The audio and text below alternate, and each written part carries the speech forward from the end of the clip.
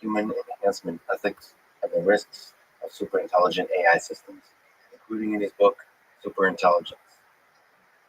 I can see talking to Nick multiple times in this podcast, many hours each time, because he has done incredible work in artificial intelligence, technology space, science, and really philosophy in general.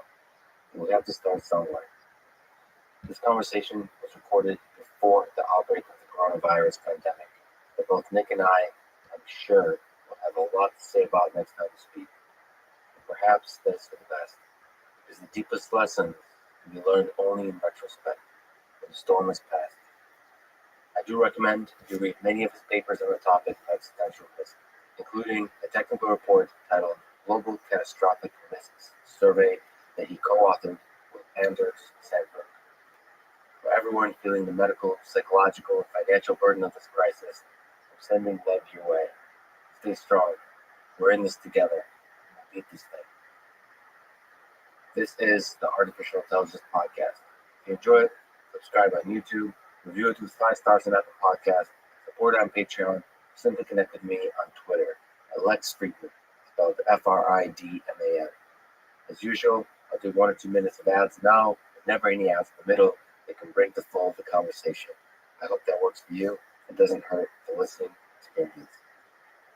This show is presented by Cash App, the #1 finance app in the App Store. When you get it, use code LEXPODCAST. Cash App lets you send money to friends, buy Bitcoin, and invest in the stock market with as little as $1. Since Cash App does fractional share trading, let me mention that the order execution algorithm that works behind the scenes to create the abstraction of fractional orders is an algorithmic marvel. The big props to the Cash App engineers for solving a hard problem that in the end provides an easy interface that takes a step up to the next layer of abstraction over the stock market, making trading more accessible for new investors and diversification much easier. So again, if you get Cash App from the App Store, Google Play, and use the code LEXPODCAST, get $10. Cash App will also donate $10 to First, an organization that is helping to advance robotics and STEM education for young people around the world. And now, here's my conversation with Nick Bostrom. At the risk of asking the Beatles to play Yesterday or the Rolling Stones to play Satisfaction, let me ask you the basics. What is the simulation hypothesis? That we are living in a computer simulation. What is a computer simulation? How are we supposed to think about that? Well, so the hypothesis is meant to be understood in a literal sense. Not that we can kind of metaphorically view the universe as an information processing physical system, but that there is some advanced civilization that built a lot of computers, and that what we is an effect of what's going on inside one of those computers, so that the world around us, our own brains, everything we see, perceive, think, and feel would exist because this computer is running certain programs. Do you think of this computer as something similar to the computers of today, these deterministic sort of Turing machine type things? Is that what we're supposed to imagine, or we're supposed to think of something more like a quantum mechanical system, something much bigger, something much more complicated, something much more mysterious from our current perspective? So the ones we have today would be quite a bit bigger. Certainly, you'd need more memory and more processing power. I don't think anything else would be required. Now, it might well be that they do have, maybe they have quantum computers and other things that would give them even more. It's kind of possible, but I don't think it's a necessary assumption in order to get to the conclusion that a technologically mature civilization would be able to create these kinds of computer simulations with conscious beings inside them. So do you think the simulation hypothesis is an idea that's most useful in philosophy, computer science, physics? So where do you see it having valuable kind of starting point in terms of a thought experiment? Is it useful? I guess it's more informative and interesting, maybe important. But it's not designed to be useful for something else. Okay, interesting, sure. But is it philosophically interesting, or is there some kind of implications of computer science and physics? I think not so much for computer science or physics per se. Certainly, it would be of interest in philosophy. I think also to say cosmology or physics, in as much as you're interested in the fundamental building blocks of the world and the rules that govern it. If we are in a simulation, there is then the possibility that, say, physics at the level where the computer running the simulation could be different from the physics governing phenomena in the simulation. So I think it might be interesting from the point of view of religion, or just for kind of trying to figure out what the heck is going on. So we mentioned the simulation hypothesis so far. There is also simulation argument, which I tend to make a distinction. The simulation hypothesis, we are living in computer simulation. This argument that tries to show that one of three propositions is true, one of which is the simulation hypothesis, but there are two alternatives in the original simulation argument, which we can get to. Yeah, let's go there. By the way, confusing terms. Because, people, I think, probably naturally think simulation argument equals simulation hypothesis. Yeah. Terminology-wise, but let's go there. So simulation hypothesis means that we are living in a simulation. Instead of a hypothesis of living in a simulation, simulation argument has these three complete possibilities that cover all possibilities. So what are they? Yeah, so it's like a deduction. It says at least one of these three is true, although it doesn't on its own tell us which one.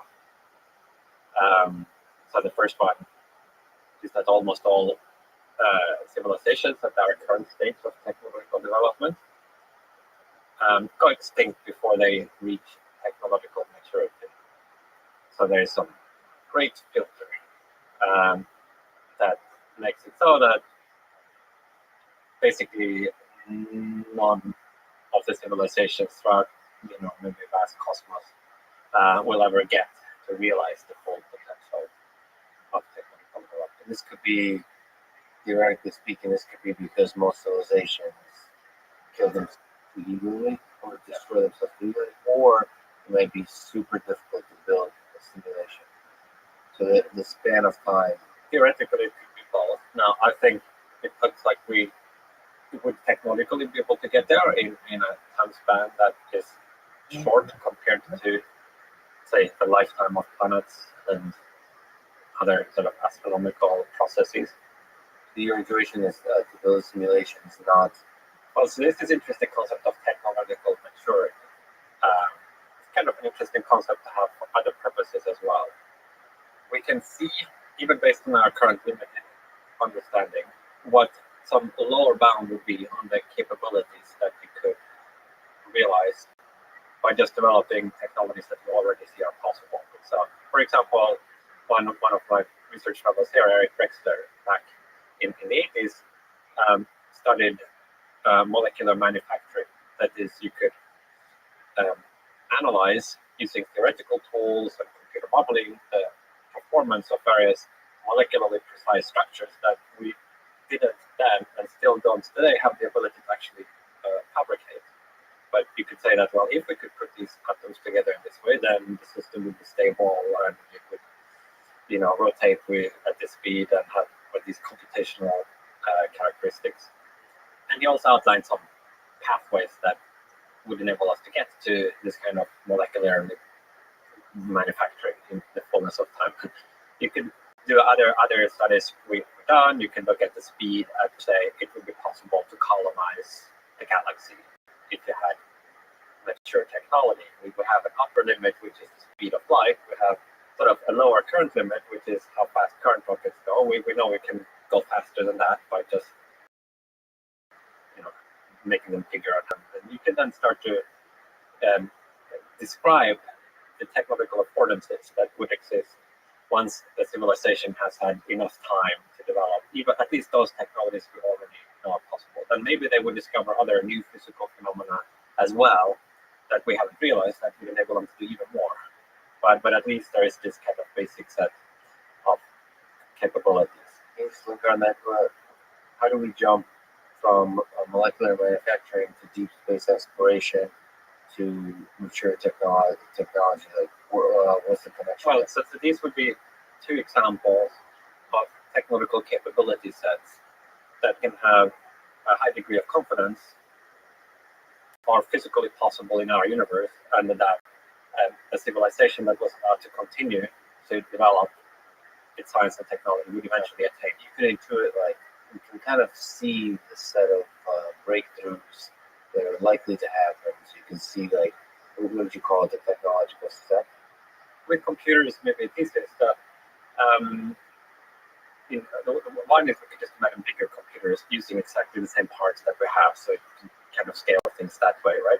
But you could also make processors a bit faster if you had this molecular nanotechnology that the Rex described. He characterized a kind of crude computer built with these parts that would perform at a million times the human brain while being significantly smaller, the size of a sugar cube.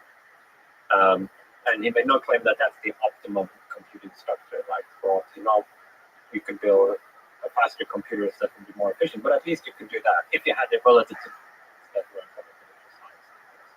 I mean, so you can then combine these two. You can have this kind of nanomolecular ability to build things atom by atom, and then say at a spatial scale that would be attainable through space colonizing technology.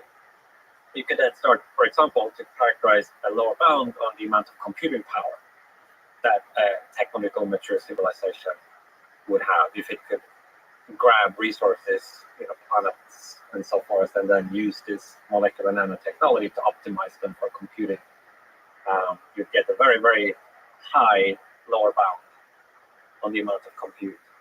So it's sorry to define some terms. So technologically mature civilization is one that took that piece of technology to its lower bound. What is a technologically mature Well, okay, civilization? so it's a strong concept that we really need for the simulation hypothesis. I just think it's interesting in its own right. Yeah.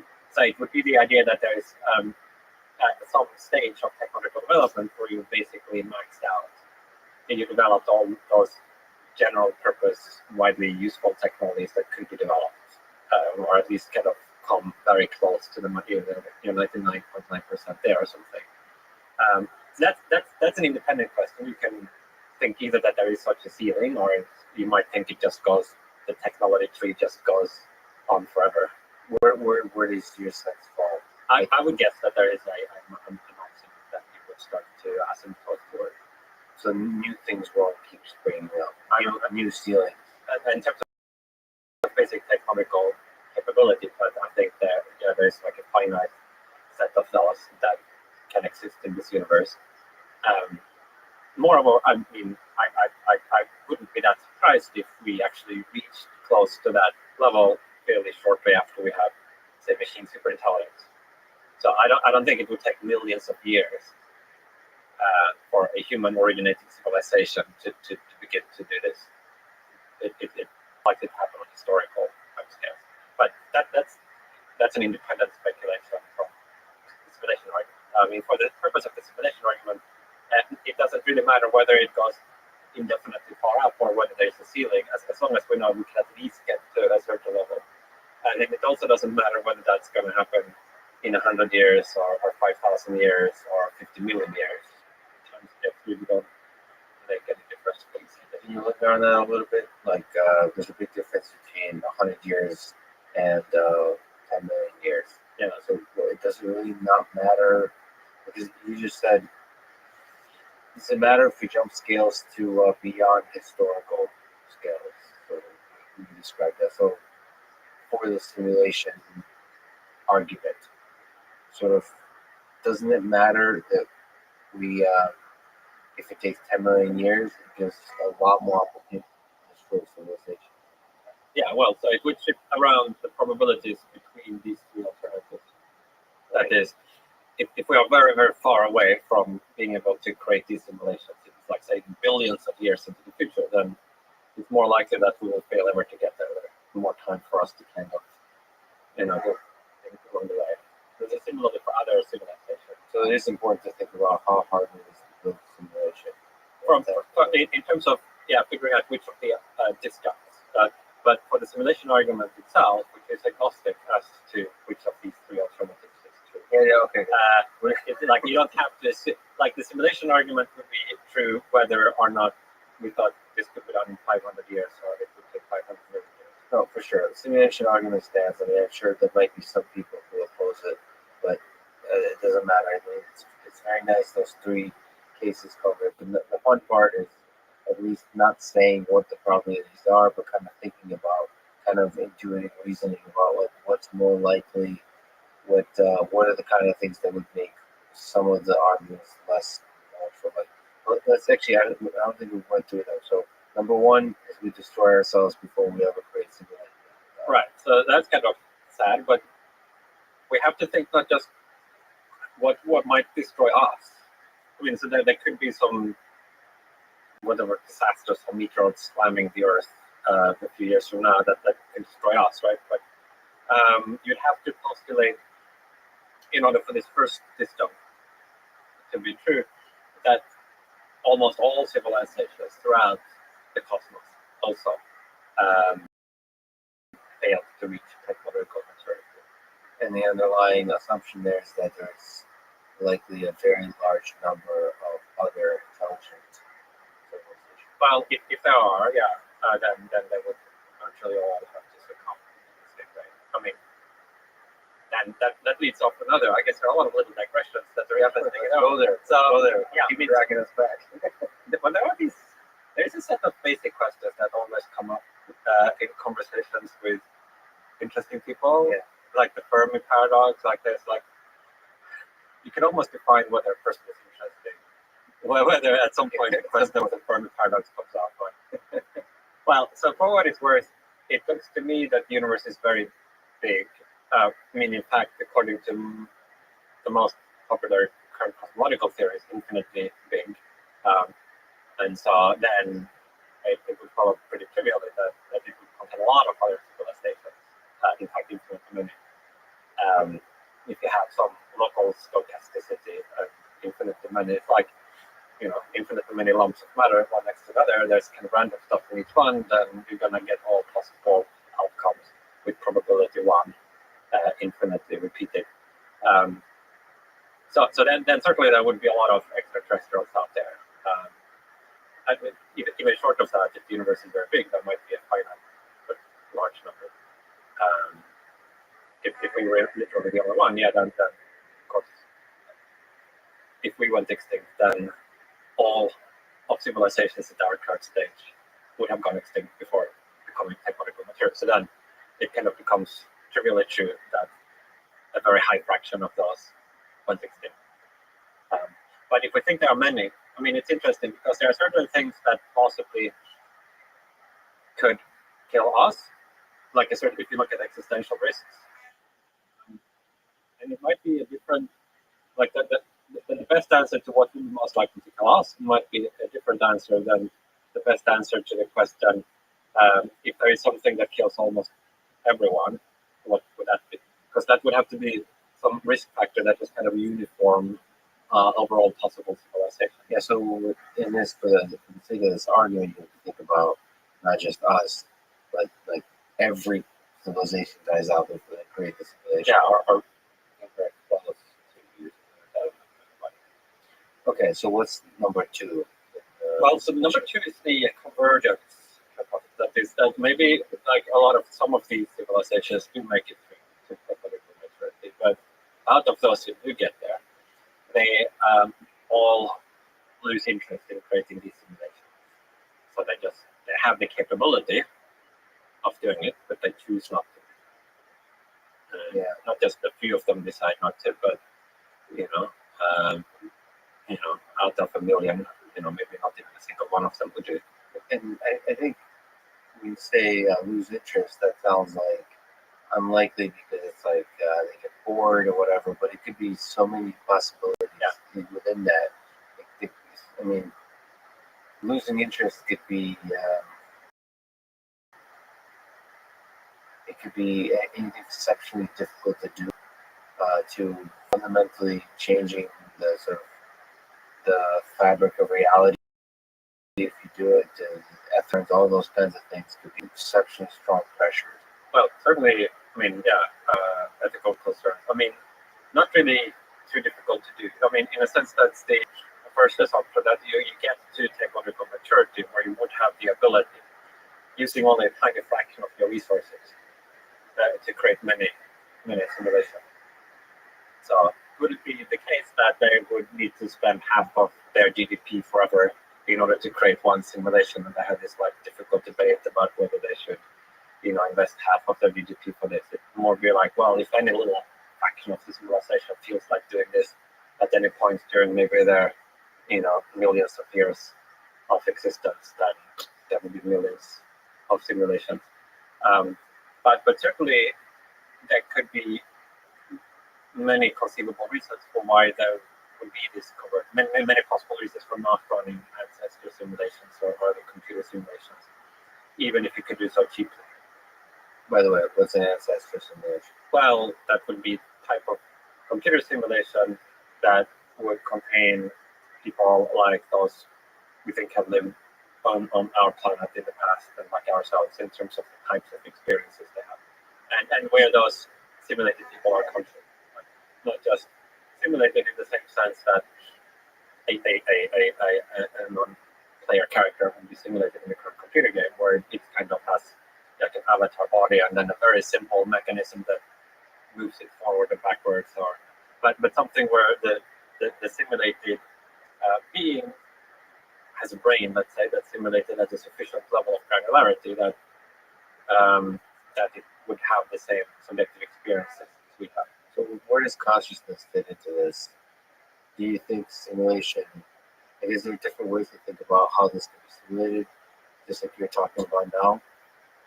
Do we have to simulate each brain within the larger simulation? Is it enough to simulate just the brain, just the minds, and not the simulation, not the big universe? Is there different ways about this?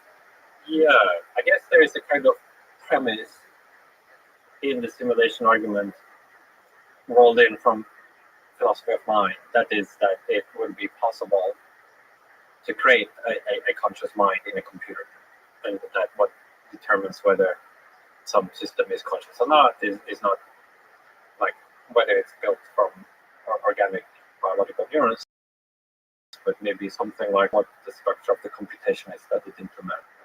So we can discuss that if we want, but I think it would be, for its first, my view that it would be sufficient, say, if you had computation that was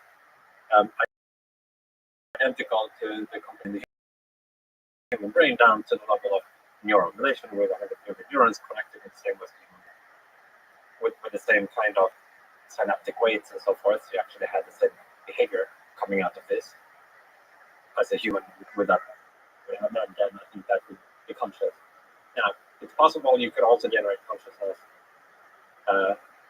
without having that detailed simulation. There, I'm getting more uncertain exactly how much you could simplify or abstract away. Can you look at that? What do you mean? I missed where you're placing consciousness in this second. Well, so if you are a computationalist, you think that what creates consciousness is the implementation of computation, some property, emergent property of the computation. Yeah, you could say that. Then the question is what's the class of computations such that when they are run, consciousness emerges. So if you just have like something that adds 1 + 1 + 1 + 1, simple computation, you're saying maybe that's not going to have any consciousness. If on the other hand the computation is one like our human brains, where as part of the computation there is like a global workspace, a sophisticated attention mechanism, there is like self-representations of other cognitive processes and a whole lot of other things that possibly would be conscious. And in fact, if it's exactly like ours, I think definitely it would. But exactly how much less than the full computation that the human brain is performing would be required is a little bit, I think, of an open question. And he asked another interesting question as well, which is, would it be sufficient to just have, say, the brain, or would you need the environment That's a nice one. in order to generate the same kind of experiences that we have? And there is a bunch of stuff we don't know. I mean, if you look at, say, current virtual reality environments, one thing that's clear is that we don't have to simulate all details of them all the time in order for, say, the human player to have the perception that there is a full reality in there. You can have, say, procedurally generated, where you might only render a scene when it's actually within the view of the player character. And so similarly, if this environment that we perceive simulated, it might be that only the parts that come into our view are rendered at any given time. And a lot of aspects that never come into view, say the details of this microphone I'm talking into, exactly what each atom is doing at any given point in time, might not be part of the simulation, only a more coarse-grained representation. So that to me is actually from an engineering perspective why the simulation hypothesis is really interesting to think about, Right? is how difficult is it to fake sort of in a virtual reality context, I don't know if fake is the right word, but to construct a reality that is sufficiently real to us to be immersive in the way that the physical world is. I think that's actually probably an answerable question in psychology of computer science. How where's the line so immersive that you don't want to leave that world? Yeah, or that you don't realize while you're in it that it is a virtual world. Yeah, those are two actually questions. Yours is the more sort of the good question about realism. From my perspective, what's interesting is it doesn't have to be real, but uh, how can we construct a world that we want to leave? Yeah, I mean, I think that might be too low a bar. I mean, if you think when people first had Pong or something like that, I'm sure there were people that wanted to keep playing it for a long time because it was fun and they wanted to be in this little world. I'm not sure we would say it's immersive. I mean, I guess in some sense it is, but like an absorbing activity doesn't even have to be. But they left that world though.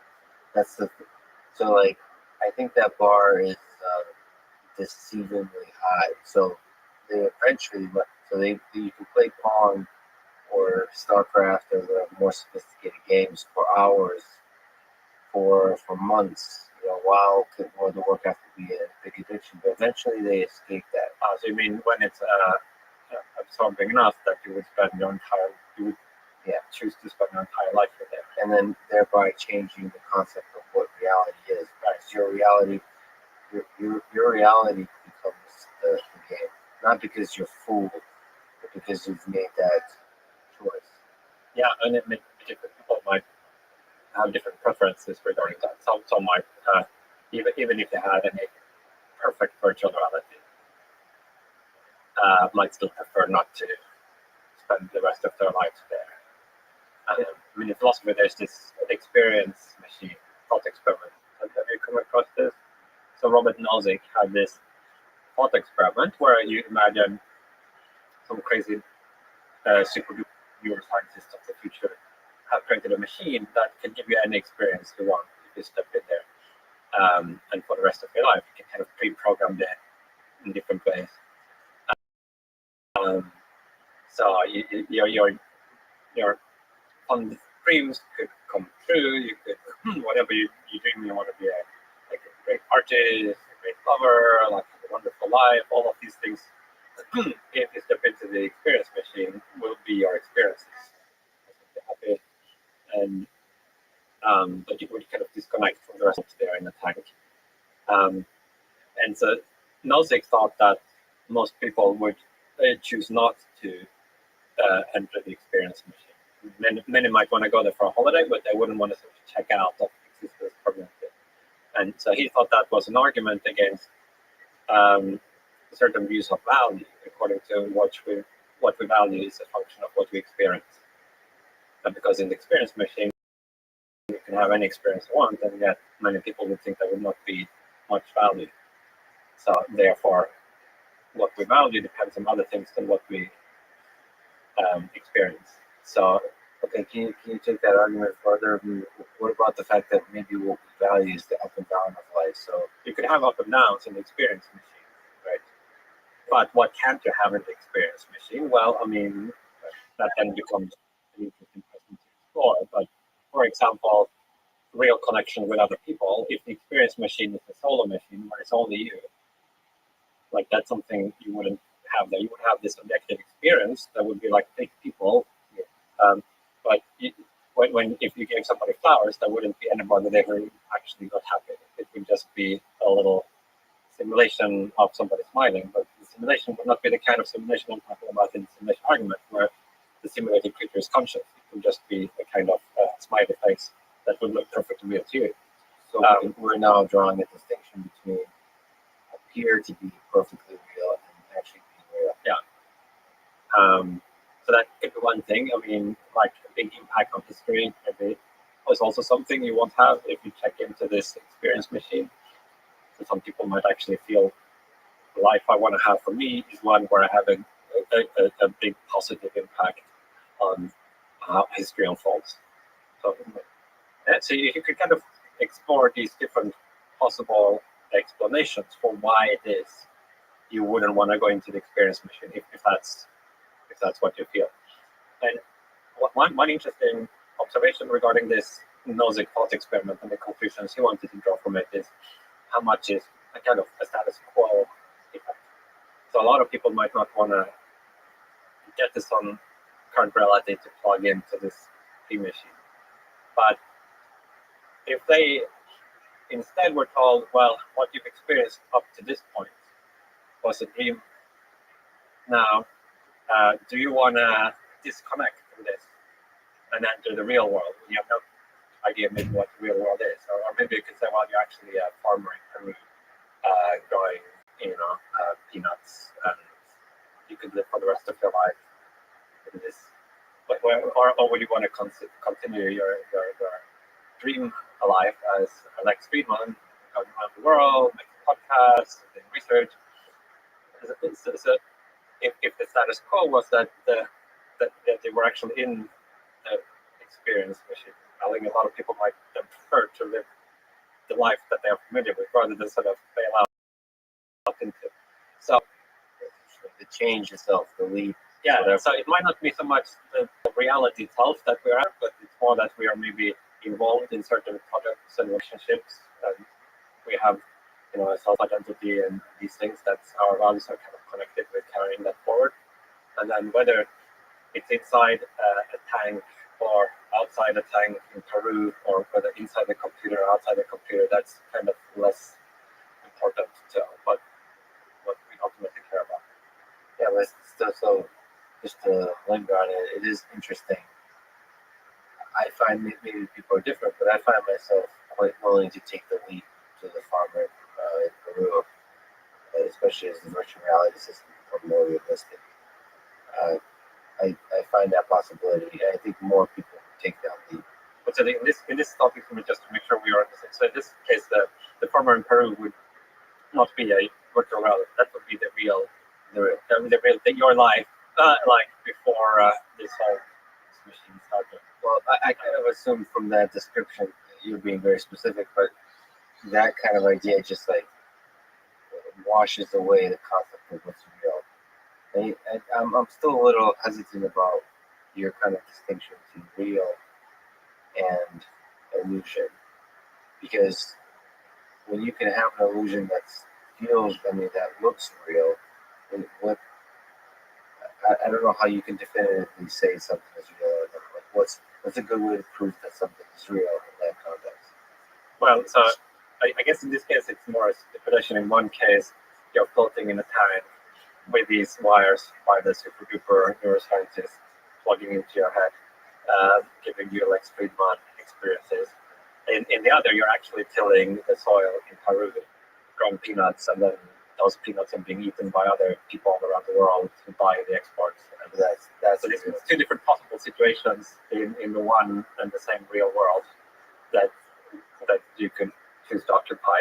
But just to be clear, when you're in a vat with wires, neuroscientists, you can still grow farming in Peru, right? But like, No, well, you could if you wanted to, you could have the experience of farming. But there wouldn't actually be any peanuts grown. but what makes a peanut so? So a peanut could be grown, and you could feed things with that peanut. And why can't all of that be done in a simulation? I hope, first of all, that they actually have in Peru. I guess we'll get a lot of comments on that. Maybe up to the point where You should know you can't realize you're a lot peanuts in that climate.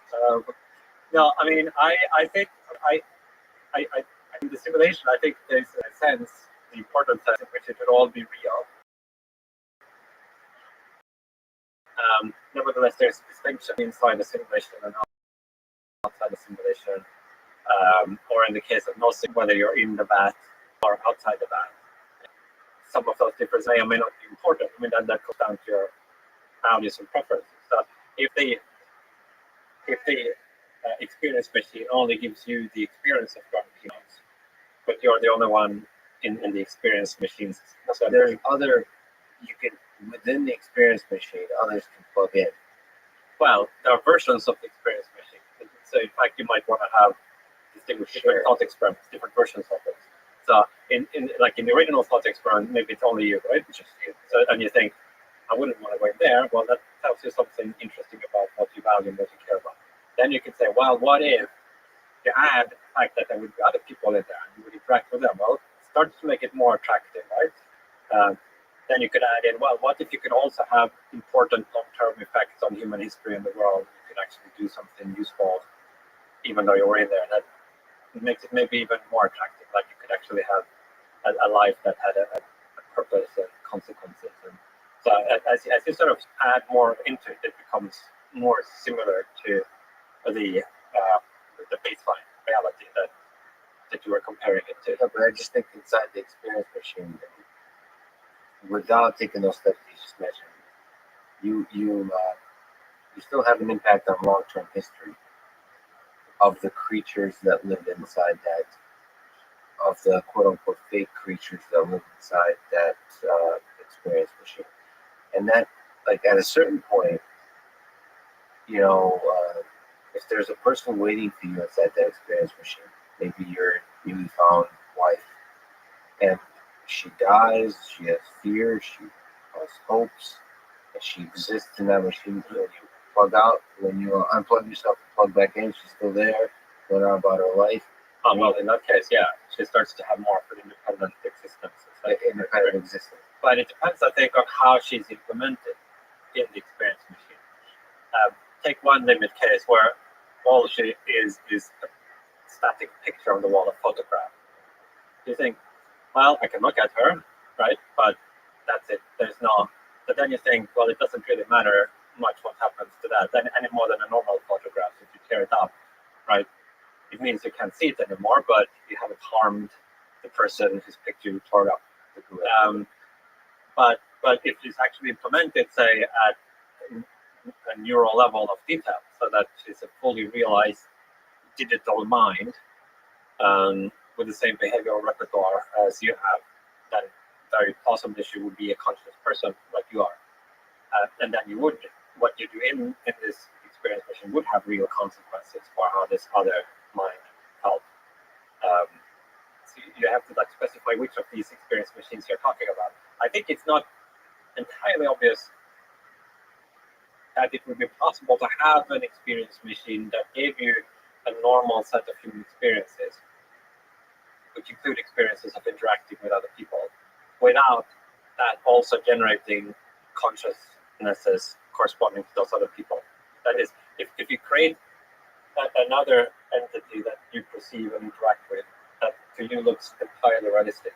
Not just when you say hello, they say hello back, but you have a rich interaction, many days, deep conversations. Like it might be that the only possible way of implementing that would be one that also has a side effect, instantiated this other person in enough detail that you would have a second consciousness there. I think that's to some extent an open question. So you don't think it's possible to fake consciousness and fake Well, it might be. I mean, I think you can certainly fake, if you have a very limited interaction with somebody, you can certainly fake that. That is, if all you have to go on is somebody said hello to you, that's not enough for you to tell whether there was a real person there or a pre-recorded message or, like a very superficial simulation that has no consciousness. Because that's something easy to fake. You could already fake it now. You could record a voice recording, and But if you have a richer set of interactions where you're allowed to ask open-ended questions that probe from different angles, that could sort of be, you can give canned answer to all of the possible ways that you could probe it, then it starts to become more plausible that the only way to realize this thing in such a way that you would get the right answer from any which angle you probe it would be a way of instantiating it where you also instantiated a conscious mind. Yeah, I'm with you on the intelligence part, but there's something about me that says consciousness is easier to fake. Like I've recently gotten my hands on a lot of Roombas. Don't ask me why or how, but and I've made them. It's just a nice robotic mobile platform, and I made them scream and or moan in pain, so on, just to see when they're responding to me. And it's just a sort of psychological concern on myself, and I think they appear conscious pretty quickly. Mm-hmm. Like to me, at least, my brain can be tricked quite easily. Right. So if I introspect, it's harder for me to be tricked than something that's intelligent. So I just have this feeling that inside this experience machine, just saying that you're conscious and having certain qualities in interaction, like being able to suffer, like being able to hurt, like being able to wander about the essence of your own existence, not actually, creating the illusion that you're wondering about it, Mm-hmm. is enough to create the consciousness and the illusion of consciousness, and because of that, create a really immersive experience to where you feel like that is the real world. So you think there's a big gap between appearing conscious and being conscious? Or is it that you think it's very easy to be conscious? I'm not actually sure what it means to be conscious. All I'm saying is the illusion of consciousness is enough for this to create a social interaction that's as good as if the thing was conscious. Meaning, I'm making it about myself. Right. Yeah. I mean, I guess there are a few different things. One is how good the interaction is, which might mean if you don't really care about like probing hard for whether the thing is conscious, but maybe it would be a satisfactory interaction, whether or not you really thought it was conscious. Now, if you really care about it being conscious in like inside this experience machine, how easy would it be to fake it? And you say it sounds really easy, Yeah. but then the question is, would that also mean it's very easy to instantiate consciousness? Like it's much more widely spread in the world than we have thought. It doesn't require a big human brain with 100 billion neurons. All you need is some system that exhibits basic intentionality and can respond and already have consciousness. Like in that case, I guess you still have a close coupling. I guess then a case would be where they can come apart, where you could create the appearance of there being a conscious mind without actually not being another conscious mind. I'm somewhat agnostic exactly where these lines go. I think one observation that makes it possible that you could have very realistic appearances relatively simply, which also is relevant for the simulation argument and in terms of thinking about how realistic would a virtual reality model have to be in order for the simulated picture not to notice that anything was awry. Well, just think of our own humble brains during the wee hours of the night when we are dreaming. Many times, well, dreams are very immersive, but often you also don't realize that you're in a dream. And that's produced by simple, primitive 3-pound lumps of neural matter effortlessly. So if a simple brain like this can create a virtual reality that seems pretty real to us, then how much easier would it be for a super intelligent civilization with planetary-sized computers optimized over the eons to create a realistic environment for you to interact with. Yeah, by the way, behind that intuition is that our brain is not that impressive relative to awesome pieces of what technology can bring. It's also possible that the brain is the epitome, is the ceiling. Like just The because, ceiling. How is that possible? meaning like this is the smartest possible thing that the universe can create. So that seems Unlikely. unlikely to me. Yeah, I mean, for some of these reasons we alluded to earlier, in terms of designs we already have for computers that would be faster by many orders of magnitude than the human brain. Yeah, but it could be that the constraints, the cognitive constraints themselves, is what enables the intelligence. So the more powerful you make the computer, the less likely it is to become super intelligent. This is where I say dumb things to push back on you. Well, I'm not sure I follow you much. Yeah, I mean, so there are different dimensions of intelligence. A simple one is just speed. Like if you can solve the same challenge faster in some sense, you're like smarter. So there, I think we have very strong evidence for thinking that you could have a computer in this universe that would be much faster than the human brain, and therefore have speed superintelligence, like be completely superior, maybe a billion times faster. Then maybe there are other ways in which you could be smarter as well, maybe more qualitative ways, right? And there, the concepts are a little bit less clear cut, so it's harder to make a very crisp, neat, firmly logical argument for why there could be qualitative superintelligence as opposed to just things that were faster, although I still think it's plausible. And for various reasons, that are less than watertight arguments. But I mean, you can sort of, for example, if you look at animals and and even within humans, like there seems to be like Einstein versus random person. Like it's not just that Einstein was a little bit faster, but like how long would it take a normal person to invent general relativity? It's like it's not 20% longer than it took Einstein or something like that. It's like I don't know whether they would do it at all or it would take millions of years or something totally bizarre. So, but your intuition is that the compute size will get you increasing the size of the computer and the speed of the computer might create some much more powerful levels of intelligence that would enable some of the things we've been talking about, like the simulation, being able to simulate an ultra realistic environment, ultra realistic perception of reality. Yeah, I mean, strictly speaking, it would not be necessary to have superintelligence in order to have, say, the technology to make these simulations, ancestor simulations, or other kinds of simulations.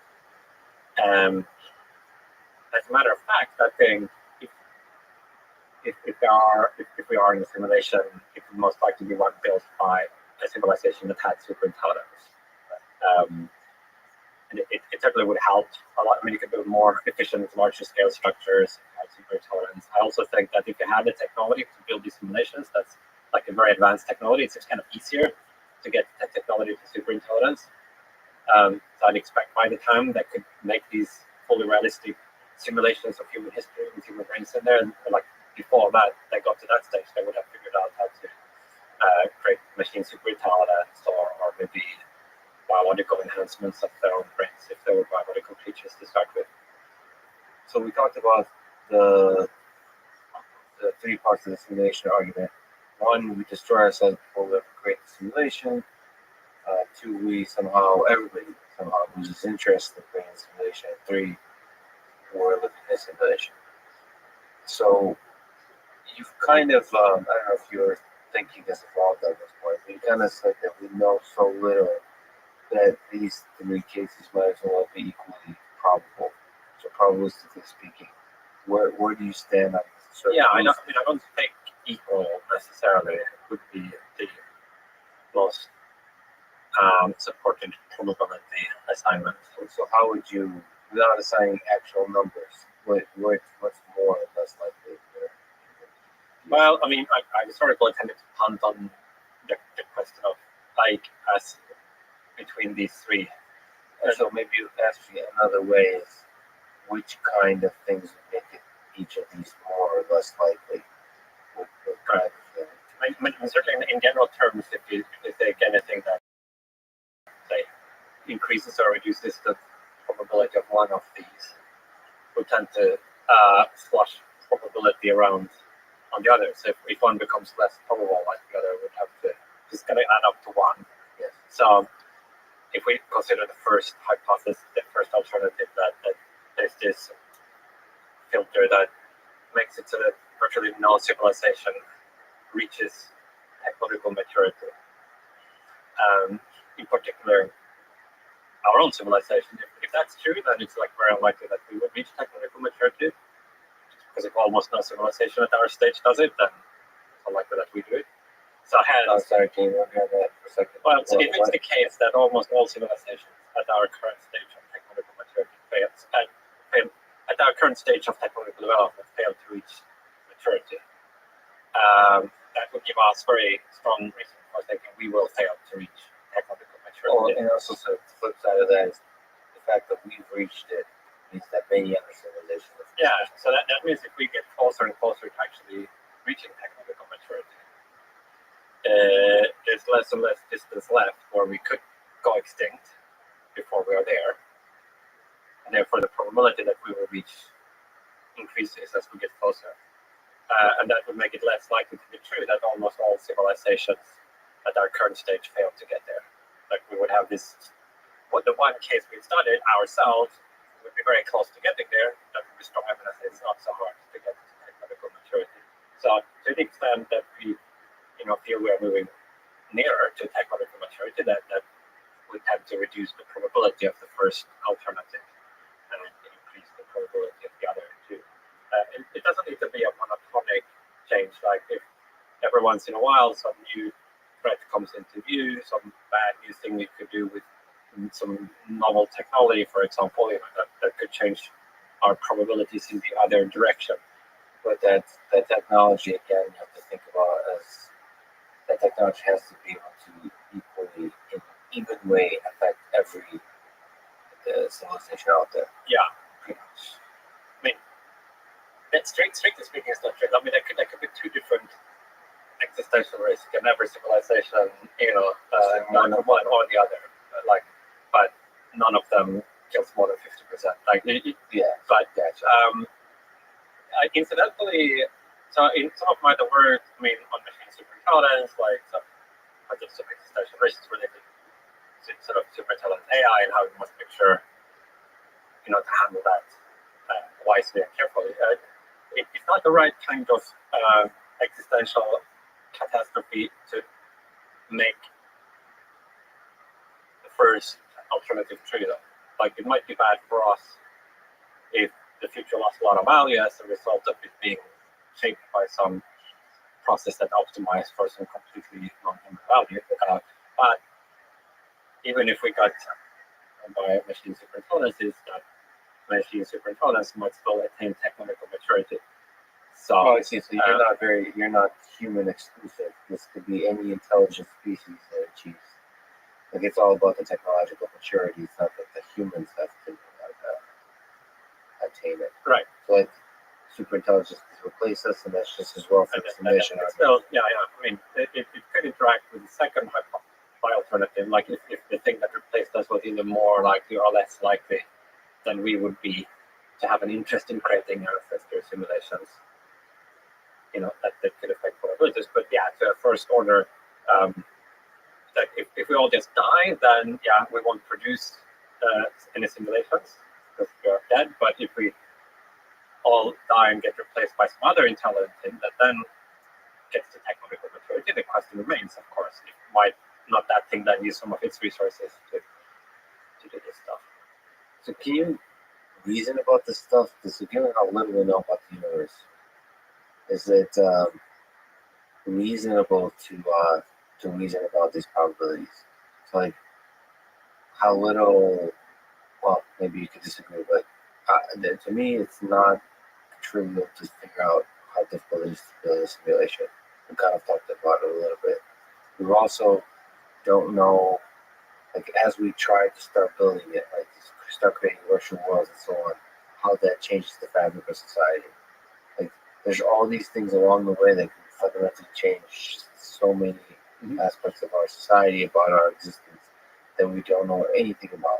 Like the kind of things we might discover when we understand to a greater degree the fundamental, the physics, like the theory. If we have a breakthrough, have a theory and everything, how that changes stuff, how that changes deep space exploration and so on. Yeah. So, like, is it still possible to reason about probabilities given how we know? Yes, I think though there will be a large residual of uncertainty that we'll just have to acknowledge. And I think that's true for most of these big picture questions that we might wonder about. It's just we are small, short-lived, small-brained, cognitively very limited humans with little evidence. And it's amazing we can figure out as much as we can really about the cosmos. But okay, so there's this cognitive trick that seems to happen when I look at the simulation argument, which for me it seems like case 1 and 2 feel unlikely. I want to say feel unlikely as opposed to sort of like it's not like I have too much scientific evidence to say that either 1 or 2 are not true. It just seems unlikely that every single civilization destroys itself. And it feels unlikely that the civilization loses interest. So naturally, the, without necessarily explicitly doing it, but the simulation argument basically says it's very likely to live in a simulation. Like to me, my mind naturally goes there. I think the mind goes there for a lot of people. Is that the incorrect place for it to go? Well, not necessarily. I think the second alternative, which has to do with the motivations and interests of technologically mature civilizations. I think there is much we don't understand about that. Yeah, can you talk about that a little bit? What do you think? I mean, this is a question that pops up when you build an AGI system or build a general intelligence. Or how does that change our motivation? Do you think it'll fundamentally transform our motivation? Well, it doesn't seem that impossible that once you take this leap to technological maturity, I mean, I think like it involves creating machine superintelligence, possibly that would be sort of on the path of basically all civilizations, maybe before they are able to create large numbers of ancestor simulations. That possibly could be one of these things that quite radically changes the orientation of what a civilization is in fact optimizing for. There are other things as well. So at the moment we have not perfect control over our own being, our own mental states, our own experiences are not under our direct control. So for example, if you want to experience a pleasure and happiness, you might have to do a whole host of things in the external world to try to get into the state, into the mental state where you experience pleasure. Like people get some pleasure from eating great food. Well, they can just turn that on. They have to kind of actually go to a nice restaurant and then they have to make money.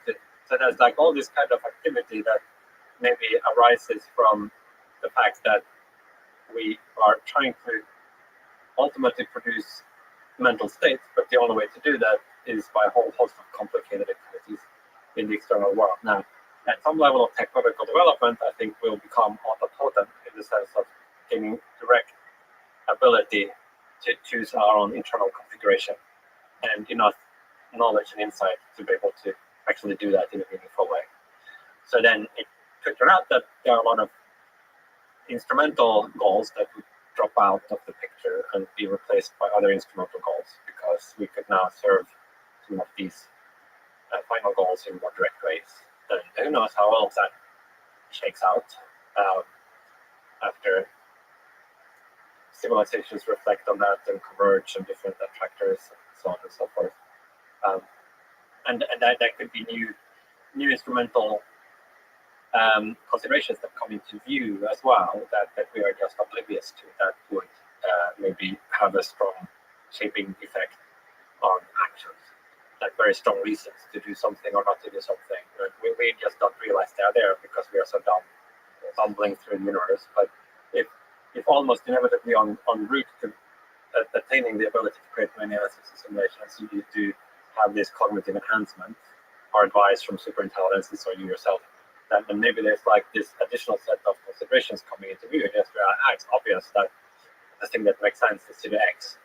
Whereas right now it seems, hey, you can X, Y, or Z, and different people will do different things, and we are kind of random in that sense. Yeah, because at this time, with our limited technology, the impact of our decisions is minor.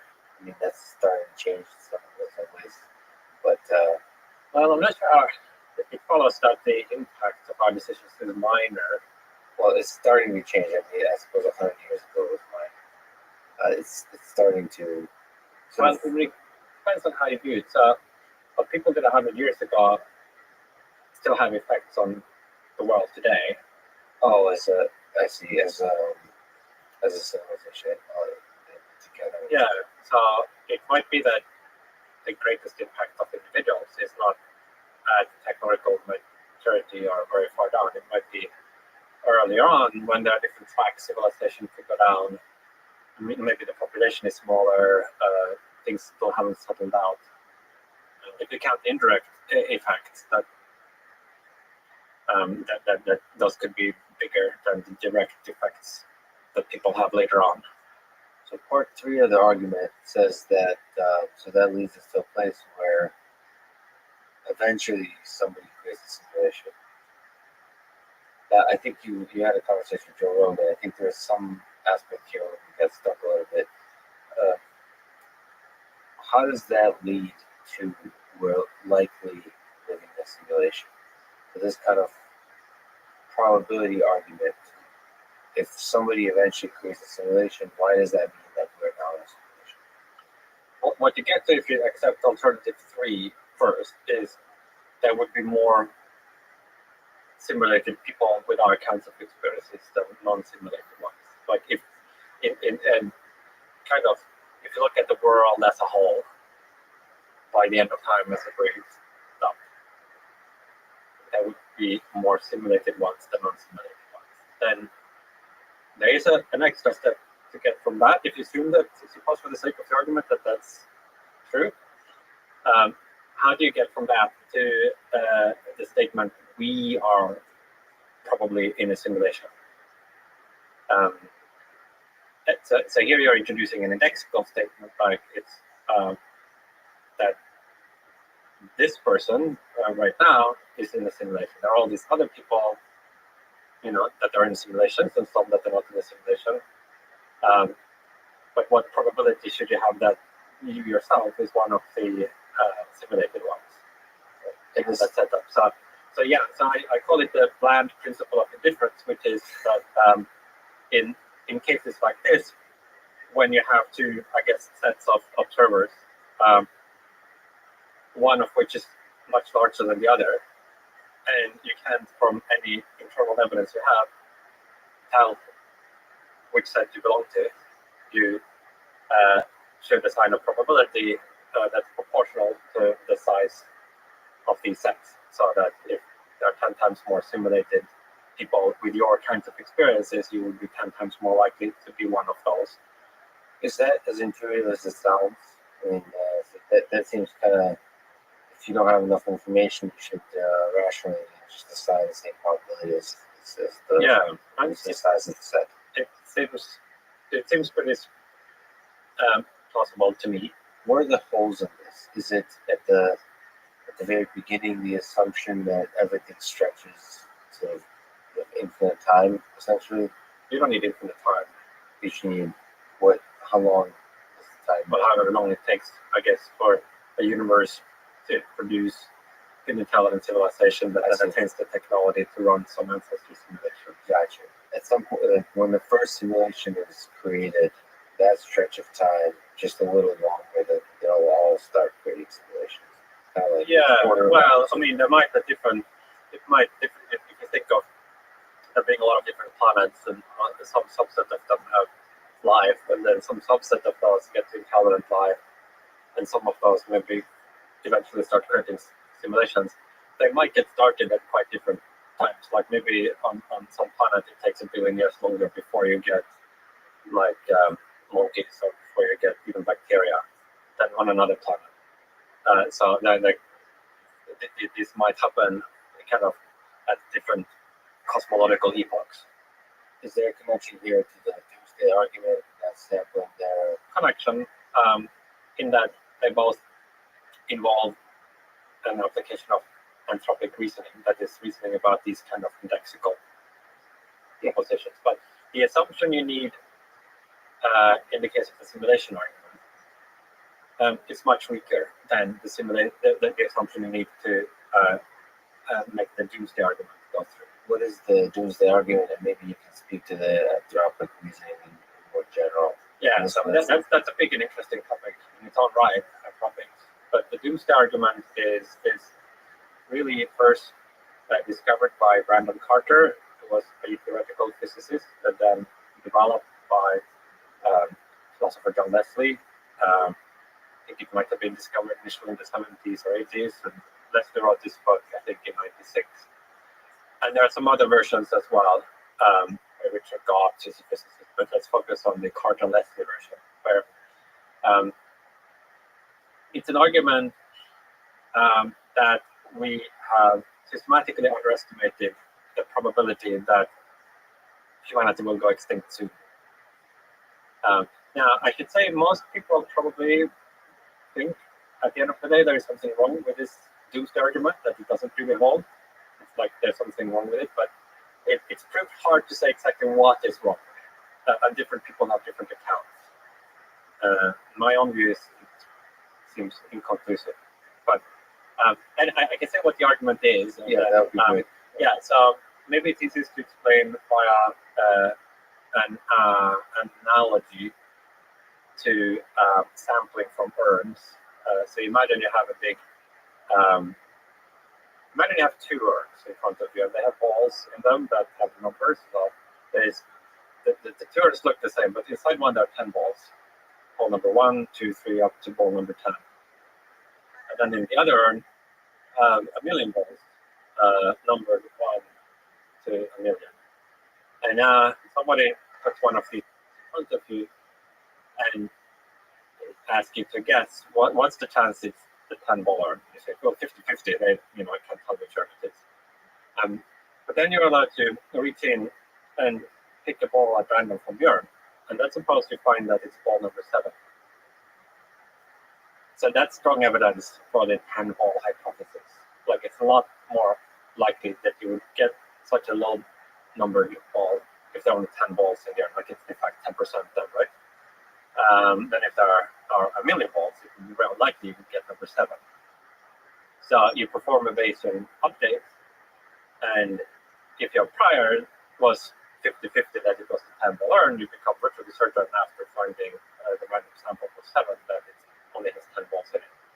So in the case of the urns, this is uncontroversial elementary probability theory.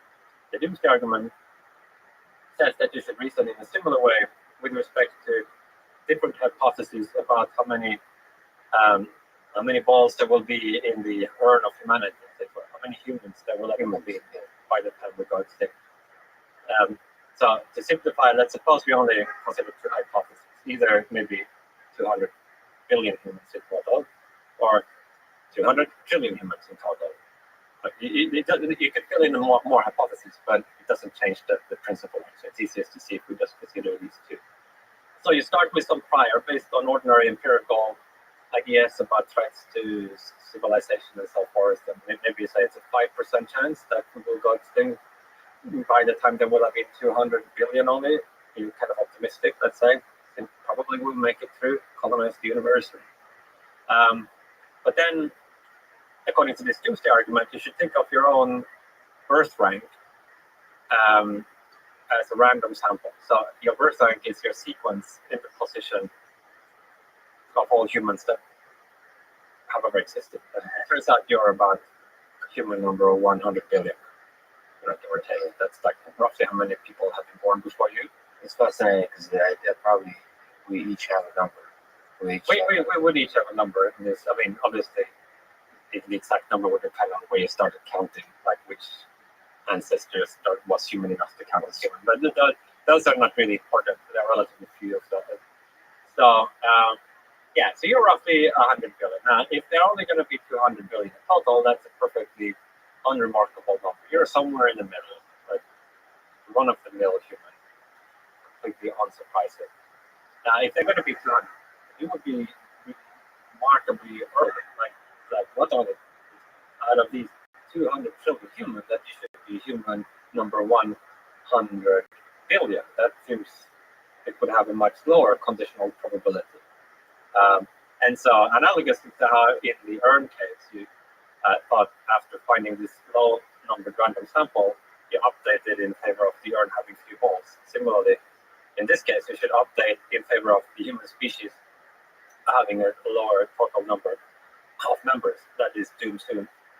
You said doomed soon? That's well, that with the hypothesis in this case that it will end just like 100 billion. I just like that term for that. How about so what it kind of crucially relies on, the doomsday argument, is the idea that you should reason as if you were a random sample from the set of all humans that will ever have existed. If you have that assumption, then I think the rest kind of follows. The question then is, why should you make that assumption? In fact, you know you're 100 billion, so where do you get this prior? And then there is like a literature on that with different ways of supporting that assumption. That's just one example of ethnography reasoning, right? That seems to be kind of convenient when you think about humanity, when you think about sort of even like existential threats and so on. As it seems that quite naturally that you should assume that you're just an average case. That you're kind of a typical random sample. Now, in the case of the doomsday argument, it seems to lead to what intuitively we think is the wrong conclusion, or at least many people have this reaction. That's got to be something fishy about this argument, because from very, very weak premises, it gets this very striking implication that we have almost no chance of reaching size 200 trillion humans in the future. And how can we possibly get there just by reflecting on when we were born? It seems you would need sophisticated arguments about the impossibility of space colonization, blah, blah. So one might be tempted to reject this key assumption. I call it the self-sampling assumption. The idea that you should reason as if you're a random sample from all observers, or in your some reference class. However, it turns out that in other domains, it looks like we need something like this self-sampling assumption to make sense of bona fide scientific inferences. In contemporary cosmology, for example, we have these multiverse theories. And according to a lot of those, all possible human observations are made. So if you have a sufficiently large universe, you will have a lot of people observing all kinds of different things. So if you have two competing theories, say about the value of some constant, it could be true according to both of these theories that there would be some observers observing the value that corresponds to the other theory, because there would be some observers that have hallucinations, so there's a local fluctuation or a statistically anomalous measurement. These things will happen. And if enough observers make enough different observations, there will be some that sort of by chance make these different ones. And so what we would want to say is, well, many more observers, a larger proportion of the observers will observe as it were the true value. And a few will observe the wrong value. If we think of ourselves as a random sample, we should expect with a wide probability to observe the true value, and that will then allow us to conclude that the evidence we actually have is evidence for the theories we think are supported. It kind of then is a way of making sense of these inferences that clearly seem correct, that we can make various observations and infer what the temperature of the cosmic background is, and the time structure constant and all of this. But it seems that without rolling in some assumption similar to the self-sampling assumption, this inference just doesn't go through. And there are other examples. So there are these scientific contexts where it looks like this kind of anthropic reasoning is needed and makes perfect sense. And yet, in the case of the Doomsday argument, it has this weird consequence, and people might think there's something wrong with it there. So there's then this project that would consist in trying to figure out what are the legitimate ways of reasoning about these indexical facts when observer selection effects are in play. In other words, developing a theory of anthropics. And there are different views of looking at that, and it's a difficult methodological area. But to tie it back to the simulation argument, the key assumption there, this bland principle of indifference, is much weaker than the self-sampling assumption. So if you think about, in the case of the Doomsday argument, it says you should reason as if you are a random sample from all humans that live, even though in fact you know that you are about number 100 billion human and you're alive in the year 2020. Whereas in the case of the simulation argument, it says that, well, if you actually have no way of telling which one you are, then you should assign this kind of uniform probability. Yeah. Your role as the observer in the simulation. Who's the observer? I mean, I keep assigning the individual consciousness. Yeah. I mean, when you say you, but there are a lot of observers in the simulation, in the context of the simulation argument. they're all The relevant observers would be A, the people in original histories, and B, the people in simulations. So this would be the class of observers that we need. I mean, there are also maybe the simulators, but we can set those aside for this. So the question is, given that class of observers, a small set of original history observers and a large class of simulated observers, which one should we think is you? Where are you amongst this observers? I'm maybe having a little bit of trouble wrapping my head around the intricacies of what it means to be an observer in the different instantiations of the anthropic reasoning cases that we mentioned. It's not the observer. No, I mean, it may be an easier way of putting it is just like, are you simulated or are you not simulated? Given this assumption that these two groups of people exist. Yeah, in the simulation case, it seems pretty straightforward. So the key point is the methodological assumption you need to make to get the simulation argument to where it wants to go is much weaker and less problematic than the methodological assumption you can make to get the Doomsday argument. It's completely. Maybe the Doomsday argument is sound or unsound, but you need to make a much stronger and more controversial assumption to make it go through. In the case of the Doomsday argument, the simulation argument, I guess one maybe way intuition to like support this bland principle of a difference is to consider a sequence of different cases where the fraction of people who are simulated to non-simulated approaches one. So in the limited case, where everybody is simulated, obviously you can deduce with certainty that you are simulated. Right? If everybody with your experience is simulated, then you know you're going to be one of those. You don't need the probability at all. You just kind of logically conclude it, right? Right. So then, as we move out from a case where, say, 90% of everybody is simulated, 99%, 99.9%,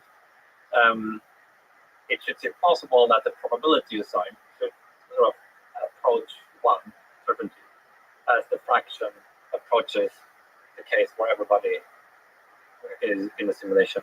Yeah, and like you wouldn't like expect that to be a discrete. Well, if there's one non-simulated person, then it's 50-50. But if we move that, then it's 100%. Like it should kind of. There are other arguments as well one can use to cite the principle of indifference, but that might be enough. But in general, when you start from time equals 0, go into the future, the fraction of simulated, if it's possible to create simulated worlds, the fraction of simulated worlds will go to 1. Well, I mean, it won't probably go all the way to 1. In reality, there would be some ratio, although maybe a technologically mature civilization could run a lot of simulations using a small portion of its resources. It probably wouldn't be able to run infinitely. I mean, if we take, say, the the physics in the observed universe, if we assume that that's also the physics at the level of the simulators, there would be limits to the amount of information processing that any one civilization could perform in its future trajectory.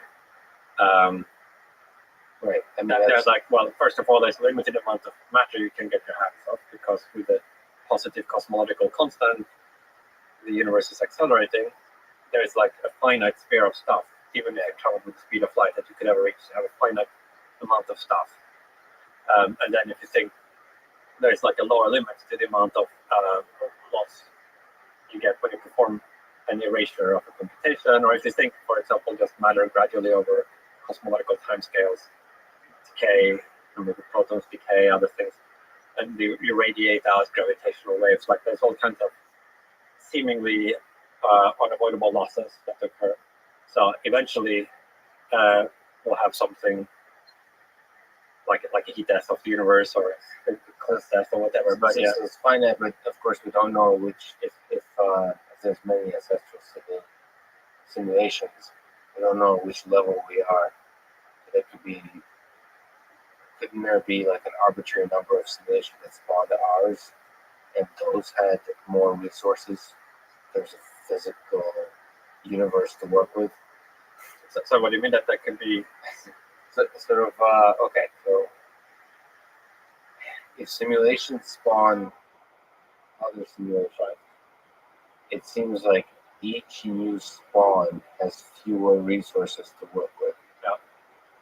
But we don't know at which level, which step along the way we are at. Right? Any one observer doesn't know whether we're in level 42 or 100 or 1. Or does that not matter for the resources? I mean, it's true that there would be uncertainty as you could have stacked simulations. Yes, and there could be uncertainty as to which level we are at.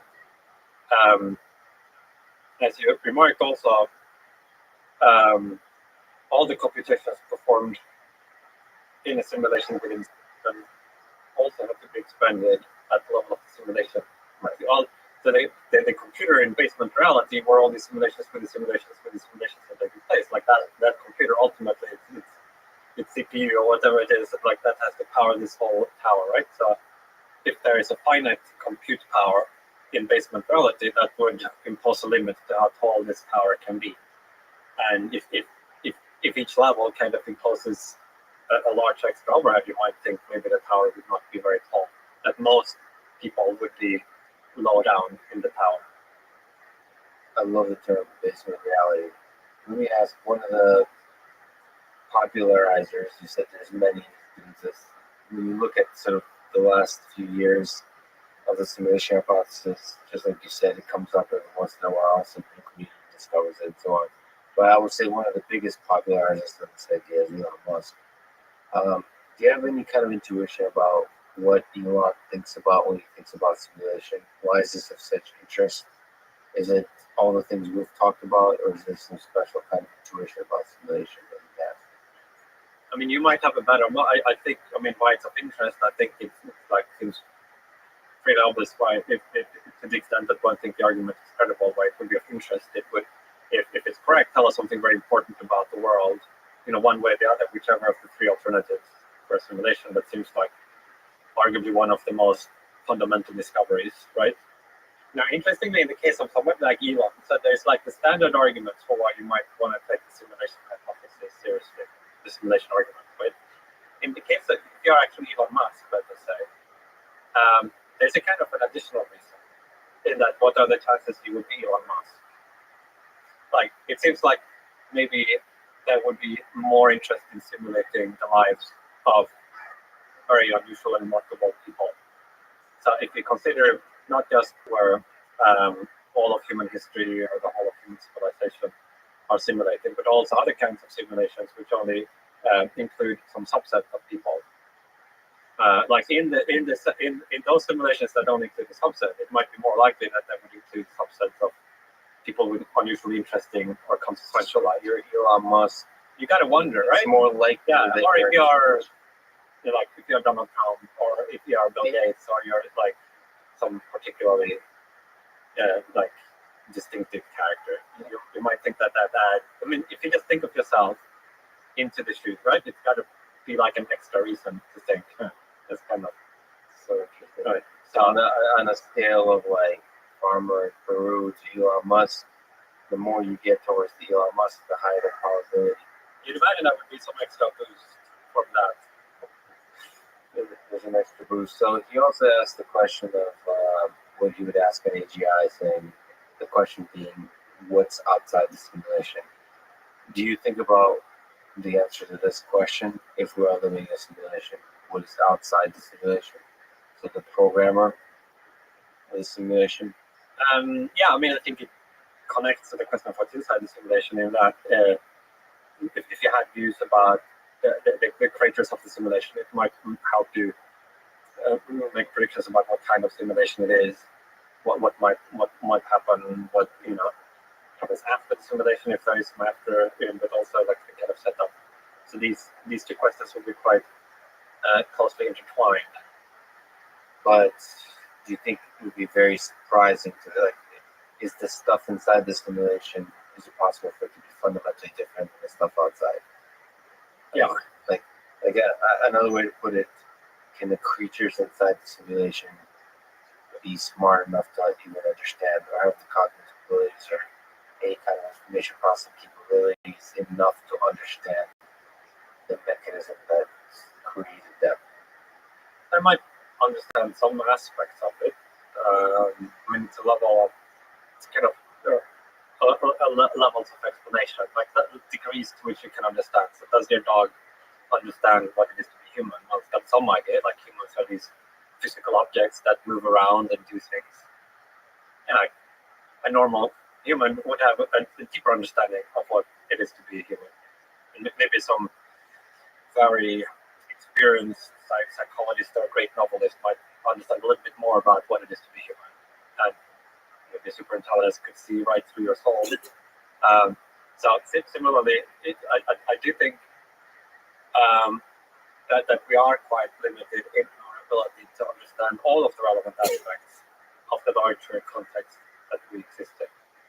But there might be hope for some. I think we understand some aspects of it, but how much good is that? If there's like one key aspect that changes the significance of all the other aspects, we understand maybe 7 out of 10 key insights that you need, but the answer actually like varies completely depending on what like number 8, 9, and 10 insight is. It's like whether you wanna suppose that the big task were to guess whether a certain number was odd or even, like a 10-digit number. And if it's even, the best thing for you to do in life is to go north, and if it's odd, the best thing for you is to go south. Now we are in a situation where maybe through our science and philosophy we figured out what the first 7 digits are.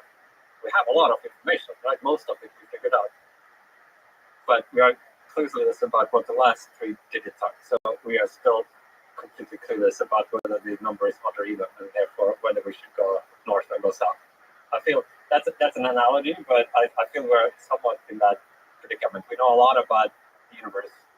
We've come maybe more than half of the way there to kind of fully understanding it, but the parts we're missing are plausibly ones that could completely change the overall upshot of the thing, and including change our overall view about what the scheme of priorities should be or which strategic direction would make sense to pursue. Yeah, I think your analogy of us being the dog trying to understand human beings is an entertaining one. You're probably correct. Closer the understanding tends from the dog's viewpoint to us human psychologist's viewpoint. The steps along the way there will have completely transformative ideas of what it means to be human. So that there's a very shallow understanding. It's interesting to think that to analogize that a dog's understanding of a human being is the same as our current understanding of the fundamental laws of physics in the universe. Man. Okay, we spent an hour and 40 minutes talking about the simulation. I like it. But let's talk about superintelligence, at least for a little bit. And let's start at the basics. What to you is intelligence? Yeah, I tend not to get too stuck with the definitional question. I mean, the common sense understand, like the ability to solve complex problems, to learn from experience, to plan, to reason, some combination of things like that. Is consciousness mixed up into that, or no? Is consciousness mixed up into that, or is it Well, I don't think. I think you could be fairly intelligent at least without being conscious, probably. And so then, what is super intelligence? So, yeah, that would be like something that was much more general cognitive capacity that we humans have. So, if we talk about general superintelligence, it would be much faster learner, be able to reason much better, make plans that are more effective at achieving its goals, say, in a wide range of complex, challenging environments. In terms of, as we turn our eye to the idea of sort of existential threats from superintelligence, do you think superintelligence has to exist in the physical world or create the digital only? So we think of our general intelligence as us humans as an intelligence that's associated with the body, that's able to interact with the world, that's able to affect the world directly but physically. I mean, digital only is perfectly fine. I mean, it's physical in the sense that obviously the computers and memories are physical, but its capability to affect the world could be very strong, even if it has a limited set of actuators. If it can type text on the screen or something like that, that would be, I think, ample. So, in terms of the concerns of existential threat of AI, how can an AI system that's in the digital world have existential risk? So, what are the attack vectors for digital? Well, I mean, I guess one step back, so I should emphasize that I also think there's this huge positive potential from machine intelligence, including superintelligence. And I want to stress that because, like, some of my writing has focused on what can go wrong. And when I wrote the book Superintelligence, at that point, I felt that there was a kind of neglect of what would happen if AI succeeds, or a need to get a more granular understanding of where the I think that since the book came out in 2014, there has been a much wider recognition of that, and a number of research groups are now actually working on developing, say, AI alignment techniques and so on and so forth. So, I think now it's important to make sure we bring back onto the table the upside as well. And there's a little bit of a neglect now on the upside, which is, I mean, if you look at if you look at the amount of information that is available, or people talking, people being excited about the positive possibilities of general intelligence, it's far outnumbered by the negative possibilities in terms of our public discourse. Possibly, yeah. It's hard to measure. So, can you linger on that for a little bit? What are some, to you, possible big positive effects of general intelligence? Well, it's super intense. So because I tend to also want to distinguish these two different contexts of thinking about AI and AI impact. The kind of near-term and long-term, if you want, both of which I think are legitimate things to think about, and people should, discuss both of them. But they are different, and they often get mixed up, and then you get confusion. I think it gets simultaneously, like maybe an overhyping of the near term and then underhyping of the long term. So I think as long as we keep them apart, we can have like two good conversations, but or we can mix them together and have one bad conversation. Can you clarify just the two things we're talking about, the near term and the long term? Yeah, what are the distinctions? Well, it's a blurry distinction. But say the things I wrote about in this book, Superintelligence, long term. Things people are worrying about today with, I don't know, algorithmic discrimination, or even things, self-driving cars and drones and stuff, more near term. Then of course, you could imagine some medium term where they kind of overlap and one evolves into the other. But at any rate, I think both the issues were kind of somewhat different depending on which of these contexts. So I think it'd be nice if we could talk about the long term Mhm. and think about a positive impact or a better world because of the existence of the long-term superintelligent. Do you have views of such a world? Yeah, I mean, I guess it's a little hard to do because it seems obvious that the world has a lot of problems as it currently stands. And it's hard to think of any one of those which it wouldn't be useful to have a friendly alliance, super intelligence working on. So from health to the economic system to be able to sort of improve the investment and trade and foreign policy decisions, all that kind of stuff. All that kind of stuff and a lot more. I mean, what's the killer app? Well, I don't think there is one. I think AI, especially artificial general intelligence, is really the ultimate general purpose technology. So it's not that there's this one problem, this one area where it will have a big impact, but if and when it succeeds, it will really apply across the board in all fields where human creativity and intelligence and problem solving is useful, which is pretty much all fields, right?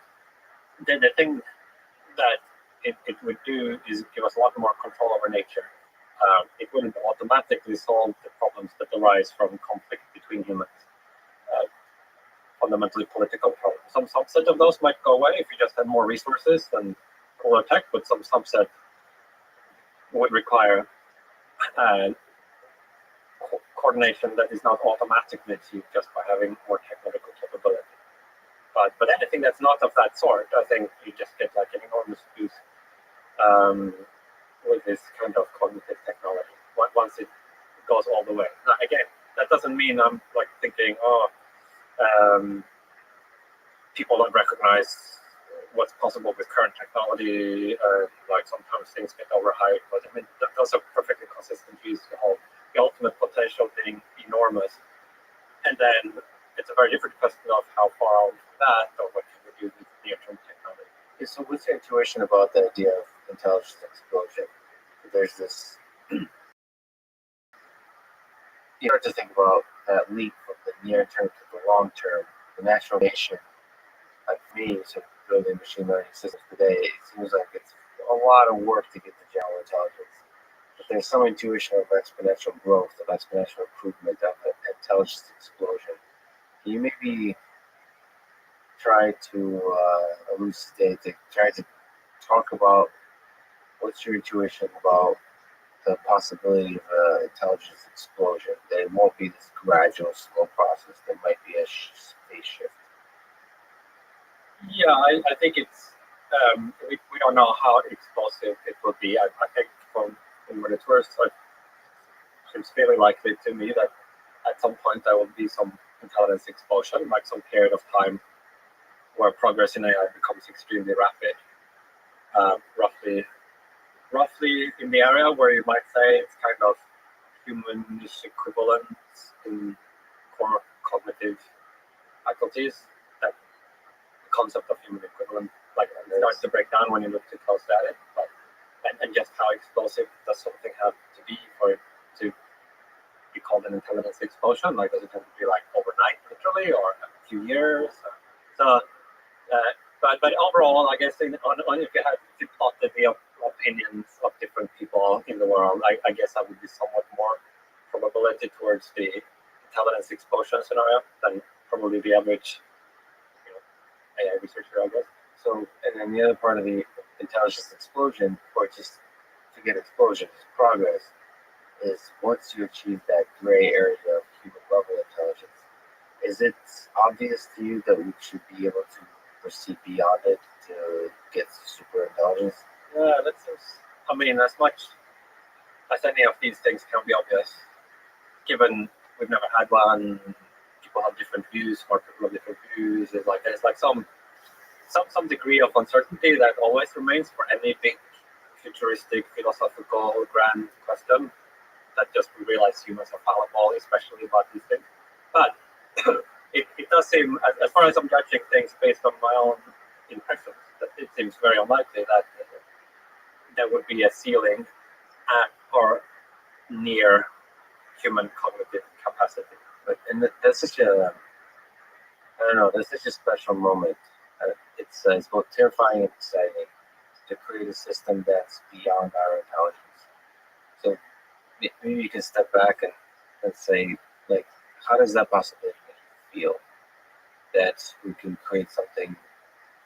It feels like there's a line beyond which it steps to be able to outsmart you, and therefore it feels like a step where we lose control.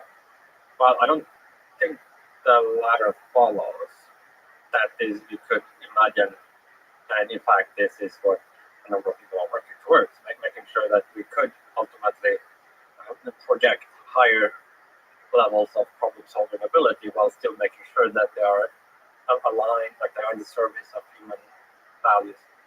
I mean, so losing control, I think, is not a necessary given that would happen. I asked how it makes me feel. To some extent, I've lived with this for so long, since as long as I can remember being an adult or even a teenager. It seemed to me obvious that at some point AI will succeed. And so I actually misspoke. I didn't mean control. I meant because the control problem is an interesting thing, and I think the hope is at least we should be able to maintain control over systems that are smarter than us. But we do lose our specialness.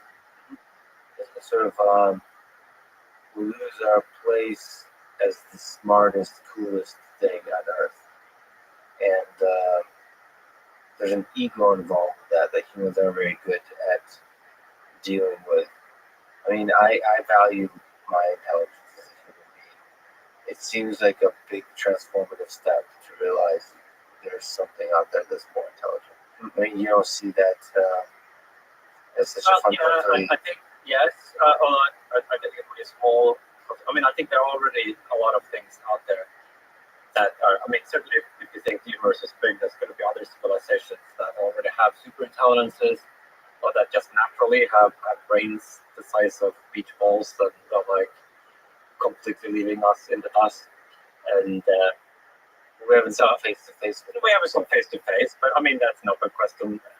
What would happen in a kind of post-human world? Like how much day to day would these super intelligences be involved in the lives of one another? I mean, you could imagine some scenario where it would be more like a background thing that would help protect against some things, but you wouldn't like that. There wouldn't be this intrusive kind of like making you feel bad by like making clever jokes on your expert. Like there's like all sorts of things that maybe in the human context it would feel awkward about that. You don't want to be the dumbest kid in your class. Everybody thinks it. Like a lot of those things, maybe you need to abstract away from. If you're thinking about this context where we have infrastructure that is in some sense beyond any or all humans. I mean, it's a little bit like, say, the scientific community as a whole, if you think of that as a mind. It's a little bit of a metaphor, but I mean, obviously it's going to be like way more capacious than any individual. So in some sense, there is this mind-like thing already out there that's like just vastly more intelligent than any individual is. And we think, okay, you just accept that as a fact. That's the basic fabric of our existence. Super intelligent. Yeah, you get used to a lot of. I mean, there's already Google and Twitter and Facebook, these recommender systems that are the basic fabric of our. I could see them becoming. I mean, do you think of the collective intelligence of these systems as already perhaps reaching super intelligence level? Well, I mean, so here it comes to the concept of intelligence and the scale. And what human level means. The kind of vagueness and indeterminacy of those concepts starts to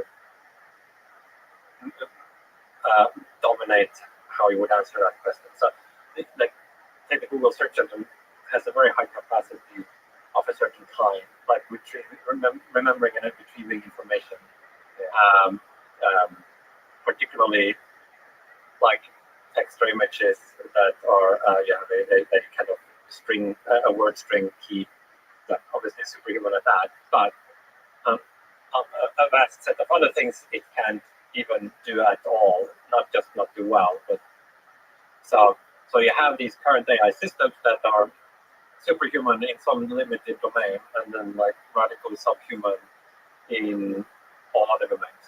So it's the same way that just like are just a simple computer that can multiply really large numbers, right? So it's gonna have this like one spike of super intelligence, and then a kind of a zero level of capability across all other cognitive fields.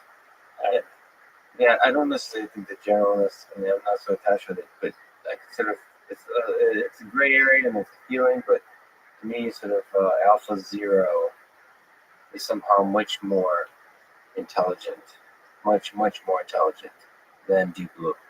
Mm-hmm.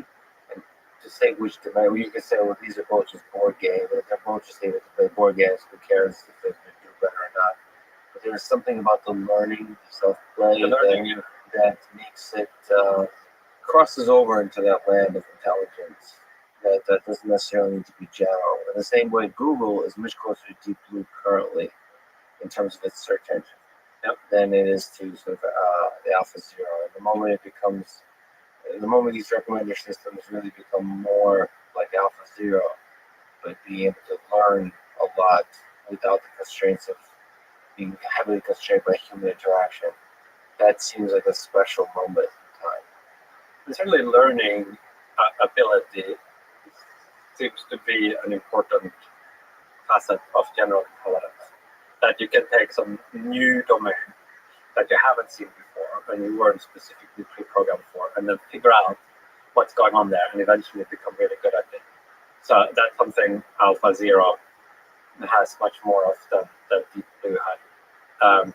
And in fact, I mean, systems like Alpha Zero can learn not just Go, but other, in fact, probably Deep Blue in chess and so forth, right? So you this general, and it matches the intuition. We feel it's more intelligent, and it also has more of this general purpose learning ability.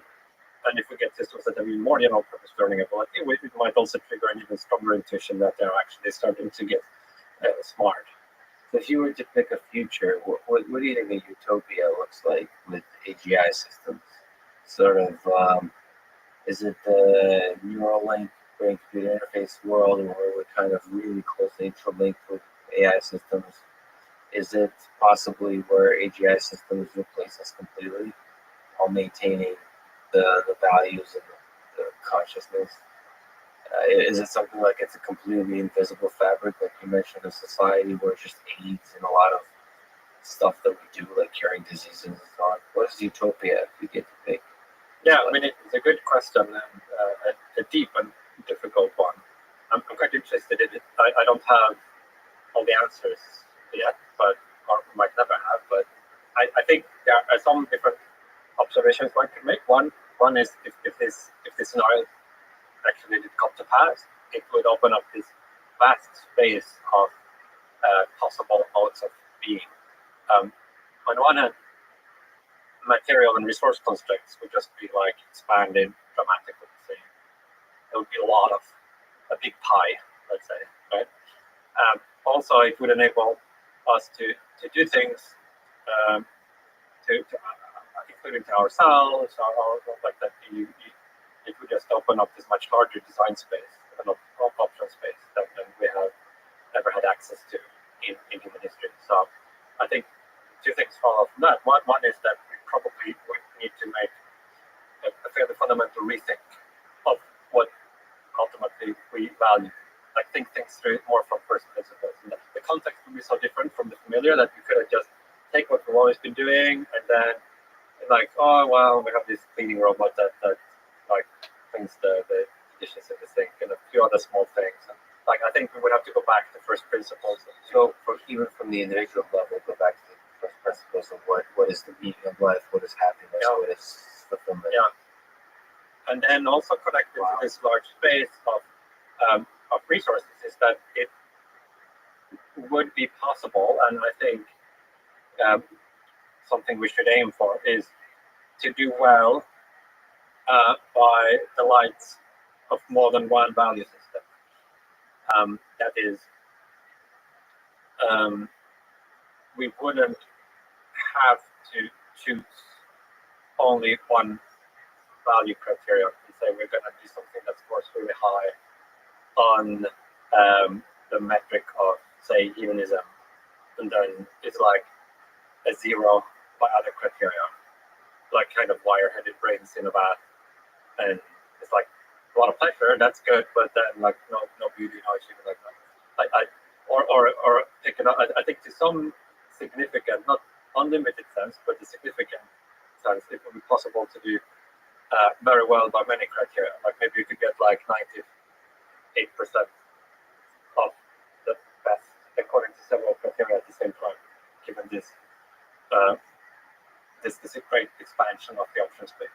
And so to have competing value systems, competing criteria, so for just like our Democrat versus Republican, there seems to be this always multiple parties that are useful for our progress of society, even though it might seem dysfunctional inside the moment, but having the multiple value systems seems to be beneficial for, I guess, a balance of power. So that's not exactly what I have in mind. That it's although it can be, maybe in an indirect way it is, but that if you had the chance to do something that scored well on several different metrics, our first instinct should be to do that rather than immediately leap to the thing, which ones of these value systems are going to screw up. Like, so I think our first instinct, let's first try to do very well by all of them. Yeah. Then it might be that you can't get 100% of all, and you have to then like have the hard conversation about which one will only get 97%. There you go. There's my cynicism that all of existence is always a trade-off. But you say, maybe it's not such a bad trade-off. Let's first at least try. Well, this would be a distinctive context in which at least some of the constraints would be removed. So there's probably still be trade-offs in the end. It's just that we should first make sure we at least take advantage of this abundance. So in terms of thinking about this, like, one should think, I think, in this kind of frame of mind of generosity and inclusiveness to different value systems, and see how far one can get there first. And I think one could do something that would be very good according to many different criteria. We kind of talked about AGI fundamentally transforming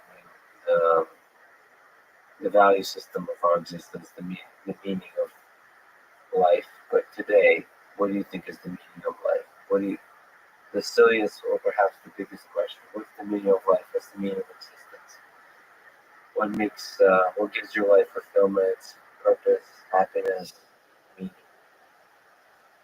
Yeah, I think these are like, I guess, a bunch of different related questions in there that one can ask. Yes, happiness, meaning, all the. I mean, like you could imagine somebody getting a lot of happiness for something that they think was meaningful, like mindless, like watching reruns of some television series, or eating junk food. Like maybe some people like gives pleasure, but they wouldn't think it had a lot of meaning. Whereas conversely, something that might be quite loaded with meaning might not be very fun always. Like some difficult achievement that really helps a lot of people, maybe requires self-sacrifice and hard work, and so these things can, I think, come apart, which is something to bear in mind also if you're thinking about these utopia questions that you might to actually start to do some constructive thinking about that. You might have to isolate and distinguish these different kinds of things that might be valuable in different ways. Make sure you can sort of clearly perceive each one of them, and then you can think about how you can combine them. And just as you said, hopefully come up with a way to maximize all of them together. Yeah, or at least get maximize or get like a very high score on a wide range of them, even if not literally all. You can always come up with values that are exactly opposed to one another, right? But I think for many values, they're kind of opposed with, if you place them within a certain dimensionality of their space, like there are shapes that are kind of, you can't untangle, like in a given dimensionality, but if you start adding dimensions, then it might, in many cases, just be that they are easy to pull apart. And so we'll see how much space there is for that, but I think that there could be a lot in this context of radical abundance, if ever we get to that. I don't think there's a better way to end it, Nick. You've influenced a huge number of people to work on what could very well be the most important problems of our time. So it's a huge honor. Thank you so much for Well, thank you for coming by, Lex. That's fun. Thank you. Thanks for listening to this conversation with Nick Bostrom. And thank you to our planning sponsor, Cash App. Please consider supporting the podcast by downloading Cash App and using code LEXPODCAST. If you enjoy this podcast, subscribe on YouTube, review it with 5 stars on Apple Podcasts, order on Patreon, or simply connect with me on Twitter at Lex Friedman. And now, let me leave you with some words from Nick Bostrom. Our approach to existential risks cannot be one of trial and error. There's no opportunity to learn from errors. The reactive approach, see what happens, limit damages, and learn from experience, is unworkable. Rather, we must take a proactive approach. This requires foresight to anticipate new types of threats and a willingness to take decisive preventative action and to bear the costs, moral and economic, of such actions. Thank you for listening, and hope to see you next time.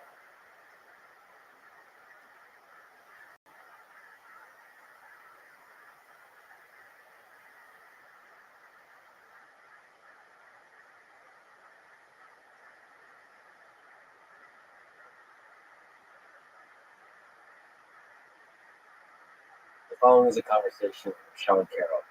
He's a theoretical physicist at Caltech, specializing in quantum mechanics, gravity, and cosmology. He's the author of several popular books. One on the Arrow of Time, called From Eternity to Here. One on the Higgs boson, called Particle at the End of the Universe. One on science and philosophy, called The Big Picture, on the origins of life, meaning, and the universe itself. He has an upcoming book on quantum mechanics that you can pre-order now called Something Deeply Hidden. He writes one of my favorite blogs on the website, thebostonuniverse.com. I recommend clicking on the greatest hits link that lists accessible, interesting posts on the Arrow of Time, dark matter, dark energy, Big Bang, general relativity, string theory, quantum mechanics, and the big meta questions about the philosophy of science, God, ethics, politics, academia, and much, much more. Finally, and perhaps most famously, he's the host of a podcast called Mindscape, which you can subscribe to and support on Patreon. Along with the Joe Rogan Experience, Sam Harris's Making Sense, and Dan Carlin's Hardcore History, Sean's Mindscape podcast is one of my favorite ways to learn new ideas and explore different perspectives and ideas that I thought I understood. It was truly an honor to meet and spend a couple hours with Sean. It's a bit heartbreaking to say, but for the first time ever, the audio recorder for this podcast died in the middle of our conversation. There are technical reasons for this, having to do with phantom power, that I now understand and will avoid. It took me 1 hour to notice and fix the problem. So, much like the universe is 68% dark energy, roughly the same amount from this conversation was lost, except in the memories of the two people involved and in my notes. I'm sure we'll talk again and continue this conversation on this podcast or on Sean's. And of course, I look forward to it. This is the Artificial Intelligence Podcast. If you enjoy it, subscribe on YouTube, iTunes, support it on Patreon, or simply connect with me on Twitter at Lex Friedman. Now, here's my conversation with Sean Carroll. What do you think is more interesting and impactful? Understanding how the universe works at a fundamental level, or understanding how the human mind works? Of course, this is a crazy, meaningless, unanswerable question in some sense, because they're both very interesting and there's no absolute scale of interestingness we can rate them on. There's a group of answers that says the human brain is part of the universe, right? Therefore, understanding the universe is more fundamental than understanding the human brain. But do you really believe that once we understand the fundamental way the universe works at the particle level, the forces, we will be able to understand how the mind works? No, certainly not. We cannot understand how ice cream works just from understanding how particles work, right? So I'm a big believer in emergence. I'm a big believer that there are different ways of talking about the world beyond just the most fundamental microscopic one. When we talk about tables and chairs and planets and people, we're not talking the language of particle physics and cosmology. So, but understanding the universe, you didn't say just at the most fundamental level, right? So understanding the universe at all levels is part of that. I do think if you go more fair to the question, there probably are general principles of complexity, biology, information processing, memory, knowledge, creativity that go beyond just the human, right? And maybe one can count others those as part of understanding. The human brain, as far as we know, is the most complex thing in the universe. So it's certainly absurd to think that by understanding the fundamental laws of particle physics, you get any direct insight on how the brain works. But then there's this step from the fundamentals of particle physics to information processing, which a lot of physicists and philosophers carelessly take when they talk about artificial intelligence. Do you think of the universe as a kind of a computational device? No. Like the honest answer there is no. There's a sense in which the universe processes information, clearly. There's a sense in which the universe is like a computer, clearly.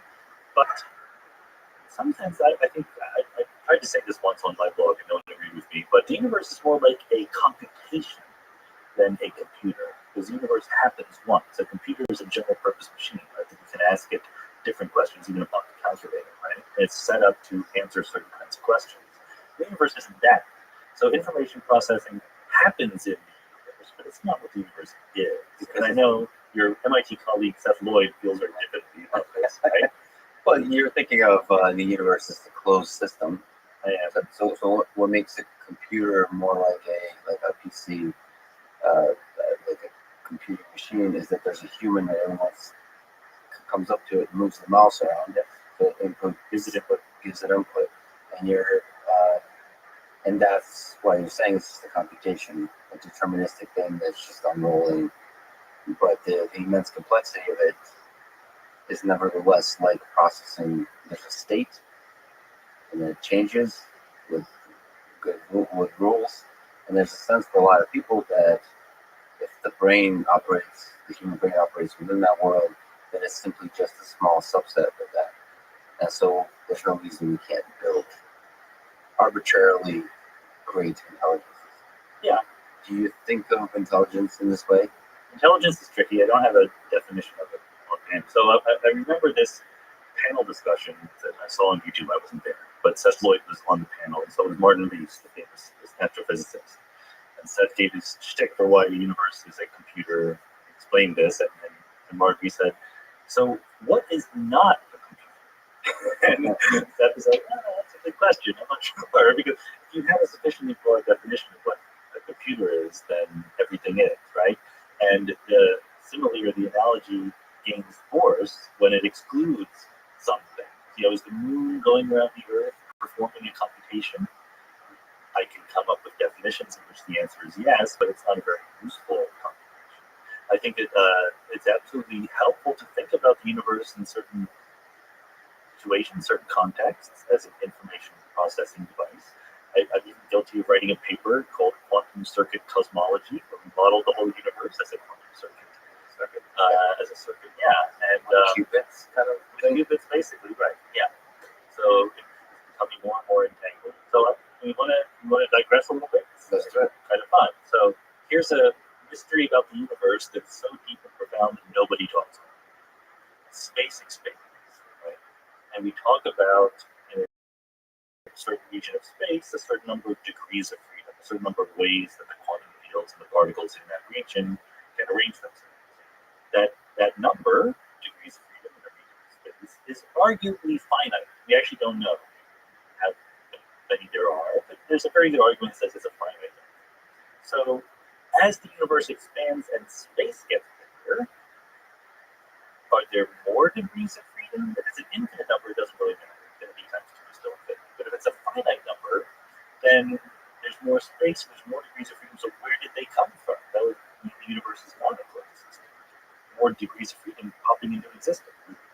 So what we suggested was are more degrees of freedom. It's not that they're not there to start, but they're not entangled to start. So the universe that you and I know of, the three dimensions around us that we see, he said those are the entangled degrees of freedom making up space-time.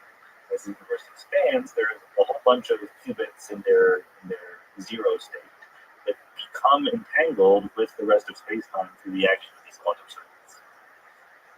So what does it mean that there's now more degrees of freedom as they become more entangled? Yeah, so as the universe expands. That's right. So there's more and more degrees of freedom. They're entangled. They're playing the role of parts of the entangled space-time structure.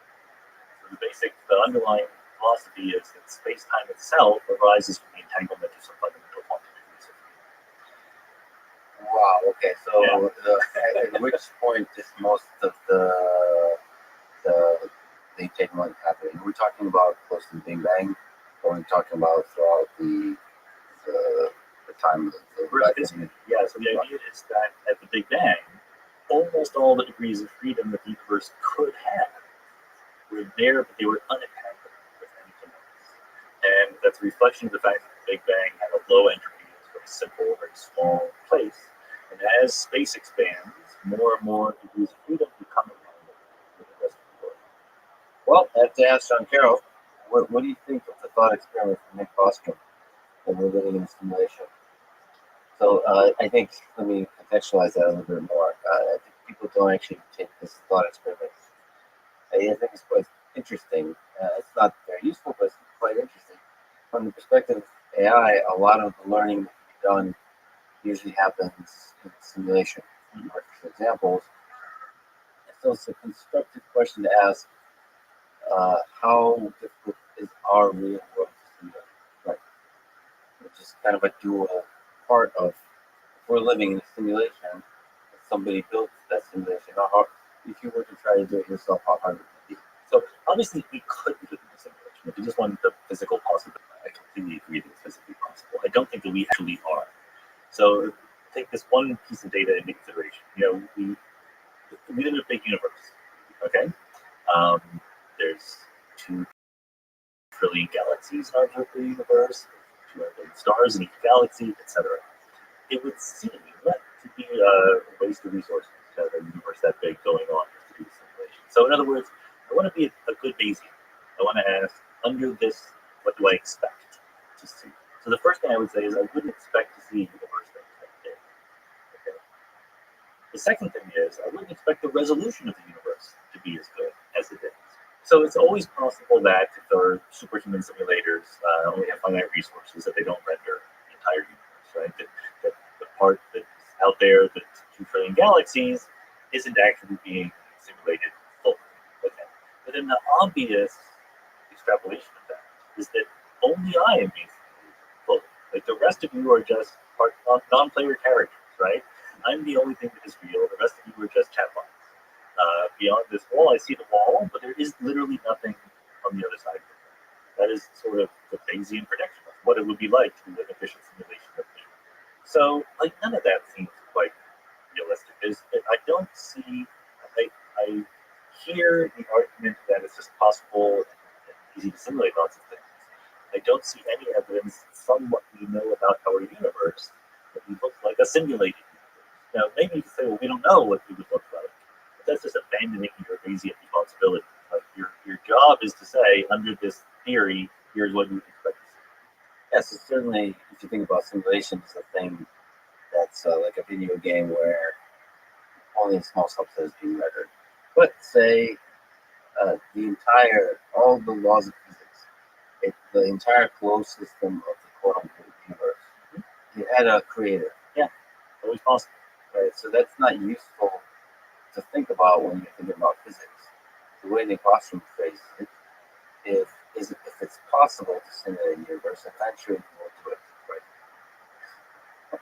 And you can use that, by the way, for a lot of things. Well, yeah. But I guess the question is, how hard is it to create a universe? I wrote a little blog post about this. Maybe I'm missing something, but there's an argument that says not only that it might be possible to simulate a universe, but probably if you imagine that you actually actually attribute consciousness and agency to the little things we're simulating, the little artificial beings, there's probably a lot more of them than there are ordinary organic beings, or there will be in the future, right? So there's an argument that not only is being a simulation possible, it's probable because in the space of all living consciousnesses, most of them are being simulated, right? Most of them are not at the top level. I think the argument must be wrong because it follows from that argument that if we're simulated, we can also simulate other things. Well, but if we can simulate other things, they can simulate other things, right? If we give them enough power and resolution. And ultimately, we'll reach a bottom because the laws of physics in our universe have a bottom, both made of atoms and so forth. So there will be the cheapest possible simulations. And if you believe the original argument, you should conclude that we should be in the cheapest possible simulations. That's what most people are. But we don't look like that. It doesn't look at all like we're at the edge of resolution, that we're 16-bit things. But it seems much easier to make much lower level things than we want. So, and also I question the whole approach to the anthropic principle that says we are typical observers in the universe. I think that's not actually, there's a lot of selection that we can do that we're typical within things we already know, but not typical within all. So, do you think there's intelligent life, however you would like to define intelligent life, out there in the universe? My guess is that there is not intelligent life observable in those simply on the basis of the fact that the likely number of other intelligent species in the universe, there's two likely numbers, 0 or billions. And if there have been billions, you would have noticed it.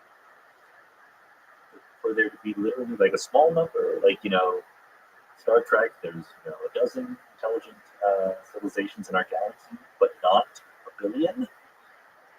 That's weird. That's sort of bizarre to me. It's easy for me to imagine that there are 0 others because it's just a big bottleneck to make multicellular life or technological life or whatever. It's very hard for me to imagine there's a whole bunch out there that have somehow made it. The question I'd like to ask is, what would intelligent life look like? What I mean by that question and where it's going is, what if intelligent life is just fundamental, is in some very big different than the one that is on Earth. But there's all kinds of intelligent life that operates at different scales of both size and temporal. Right. It's a great possibility because I think we should be humble about what intelligence is, what life is. We don't even know what life is, much less what intelligent life is, right? So that's an argument for humility, saying there could be intelligent life of a very different character, right? Like you can imagine that dolphins are intelligent but never invent space travel because they live in the ocean and they don't have thoughts, right? So they never invent technology, they never invent smelting. Maybe the universe is full of intelligent species that just don't make technology, right? That's compatible with the data. And I think maybe what you're pointing at is even more out there versions of intelligence. Intelligence in intermolecular clouds, or on the surface of a neutron star, or in between the galaxies and giant things where the equivalent of a heartbeat is 100 million years. On the one hand, yes, we should be very open-minded about those things. On the other hand, we all of us share the same laws of physics. There might be something about the laws of physics, even though we don't currently know exactly what they mean, that makes meters and years the right length and time scales for intelligent life. Maybe not, but we're made of atoms. Atoms have a certain size, orbit stars, or stars of a certain lifetime. It's not impossible to me that there's a sweet spot for intelligent life for one of those things. So I'm open-minded either way. I'm open-minded either being humble, there's all sorts of different kinds of life, or no, there's a reason we just don't know it yet why life like ours is the kind of life that's happening. Yeah, I'm of 2 minds too. But I often wonder if our brains is just designed to, quite obviously, to operate and see the world at these time scales. And we're almost blind, and the tools we've created for detecting things are blind, to the kind of observation you need to see intelligent life at other scales. Well, I'm totally open to that. But so here's another argument I would make. We have looked for intelligent life, but we looked at for it in the dumbest way we can, right? By turning radio telescopes and stuff. And why in the world a super advanced civilization randomly beam out radio signals wastefully in all directions into the universe? That just doesn't make any sense. Especially because in order to think that we'd actually contact another civilization, you'd have to do it forever. You'd have to keep doing it for billions of years. That sounds like a waste of resources. If you thought that there were other solar systems with planets around them where maybe intelligent life didn't yet exist but might someday, you wouldn't try to talk to radio, but you would send a space out there and you would park it around it. It would be like, from our point of view, it would be like 2001, where there's a monolith. Wow, but there could be the artifact. In fact, the other one works also, right? There could be artifacts in our solar system that are have been put there by other technologically advanced civilizations, and that's how we will actually contact them. We just haven't explored the solar system well enough yet to find them. The reason why we don't think about that is because we're young and impatient, right? Like, it would take more than my lifetime to actually send something to another star system and come back. So, but if we start thinking on hundreds of thousands of years or million-year time scales, it's clearly the right thing to do. Are you excited by the thing that Elon Musk is doing with SpaceX in general? The idea of space exploration, even though your species is young and patient? Yeah. No, I do think that space travel is pushing me long term, even to other star systems. And I think that many people overestimate the difficulty because they say, look, if you travel 1% the speed of light in our star system, what we get before we get there, right? And I think that it's much easier. And therefore, when they write their science fiction stories, they imagine go faster than the speed of light because otherwise they're too patient, right? We're not going to go faster than the speed of light, but we could easily imagine that the human lifespan gets extended to thousands of years. And once you do that, then stars are much closer, effectively, right? And what's a 100-year trip, right?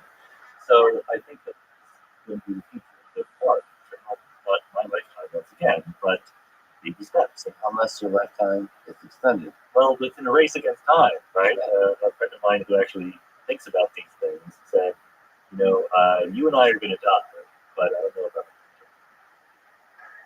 future. I don't know, for the future is hard. That's the least plausible scenario.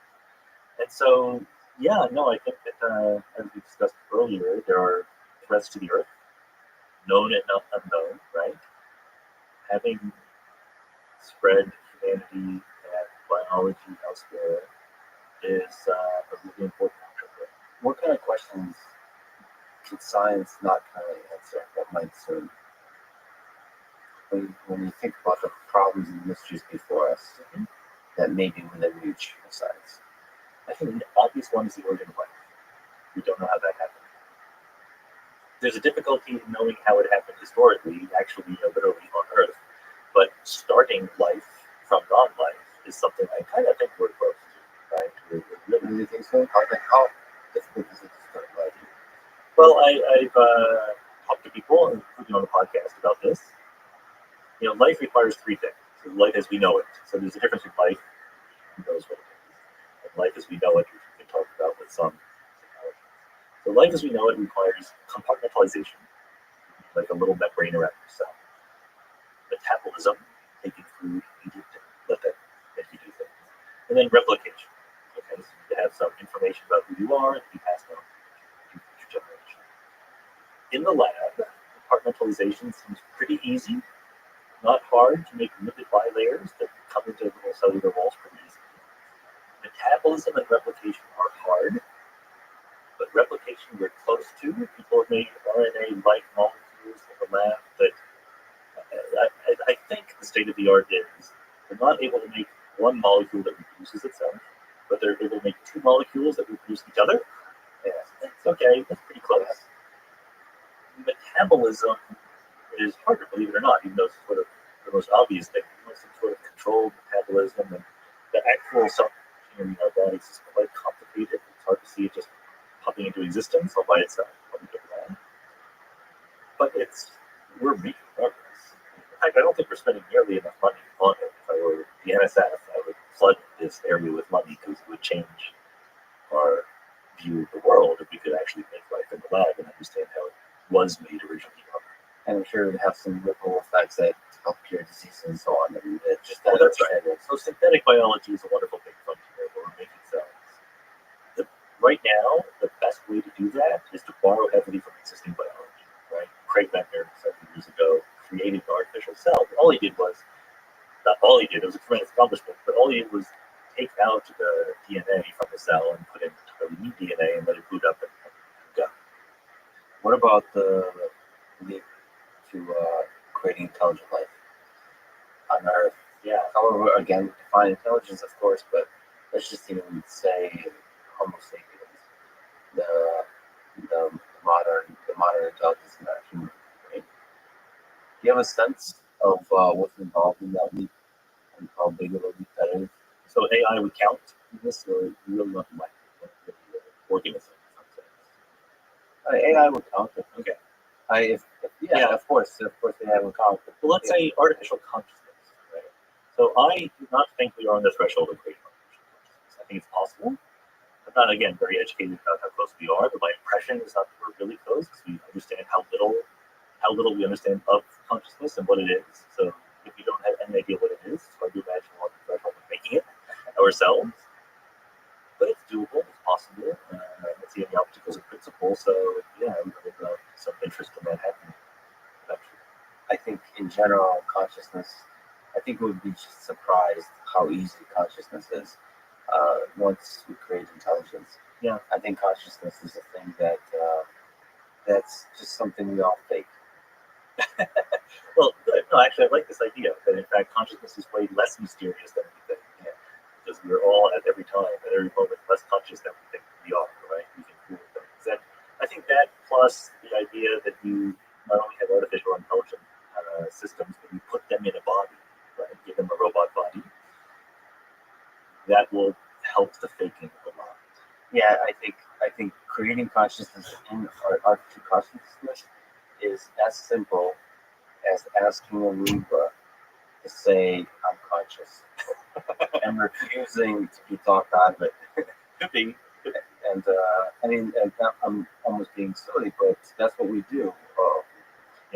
That's what we do with each other. This is the kind of that consciousness is also a social construct. And a lot of our ideas of intelligence is a social construct. And so reaching that bar involves something that's beyond.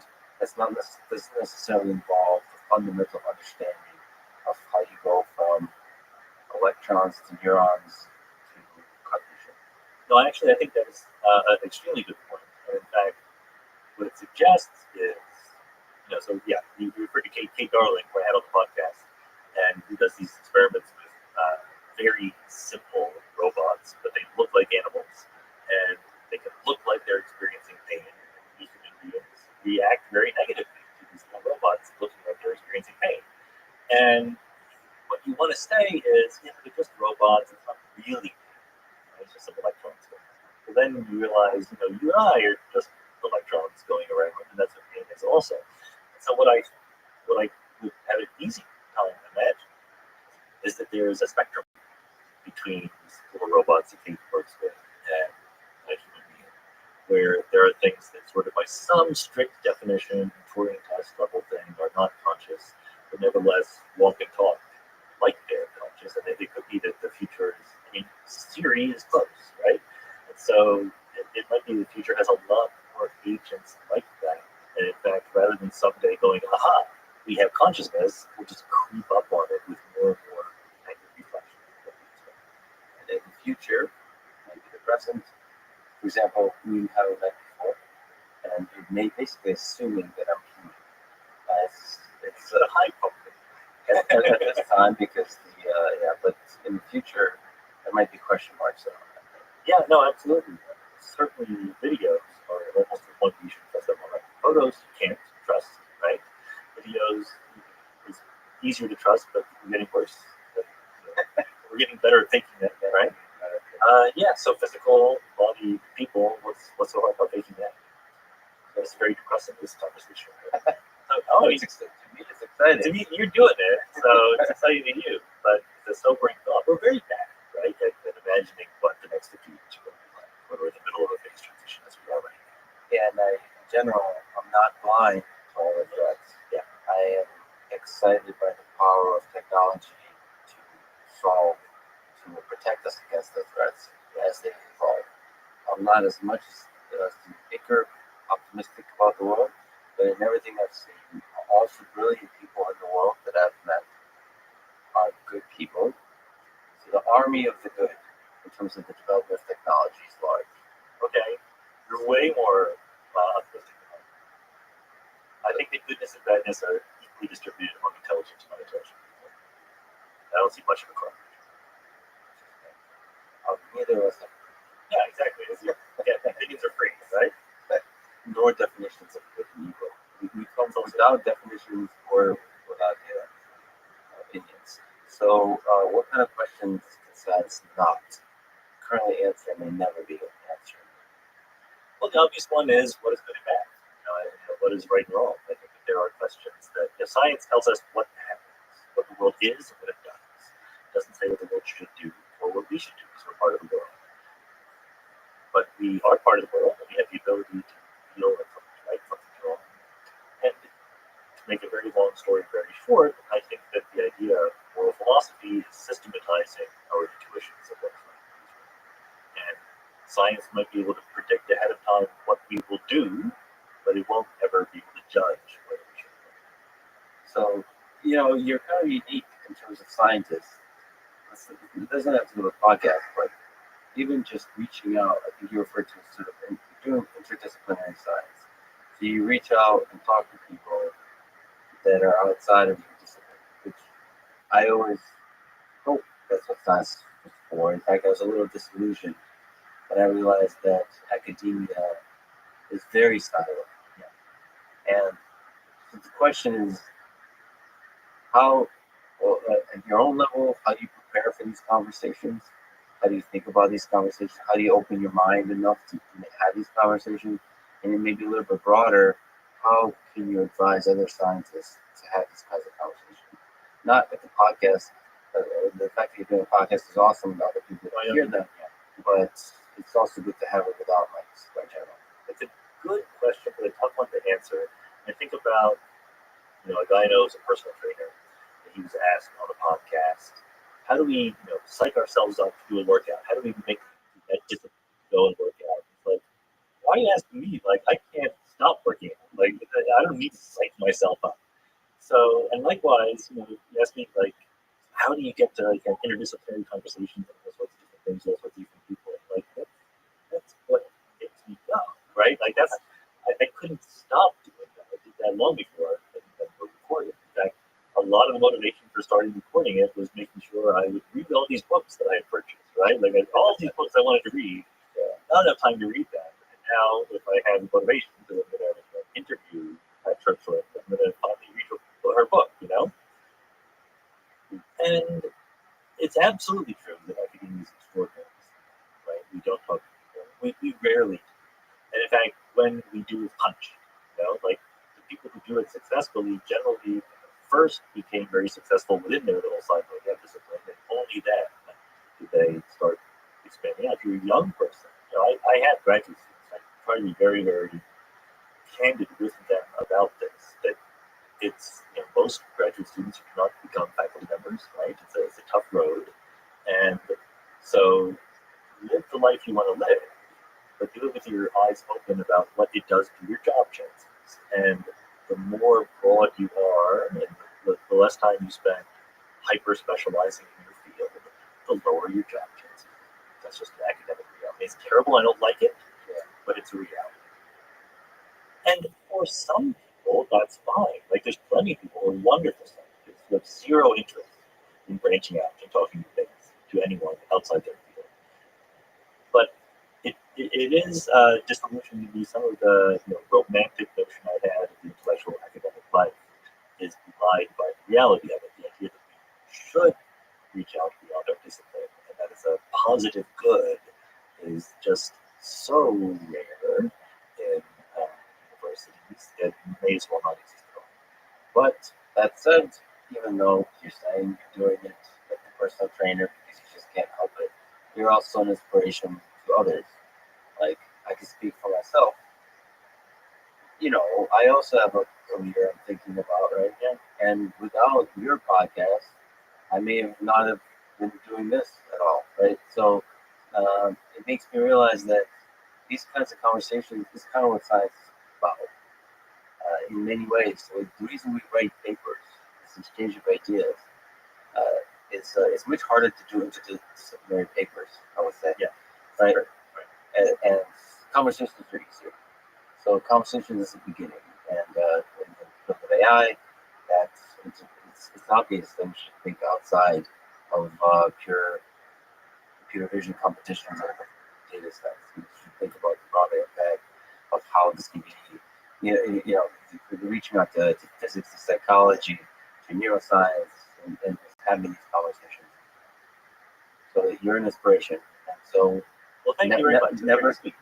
never know how the world changes. I mean, the fact that this stuff is out there, and I've a huge number of people come up to me, grad students, really loving the podcast, inspired by it, and they will probably have that. There'll be ripple effects when they can come back. We can end on a balance between pessimism and optimism. And Sean, thank you so much for talking to me. No, like, thank you very much for the conversation.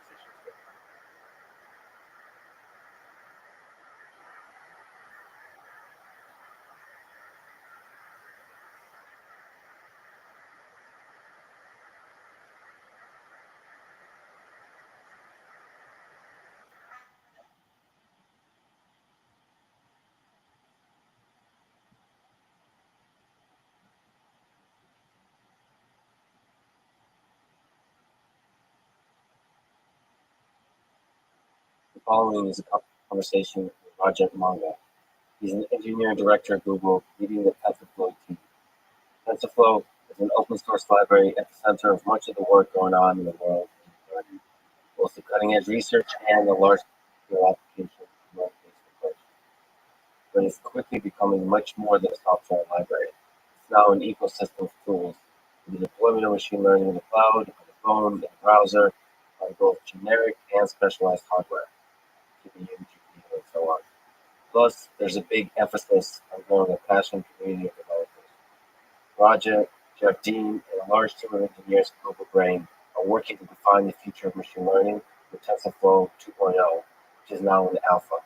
I think the decision to open source TensorFlow was a definitive moment in the tech industry. It showed that open innovation can be successful and inspired many companies to open source their code, publish, and in general engage in the open exchange of ideas. This conversation is part of the Artificial Intelligence Podcast. If you enjoy it, subscribe on YouTube, iTunes, or simply connect with me on Twitter at Lex Friedman, spelled F-R-I-D. And now, here's my conversation with Roger Manga. You were involved with Google Brain since its start in 2011 with Jeff Dean. It started with this belief, the proprietary machine learning library, and turned to TensorFlow in 2014, the open source library. So, what were the early days of Google Brain like? What were the goals, the missions? How do you even proceed forward once there's so much possibilities before you? It was interesting back then, when I started with any doing and just talking about it. The idea of deep learning was interesting and intriguing in some ways. It hadn't yet taken off, but it held some promise. It had shown some very promising and early results. I think that the idea where Andrew and Jeff started was, what if we can take this, what people are doing in research, and scale it to what Google has in terms of the compute power, and also put the kind of data together. What does it mean? And so far, the results have been, if you scale the compute, scale the data, that's better, and would not work. And so that was the first thing to prove that out. With this belief, when we started this year, we got some early wins, which is always great. What were the wins like? What was the wins where there's some prompts to this would be good? I think the two early wins were, one was speech, that we collaborated very closely with the speech research team, who was also getting interested in this. And the other one was on images, where the cat paper, as we call it, that was covered by a lot of folks. And the birth of Google Brain was around neural networks. That was so it was deep learning from the very beginning. That was the whole picture. So what would, in terms of scale, what was the sort of dream of what this could become? Like, were there echoes of this open source TensorFlow community that might be brought in? Was there a sense of TPUs? Was there a sense of like machine learning is now going to be at the core of the entire company? Is going to grow into that direction. Yeah, I think so. So that was interesting. And like, if I think back to 2012, 2011, when first was getting scale it, in a year or so, we had started scaling to hundreds and thousands of machines. In fact, we had some runs even going to 10,000 machines, and all of those showed great promise. In terms of machine learning at Google, the good thing was going through machine learning for a long time. Deep learning was new, but as we scaled this up, we showed that yes, that was possible, and it was going to impact lots of things. Like we started seeing real products wanting to use this, which was the first.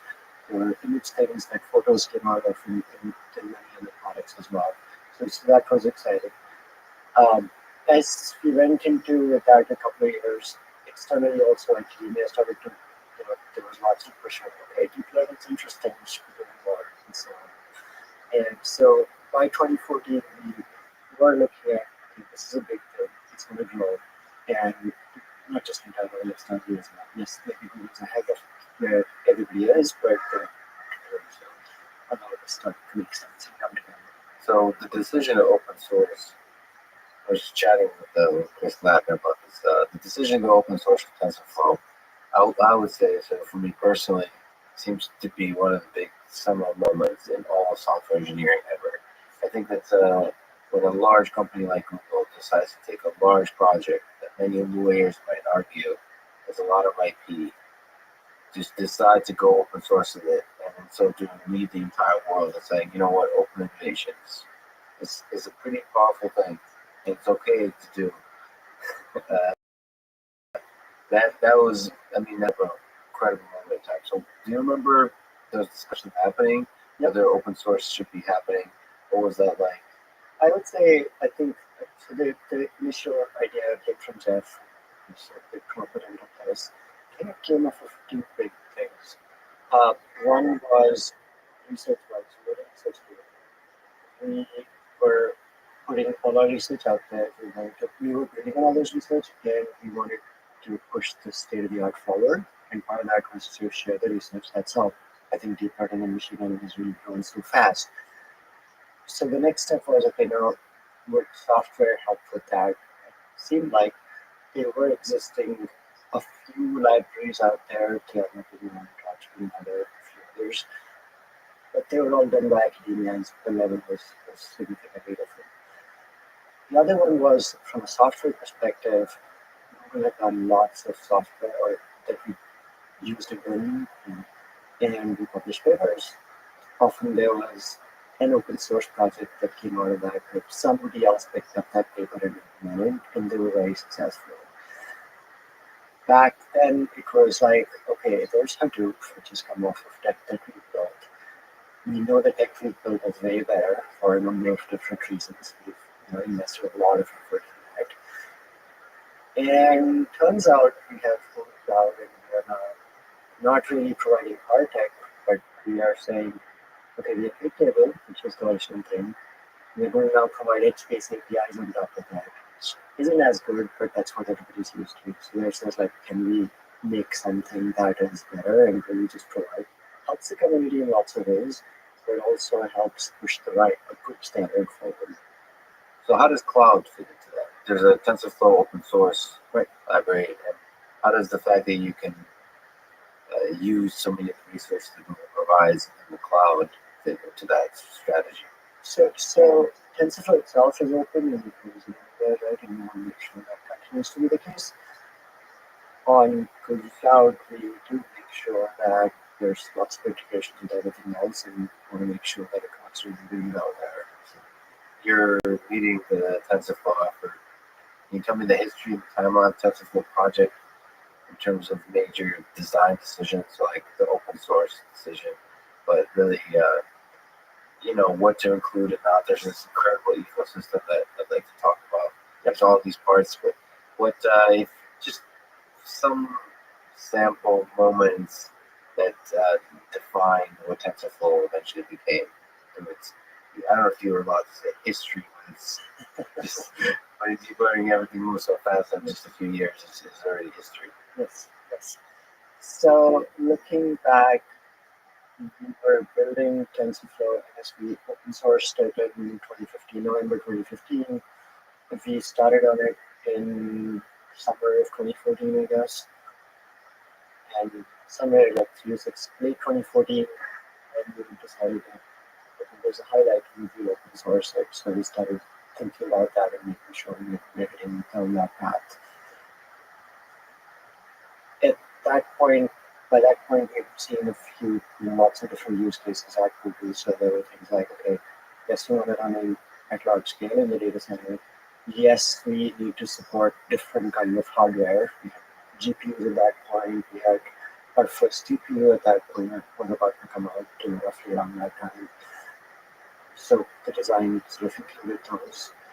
We had started to push on mobile, so we were running models in mobile. At that point, we were customizing the code, so we wanted to make sure TensorFlow would support that as well, so that sort of became part of that overall design. When you say mobile, you mean like pretty complicated algorithms running on the phone? That's correct. So when you have a model that you deploy on the phone and run it direct. So already at that time, there was ideas of running machine learning on the phone. That's correct. We already had a couple of products. And in those cases, we were basically customized and crafted code or some libraries. So I was actually at Google during this time, parallel with the universe, but we were using Piano and Cafe. Yep. Was there some degree to which you were balancing, like trying to see what Cafe was offering people, trying to see what Piano was offering, that you want to make sure you're delivering whatever that is, perhaps the Python part of things, maybe did that influence the design decision? Totally. So when we built this belief, and some of that was in parallel with some of these libraries coming up, and Piano itself is in there. But we were building this belief focused on our internal thing, because it's just different. By the time we got to this, we looked at a number of libraries that were out there. Piano, there were folks in the group who had experience with Torch, with Lua. There were folks here who had seen Cafe. I mean, actually, Yaching was here as well. There's, I think we looked at a number of things. Might even have looked at China back then, trying to be, of course, there. In fact, yeah, we did discuss ideas around should we have a graph or not. And they were so putting all these together was definitely the key decisions that we wanted. We had seen limitations in our prior disbelief things. A few of them were just in terms of research was moving so fast. We wanted flexibility. We wanted the hardware was changing fast. We expected to change that, so that was probably what things. And yeah, I think the flexibility in terms of being able to express all kinds of things. So what the graph decisions, now with moving towards TensorFlow 2.0, there's more, by default, there'll be eager execution. So sort of hiding the graph a little bit, because it's less intuitive in terms of the way people develop and so on. But what was that discussion like in terms of using graphs? It seemed it's kind of the way. Did it seem the obvious choice? So I think where it came from was our disbelief had a graph like I think as well. A much more simple, it wasn't a general graph, it was more like a straight line thing. More like what you might think of Cafe, I guess, in that sense. But the graph was, and we always cared about production stuff. Even with disbelief, we would run a whole bunch of stuff in production. So the graph did come from that when we thought of, okay, should we do that in Python? We experimented with some ideas where it looked a lot simpler to use, but not having a graph linked, okay, how do you deploy now? So that was probably what shifted the balance for us, and we actually ended up with a graph. And I guess the question there is, production seems to be a good thing to focus on. But did you even anticipate the other side of it, where there could be whatever number, something crazy, 41 million downloads? Yeah. uh, I mean, was that even like a possibility in your mind that it would be as popular as it became? So I think we did see a need for this a lot from the research perspective in like early days of deep learning in some ways. 41 million, no, I don't think I imagine this number then. There, it seemed like there's a potential future where lots more people would be doing this and how do we enable that. I would say this kind of growth probably started seeing somewhat after the open source thing, where it was like, okay, deep learning is actually growing really faster for a lot of different reasons, and we are in just the right place to push on that and leverage that. Deliver lots of things that people want. So what's changed once the open source? Like how, this attracted a lot of attention from a global population of developers. How did the project start changing? I don't even actually remember it during those times. I know looking now, there's really good documentation, there's an ecosystem of tools, there's a community, there's blogs, there's a YouTube channel now, right? Yeah. Very, very community driven. Back then, I guess 0.1 version.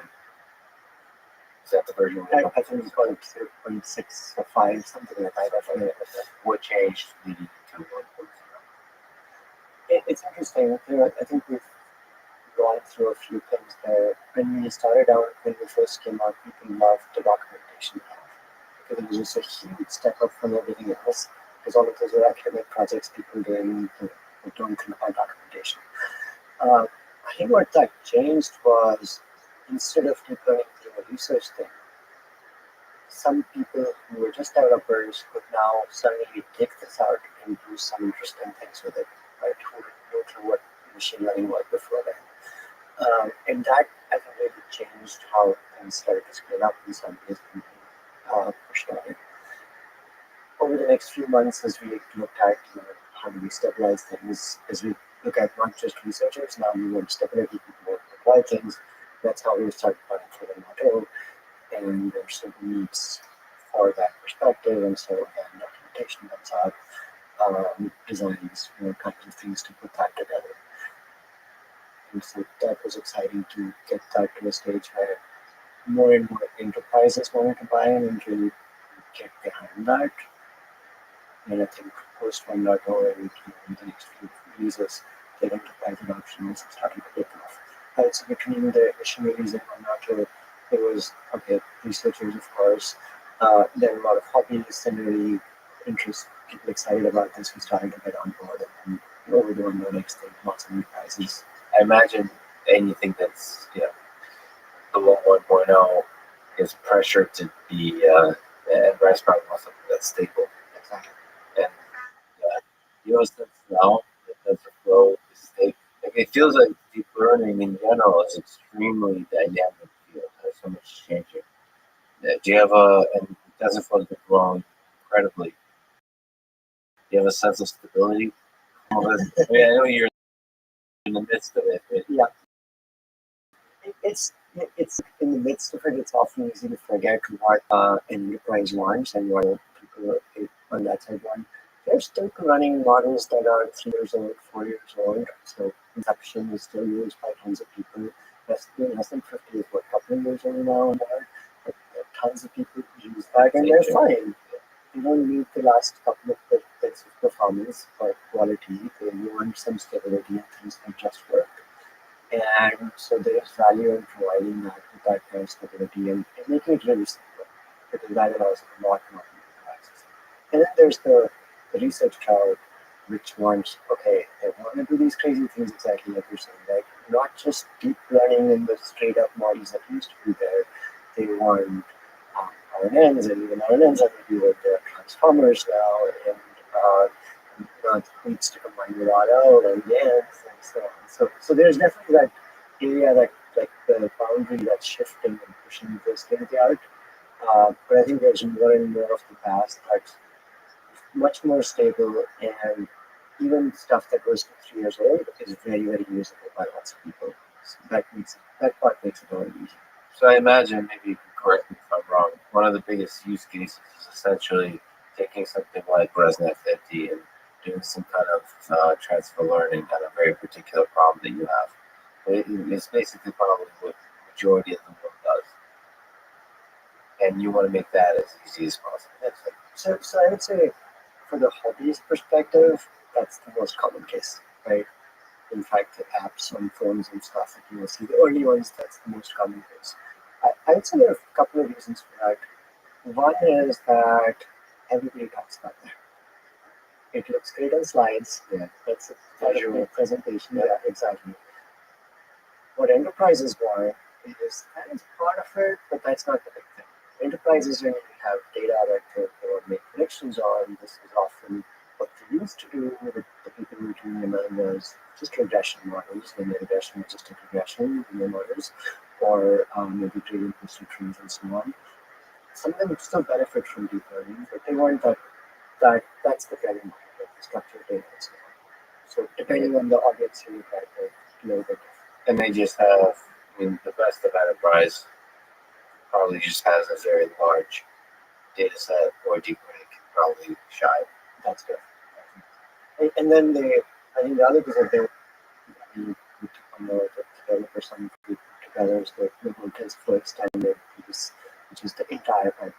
They care about stability across the entire thing, there are simplicity across the. I don't need to just train a model, I need to do that every day, again, over and over again. I wonder to which degree you have a role in, I don't know, so I teach a course on deep learning, and I have people like lawyers come up to me and say, say, when is machine learning going to enter the legal realm? The same thing in all kinds of disciplines, immigration, insurance. Often when I see what it boils down to, these companies are often a little bit old school in the way they organize the data. So the data is just not ready yet. It's not digitized. You also find yourself being in the role of an evangelist for, like, let's organize your data, folks, and then you'll get the big benefit of TensorFlow. Do you have those conversations? So, yeah. I get all kinds of questions there from what can I do to make this work, right? Do we really need deep learning and all these things that I already use this linear model? Why would this help? I don't have enough data, let's say, or I want to use machine learning to where to start. So it varies back to all the way to the experts who ask for very specific things. So it's interesting. Is there a good answer? It boils down to oftentimes digitizing data. So whatever you want automated, whatever data you want to make prediction based on, you have to make sure that it's in an organized form. Like within the TensorFlow ecosystem, there's now they're providing more and more data sets and more pre-trained models. Are you finding yourself also the organizer of data sets? Yes, I think with TensorFlow data sets that we just released, that's definitely come up where people want these data sets, can we organize them and can we make that easier? So that's definitely one important thing. The other related thing I would say is I often tell people, don't think of the most fanciest thing, that the newest model that you see. Make something very basic work, and then you can improve it. There's just lots of things you can do. Yeah, start with the basics. Sure. One of the big things that makes TensorFlow even more accessible was the appearance, whenever that happened, of Keras, the Keras standard outside of TensorFlow. I think it was Keras on top of Piano at first only, and then Keras became on top of TensorFlow. Do you know when Keras chose to also add TensorFlow as a backend? Was it just the community that drove that initially? Do you know if there was discussions, conversation? Yeah, so Francois started the Keras project before he was at Google, and the first thing was Piano. I don't remember if that was after TensorFlow was created or before. And then at some point, when TensorFlow started becoming popular, there were enough similarities that he decided to create this interface and put TensorFlow as a backend. I believe that might still have been before he joined Google. So I, we were talking about that. He decided on his own and thought that it was interesting to join into the community. In fact, I didn't find out about him being at Google until a few months after he was here. He was working on some research ideas and doing Kerosene Nights and Weekends project and stuff. Oh, interesting. So he wasn't like part of the TensorFlow. He didn't join He initially. joined research and was doing some amazing research. He has some papers on the iron research, but he's a great researcher as well. And at some point, when I saw he's doing this good stuff, he seemed to like the API, he's right here. So we talked to him, and he said, okay, why don't I come over to your team and work with you for a quarter, and let's make that integration happen. And we talked to him, and he said, sure, like, quarter's fine.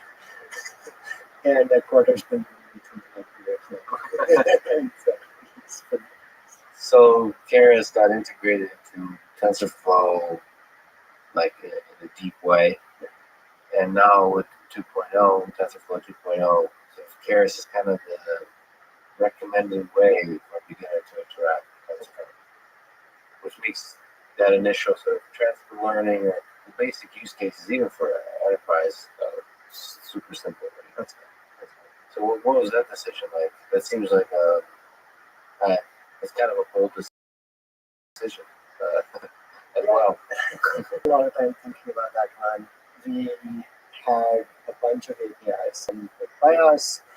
There was a parallel layers API we were building, and when we decided to do Keras in parallel, so they were like, okay, two things that we're looking at. And the first thing we was trying to do is just have them look similar, like be as integrated as possible and share all of that stuff. There were also like 3 other APIs that others built over time because we didn't have a standard one. But one of the messages that we kept hearing from the community, which one do we use? And they kept saying like, okay, here's a model in this one, and here's a model in this one, which we're okay. So that's sort of like, okay, we had to address that straight on with 2.0. The whole idea is we need to simplify. We had to pick one. Based on where we were like, okay, let's see what do people like. The Keras was clearly one that lots of people bought it. There were lots of great things about it. So second look at it. Organically, that's kind of the best way to do it. It was great.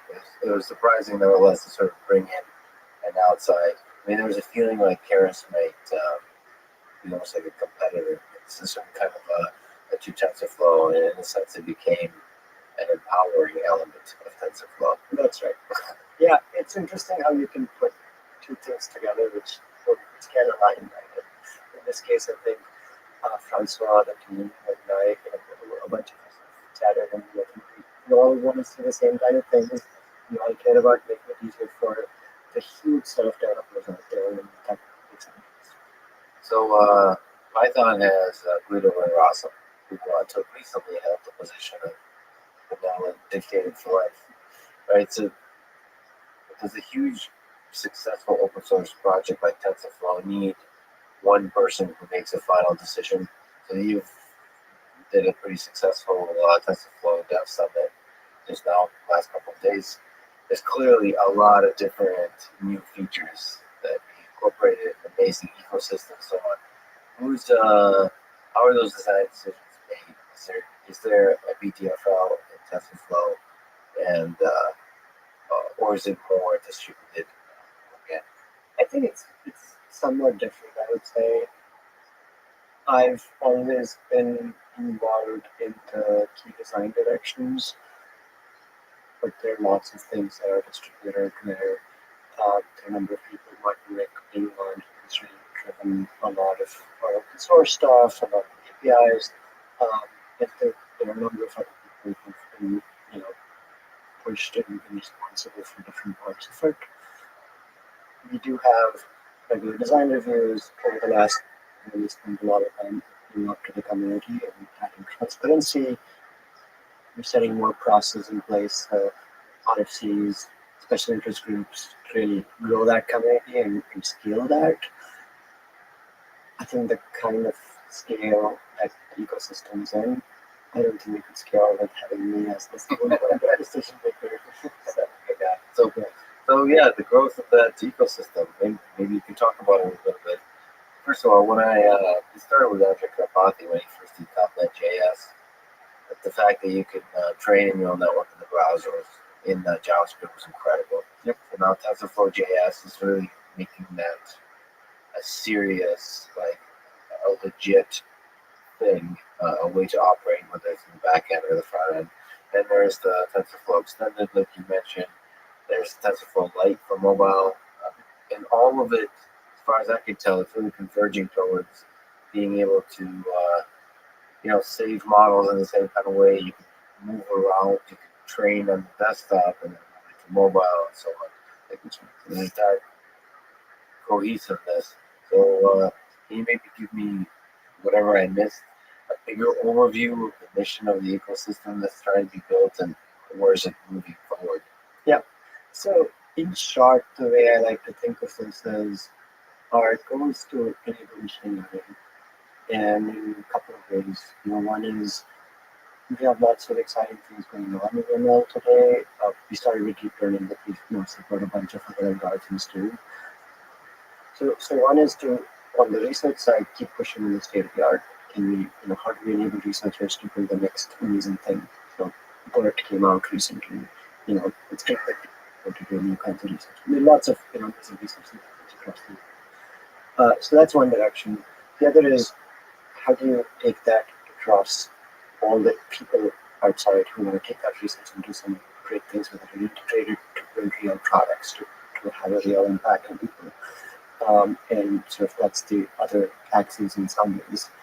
At a high level, one way I think about it is there are a crazy number of compute devices across the world. And we often used to think of ML and training and all of this as something you can do in the workstation or the data center or cloud. But we see things running in the phones, we see things running on really tiny chips, and we get some demos of the developer summit. And so the way I think about this ecosystem is how do we help get machine learning on every device that has a compute capability? And that continues to grow. And so in some ways, this ecosystem has looked at various aspects of that and grown over time to cover more of those, and we continue to push the boundaries. In some areas, we've built more tooling and things around that to help you. And the first tool we started was TensorBoard. We are learning just the training piece. VFX or TensorFlow Extended to really do your entire pipelines if you're care about all that production stuff. But then going to the edge, going to different kinds of things. And it's not just us now. They're a place where there are lots of libraries being built on top. So there's some for research, maybe things like TensorFlow agents, TensorFlow probability that started as research things, or for researchers for focusing on certain kinds of algorithms. They're also being deployed or used by production folks. And some have come from within Google, just teams across Google who wanted to build these things. Others have come from just the community because there are different pieces that different parts of the community care about. And I see our goal as enabling even that, right? It's not, we cannot and won't build every single thing. That just doesn't make sense. But if you can enable others to build the things that they care about, and there's a broader community that cares about that, and we can help encourage that, and that's great. That really helps the entire ecosystem, not just those. One of the big things about 2.0 that we're pushing on is, okay, we have these so many different pieces, right? How do we help make all of them work well together? So there are a few key pieces there that we're pushing on. One being the quad format and then how we share models themselves through stable model and what TensorFlow Hub and so on. And a few of the pieces that really put this together. I was very skeptical of that. When TensorFlow.js came out, I didn't see it, or Deep Learning JS. Yeah, that was first. It seemed like technically a very difficult project. As a standalone, it's not as difficult, but as a thing that integrates into the ecosystem, it's very difficult. So, yeah, I mean, there's a lot of aspects of this to make it easy, but And the technical side, how many challenges have to be overcome there? A lot. And still have to be overcome. Yes. That's the Yes. question here too. There are lots of steps to it. I think they've iterated over the last few years. So there's a lot we've learned. Yeah. Often when things come together well, things look easy. And that's exactly the point. It should be easy for the end user, but there are lots of things that go behind that. If I think about still challenges ahead, there are, we have a lot more devices coming on board, for example, from the hardware perspective. How do we make it really easy for these vendors to integrate with something like TensorFlow? Right? So there's a lot of compiler stuff that others are working on. There are things we can do in terms of our APIs and so on that we can do. As we, TensorFlow started as a very monolithic system, and to some extent it still is. There are lots of tools around it, but the core is still pretty large and monolithic. One of the key challenges for us to scale that out is how do we break that apart with clearer interfaces. It's, in some ways it's software engineering 101, but for a system that's now 4 years old, I guess, or more, and that's still rapidly evolving and that you're not slowing down with, it's hard to change and modify and really break apart. It's sort of like, as people say, right? It's like changing things into the color and the version benefits. That's exactly what we're going to do. So there's a challenge here because the downside of so many people being excited about TensorFlow and coming to rely on it in many of their applications is that you're kind of responsible. It's the technical debt. You're responsible for previous versions to some degree still working. So when you try to innovate, it's probably easier to just start from scratch every few months. Absolutely. So do you feel the pain of that? 2.0 does break some back compatibility, but not too much. It seems like the conversion is pretty straightforward. Do you think that's still important given how quickly deep learning is changing? Can you just the things that you learn, can you just start over, or is there pressure to not? It's a tricky balance. So if it was just a researcher writing a paper who a year later will try to look at that code again, sure, it doesn't matter. There are a lot of production systems that rely on TensorFlow, both at Google and across the world, and people worry about this. These systems run for a long time. So it is important to keep that compatibility and so on. And yes, it does come with a huge cost. We have to think about a lot of things as we do new things and make new changes. I think it's a trade-off, right? You might slow certain kinds of things down, but the overall value you're bringing because of that is much bigger because it's not just about breaking the person yesterday. It's also about telling the person tomorrow that, this is how we do things. We're not going to break you when you come on board because there are lots of new people who are also going to come on board. One way I like to think about this, and I always push the team to think about it as well. When you want to do new things, you want to start with a clean slate. Design with a clean slate in mind. And then we'll figure out how to make sure all the other things work. And yes, we do make compromises occasionally. But unless you design with a clean slate and not worry about that, you'll never get to a good place. That's brilliant. So even if you are responsible when you're in the idea stage and you're thinking of new, you just put all that behind you. That's right. Okay, that's really good look. But so I have to ask this because a lot of students, developers ask me how I feel about PyTorch versus TensorFlow. So I've recently completely switched my research group to TensorFlow. I wish everybody would just use the same thing, and TensorFlow is as close to that, I believe, as we have. But do you enjoy competition? So TensorFlow is leading in many ways, many dimensions, in terms of ecosystem, in terms of number of users, momentum, power, production level, so on. But a lot of researchers are now also using PyTorch. Do you enjoy that kind of competition, or do you just ignore it and focus on making TensorFlow the best? So just like research or anything people are doing, right? It's great to get different kinds of ideas. And when we started with TensorFlow, like I was saying earlier, one, it was very important for us to also have production in mind. We didn't want just research, right? And that's why we chose certain things. Now, PyTorch came along and said, you know what, I only care about research. This is what I'm trying to do. What's the best thing I can do for this? And it started iterating and said, okay, I don't need to worry about graphs. Let me just run things. I don't care if it's not as fast as it can be, but let me just make this part easy. And there are things you can learn from that, right? They again had the benefit of seeing what had come before, but also exploring certain different kinds of spaces, and they had some good things there, building on, say, things like Java and before that. So competition is definitely interesting. It made us, this is an area that we thought about, like I said, very early on.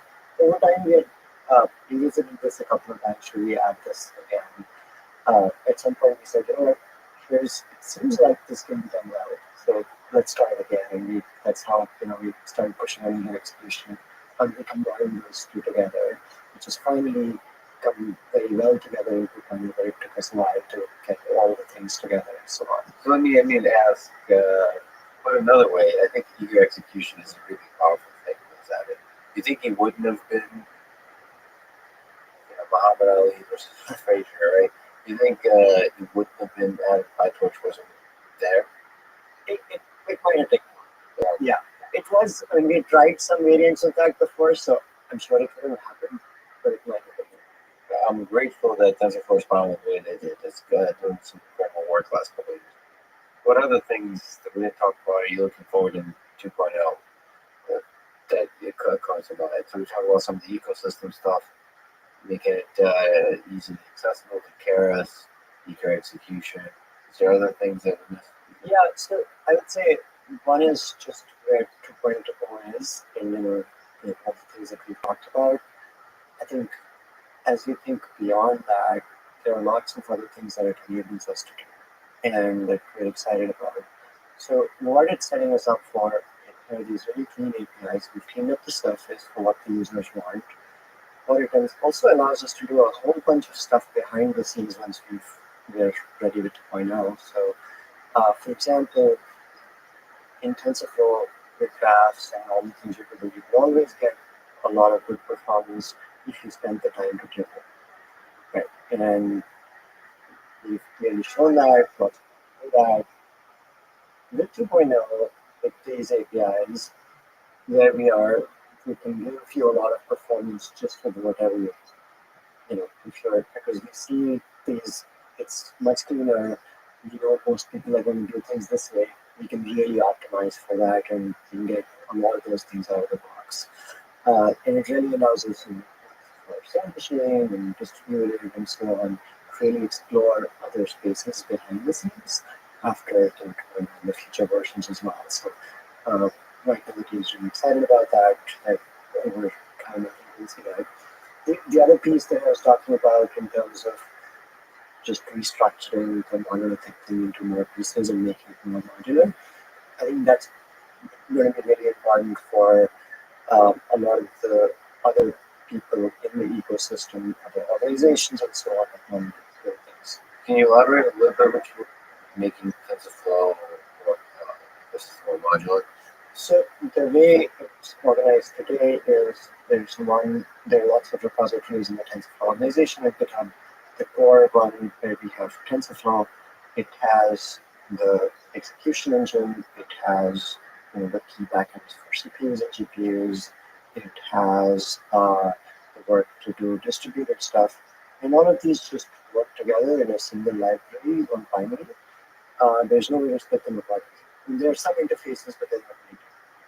In a perfect world, you would have clean interfaces where, okay, I want to run it on my fancy cluster with some custom networking, just implement this into that. I mean, we kind of support that, but it's hard for people. I think as we're starting to see more interesting things in some of these spaces, having that clean separation will really start to help. And again, going to the large size of the ecosystem and the different groups involved there, enabling people to evolve and push on things more independently, it just allows it to scale better. And by people, you mean individual developers And organizations. and organizations. So the hope is that every sort of major, I don't know, Pepsi or something uses, like major corporations go to TensorFlow to this kind of. Yeah, if you look at enterprise like Pepsi or these, a lot of them are already using TensorFlow. They are not the ones that do the development or changes in the code. Some of them do, but a lot of them don't. That's about research. There are lots of these, some of them being, let's say, hardware vendors who are building their custom hardware and they want their own pieces, or some of them being bigger companies, say IBM, and they're involved in some of our special interest groups. And they see a lot of users who want certain things and they want to optimize for that. So folks like that. Autonomous vehicle companies, perhaps. Exactly, yes. So, yeah, like I mentioned, TensorFlow has been downloaded 41 million times, 50,000 commits, almost 10,000 pull requests, and 1,800 contributors. So, I'm not sure if you can explain it, but what does it take to build a community like that? What, if in retrospect, what do you think? What is the critical thing that allowed for this growth to happen, and how does that growth continue? Yeah. Yeah, that's an interesting question. I wish I had all the answers there, so we could replicate it. I think there are a number of things that need to come together, right? One, just like any new thing, is there's a sweet spot of timing, what's needed, does it grow with what's needed? So in this case, for example, TensorFlow is not just growing because it was a good tool, it's also growing with the growth of deep learning itself. So those factors come into play. Other than that, I think just listening to the community what they need, being open to, like in terms of external contributions, we've spent a lot of time in making sure we can accept those contributions well, we can help the contributors in adding those, putting the right processes in place, getting the right kind of community, welcoming them, and so on. Like over the last year, we've really pushed on transparency. That's important for an open source project. People want to know where things are going, and they're like, okay, here's a process where you can do that, here are RFCs and so on. So thinking through, there are lots of community aspects that come into that you can really work on. As a small project, it's easy to do because there's like 2 developers and you can do those. As you go, putting more of these processes in place, thinking about the documentation, thinking about what do developers care about, what kind of tools would they want to use, all of these things. So one of the big things that feeds the TensorFlow fire is people building something on TensorFlow, and implement a particular architecture that does something cool they use for it. Then they put it out on GitHub, and so it just feeds this growth. Do you have a sense that in 2.0 and 1.0 that there may be a little bit of a partitioning, like there's in Python 2 and 3, that there'll be a code base in the older version of TensorFlow that will not be as compatible easily, or are you pretty confident that kind of conversion is pretty natural and easy to do? So we're definitely working hard to make that very easy to do. There's lots of tooling that we talked about at the Developer Summit this week, and we continue to invest in that tooling. It's when you think of these significant version changes, that's always a risk, and we're really pushing hard to make that transition very, very smooth. I think so at some level, people want to move and they see the value in the new thing. They don't want to move just because it's a new thing. And some people do, but most people want a really new thing. And I think over the next few months, as people start to see the value, we'll definitely see that shift happening. So I'm pretty excited and confident that we can see. As you said earlier, the speed is also moving rapidly, so that will help because we can do the right things, and the new things will clearly happen in 2.x. So people will have lots of good reasons to move. So what do you think TensorFlow 3.0 looks like? Are things happening so crazy that even at the end of this year seems impossible to plan for? Or is it possible to plan for the next 5 years? I think it's tricky. there are some things that we can expect in terms of change. Yes, change is going to happen. Uh, are there some things going to stick around and some things not going to stick around? I would say that the basics of deep learning, say convolutional models or the basic kind of things, they'll probably be around in some form still in 5 years.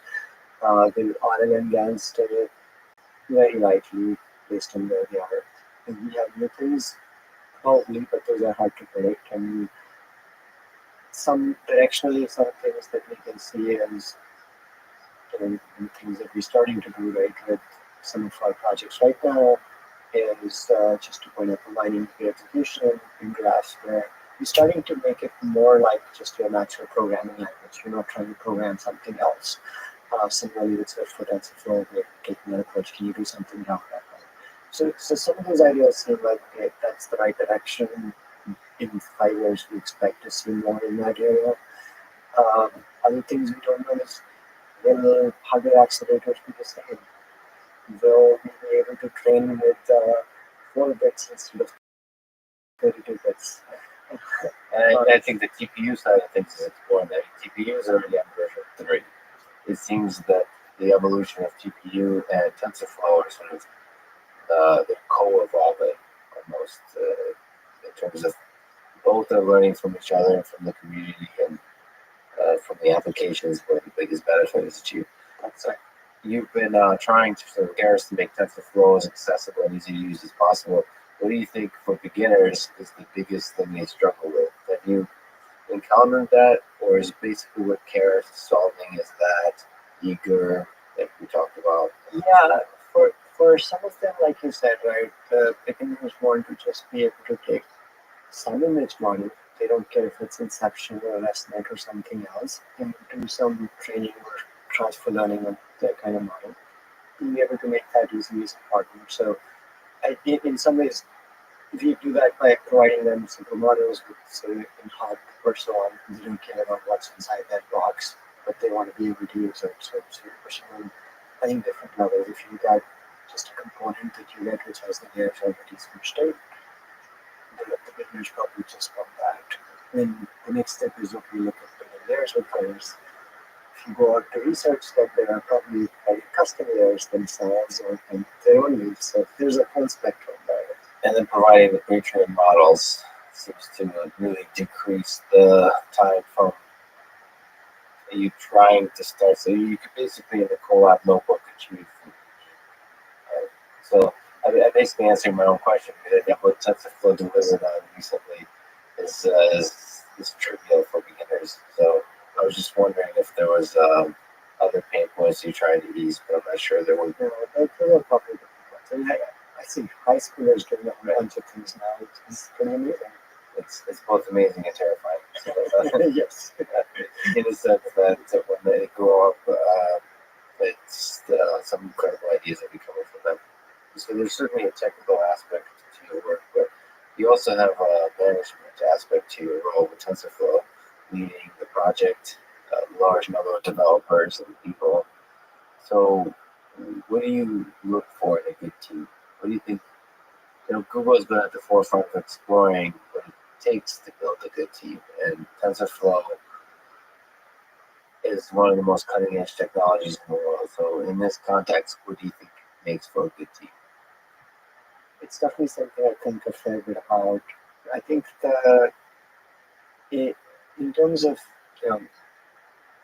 the team being able to deliver something well, one of the things that's important is a cohesion across the team. So being able to execute together and doing things. It's not like at this scale, an individual engineer can only do so much. There's a lot more that they can do together. Even though we have some amazing superstars across Google and in the team, but there's, often the way I see it is the product of what the team generates is way larger than the whole or each individual put together. And so how do we have all of them work together with the culture of the team itself? Hiring good people is important. But part of that is it's not just that we hire a bunch of smart people and throw them together and let them do things. It's also people have to care about what they think, and people have to be motivated for the right kind of things. That's often an important factor. Um, and finally, how do you put that together with somewhat unified vision of where we want to go? So, are we all looking in the same direction, or what's going on with it? And sometimes it's a mix. Google's a very bottom-up organization in some sense. Also, research even more so, and that's how we started. But as we've become this larger product and ecosystem, I think it's also important to combine that now with mix of okay, here's the direction we want to go in.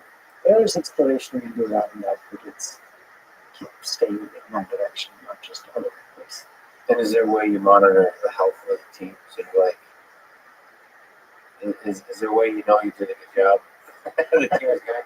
Like, I mean, you're sort of you're saying nice things, but it's sometimes difficult to determine how aligned. Yes. Because it's not binary. It's not like there's tensions and complexities and so on. And the other element of this superstars, there's so much. Even at Google, such a large percentage of work is done by individual superstars too. So there's and sometimes those superstars can be against the dynamic of the team, those tensions. And it was I mean, I'm sure TensorFlow might be a little bit easier because the mission of the project is so beautiful. You're at the cutting edge, so it's exciting. Yeah. But then you have struggled with that because of the challenges.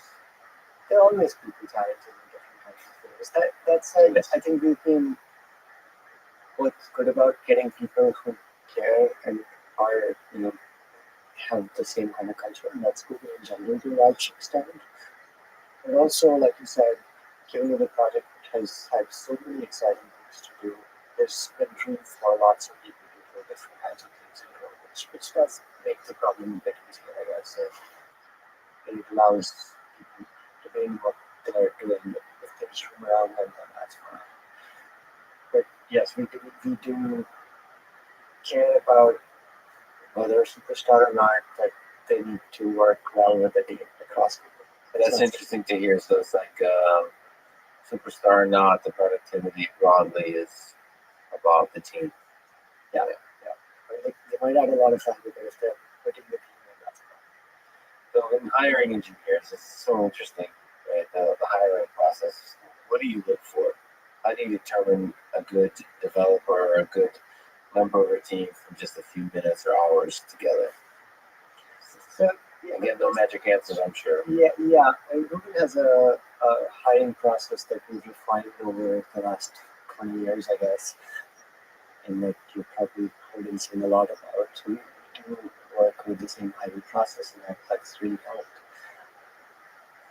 For me in particular, I would say, in addition to the core technical skills, what does matter is their motivation in what they want to do. Because if that doesn't align well with where they go, that's not going to lead to long-term success for them or the team. And I think that becomes more important the more senior the person is, but it's important that not even the junior most engineers, they're not motivated to do what they're trying to do.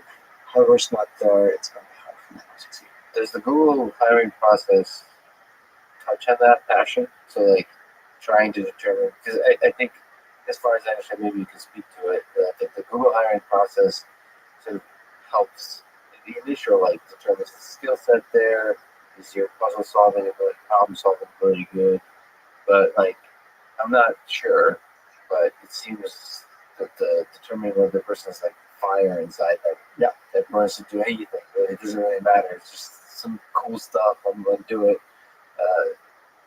That I don't know. Is that something that ultimately ends up when they have a conversation with you, or once it gets closer to? So one of the things we do have as part of the process is just a culture fit, like part of the interview process itself, in addition to just the technical skills. Each engineer or whoever the interviewer is supposed to rate the personal culture and the culture fit for Google. So that is definitely part of the process. Now, there are various kinds of projects and different kinds of things. So there might be variants in the kind of culture you want there and so on. And yes, that does vary. So, for example, TensorFlow has always been a fast-moving project, and we want people who are comfortable with that. But at the same time, now, for example, we are at a place where we also have a full-fledged product, and we want to make sure things that work really, really work. Like you can't cut corners on them. So that balancing that out and finding the people who are the right fit for those is and I think those kind of things do vary a bit across projects and teams and product areas across Google. And so you'll see some differences there in the final checklist. But a lot of the core culture, it comes along with just engineering excellence and so on. What is the hardest part of your job? I think you pick, I guess. It's fun, I would say. Like hard, yes. I mean, lots of things at different times. I think that does vary. So let me clarify that difficult things are fun. Yeah. When you solve them, right? So Yes. it's fun in that sense. I think the key to a successful thing across the board, and in this case, it's a large ecosystem now, but even a small product, is striking that fine balance across different aspects of it. Sometimes it's how fast you go versus how perfect it is. Sometimes it's how do you involve this huge community? Who do you involve, or do you decide, okay, now it's not a good time to involve them because it's not the right fit? Or sometimes it's saying no to certain kinds of things. Those are often the hard decisions. Some of them you make quickly because you don't have the time. Some of them you get time to think about them, but they're always hard. So both choices are pretty good. It's those decisions. What about deadlines? Is this you find TensorFlow to be driven by deadlines to the degree that a product might, or is there still a balance to where it's less deadline? You had the Dev Summit. They came together incredibly. It looked like there was a lot of moving pieces and so on. So that did that deadline make people rise to the occasion, releasing TensorFlow 2.0 Alpha? I'm sure that was done last minute as well. How do you like the ended up to the Yes. up to the point? Again, it's one of those things that's you need to strike the good balance. There's some value that deadlines bring. That does bring a sense of urgency to get the right things together instead of getting the perfect thing out. You need something that's good and works well. And the team definitely did a great job in putting that together. So I was very amazed and excited by everything that together. That said, across the year, we try not to put artificial deadlines. We focus on key things that are important, figure out how much of it's important, and when we are developing in the open, both internally and externally, everything's available to everybody. So you can take a look at where things are. We do releases at a regular cadence, so fine if something doesn't necessarily end up with this one, it will end up in the next release in a month or two. And that's okay if you want to keep moving as fast as we can in these different areas. Because we can iterate and improve on things. Sometimes it's okay to put things out that aren't fully ready. We make sure it's clear, like, okay, this is experimental, but it's out there if you want to try it. The feedback, that's very, very useful. I think that quick cycle and quick iteration is important. That's what we often focus on rather than which deadline we will. Is 2.0, is there pressure to make that stable? Or, like, for example, WordPress 5.0 just came out, and there was no pressure to it was a lot of build updates, delivered way too late, and they said, okay, well, but we're going to release a lot of updates really quickly to improve it.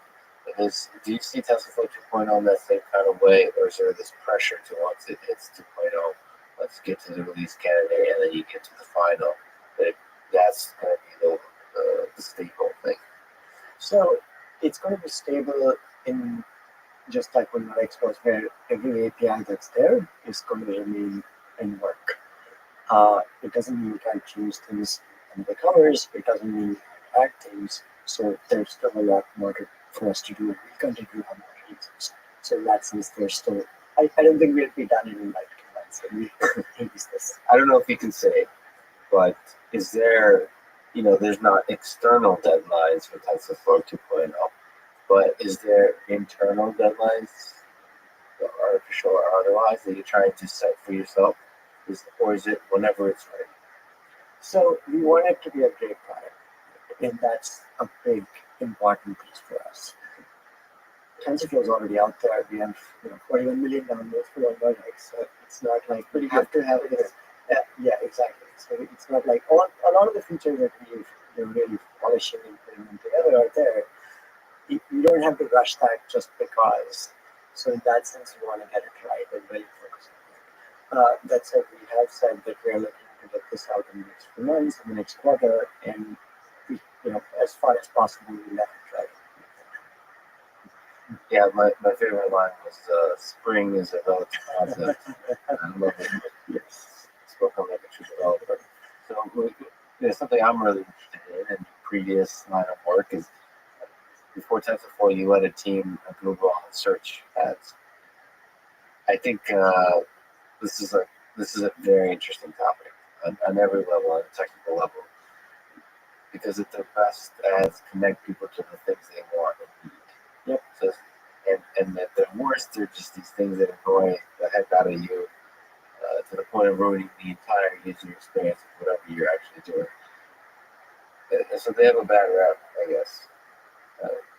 And so on the other end, this connecting users to the thing they need and want is a beautiful opportunity for machine learning to shine. Like huge amounts of data that's personalized, you kind of map to the thing they actually won't get annoyed. So what have you learned from this? Like, Google that's leading the world in this aspect. What have you learned from that experience? And what do you think is the future of ads? Take you back to the Yes, it's been a while, but I totally agree with what you said.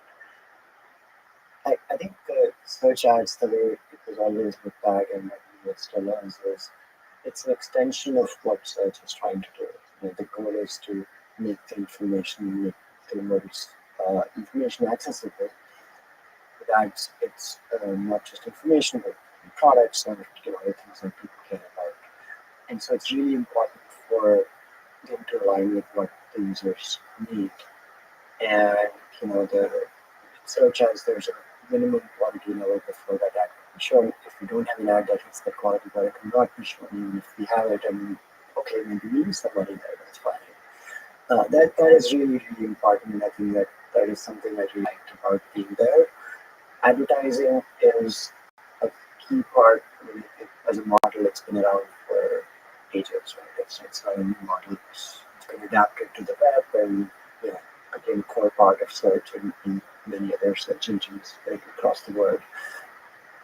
I do hope, like you said, there are aspects of ads that are annoying, and I go to our website and if it just keeps popping an ad in my face, not that maybe that's going to be annoying to me. So I hope we can strike that balance between showing a good ad where it's valuable to the user and provides the monetization to the service.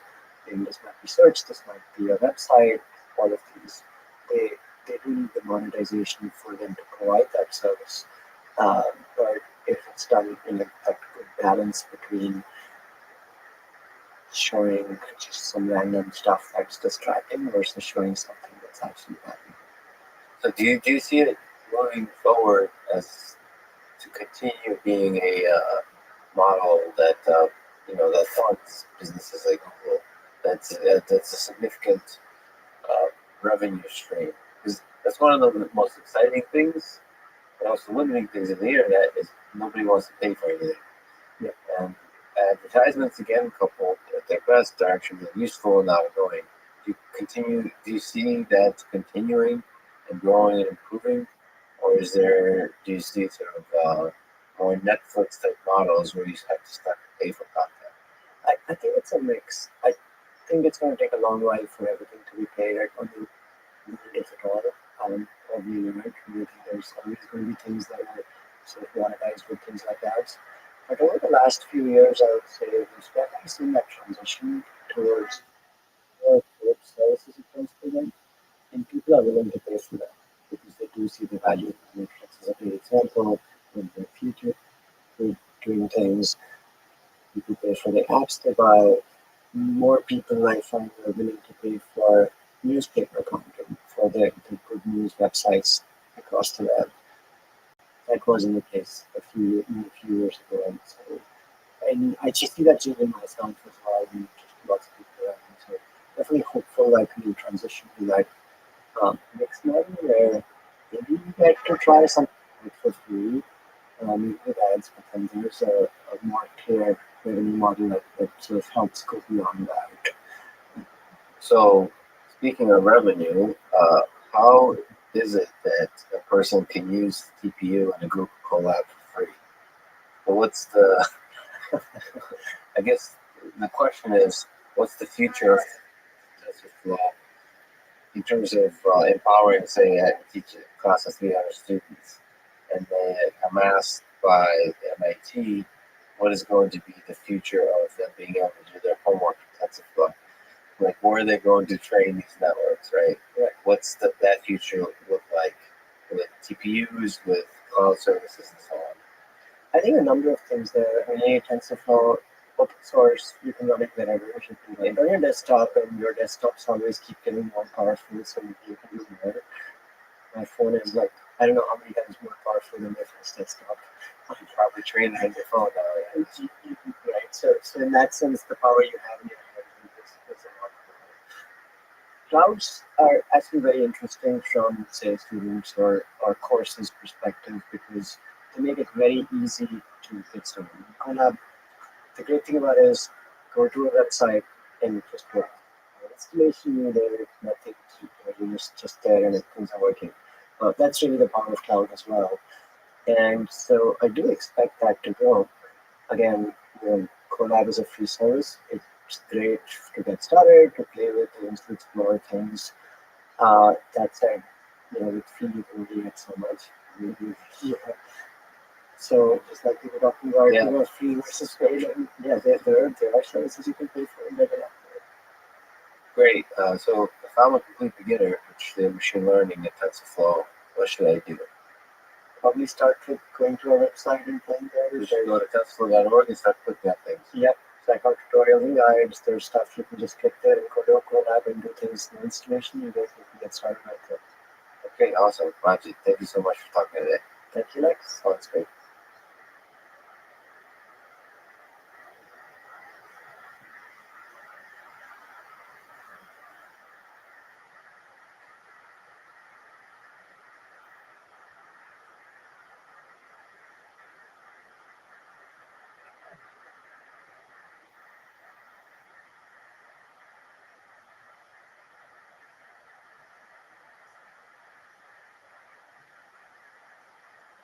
The following is a conversation with Peter Rabbi.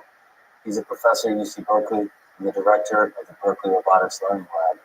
He's one of the top researchers in the world working on how to make robots understand and interact with the world around them, especially using imitation and deep reinforcement learning.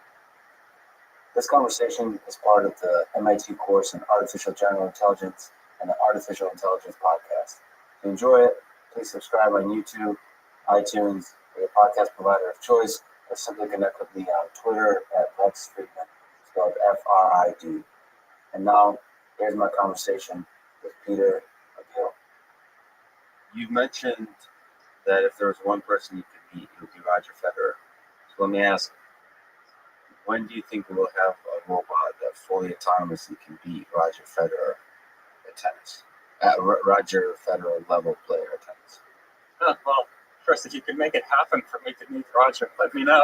In terms of getting a robot to beat him at tennis, it's kind of an interesting question because for a lot of the challenges we think about in AI, the software is really the missing piece. But for something like this, the hardware is nowhere near either.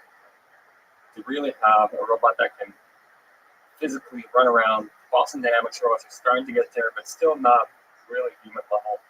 The ability to run around and then swing a racket. So you think that's a hardware problem? I don't think it's a hardware problem only. I think it's a hardware and a software problem. I think it's both. They'll have independent progress. So I'd say the hardware maybe in 10, 15 years. The clay, not grass. I mean, grass is With the probably sliding. yeah. Oh, the clay. I'm not sure what's harder, grass or clay. The clay involves sliding, which might be harder to master, actually. Yeah. But you're not limited to bipedal. I mean, I'm sure there's Well, if we can build a machine, it's a whole different question, of course. You know, if you can say, okay, this robot can be on wheels, it can move around on wheels, and can be designed differently, then I think that can be done sooner probably than a full humanoid type of setup. What do you think swing a rack? So you've worked at basic manipulation. Mm-hmm. How hard do you think is the task of swinging a racket with being able to get a nice backhand or a forehand? Let's say we just set up stationary, a nice robot arm, let's say, a standard industrial arm, and can watch the ball come and then swing the racket.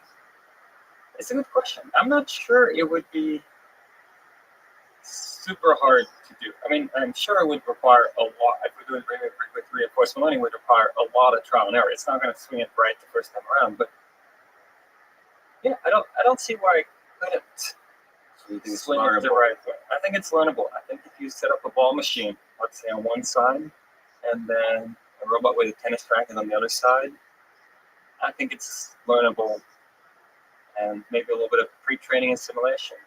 Yeah, I think that's feasible. I think that swinging the racket is feasible. It'd be very interesting to see how much precision it can get. Because I mean that's where some of the human players can hit it on the lines, which is very high precision with spin. The spin is interesting. Whether RL could learn to put a spin on the ball. Well, you got me interested. Maybe someday we'll set this Okay, up. sure. You got me intrigued. Your answer is basically, okay, for this problem it sounds fascinating, but for the general problem of a tennis player, it might be a little bit farther away. What's the most impressive thing you've seen a robot do in the physical world? So, physically, for me, it's the Boston Dynamics videos. Always just bring home and just super impressed. Recently, the robot running up the stairs, doing the parkour type thing. I mean, yes, we don't know what's underneath. They don't really provide a lot of detail, but even if it's hard-coded underneath, which it might or might not be, just the physical abilities of doing that parkour, that's very impressive. So, right there. Have you met Spot Mini or any of those robots in person? I met Spot Mini last year in April at the Mars event that Jeff Bezos organizes. They brought it out there, and he was nicely following around Jeff. When Jeff left the room, they had it following him along, which was pretty impressive. So I think there's some confidence to know that there's no learning going on amongst robots. The psychology of it, so while knowing there's not, if there's any learning going on, I met Spot Mini earlier this year, and knowing everything that's going on, having one-on-one interaction, so I got to spend some time alone. And there's immediately a deep connection on the psychological level. Even though you know the fundamentals, how it works, there's something magical. So, do you think about the psychology of interacting with robots in the physical world? Even you just showed me compared to the robot, and there was a little bit something like a face, and a little bit something like a face. There's something that immediately draws you to it. Do you think about that aspect of robotics problem? Well, it's very hard with Brent here. We give him a name, Berkeley Robot for the elimination of tedious tasks. It's very hard to not think of the robot as a person, and it seems like everybody calls him a he for whatever reason, but that also makes it more a person than if it was an it. And it seems pretty natural to think of it that way. This past weekend really struck me. I've seen Pepper many times on videos. But then I was at an event organized this was by Fidelity, and they had scripted Pepper to help moderate some sessions. And you had scripted Pepper to have the personality of a little bit. And it was very hard to not think of it as its own person in some sense, because it was just going to it would just jump into conversation, making it very interactive. moderator would be saying, Pepper would just jump in, hold on, how about me? And I participated in this doing it, just like, okay, this is like a person. And that was 100% scripted. And even then, it was hard not to have that sense of somehow there is something there. So as we have robots interact in this physical world, is that a signal that could be used in reinforcement learning? You've worked a little bit in this direction, but do you think that psychology can be somehow pulled in? Yes, that's a question I'd say a lot of people ask. And I think part of why they ask it is they're thinking about how unique are we really still as people? Like after they see some results, they see a computer play Go, they say computer do this, that, they're like, okay, but can it really have emotion? Can it really interact with us in that way? And then once you're around robots, you already start feeling it. And I think that kind of maybe methodologically, the way that I think of it is when something like reinforcement learning is about optimizing some objective.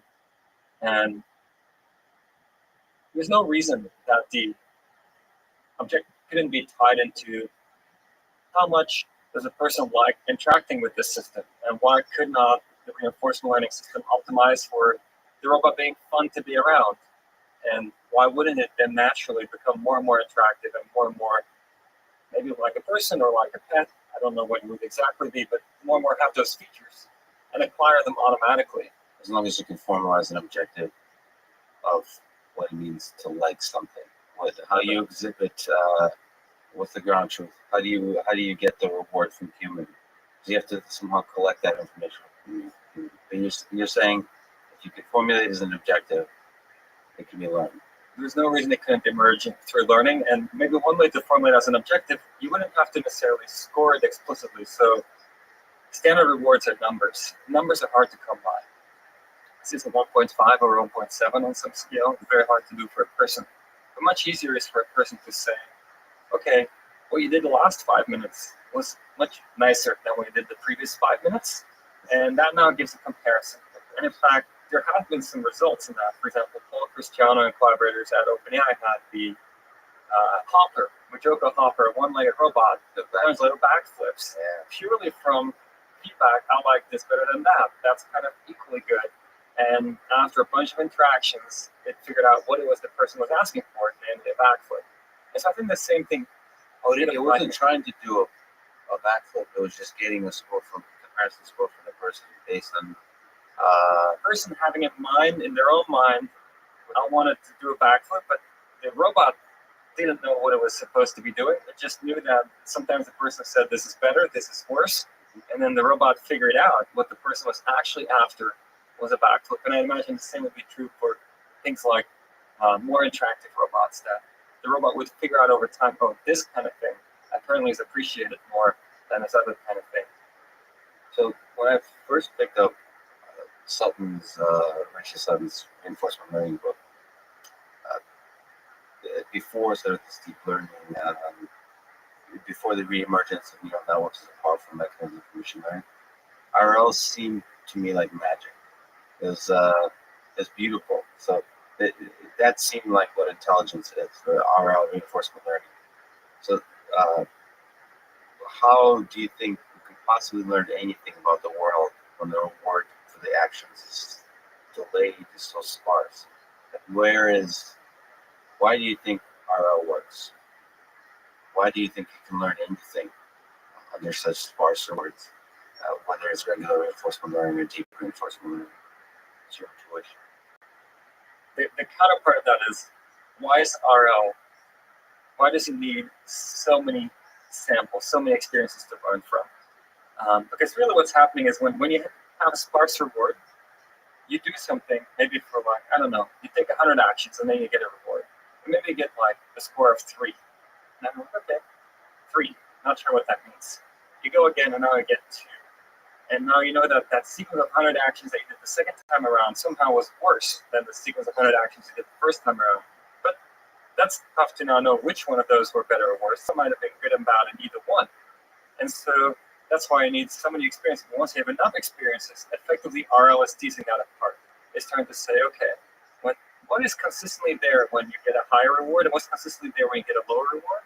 And then kind of the magic of sometimes the policy brain update is to say, Now let's update the neural network to make the actions that were kind of present when things are good more likely, and make the actions that are present when things are not as good less likely.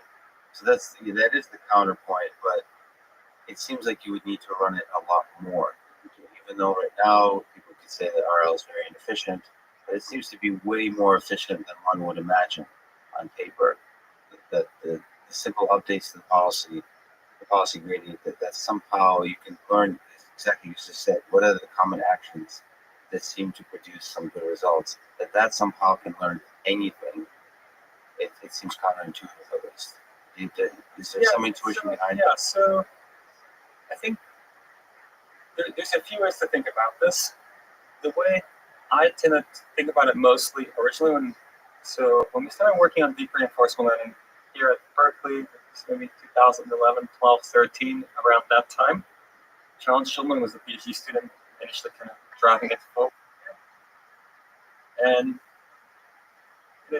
the way we thought about it at the time was, if you think about rectified linear units or kind of rectified type neural networks, what do you get? You get something that's piecewise linear feedback control. And if you look at the literature, linear feedback control is extremely successful. It can solve many, many problems surprisingly well. I remember, for example, when we did helicopter flight, if you're in a stationary flight regime, not a non-stationary, but a stationary flight regime like hover, you can use linear feedback control to stabilize a helicopter, a very complex dynamical system, but the controller is relatively simple. And so I think that's a big part is that if you do feedback control, even though the system you control can be very, very complex often, relatively simple control architectures can already do a lot. But then also just linear is not good enough. And so one way you can think of these neural networks is that as soon as they tile the space, which people were already trying to do more by hand or with finite state machines, say this linear controller here, this linear controller here. Neural network learns to tile the space and say linear controller here, not a linear controller here, but it's more subtle than that. And so it's benefiting from this linear control aspect, it's benefiting from the tiling, but it's somehow tiling it one dimension at a time. Because if, let's say, you have a two-layer network, even that hidden layer, you make a transition from active to inactive or the other way around. That is essentially one axis, but not axis aligned, but one direction that you change. And so you have this kind of very gradual tiling of the space. We have a lot of sharing between the linear controllers that tile the space. And that was always my intuition as to why to expect that this might work pretty well. It's essentially leveraging the fact that linear feedback control is so good, but of course not enough. And this is a gradual tiling of the space with linear feedback controls that share a lot of expertise across them. So that's really nice situation. Do you think scales to the more general problems of we start going up with the number of control dimensions when you start going down in terms of how often you get a clean reward signal? Does that intuition carry forward to those crazier, weirder worlds that we think of as the real world? So I think where things get really tricky in the real world compared to the things we've looked at so far with great success in reinforcement learning is the time scales, which takes us to an extreme. So when you think about real world, I mean, I don't know, maybe some student decided to do a PhD here, right? Okay, that's a decision, that's a very high level decision. But if you think about their lives, I mean, any person's life, it's a sequence of muscle fiber contractions and relaxations, and that's how you interact with the world. And that's a very high frequency control thing, but it's ultimately what you do, how you affect the world. Until I guess with brain readings, you can maybe do it slightly differently, but typically that's how you affect the world. And the decision of doing a PhD is like so abstract relative to what you're actually doing in the world. And I think that's where credit assignment becomes just completely beyond what any current RL algorithm can do. And we need hierarchical reasoning at a level that is just not available at all yet. Where do you think we can pick up hierarchical reasoning? About which mechanisms? Yeah, so maybe let me highlight what I think the limitations are of what already was done 20, 30 years ago. In fact, you'll find reasoning systems that reason over relatively long horizons. But the problem is that they were not grounded in the real world. So people would have to hand design some kind of logical, dynamical descriptions of the world, and that didn't tie into perception. And so it didn't tie into real objects and so forth. And so that was a big gap. Now with deep learning, we start having the ability to really see with sensors, process that, and understand what's in the world. And so it's a good time to try to bring these things together. And I see a few ways of getting there. One way to get there would be to say deep learning can get bolted on somehow to some of these more traditional approaches. Now, bolted on would probably mean you need to do some kind of end-to-end training where you say, my deep learning processing somehow leads to a representation that in turn uses some kind of traditional underlying dynamical systems that can be used for planning. And that's, for example, the direction Aviv Tamar and Bernard Kuritage here have been pushing with causal infoGAN, and of course other people too. That's one way. Can we somehow force it into the form factor that is amenable to reasoning? Another direction we've been thinking about for a long time and didn't make any progress on was more information theoretic approaches. So the idea there was that what it means to take high-level action is to take and choose a latent variable now that tells you a lot about what's going to be the case in the future, because that's what it means to take a high-level action.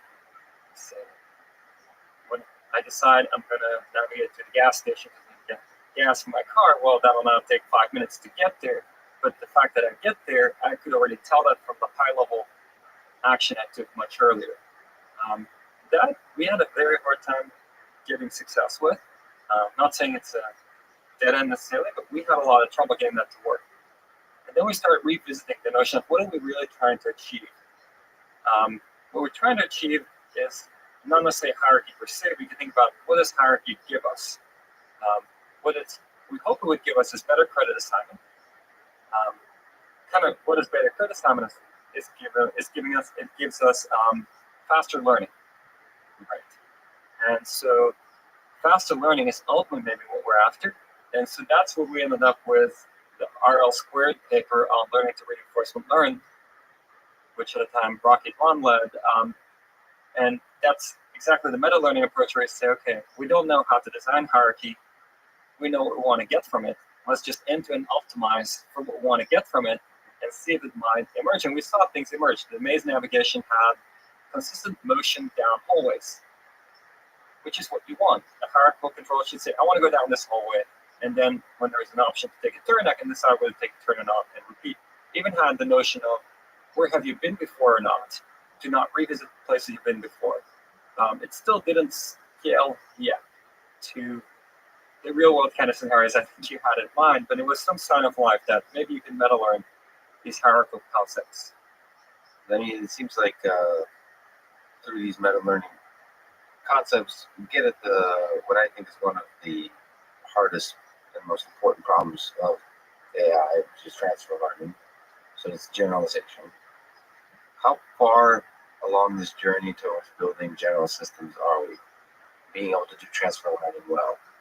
So there's some signs that you can generalize a little bit, but do you think we're on the right path, or is totally different breakthroughs are needed to be able to transfer knowledge between different learning models?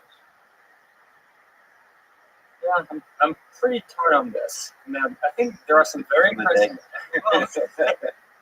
There's just some very impressive results already, right? I mean, I would say even with the initial kind of big breakthrough in 2012 with AlexNet, right? The initial thing is, okay, great. This does better on ImageNet, hence image recognition. But then immediately thereafter, there was, of course, the notion that, wow, what was learned on ImageNet and you now want to solve a new task, you can fine-tune AlexNet for new tasks. And that was often found to be the even bigger deal, that you learned something that was reusable, which was not often the case before. Usually machine learning, you learn something for one scenario and that was it.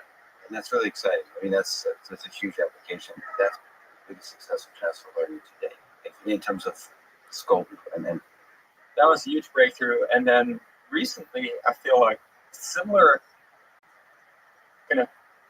by scaling things up, it seems like this has been expanded upon. Like people training even bigger networks, they might train even better. If you looked at, for example, some of the OpenAI results on language models and some of the recent Google results on language models, they're learned for just prediction, and then they get reused for other tasks.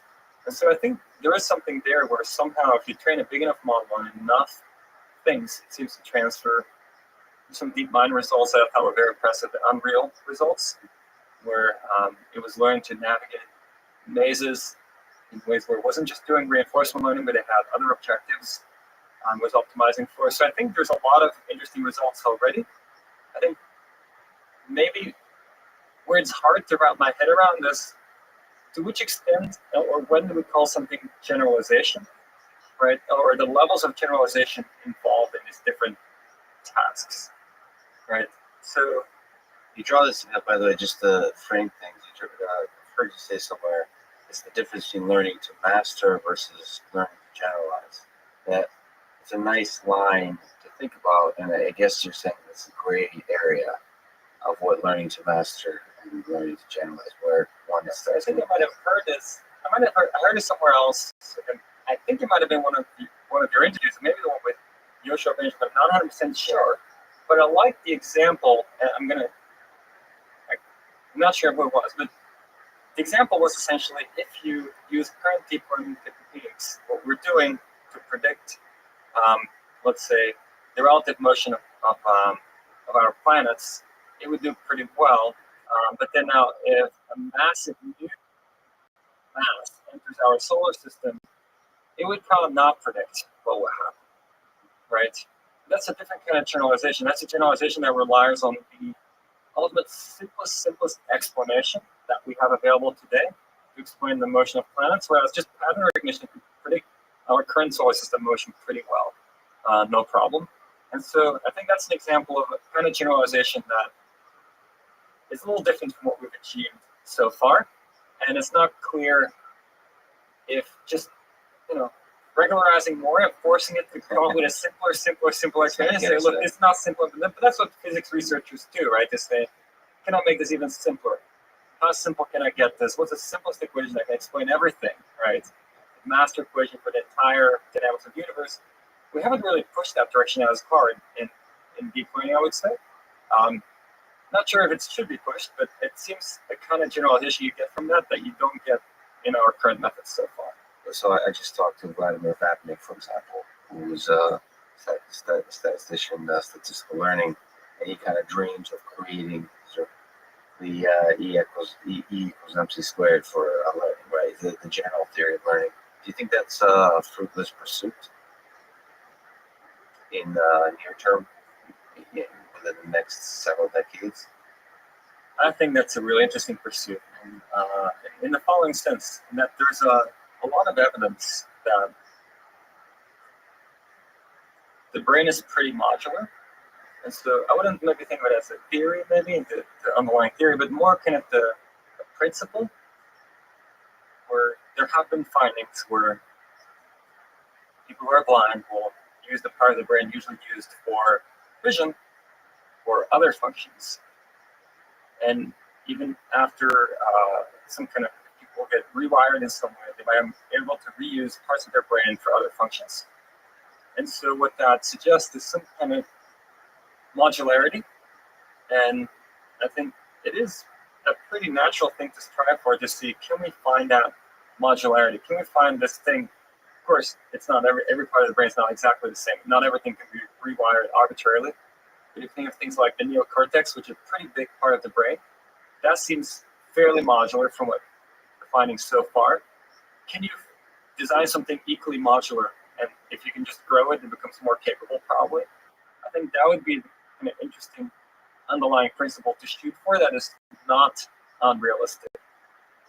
Do you think you prefer math or empirical trial and error for the discovery of the essence of what it means to do something intelligent? So reinforcement learning embodies both groups, right? You prove that something converges, prove the bounds, and then at the same time, a lot of, well, let's try this and see if it works. So which do you gravitate towards? How do you think of those two parts of your brain? So maybe prefer would make the progress in mathematics. And the reason I would prefer that is because often if you have something you can mathematically formalize, you can leapfrog a lot of experimentation. And experimentation takes a long time to get through, and a lot of trial and error kind of reinforcement in your research process. But you need to do a lot of trial and error before you get to success. So if you can leapfrog that, to my mind, that's what the math is about. And hopefully once you do a bunch of experiments, you start seeing a pattern. You can do some derivations that leapfrog some experiments. But I agree with you. I mean, in practice, a lot of the progress has been such that we have not been able to find the math that allows us to leapfrog ahead. We are kind of making gradual progress one step at a time. A new experiment here, a new experiment there that gives us new insights, and gradually building up, but not getting to something yet where we're just, okay, here's an equation that now explains how, that would have been 2 years of experimentation to get there, but this tells us what the result's going to be. Unfortunately, not so much yet. Not so much yet, but your hope is there. In trying to teach robots or systems to do everyday tasks, or even in simulation, what do you think you're more excited about? Imitation learning or self-play? So letting robots learn from humans, or letting robots play on their own, try to figure out in their own way, and eventually interact with humans or solve whatever problems. What's the more exciting to you? What's more promising, you think, as a research direction? So when we look at self-play, what's so beautiful about it goes back to kind of the challenges in reinforcement learning. So the challenge in reinforcement learning is getting signal. And if you never succeed, you don't get any signal. In self-play, you're on both sides. So one of you succeeds. And the beauty is also one of you fails. And so you see the contrast. You see the one version of me that did better than the other version. And so every time you play yourself, you get signal. And so whenever you can turn something into self-play, you're in a beautiful situation where you can naturally learn much more quickly than in most other reinforced learning environments. So I think if somehow we can turn more reinforcement learning problems into self-play formulations, that would go really, really far. So far, self-play has been largely around games where there's natural opponents. But if we can do self-play for other things, let's say, I don't know, a robot learns to build a house. I mean, that's a pretty advanced thing to try to do for a robot, but maybe it tries to build a hut or something. If that can be done through self-play, it would learn a lot more quickly if somebody can figure that out. And I think that would be something where it goes closer to kind of the mathematical leapfrogging, where somebody figures out a formalism to say, okay, any RL problem, by playing this and this idea, you can turn it into a self-play problem where you get a signal a lot more easily. Reality is, many problems don't know how to turn to self-play, and so either we need to provide detailed reward that doesn't just reward for achieving a goal, but rewards for making progress, and that becomes time-consuming. And once you're starting to do that, let's say you want a robot to do something, you need to give all this detailed reward. Well, why not just give a demonstration? Right? Because why not just show the robot? And now the question is, how do you show the robot? One way to show is to teleoperate the robot, and then the robot really experiences things. And that's nice because that's really high signal-to-noise ratio data. We've done a lot of that, and you teach your robot skills. In just 10 minutes, you can teach your robot a new basic skill. Like, okay, pick up the ball, place it somewhere else. That's a skill. No matter where the ball starts, maybe it always goes onto a target or something. That's fairly easy to teach your robot with teleop. Now, what's even more interesting is you can now teach your robot through third-person learning, where the robot watches you do something and doesn't experience it, but just watches it and says, okay, well, if you're showing me that, that means I should be doing this. And I'm not going to be using your hand because I don't get to control your hand, but I'm going to use my hand and do that mapping. And so that's where I think one of the big breakthroughs has happened. This was led by Chelsea Finn here. It's almost like learning a machine translation for demonstrations where you have a human demonstration and the robot learns to translate it into what it means for the robot to do it. And that was a meta-learning formulation, learn from one to get the other. And that, I think, opens up a lot of opportunities to learn a lot more quickly. So my focus is on autonomous vehicles. Do you think this approach of third-person watching is the autonomous driving is amenable to this kind of approach? So for autonomous driving, I would say it's third person is slightly easier. And the reason I'm going to say slightly easier to do with third person is because the power dynamics are very well understood. So Easier than first person, or I think easier than so. I think the distinction between third person and first person is not a very important distinction for autonomous driving. They're very similar because the distinction is really about who turns the steering wheel, and or maybe let me put it differently: how to get from a point where you are now to a point, let's say, a couple of meters in front of you. And that's a problem that's very well understood. And that's the only distinction between third and first person there. Whereas with robot manipulation, interaction forces are very complex, and it's still a very different thing. For autonomous driving, I think there's still the question imitation versus RL. So imitation gives you a lot more signal. I think where imitation is lacking and needs some extra machinery is it doesn't, in its normal format, doesn't think about goals or objectives. And of course, there are versions of imitation learning, inverse reinforcement learning type imitation learning, which also thinks about goals. I think then we're getting much closer. But I think it's very hard to think of a fully reactive car generalizing well. If it really doesn't have a notion of objectives to generalize well to the kind of generality that you would want. You want more than just that reactivity that you get from just behavioral cloning / supervised learning. So a lot of the work, whether it's self-play or even imitation learning, would benefit significantly from simulation, from effective simulation. And you're doing a lot of stuff in the physical world and in simulation. Do you have hope for greater and greater power of simulation be boundless eventually, to where most of what we need to operate in the physical world could be simulated to a degree that's directly transferable to the physical world, or are we still very far away from that? So I think we could even rephrase that question in some sense. Please. So the power of simulation, right?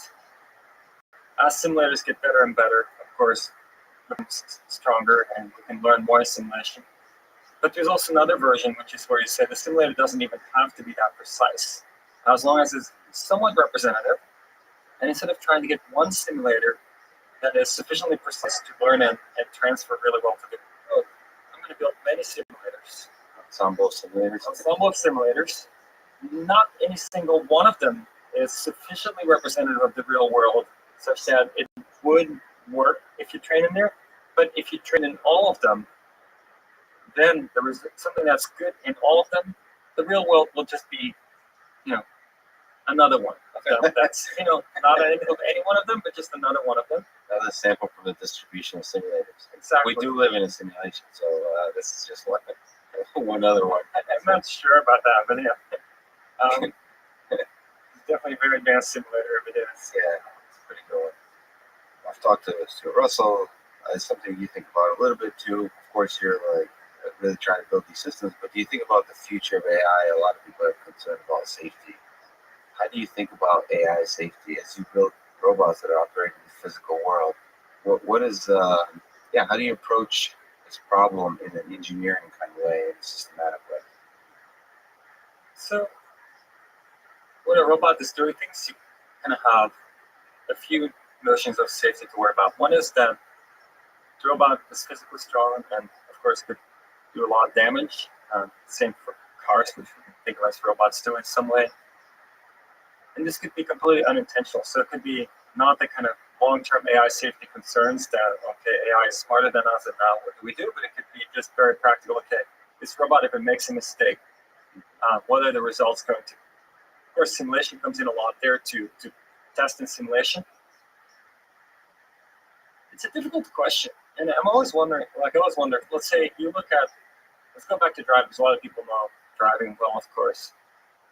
What do we do to test somebody for driving, right? To get a driver's license?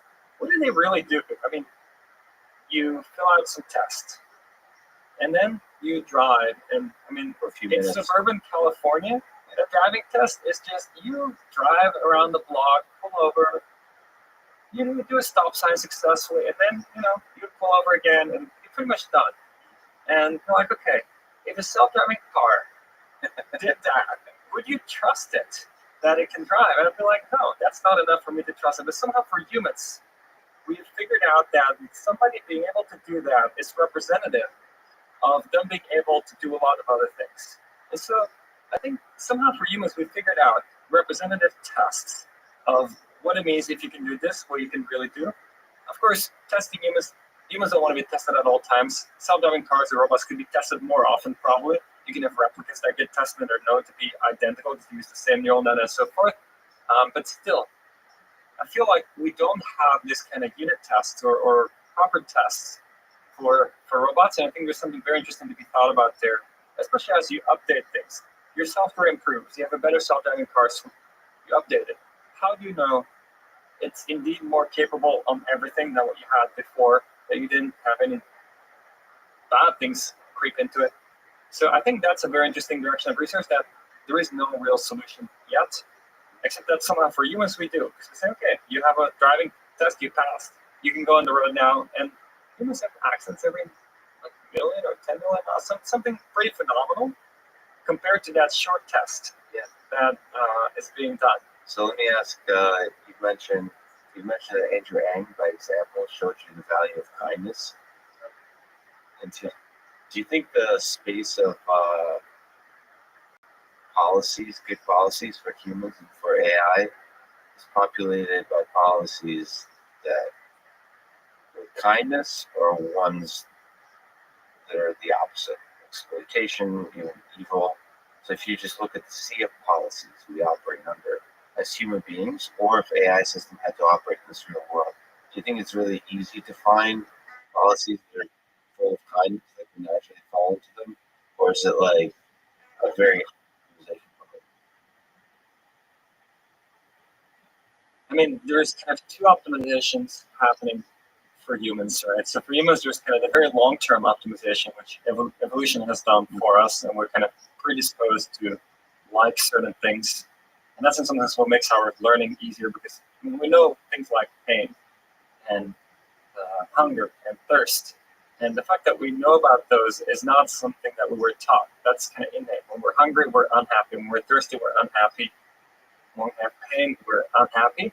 And ultimately, evolution built that into us to think about those things. So I think there is a notion that it seems somehow humans evolved in general to prefer to get along in some ways, but at the same time also to be very territorial and kind of centric to their own tribe. It seems like that's the kind of space we converged onto. I mean, I'm not an expert in anthropology, but it seems like we're very kind of good within our own tribe, but need to be taught to be nice to other tribes. Well, if you look at Steven Pinker, he highlights this pretty nicely in Better Angels of Our Nature, where he talks about violence decreasing over time consistently. So whatever tension, whatever teams we pick, it seems that the long arc of history goes towards us getting along more and more. So I hope so. So do you think it's possible to teach RL-based robots this kind of kindness, this kind of ability to interact with humans, this kind of policy? Let me ask you, Father. Do you think it's possible to teach RL-based robot to love a human being and to inspire a human to love the robot back? So to like a RL-based algorithm that leads to a happy marriage. That's an interesting question. Maybe I'll answer it with another question, right? I mean, but I'll come back to it. So another question it has, okay, I mean, how close does some people's happiness get from interacting with just a really nice dog? Dogs, you come home, that's what dogs do. They greet you. They're excited. Makes you happy when you come home to your dog. You're just like, okay, this is exciting. They're always happy when I'm here. And if they don't greet you, because maybe whatever, your partner took them on a trip or something, you might not be nearly as happy when you get home, right? And so the kind of it seems like the level of reasoning a dog has is pretty sophisticated, but then it's still not yet at the level of human reasoning.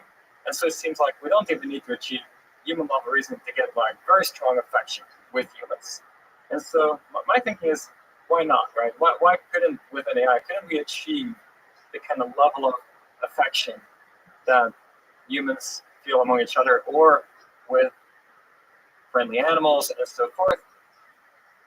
It's a question, is it a good thing for us or not? That's another thing, right? Because, I mean, but I don't see why not. Why not? Yeah. So Elon Musk says love is the answer. Maybe he should say love is the objective function and RL is the answer. Yeah. Oh, maybe. Well, Peter, thank you so much. I don't want to take up more of your time. Thank you so much for talking to me. Well, thanks for coming by. Great to have you visit.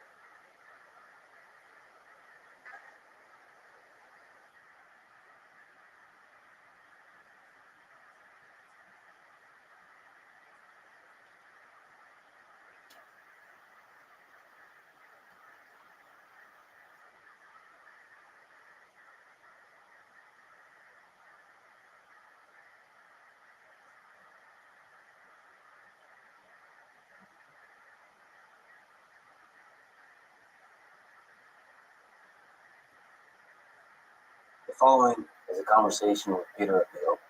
He's a professor at UC Berkeley and the director of the Berkeley Robotics Learning Lab. He's one of the top researchers in the world looking at how we make robots understand and interact with the world around them, especially using imitation and deep reinforcement learning. This conversation is part of the MIT course on Artificial General Intelligence and the Artificial Intelligence podcast. If you enjoy it, please subscribe on YouTube, iTunes, or your podcast provider of choice, or simply connect with me on Twitter at Lex Friedman, spelled F-R-I-D.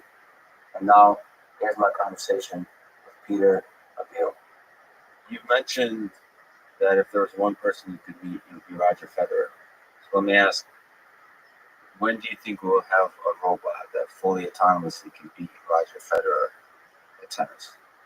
Roger Federer level player at tennis. Well, first, if you could make it happen for me to meet Roger, let me know. In terms of getting a robot to beat him at tennis, it's kind of an interesting question because for a lot of the challenges we think about in AI, the software is really the missing piece. But for something like this, the hardware is nowhere near either. To really have a robot that can physically run around, the Boston Dynamics robots are starting to get there, but still not really human level. The ability to run around and then swing a racket.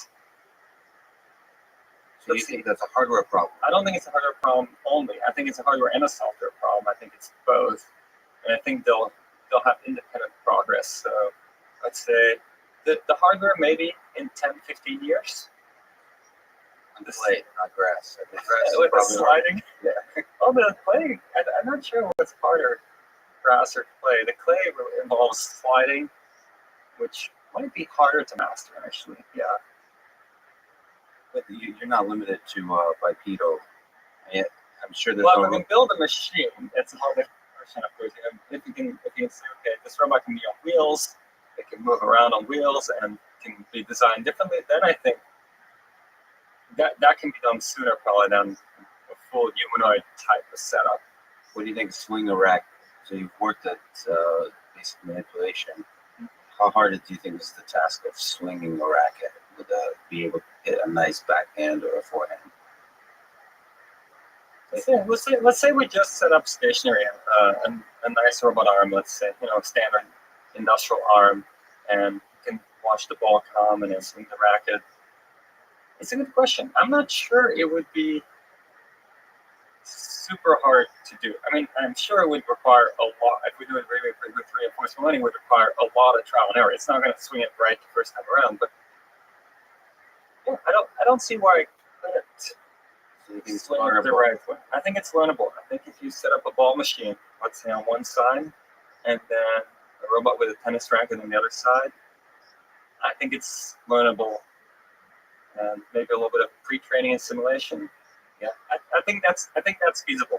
I think the swing the racket is feasible. It'd be very interesting to see how much precision it can get.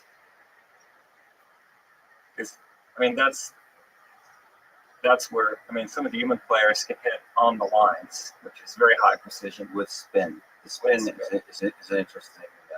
Whether RL can learn to put a spin on the ball. Well, you got me interested. Maybe someday we'll set this Okay, up. sure. You got me intrigued. Your answer is basically, okay, for this problem it sounds fascinating, but for the general problem of a tennis player, we might be a little bit farther away. What's the most impressive thing you've seen a robot do in the physical world? So, physically, for me, it's the Boston Dynamics videos. Always just bring home and just super impressed. Recently, the robot running up the stairs, doing the parkour type thing. I mean, yes, we don't know what's underneath. They don't really write a lot of detail, but even if it's hard-coded underneath, which it might or might not be, just the physical abilities of doing that parkour, that's a very impressive. So, Right there. have you met Spot Mini or any of those robots in person? Met Spot Mini last year in April at the Mars event that Jeff Bezos organizes. They brought it out there, and it was nicely following around Jeff. When Jeff left the room, they had it following him along, which was pretty impressive. So I think there's some confidence to know that there's no learning going on in those robots. The psychology of it. So while knowing there's not, if there's any learning going on, it's very limited. I met Sputnik earlier this year, and knowing everything that's going on, having one-on-one interaction, so I got to spend some time alone. And there's immediately a deep connection on a psychological level. Even though you know the fundamentals, how it works, there's something. So the psychology of interacting with robots in the physical world, even you just showed me to the robot, and there was a little bit something like a face. And a little bit something like a face. There's something that immediately draws you to it. Do you think about that aspect of the robotics problem? Well, it's very hard with Brent here. We give him a name, Berkeley Robot for the elimination of tedious tasks. It's very hard to not think of the robot as a person. And it seems like everybody calls him a he for whatever reason, but that also makes it more a person than if it was an it. And it seems pretty natural to think of it that way. This past weekend really struck me. I've seen Pepper many times on videos, but then I was at an event organized by Fidelity, and they had scripted Pepper to help moderate some sessions, and they had scripted Pepper to have the personality of a child a little bit, and it was very hard to not think of it as its own person in some sense, because it was just going to jump in. It would just jump in the conversation, making it very interactive. Moderator would be saying, Pepper would just jump in. Hold on, how about me? Can I participate in this doing it? Just like, okay, this is like a person, and that was 100% scripted. And even then, it was hard not to have that sense of somehow there is something there. So as we have robots interact in this physical world, is that a signal that could be used in reinforcement learning? You've worked a little bit in this direction, but do you think that psychology can be somehow pulled in? Yes, that's a question. Let's say a lot of people ask, and I think part of why they ask it is they're thinking about how unique are we really still as people. Like after they see some results, they see a computer play Go, they say computer do this, that. They're like, okay, but can it really have emotion? Can it really interact with us in that way? And then once you're around robots, you already start feeling it. And I think the kind of maybe methodologically, the way that I think of it is, if you run something like reinforcement learning, it's about optimizing some objective. And there's no reason that the object couldn't be tied into how much does a person like interacting with this system, and why could not the reinforcement learning system optimize for the robot being fun to be around? And why wouldn't it then naturally become more and more attractive and more, maybe like a person or like a pet? I don't know what it would exactly be, but more and more have those features and acquire them automatically. As long as you can formalize an objective of what it means to like something, how you exhibit, what's the ground truth? How do you get the reward from human? Because you have to somehow collect that information. You're saying if you could formulate it as an objective, it can be learned. There's no reason it couldn't emerge through learning, and maybe one way to formulate as an objective, you wouldn't have to necessarily score it explicitly. So standard rewards are numbers. Numbers are hard to come by. This is a 1.5 or 1.7 on some scale, very hard to do for a person. But much easier is for a person to say, okay, what you did the last 5 minutes was much nicer than we did the previous 5 minutes, and that now gives a comparison. And in fact, there have been some results in that. For example, Paul Cristiano and collaborators at OpenAI had the Hopper, Mujoko Hopper, one-legged robot that learns little backflips. Purely from feedback, I like this better than that. That's kind of equally good. And after a bunch of interactions, it figured out what it was the person was asking for, namely a backflip. And so I think the same thing. It wasn't trying to do a backflip. It was just getting a score from the comparison score from the person based on the person having in mind, in their own mind, I wanted to do a backflip, but the robot didn't know what it was supposed to be doing. It just knew that sometimes the person said, this is better, this is worse. And then the robot figured out what the person was actually after was a backflip. And I imagine the same would be true for things like more interactive robots, that the robot would figure out over time, oh, this kind of thing apparently is appreciated more than this other kind of thing. So when I first picked up Richard Sutton's reinforcement learning book, before sort of this deep learning, before the reemergence of neural networks as a powerful mechanism for machine learning, RLs seemed to me like magic. It's beautiful. So that seemed like what intelligence is, the RL, reinforcement learning. So how do you think we can possibly learn anything about the world when the reward for the actions is delayed, is so sparse? Like why do you think RL works? Why do you think you can learn anything under such sparse rewards, whether it's regular reinforcement learning or deep reinforcement learning? It's your intuition. The counterpart of that is, why is RL, why does it need so many samples, so many experiences to learn from? Because really what's happening is when you have a sparse reward, you do something, maybe for like, I don't know, you take 100 actions and then you get a reward. And maybe you get like a score of 3. And I'm like, okay, 3, not sure what that means. You go again and now I get 2. And now you know that sequence of 100 actions that you did the second time around somehow was worse than the sequence of 100 actions you did the first time around. But that's enough to now know which one of those were better or worse. Some might have been good and bad in either one. And so that's why you need so many experiences. But once you have enough experiences, effectively RL is teasing that apart. It's trying to say, okay, what is consistently there when you get a higher reward and what's consistently there when you get a lower reward?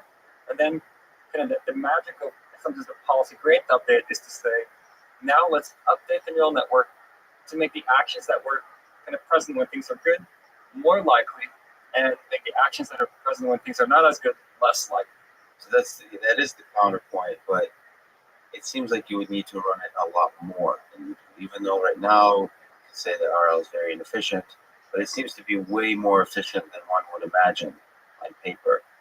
The simple updates to the policy gradient, that somehow you can learn exactly you just said, what are the common actions that seem to produce some good results, that somehow can learn anything. It seems counterintuitive, at least. Is there some intuition behind it? Yeah, so I think there's a few ways to think about this. The way I tended to think about it mostly originally when we started working on deep reinforcement learning here at Berkeley, it was maybe 2011, 12, 13, around that time. John Schulman was a PhD student, initially kind of driving it forward here. And the way we thought about it at the time was, if you think about rectified linear units or kind of rectifier type neural networks, what do you get? You get something that's piecewise linear feedback control. And if you look at the literature, linear feedback control is extremely successful. It can solve many, many problems surprisingly well. And I remember, for example, when we did helicopter flight, if you're in a stationary flight regime, not stationary, but a stationary flight regime like hover, you can use linear feedback control to stabilize a helicopter. Very complex dynamical system, but the controller is relatively simple. So I think that's a big part, is that if you do feedback control, even though the system you control can be very, very complex, often relatively simple control architectures can already do a lot, but then also just linear is not good enough.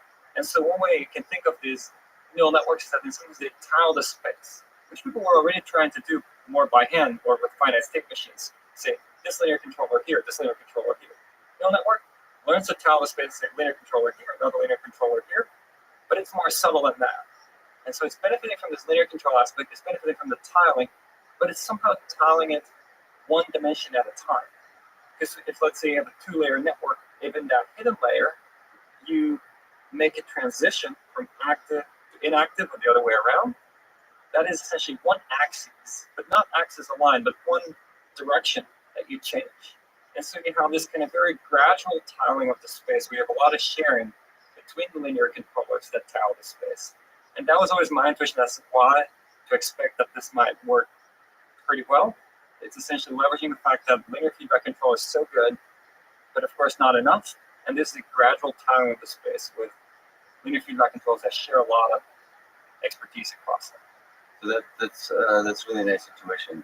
Do you think that scales to the more and more general problems, and we start going up the number of control dimensions when you start going down in terms of how often you get a clean reward signal?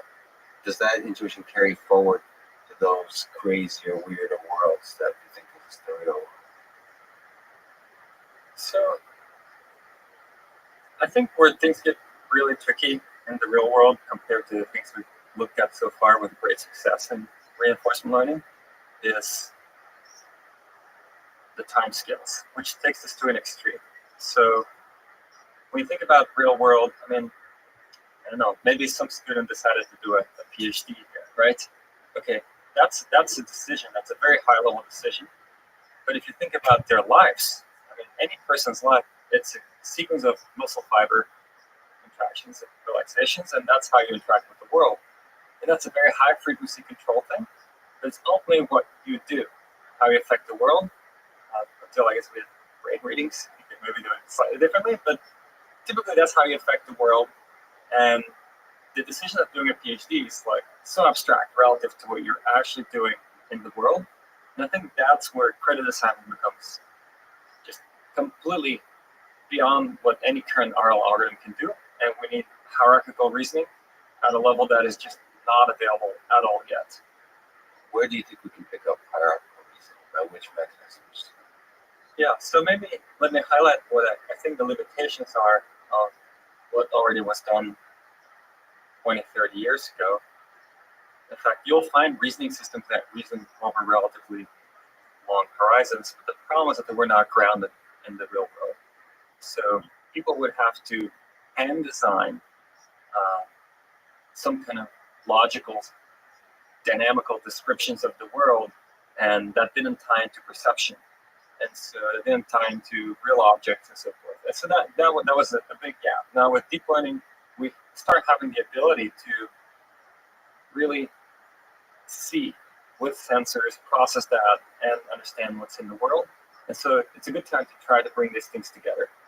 I see a few ways of getting there. One way to get there would be to say deep learning can get bolted on somehow to some of these more traditional approaches.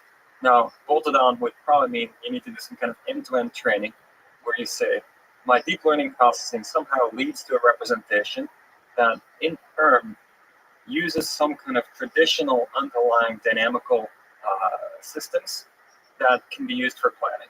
And that's, for example, the direction Aviv Tamar and Benoit Kurtbach here have been pushing with causal infogam, and of course other people too. That's one way. Can we somehow force it into the form factor that is amenable to reasoning? Another direction we've been thinking about for a long time and didn't make any progress on was more information theoretic approaches. So the idea there was that what it means to take high-level action is to take and choose a latent variable now that tells you a lot about what's going to be the case in the future, because that's what it means to take a high-level action. So when I decide I'm going to navigate to the gas station to get gas in my car, well, that'll now take 5 minutes to get there. But the fact that I get there, I could already tell that from the high-level action I took much earlier. That we had a very hard time getting success with. Not saying it's a dead end necessarily, but we had a lot of trouble getting that to work.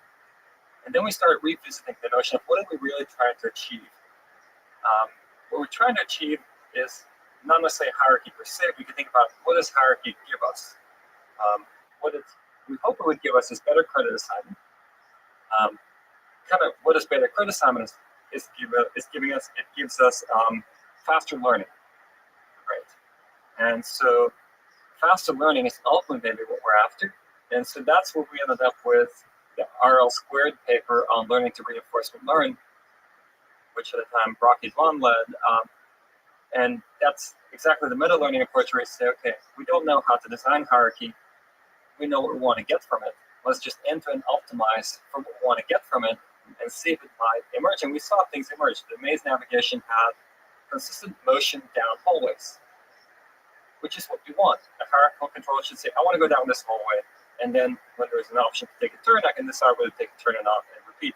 Even had the notion of where have you been before or not, to not revisit the places you've been before.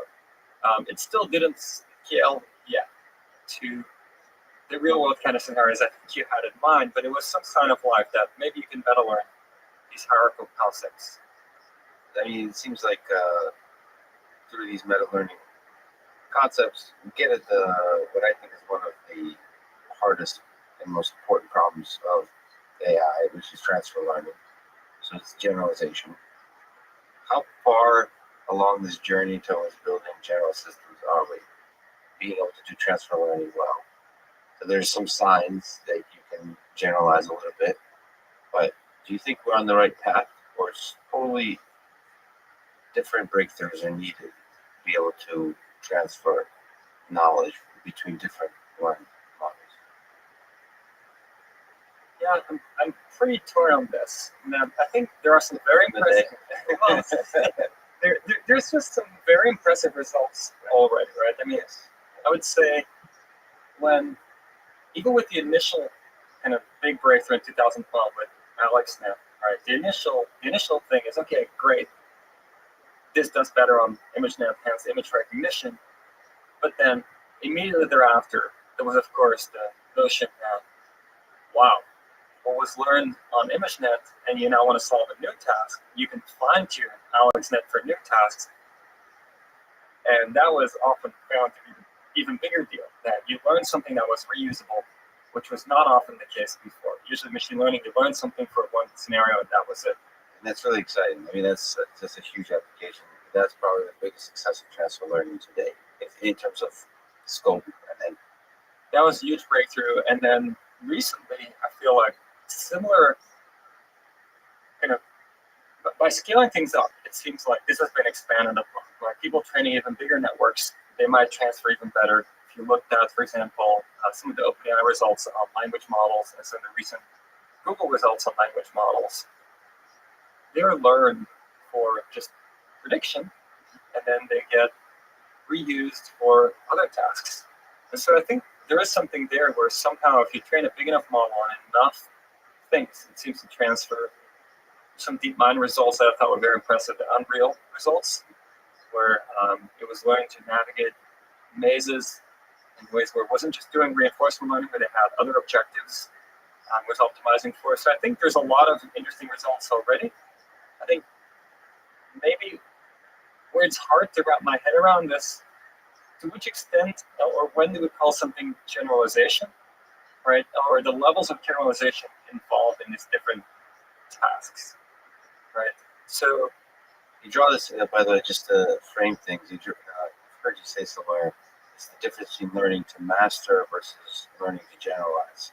That it's a nice line to think about, and I guess you're saying this gray area of what learning to master and learning to generalize, where one starts. I think you might have heard this. I might have heard it somewhere else, and I think it might have been one of your interviews, maybe the one with Yoshua Benjamin. Not 100% sure, but I like the example. And I'm not sure who it was, but the example was essentially if you use current deep learning techniques, what we're doing to predict, let's say, the relative motion of our planets, it would do pretty well. But then now, if a massive new mass enters our solar system, it would probably not predict what will happen, right? And that's a different kind of generalization. That's a generalization that relies on the ultimate simplest explanation that we have available today to explain the motion of planets, whereas just pattern recognition can predict our current solar system motion pretty well, no problem. And so I think that's an example of a kind of generalization that is a little different from what we've achieved so far. And it's not clear if just, regularizing more and forcing it to come up with a simpler explanation. Say, look, it's not simple. But that's what physics researchers do, right? They say, can I make this even simpler? How simple can I get this? What's the simplest equation that can explain everything, right? Master equation for the entire dynamics of the universe. We haven't really pushed that direction as hard in deep learning, I would say. Not sure if it should be pushed, but it seems a kind of generalization you get from that you don't get in our current methods so far. So I just talked to Vladimir Vapnik, for example, who's a statistician, statistical learning, and he kind of dreams of creating sort of E equals MC squared for learning, right? The general theory of learning. Do you think that's a fruitless pursuit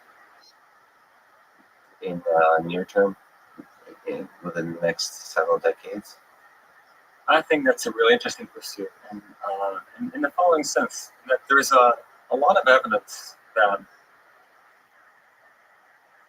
the brain is pretty modular.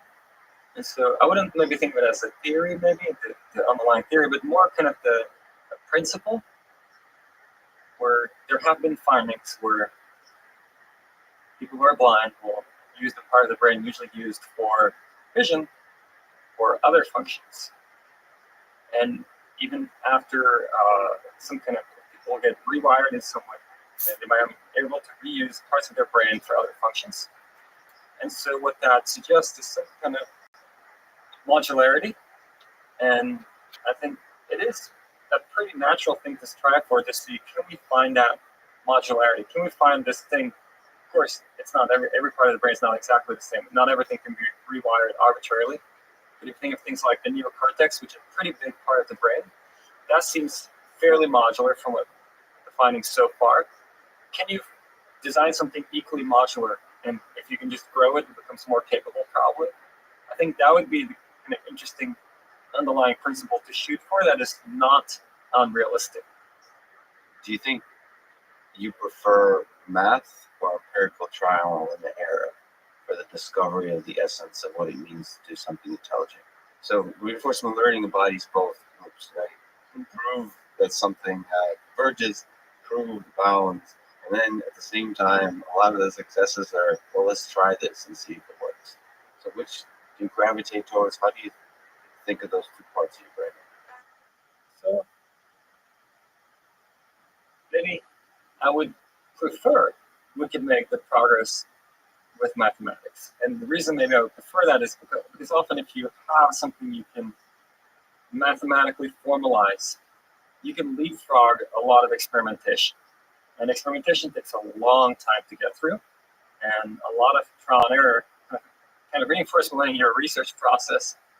But you need to do a lot of trial and error before you get to success. So if you could leapfrog that, in my mind, that's what the math is about. And hopefully once you do a bunch of experiments, you start seeing a pattern. You can do some derivations that leapfrog some experiments.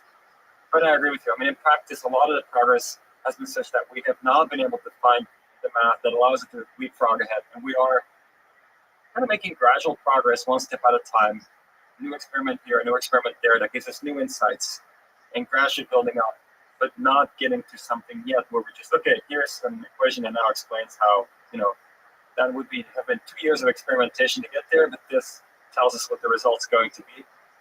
Unfortunately, not so much yet. Not so much yet, but your hope is there. In trying to teach robots or systems to do everyday tasks or even in simulation, what do you think you're more excited about? Imitation learning or self-play? So letting robots learn from humans, or letting robots play on their own, try to figure out in their own way, and eventually interact with humans in order to solve whatever problem is. What's the more exciting to you? What's more promising, you think, as a research direction? So when we look at self-play, what's so beautiful about it goes back to kind of the challenges in reinforcement learning. So the challenge in reinforcement learning is getting signal. And if you never succeed, you don't get any signal. In self-play, you're on both sides. So one of you succeeds. And the beauty is also one of you fails. And so you see the contrast. You see the one version of me that did better than the other version. And so every time you play yourself, you get signal. And so whenever you can turn something into self-play, you're in a beautiful situation where you can naturally learn much more quickly than in most other reinforcement learning environments. So I think if somehow we can turn more reinforcement learning problems into self-play formulations, that would go really, really far. So far, self-play has been largely around games where there's natural opponents. But if we can do self-play for other things, let's say, I don't know, a robot learns to build a house. I mean, that's a pretty advanced thing to try to do for a robot, but maybe it tries to build a hut or something. If that can be done through self-play, it would learn a lot more quickly if somebody can figure it out. And I think that would be something where it goes closer to kind of the mathematical leapfrogging, where somebody figures out a formalism to say, okay, any RL problem by playing this and this idea, you can turn it into a self-play problem where you get signal a lot more easily. Reality is, many problems we don't know how to turn to self-play, and so either we need to provide detailed reward that doesn't just reward for achieving a goal, but rewards for making progress, and that becomes time consuming. And once you're starting to do that, let's say you want a robot to do something, you need to give all this detailed reward. Well, why not just give a demonstration? Because why not just show the robot? And now the question is, how do you show the robot? One way to show is to teleoperate the robot, and then the robot really experiences things. And that's nice because that's really high signal to noise ratio data. And we've done a lot of that. And you teach your robot skills in just 10 minutes. You can teach your robot a new basic skill, like, okay, pick up the bottle, place it somewhere else. That's a skill. No matter where the bottle starts, maybe it always goes onto a target or something. That's fairly easy to teach your robot with teleop. Now, what's even more interesting if you can now teach your robot through third-person learning, where the robot watches you do something and doesn't experience it, it just watches it and says, okay, well, if you're showing me that, that means I should be doing this. And I'm not going to be using your hand because I don't get to control your hand, but I'm going to use my hand. I do that mapping. And so that's where I think one of the big breakthroughs has happened this year. This was led by Chelsea Finn here. It's almost like running a machine translation for demonstrations where you have a human demonstration and the robot learns to translate it into what it means for the robot to do it. And that was a meta-learning formulation, learn from one to get the other. And that, I think, opens up a lot of opportunities to learn a lot more quickly. So Matt focuses on autonomous vehicles. Do you think this approach of third-person watching is the autonomous driving is amenable to this kind of approach? So for autonomous driving, I would say it's third person is slightly easier. And the reason I'm going to say slightly easier to do with third person is because the power dynamics are very well understood. So Easier than first person, or I think easier than. so. I think the distinction between third person and first person is not a very important distinction for autonomous driving. They're very similar because the distinction is really about who turns the steering wheel, or maybe let me put it differently. How to get from a point where you are now to a point, let's say, a couple of meters in front of you, and that's a problem that's very well understood. And that's the only distinction between third and first person there. Whereas with robot manipulation, interaction forces are very complex, and it's still a very different thing. For autonomous driving, I think there's still the question imitation versus RL. So imitation gives you a lot more signal. I think where imitation is lacking and needs some extra machinery is it doesn't, in its normal format, doesn't think about goals or objectives. And of course, there are versions of imitation learning, inverse reinforcement learning type imitation learning, which also thinks about goals. I think they're much closer. But I think it's very hard to think of a fully reactive car generalizing well. If it really doesn't have a notion of objectives to generalize well to the kind of generality that you would want. You want more than just that reactivity that you get from just behavioral. That's good.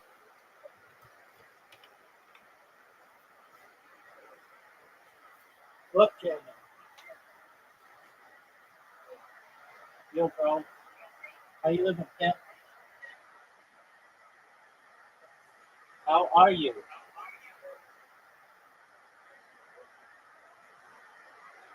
How'd you find out about him?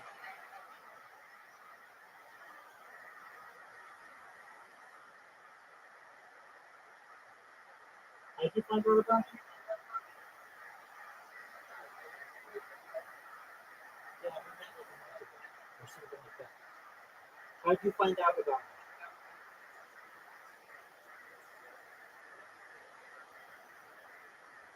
Oh, yeah, yeah. Okay, cool. How are you? Hi.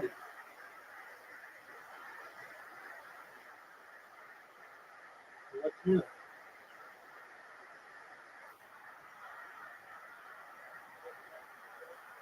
Plans travel?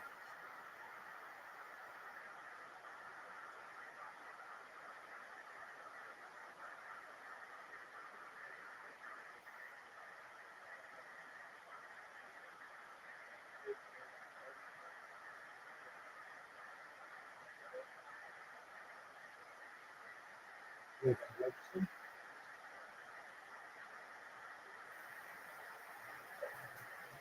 Or cloning / supervised learning. So a lot of the work, whether it's self-play or even mutation learning, would benefit significantly from simulation, from effective simulation. And you're doing a lot of stuff in the physical world and in simulation.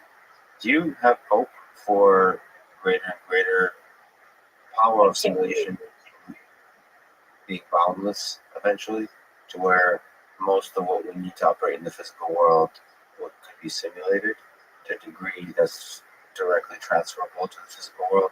Or are we still very far away from that? So I think we could even rephrase that question in some sense. Please. And so the power of simulation, right? As simulators get better and better, of course, becomes stronger, and we can learn more simulation. But there's also another version, which is where you say the simulator doesn't even have to be that precise, as long as it's somewhat representative. And instead of trying to get one simulator that is sufficiently precise to learn it and transfer really well to the real world, I'm going to build many simulators. Ensemble of simulators. Ensemble of simulators. Not any single one of them is sufficiently representative of the real world such that it would work if you train in there. But if you train in all of them, then there is something that's good in all of them. The real world will just be, another one of them. That's, not identical to any one of them, but just another one of them. Another sample for the distribution of simulators. Exactly. We do live in a simulation, so this is just one other one. I'm not sure about that, but yeah. Definitely a very advanced simulator if it is. Yeah, it's pretty cool. I've talked to Russell. That's something you think about a little bit too. Of course, you're really trying to build these systems, but do you think about the future of AI? A lot of people are concerned about safety. How do you think about AI safety as you build robots that are operating in the physical world? What is how do you approach this problem in an engineering kind of way, in a systematic way? So, when a robot is doing things, you kind of have a few notions of safety to worry about. One is that the robot is physically strong and, of course, could do a lot of damage. Same for cars, which we can think of as robots too in some way. And this could be completely unintentional. So it could be not the kind of long-term AI safety concerns that, okay, AI is smarter than us and now what do we do? But it could be just very practical. Okay, this robot, if it makes a mistake, what are the results going to be? Of course, simulation comes in a lot there to testing simulation. It's a difficult question. And I'm always wondering, let's say you look at, let's go back to driving, because a lot of people know driving well, of course. What do we do to test somebody for driving, or to get a driver's license? What do they really do? I mean, you fill out some test, and then you drive, and I mean, For a few in minutes. suburban California, a driving test is just you drive around the block, pull over, you do a stop sign successfully, and then you pull over again, and you're pretty much done.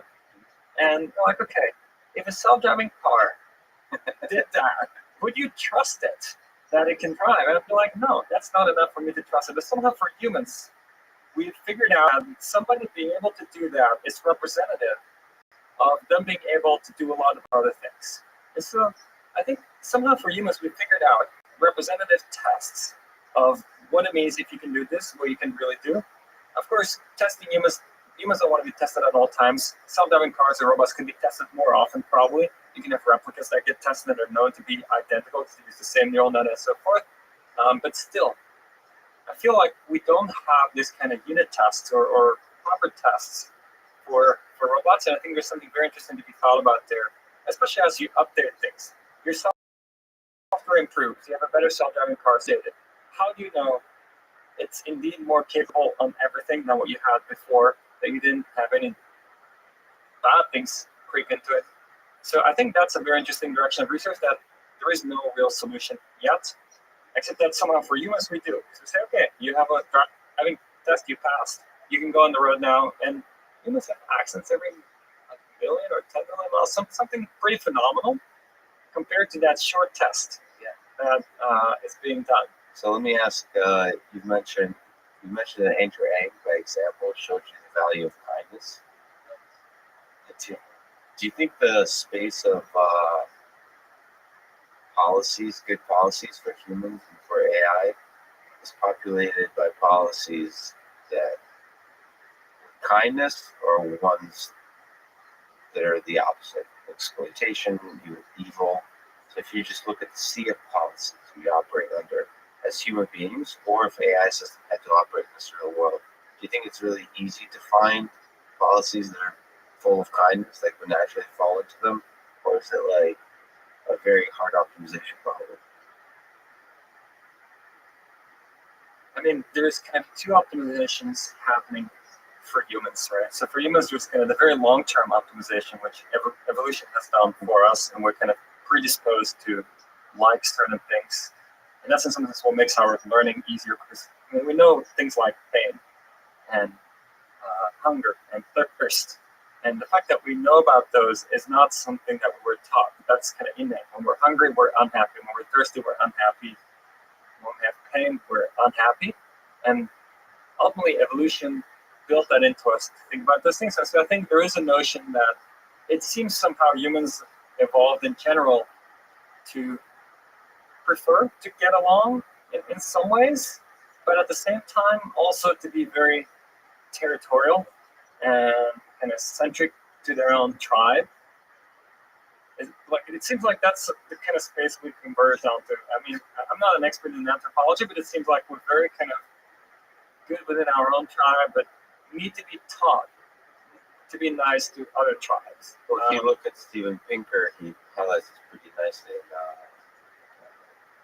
in Better Angels of Our Nature, where he talks about violence decreasing over time consistently. So whatever tension, whatever teams we pick, it seems that the long arc of history goes towards us getting along more and more. So, I hope so. so do you think it's possible to teach RL-based robots this kind of kindness, this kind of ability to interact with humans, this kind of policy? Even to let me ask one more. Do you think it's possible to teach RL-based robot to love a human being and to inspire that human to love the robot back? So to like a RL-based algorithm that leads to a happy marriage. It's an interesting question. Maybe I'll answer it with another question, right?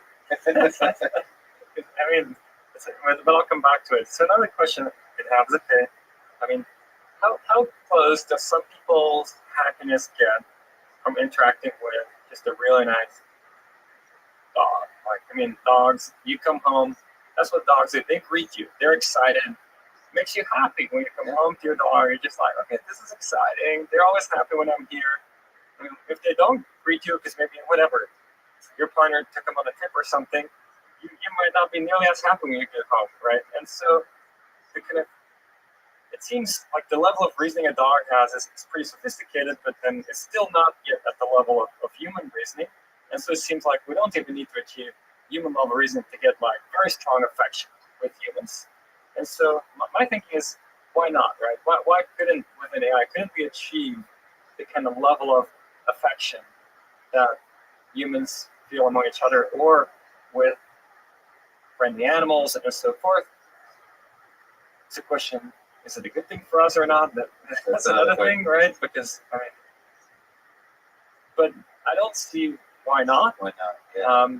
So Elon Musk says love is the answer. Maybe he should say love is the objective function, and then RL is the answer, right? Oh, maybe. Oh, Peter, thank you so much. I don't want to take up more of your time. Thank you so much for talking today. Well, thanks for coming by. Great to have you visit.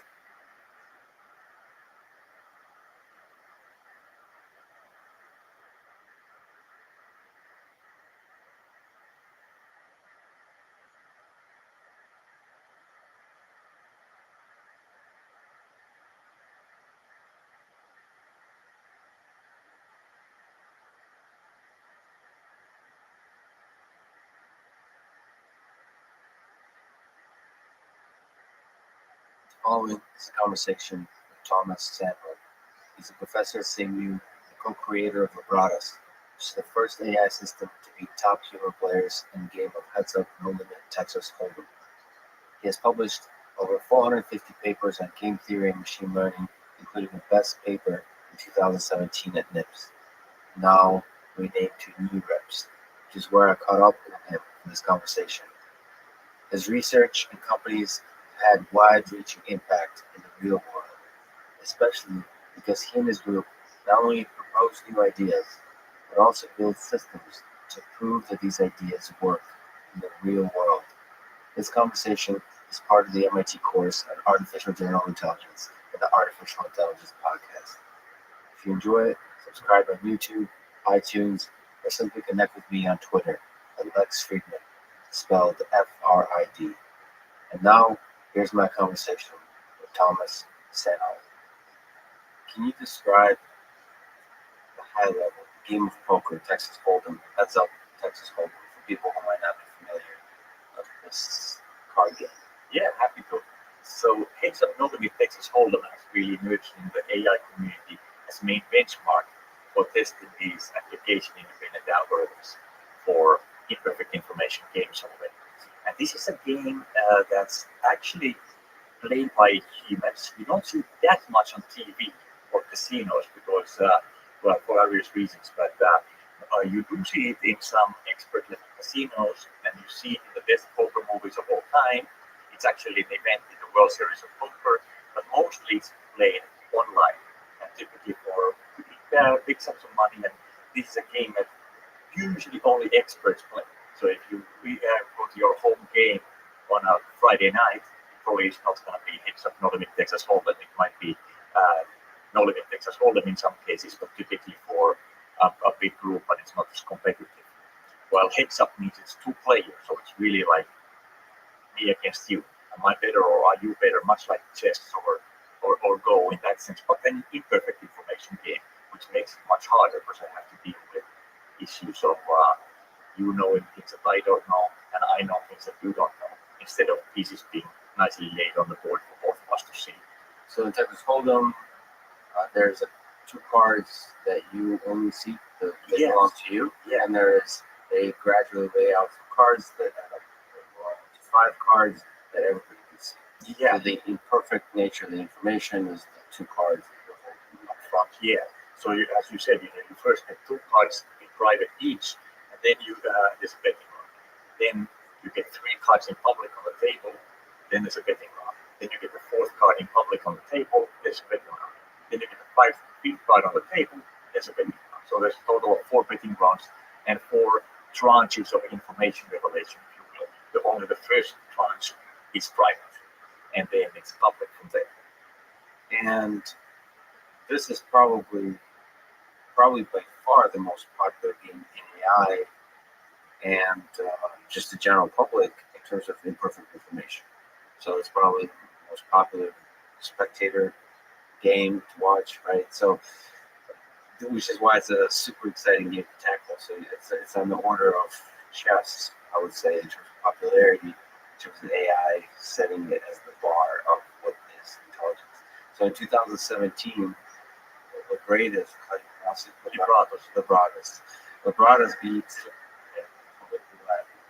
Lebradas beats a few 4 expert human players. Can you describe that event? What you learned from it? What was it like? What was the process in general for people who have not read the papers and the study? Yeah, so the event was that we invited 4 of the top 10 players. These are specialist players in heads up knowledge in Texas Hold'em, which is very important because this game is actually quite different than the multiplayer version. We brought them in to Pittsburgh to play at the Rivers Casino for 20 days. We wanted to get 120,000 hands in because we wanted to get statistical significance. So it's a lot of hands for humans to play, even for these top pros who play fairly quickly normally.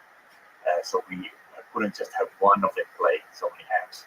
20 days they were playing, basically morning to evening, and I raised 200,000 as a little incentive for them to play, and the setting was so that they didn't all get 50 down. We actually paid them out based on how they did against the AI each.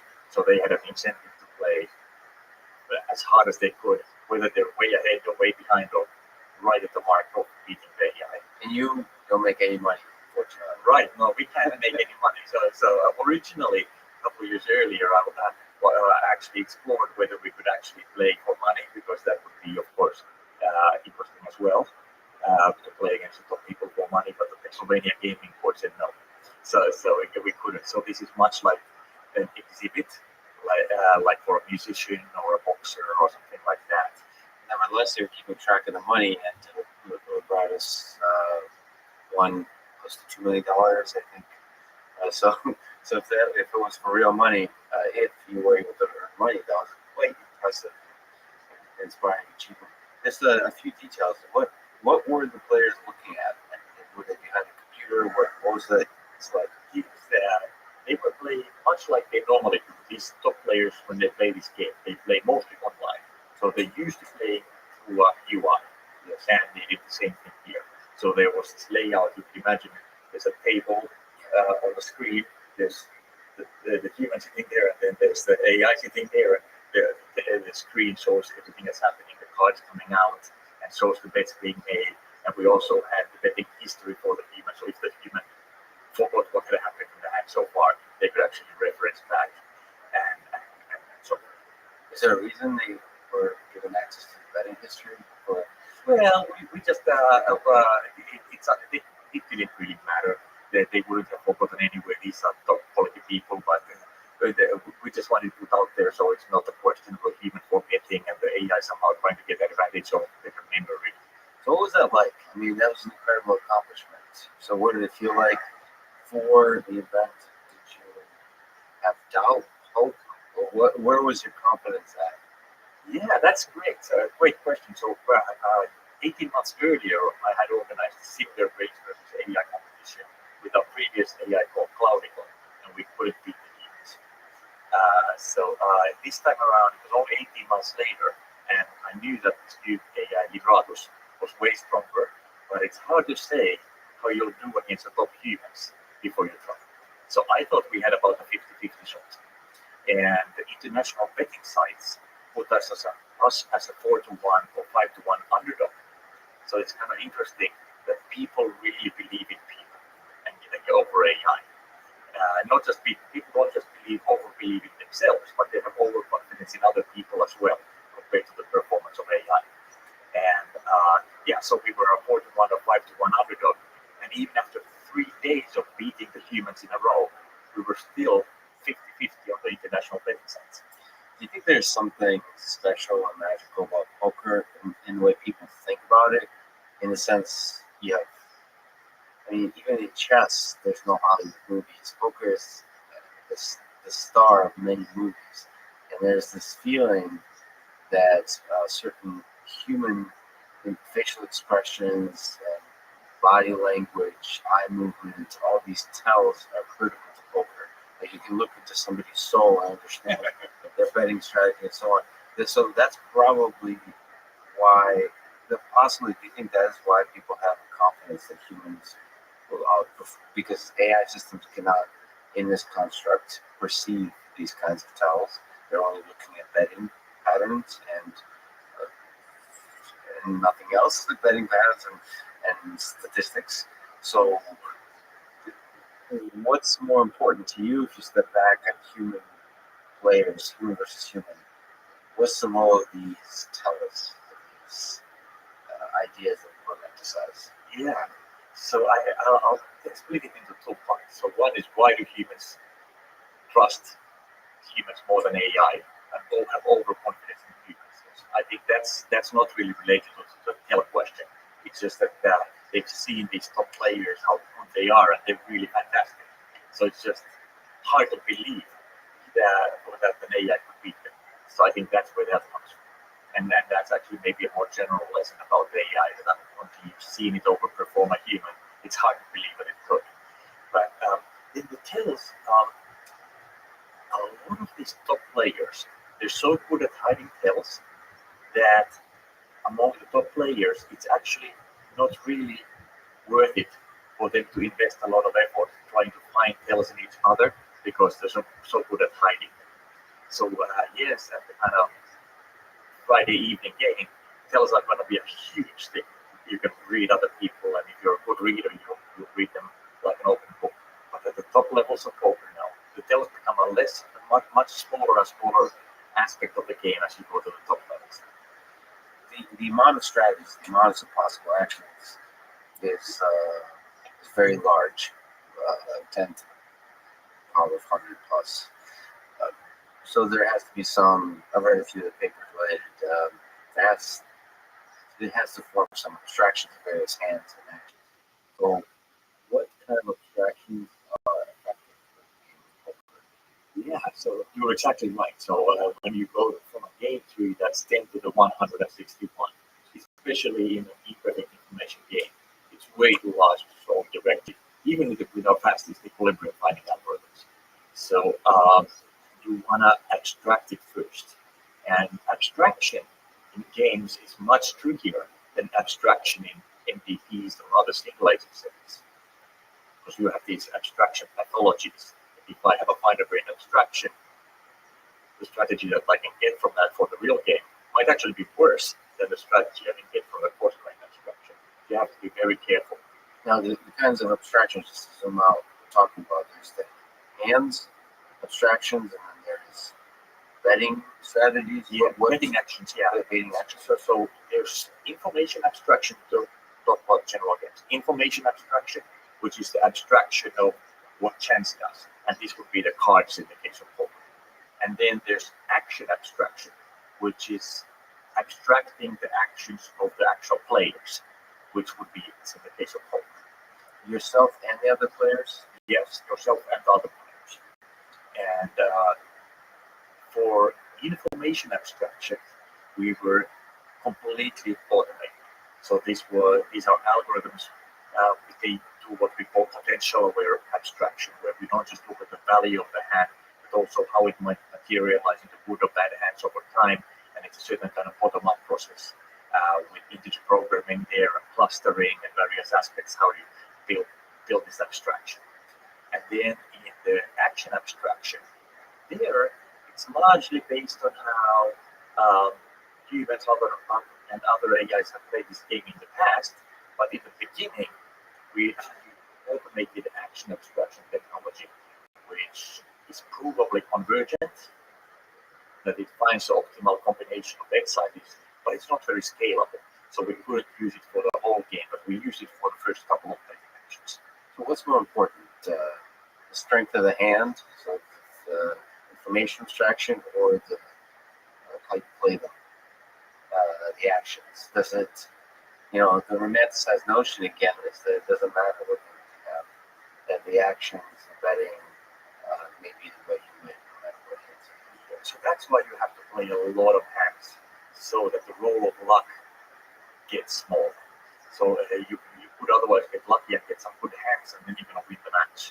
Even with thousands of hands, you can get lucky. Because there's so much variance in no limit Texas Hold'em. Because if we both go all in, it's a huge stack of variance. So there are these massive swings in no limit Texas Hold'em. So that's why you have to play not just thousands, but over 100,000 hands to get statistical significance. So let me ask another way of this question. If you didn't even look at your hands, but they didn't know that, your opponents didn't know that, how well would you be able to do? That's a good question. There's actually, I heard a story that there's this Norwegian female poker player called Annette Pokerstad, who's actually won a tournament by doing exactly that. But that would be extremely rare. So you cannot really play well. Oh, okay. So that the hands do have some role to play. Yes. So Rothschild does not use, as far as I understand, use learning methods, deep learning. Is there room for learning in that? There's no reason why Rothschild doesn't, combine with an AlphaGo type approach for estimating the quality or function estimator. What are your thoughts on this? Maybe as compared to another algorithm. I'm not that familiar with DeepStack, the engine that does use deep learning, but it's unclear how well it does, but nevertheless uses deep learning. So what are your thoughts about learning methods to aid in the way that Rothschild plays the game of poker? Yeah, so as you said, the lead routers did not use learning methods. And played very well without them. Since then, we have actually here we have a couple of papers on things that do use learning techniques. Excellent. And deep learning in particular, and sort of the way you're talking about, where it's learning an evaluation function, but in imperfect information games, unlike let's say in Go or now also in chess and shogi, it's not sufficient to learn an evaluation for a state, because the value of an information set depends not only on the exact state, but it also depends on both players' beliefs. Like if I have a bad hand, I'm much better off if the opponent thinks I have a good hand, and vice versa. If I have a good hand, I'm much better off if the opponent believes I have a bad hand. So the value of a state is not just a function of the cards. It depends on, if you will, the path of play, but only to the extent that it's captured in the belief distributions.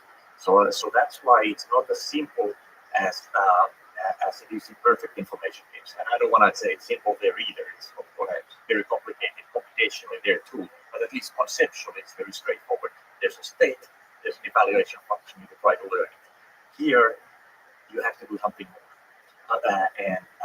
What we do is, in one of these papers, we're looking at where we allow the opponent to actually take different strategies at the leaf of the search tree, if you will. And that is a different way of doing it, and it doesn't assume therefore a particular way that the opponent plays, but it allows the opponent to choose from a set of different continuation strategies, and that forces us to not be too optimistic in a look-ahead search. And that's one way you can do sound look-ahead search in imperfect information games, which is very difficult. And you were asking about Teamstamp. Yes. What they did, they were very different than what we did, either in Legatus or in this network. They were randomly generating various situations in the game. Then they were doing a look ahead from there to the end of the game, as if that was the start of a different game. Mm-hmm. And then they were using deep learning to learn those values of those states, but the states were not just the physical states, they include the belief distributions. When you talk about look ahead for Deep Stack or Legatus, does it mean considering every possibility that the game can evolve? Are we talking about extremely sort of like this exponentially growing tree? Yes. So we're talking about exactly that. Much like you do with alpha beta search or Monte Carlo research, but with different techniques. So there's a different search algorithm, and then we have to deal with the leaves differently.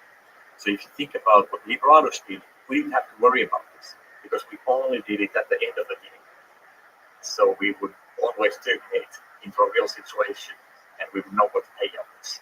It didn't do these depth limit look-aheads, but now in this new paper, which is called depth limited search for imperfect information games, we can actually do sound depth limited look-ahead. So we can actually start to do the look-ahead from the beginning of the game on, because that's too complicated to do for this whole long game. So in Legatus, we were just doing it for the end. So, and then the other side is belief distribution. So is it explicitly modeled what kind of beliefs that the opponent might have? Yeah, it is explicitly modeled, but it's not assumed. The beliefs are actually output, not input. Of course, the starting beliefs are input, but they just flow from the rules of the game, because we know that the dealer deals uniformly from the deck. So I know that every pair of cards that you might have is equally likely. I know that for a fact. That just follows from the rules of the game. Of course, except the two cards that I have. I know you don't have those. Yes. You have to take that into account. That's called card removal, and that's very important. Is the dealing always coming from a single deck? Like when the heads up, so you Yes. can assume Single deck. So you know that if I have the ace of spades, I know you don't have the ace of spades. So in the beginning, your belief is basically the fact that it's fair dealing of hands, but how do you start to adjust that belief? That's where this beauty of game theory comes in. So Nash equilibrium, which John Nash introduced in 1950, introduces what rational play is when you have more than one player. And these are pairs of strategies where strategies are contingency plans, one for each player, so that neither player wants to deviate to a different strategy, given that the other doesn't deviate.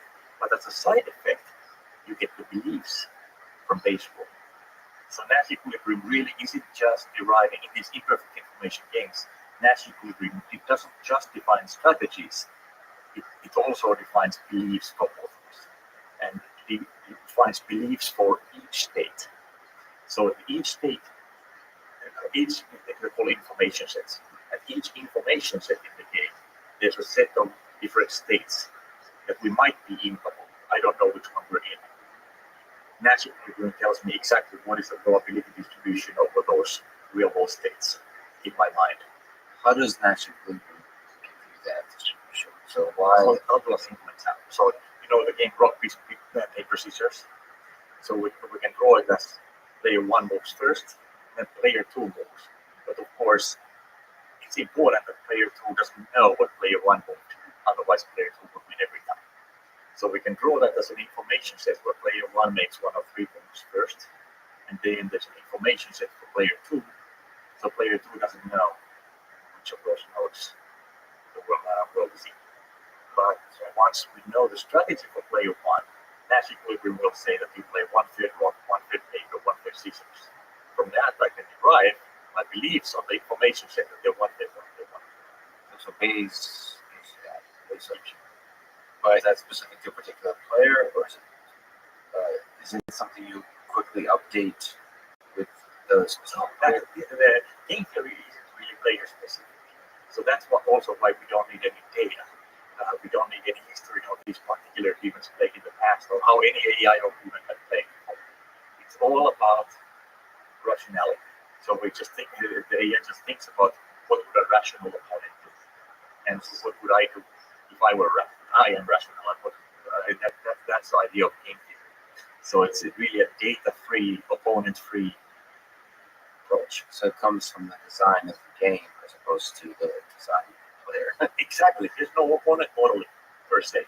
I mean, we've done some work on combining opponent modeling with game theory so you can exploit weak players even more. But that's another strand. I mean, Lee Brothers, we can turn that on. So I decided that these players are good, and when you start to exploit an opponent, you typically open yourself up to exploitation. And these guys have so few holes to exploit, and they're world's leading exploitation. So I decided we're not going to turn that stuff on. Actually, I saw a few papers exploiting opponents. It sounded very interesting to explore. Do you think there's room for exploitation generally outside of Rothschild? Is there a subject or people differences that could be exploited? Maybe not just in poker, but in general interactions, negotiation, all these other domains that you're considering. Yeah, definitely. We've done some work on that. And I really like the work that hybridizes the two. You figure out what would a rational opponent do. And by the way, that's safe in these zero-sum games, two-player zero-sum games, because if the opponent does something irrational, yes, it might throw off my beliefs, but the amount that the player can gain by throwing off my belief is always less than they lose by playing poorly. So it's safe. But still, if somebody's weak as a player, you might want to play differently to exploit them more. So that you can think about it this way: a game theoretic strategy is unbeatable, but it doesn't maximally beat the other opponent. So the winnings per hand might be better with a different strategy. And the hybrid is that you start from a game theoretic approach, and then as you gain data about the opponent in certain parts of the game tree, then in those parts of the game tree, you start to tweak your strategy more and more towards exploitation, while still staying fairly close to the game theory strategy, so as to not open yourself up to exploitation too much. How do you do that? Do you try to vary up strategies, make it unpredictable? It's like, what is it, tit for tat strategies in Prisoner's Dilemma, or That's a repeated game. repeated games? Simple That's right. Prisoner's Dilemma, repeated games. Yeah. But even there's no proof that says that that's the best thing. But experimentally, it actually does well. So what kind of games are there? First of all, I don't know if this is something that you could just summarize. There's perfect information games, so all the information is on the table. There's imperfect information games. There's repeated games you play over and over. There's zero-sum games. There's non-zero-sum games. Yeah. And there's a really important distinction in making two-player versus more players. So what other games are there, and what's the difference, for example, with this two-player game versus more players? Yeah. What are the key differences? Right. So let me start on the basic. So a repeated game is a game where the same exact game is played over and over. In these extensive form games, where is it? Think about tree form, maybe with these information sets to represent public information. You can have kind of repetitive interactions. And even repeated games are a special case of that, by the way. But the game doesn't have to be exactly the same. It's like your sourcing options. Yes, we can see the same supply base year to year. What I'm buying is a little different every time, and the supply base is a little different every time, and so on. So it's not really repeated. So to find a purely repeated game is actually very, very difficult. So they're really a very coarse model of what's going on. Then, if absolutely just repeated matrix games, not all the way to extensive form games, but in between, there's stochastic games, where there's these think about it like these little matrix games, and when you take an action and your opponent takes an action, they determine not which next state I'm going to, but the distribution of the next games where I might be going to.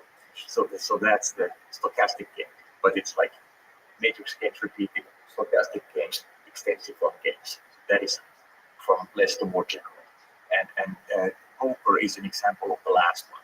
So it's really the most general setting, extensive form games, and that's kind of what the AI community has been working on and being benchmarked on with these heads of problem text solving. Can you describe extensive form games? What's the model here? Yeah, so if you look with the tree form, so it's really the tree form. Like in chess, there's the search tree versus the matrix. There is a matrix, yeah. And that matrix is called the matrix form or bimatrix form or normal form game. And here you have the tree form, so you can actually do certain types of reasoning there that you lose the information when you go to normal form. There's a certain form of equivalence, like if you go from tree form and you say every possible contingency plan is a strategy, then I can actually go back to the normal form, but I lose some information from the lack of sequentiality. Then the multiplayer versus two-player distinction is one. So two-player games in zero-sum are conceptually easier and computationally easier. They're still huge like this one, but they're conceptually easier and computationally easier. In that conceptually, you don't have to worry about which equilibrium is the other guy going to play when there are multiple, because any equilibrium strategy is the best response to any other equilibrium strategy. So I can play a different equilibrium from you, and we'll still get the right values of the game. That falls apart even with two players when you have general sum games. Even without cooperation. Even without cooperation. So there's a big gap from two-player zero sum to two-player general sum, or even to three-player zero sum. That's a big gap, at least in theory. Can you maybe non-mathematically provide the intuition why it all falls apart with three or more players? It seems like you should still be able to have a Nash equilibrium that's instructive, that holds. Okay, so it is true that all finite games have a Nash equilibrium. So this is what John Nash actually proved. So they do have a Nash equilibrium. That's not the problem. The problem is that there can be many. And then there's a question of which equilibrium to select. So, and if you select your strategy from a different equilibrium and I select mine, then what does that mean? And in these non-zero-sum games, we may lose some joint benefit where by being just simply stupid, we could actually both be better off if we did something else. And in 3-player, you get other problems also like collusion. Like maybe you and I can get up on a 3rd player, and we can do radically better by colluding. So there are lots of issues that come up there. So Noah Brown, the student you worked with on this, has mentioned, I looked through the AMA on Reddit, he mentioned that the ability of poker players to collaborate would be the game. He was asked the question of, how would you make the game of poker, or both of you were asked the question, how would you make the game of poker beyond being solvable by current AI methods? And he said that there's not many ways of making poker more difficult, but collaboration or cooperation between players make it extremely difficult. So can you provide the intuition behind why that is, if you agree with that idea? Yeah, so I've done a lot of work coalitional games, and we actually have a paper here with my other student Gabriele Farina and some other collaborators on academic nips on that. She just came back from the poster session where we presented this. But when you have collusion, it's a different problem, and it typically gets even harder then. Even the game representations, some of the game representations don't really allow good computation, so we actually introduced a new game representation for that. Is that kind of cooperation part of the model? Do you have information about the fact that other players are cooperating, or is it just this chaos where nothing is known? So there's something's unknown. Can you give an example of a collusion type game, or is it usually so like Breach? Yeah, so think about Breach. It's like when you and I are on a team, our players are the same. The problem is that we can't talk. So when I get my cards, I can't whisper to you what my cards are. That would not be allowed. So we have to somehow coordinate our strategies ahead of time, and only ahead of time. And then there's certain signals we can talk about, but they have to be such that the other team also understands them. So that's an example where the coordination is already built into the rules of the game. But in many other situations like auctions or negotiations or diplomatic relationships, poker, it's not really built in, but it's still going to be very helpful for the co-owners. I've read somewhere the negotiations come to the table with prior, like a strategy, like that you're willing to do and not willing to do those kinds of things. So how do you start to now moving away from poker, moving beyond poker into other applications like negotiations? How do you start applying this to other domains? Yeah, even real world domains that you work on. Yeah, I actually have 2 startup companies doing exactly that. One is called Strategic Machine, and that's for kind of business applications, gaming, sports, all sorts of things like that. Any applications of this to business and to sports and to gaming, to various types of things, finance, electricity markets, and so on.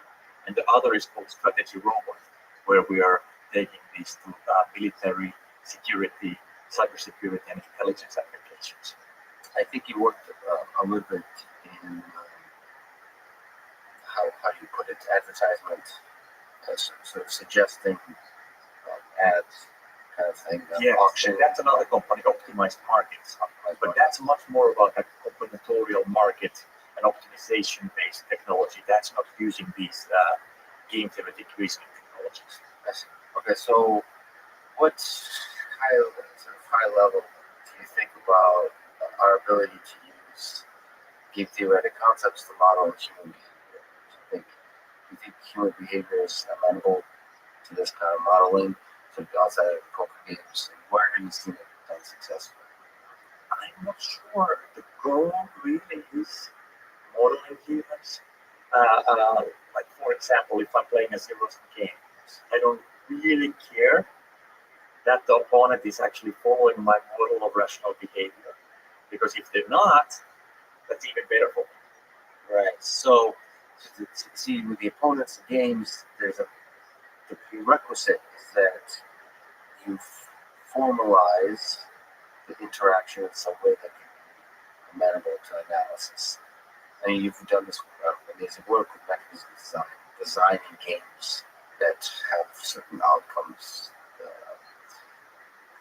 But so I'll tell you an example from my autonomous vehicles. Right? We're studying pedestrians and cars negotiate in this nonverbal communication.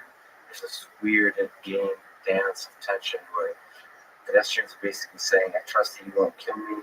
And so, as a jaywalker, I will step onto the road even though I'm breaking the law. There's this tension, and the question is, we really don't know how to model that well. I'm trying to model intent. So people sometimes bring up ideas, game theory, and so on. Do you think that aspect of human behavior can use these kinds of imperfect information approaches, modeling? How do you start to attack a problem like that when you don't even know how to design the game to describe the situation? So, So I haven't really thought about jaywalking, but one thing that I think would be a good application in autonomous vehicles is the following. So let's say that you have fleets of autonomous cars operating by different companies. So maybe here's a Waymo fleet and here's a Uber fleet. If you think about the rules of the road, they define certain legal rules, but that still leaves a huge strategy space open. Like as a simple example, when cars merge, you know how humans merge, they slow down and look at each other and try to merge. Wouldn't it be better if these situations would already be pre-negotiated, so we can actually merge at full speed and you know that this is the situation, this is how we do it, and it's all going to be faster. But there are way too many situations to negotiate manually. So you could use automated negotiation. This is the idea, at least. You could use automated negotiation to negotiate all of these situations, or many of them, in advance. And of course, it might be that, hey, maybe you're not going to always let me go first. Maybe you said, okay, well, in these situations, I'll let you go first, but in exchange, you're going to give me drugs, you're going to let me go first in these situations. So it's this huge combinatorial negotiation. And do you think there's room in that example of merging to model this whole situation as an imperfect information game, or do you really want to consider it to be a perfect? No, that's a good question. Yeah, that's a good question. Do you pay the price of assuming that you don't know everything? Yeah, I don't know. It's certainly much easier. Games with perfect information are much easier. So if you can get away with it, you should. But if the real situation is of imperfect information, then you're going to have to deal with it from imperfect information. Great. So, what lessons have you learned the annual computer poker competition? An incredible accomplishment of AI. And look at the history of Deep Blue, AlphaGo, these kind of moments when AI stepped up in engineering effort and the scientific effort combined to beat the best human players. So, what do you take away from this whole experience? What have you learned about designing AI systems that play these kinds of games? What does that mean for AI in general, for the future of AI development? Yeah, so that's a good question. There's so much to say about it. I do like this type of performance-oriented research, although in my group we go all the way from like idea to theory to experiments to big system building to commercialization. So we span that spectrum. But I think that in a lot of situations in AI, you really have to build the big systems and evaluate them at scale before you know what works and doesn't. And we've seen that in the computational game theory community, that there are a lot of techniques that look good in the small, but then they cease to look good in the large. And we've also seen that there are a lot of techniques that look superior in theory, and I really mean in terms of convergence rates better, like first order methods, better convergence rates like CFR-based algorithms. If the CFR-based algorithms are the fastest in practice. So it really tells me that you have to test this in reality. Theory isn't tight enough, if you will, to tell you which algorithms are better than the others. And you have to look at these things in the large, because any sort of projections you do from the small can, at least in this domain, be very misleading. So that's kind of from a kind of a science and engineering perspective. From personal perspective, it's been just a wild experience in that with the first poker competition, the first brains versus AI and machine poker competition that we organized. There had been, by the way, for other poker games, there had been previous competitions, but this was for Heads Up No Limit. This was the first. And I probably became the most hated person in the world of poker. And I didn't mean to. Why is that? And You're cracking the game for something. yeah, it was a lot of people felt that it was a real threat to the whole game, the whole existence of the game. AI becomes better than humans. People would be scared to play poker because there are these superhuman AIs running around taking their money and all of that. So it's just really aggressive. My comments were super aggressive. I got everything just short of indifference. Do you think the same was true for chess? Because right now, they just completed the World Championships in chess, and humans just started ignoring the fact that there's AI systems now that outperform humans, and they still enjoy the game. It's still a beautiful game. That's what I think. And I think the same thing happened in poker. And so I didn't think of myself as somebody who's going to kill the game, and I don't think I did. I really loved this game. I wasn't a poker player before, but learned so many nuances about it from these AIs, and they really changed how the game is played by them. So they have these very Martian ways of playing poker, and the top humans are now incorporating those types of strategies into their board play. So if anything, to me, our work has made poker a richer, more interesting game for humans to play, not something that is going to steer humans away from it entirely. Just a quick comment on something you said, which is, if I may say so, in academia is a little bit rare sometimes. It's pretty brave to put your ideas to the test in the way you describe. It's saying that sometimes good ideas don't work when you actually try to apply them and scale. So where does that come from? I mean, what if you could do advice for people? What drives you in that sense? Were you always this way? A brave person, I guess, is what I'm saying, to test their ideas and to see if this thing actually works against top human players. So I don't know about brave, but it takes a lot of work. It takes a lot of work and a lot of time to organize, to make something big and to organize an event and stuff like that. What drives you in that effort? Because you could still, I would argue, get a best paper award at NIPS as you did at 17 without doing this. That's right. Yes. So in general, I believe it's very important to do things in the real world and at scale, and that's really where the pudding, if you will, always in the pudding. That's where it is. In this particular case, it was kind of a competition between different groups, and for many years, as to who can be the first one to beat the top humans at Heads Up Knowing in Texas Hold'em. So it became kind of like a competition who can get there. Yeah, so a little friendly competition could be wonders for progress. Yes. So the topic of mechanism design, which is really interesting, also kind of new to me, except as an observer of, I don't know, politics, and maybe I'm an observer of mechanisms, but you write in your paper an automated mechanism design that I quickly read. So mechanism design is designing the rules of the game so you get a certain desirable outcome. And you have to work on doing so in an automatic fashion as opposed to fine-tuning it. So what have you learned from those efforts? If you look to say, I don't know, at complex, it's like our political system. Can we design our political system to have, in an automated fashion, to have outcomes that we want? Can we design something like traffic lights to be smart, where it gets outcomes that we want? So what are the lessons that you draw from that work? Yeah, so I still very much believe in the automated mechanism design direction. Yes. But it's not a panacea. There are impossibility results in mechanism design, saying that there's no mechanism that accomplishes objective X in class C.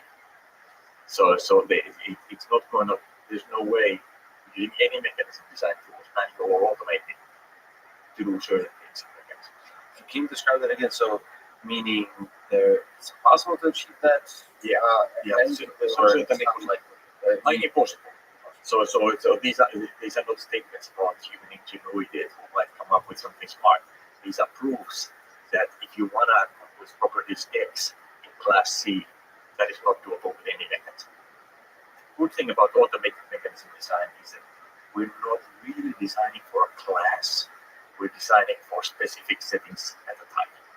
So even if there's an impossibility result for the whole class, it just doesn't mean that all of the cases in the class are impossible. It just means that some of the cases are impossible. So we can actually carve these islands of possibility within these known impossible classes. And we've actually done that. So one of the famous results in mechanism design is the Myers-Briggs theorem by Roger Myers and Mark Chadwick from 1983. It's an impossibility of efficient trade under imperfect inflation. We show that you can, in many settings, avoid that and get efficient trade.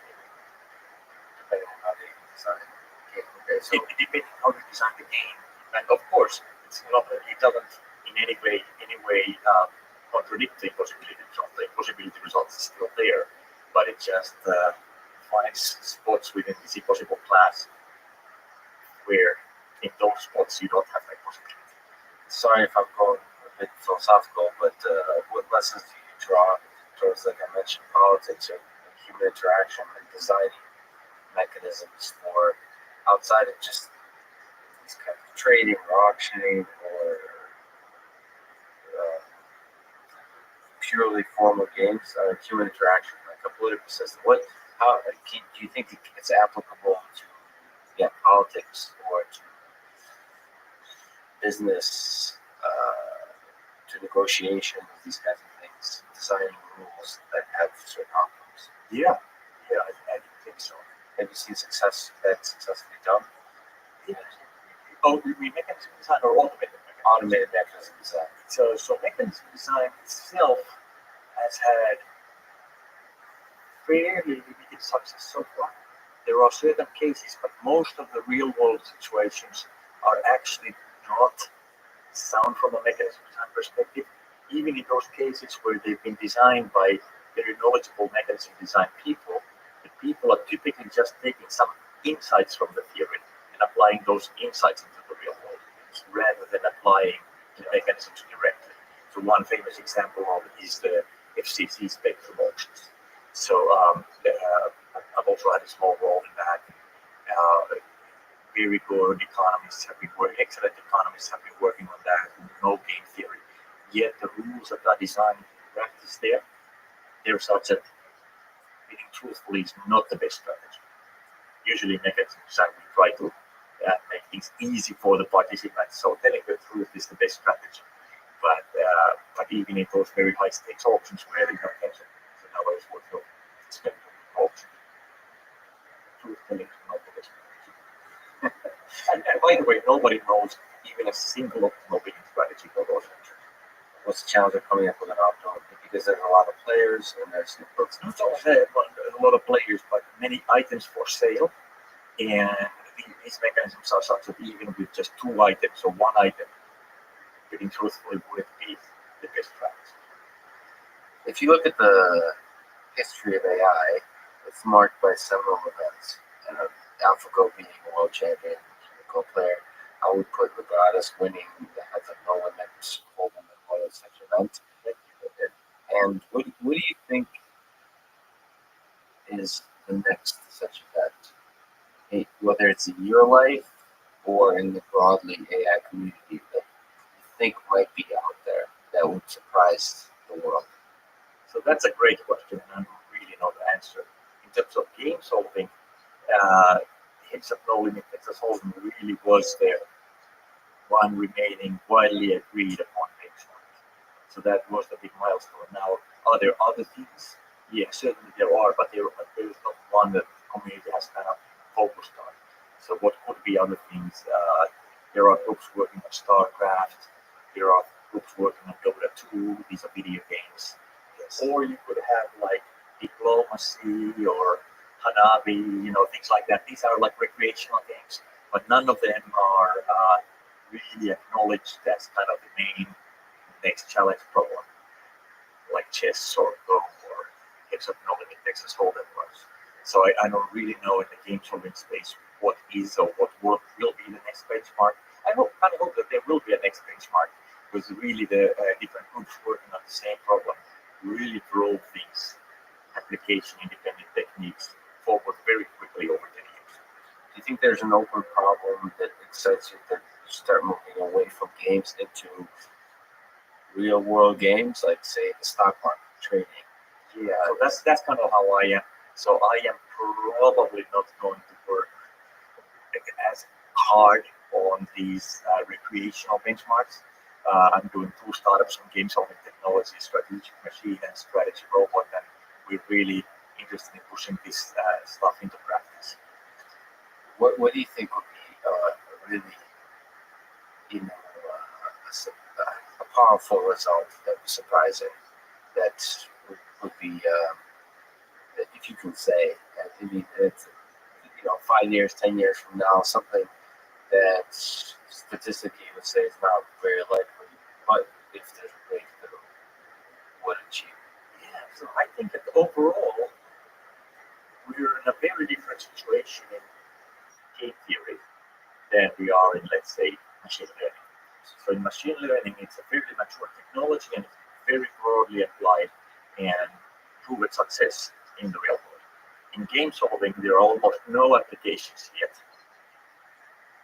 We have just become superhuman, which machine learning, you could argue, happened in the 90s, if not earlier. And at least in supervised learning and certain complex supervised learning applications.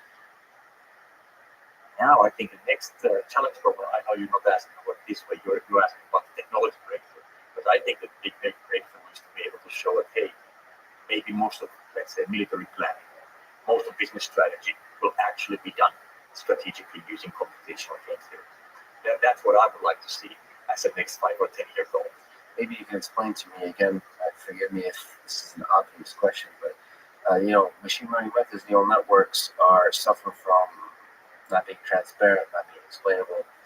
Game theoretic methods, natural equilibria, do they generally, when you see the different solutions, are they, when you talk about military operations, are they, once you see the strategies, do they make sense? Are they explainable, or do they suffer from the same problems? So that's a good question. I would say a little bit yes and no. And what I mean by that is that these game theoretic strategies, let's say magically, it has provable properties.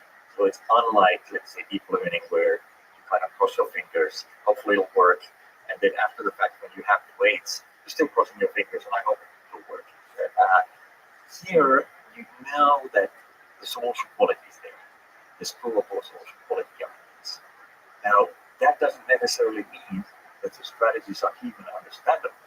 That's a whole other problem. So I think that deep learning and computational game theory are in the same boat in that sense. That both are difficult to understand.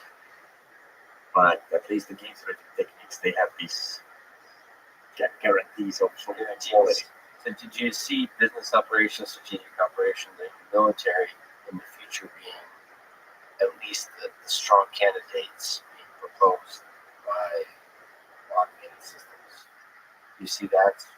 Yeah, I do. But that's more of a belief than a substantiated fact. Depending on where you land, optimism or pessimism, but to me, that's an exciting future, especially if they're provable things in terms of optimality.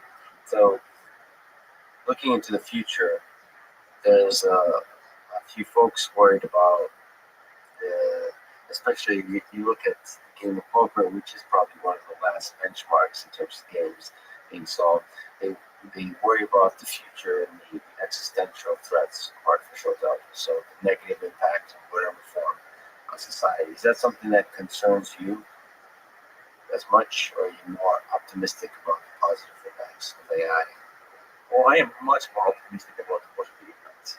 So just in my own work, what we've done so far, we run the nationwide kidney exchange. Hundreds of people are walking around alive today who wouldn't be, and increased employment.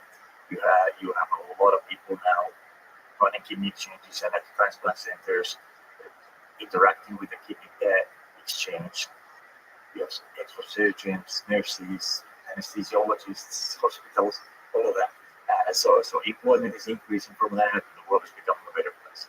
Another example is combinatorial sourcing options. We did 800 large-scale combinatorial sourcing options from 2001 to 2010 in a previous startup of mine called Combined. And we increased the supply chain efficiency of that $60 billion of spend by 12.6%. So that's over $6 billion of efficiency improvement in the world. And this is also like shifting value from somebody to somebody else, just efficiency improvement. Like in trucking, less empty driving, so there's less waste, less carbon footprint, and so on.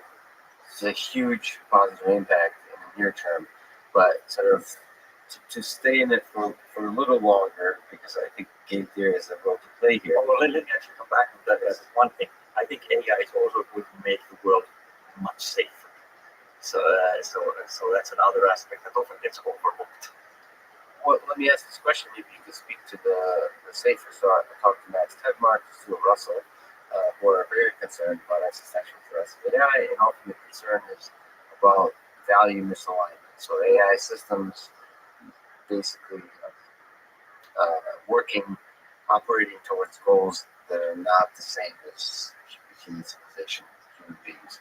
So it seems like game theory has a role to play there to make sure the values are aligned with human beings. I don't know if that's how you think about it. If not, how do you think AI might help with this problem? How do you think AI might make the world safer? Yeah, I think this value misalignment is a fairly theoretical worry, and I haven't really seen it in, because I do a lot of real applications. I don't see it anymore. The closest I've seen it was following that one mental exercise really, where I had this argument in the late 80s when we were building these transportation optimization systems, and somebody had heard that it's a good idea to have high utilization of assets. So they told me that they wanted to put that as an objective, and we didn't even put it as an objective, because I just showed them that, if you had that as your objective, the solution would be to load your trucks full and drive in circles. Nothing would ever get delivered. You have 100% utilization. So yeah, I know this phenomenon. I've known this for over 30 years, but I've never seen it actually be a problem in reality. And yes, if you have the wrong objective, the AI will optimize that to the hilt, and it's going to hurt more than some human who's kind of trying to solve it in a half-baked way with some human insight too. But I just haven't seen it materialize in practice. There's this gap that you actually put your finger on very clearly just now between theory and reality. That's very difficult to put into words, I think. It's what you can theoretically imagine, the worst possible case, or even, bad cases, and what usually happens in reality. So, for example, to me, maybe something you can comment on, having grown up, I grew up in the Soviet Union. There's currently 10,000 nuclear weapons in the world. And for many decades, it's theoretically surprising to me that the nuclear war is not broken out. Do you think about this aspect from a game theoretic perspective in general? Why is that true? Why, in theory, you can see how things go terribly wrong, but somehow yet they have not. Yeah. How do you think So, about so I do think about that a lot. I think the biggest two threats that we're facing as mankind, one is climate change, and the other is nuclear war. So those are my main two worries that I worry about. And I tried to do something about climate. I thought about trying to do something for climate change twice. Actually, for two of my startups, I've actually commissioned studies of what we could do on those things, and we didn't really find a sweet spot. But I'm still keeping an eye out on that. If there's something where we can actually provide a market solution or optimization solution or some other technology solution to problems. Right now, like for example, pollution credit markets was what we were looking at there. And it was much more the lack of political will by those markets were not so successful rather than bad market design. So I could go in and make a better market design, but that wouldn't really move the needle on the world very much if there's no political will. And in the US, the market, at least the Chicago market was just shut down, and so on. So it doesn't really help how great your market design was. And on the nuclear side, it's more so global warming is more encroaching problem. Nuclear weapons have been here. It's an obvious problem that's just been sitting there. So how do you think about what is the mechanism design there that just made everything seems stable. And are you still extremely worried? I am still extremely worried. So you probably know the simple game theory of math. This was a mutually assured destruction, and it doesn't require any computation. It's small matrices. You can actually convince yourself that the game is such that nobody wants to initiate. Yeah, that's a very coarse-grained analysis, and it really works in a situation where you have two superpowers, a small number of superpowers. Now things are very different. You have a smaller group, so the threshold of initiating is smaller. You have smaller countries and non-nation actors who may get groups and so on. So I think it's riskier now than it was maybe ever before. And what idea, application of AI, we've talked about it a little bit, but what is the most exciting to you right now? I mean, you're here at NIPS, Europe's now. You have a few excellent pieces of work, but what are you thinking into the future? There's several companies you're doing. What's the most exciting thing, or one of the exciting things?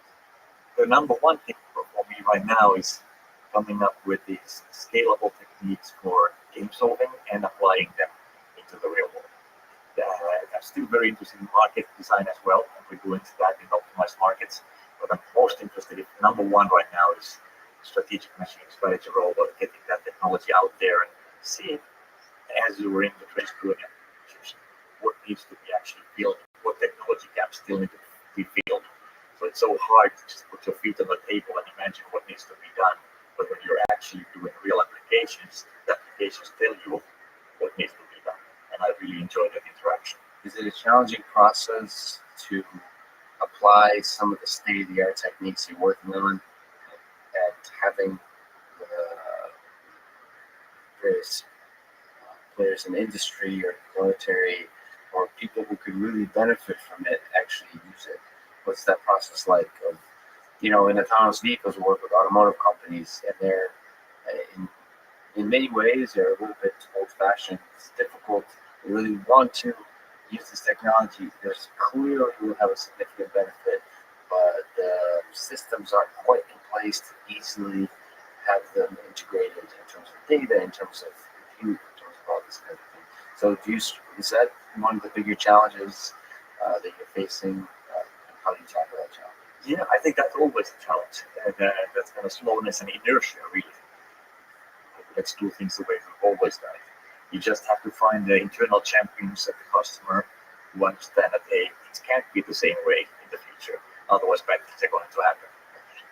And it's in autonomous vehicles, it's actually very interesting. With the car makers are very traditional, but at the same time, you have tech companies who have nothing to do with cars or transportation, like Google and Baidu, really pushing on autonomous cars. I find that fascinating. Clearly, you're super excited about actually these ideas having an impact on the world. In terms of the technology, in terms of ideas and research, are there directions that you're also excited about? Whether that's on some of the approaches you talked about for the information games, whether it's applying deep learning to some of these problems, is there something that you're excited in the research side of things?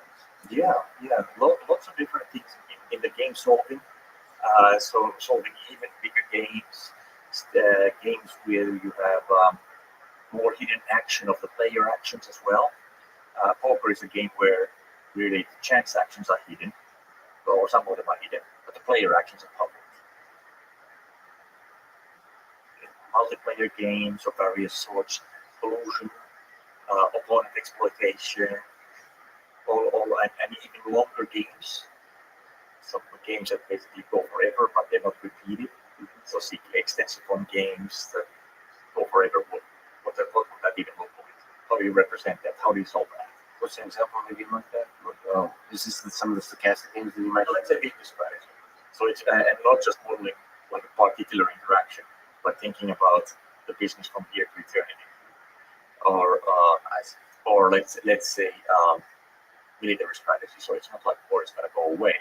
How do you think about military strategy that's going to go forever? How do you model that?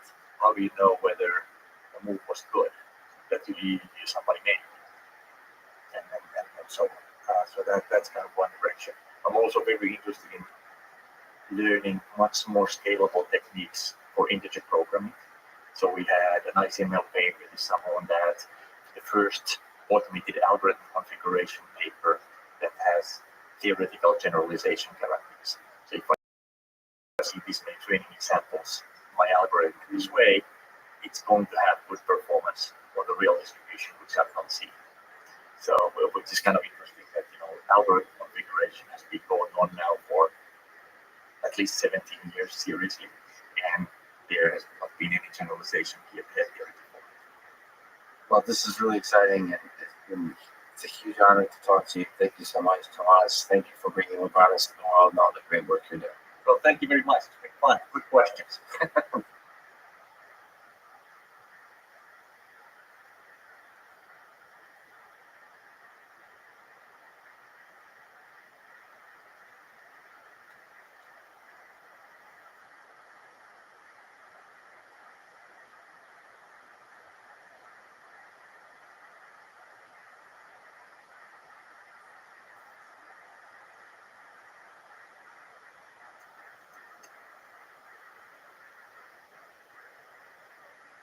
Following is a conversation with Thomas Sandler.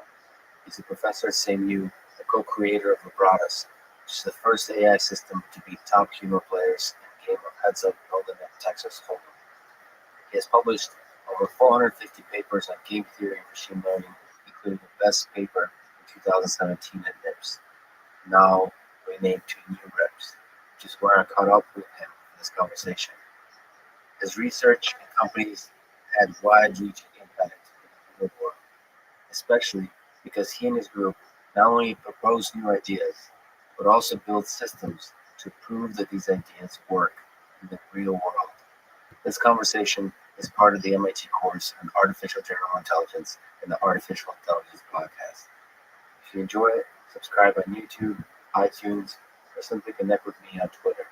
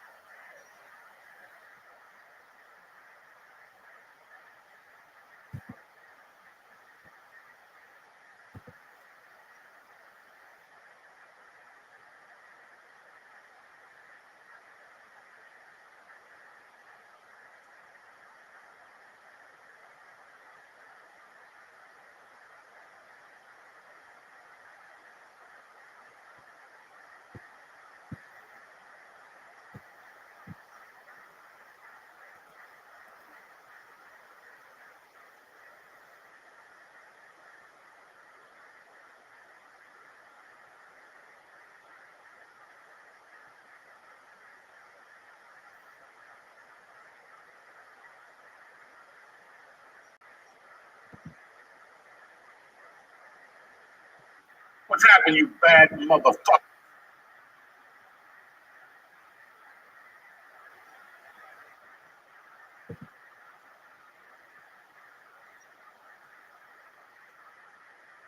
What's happened, you beautiful savages?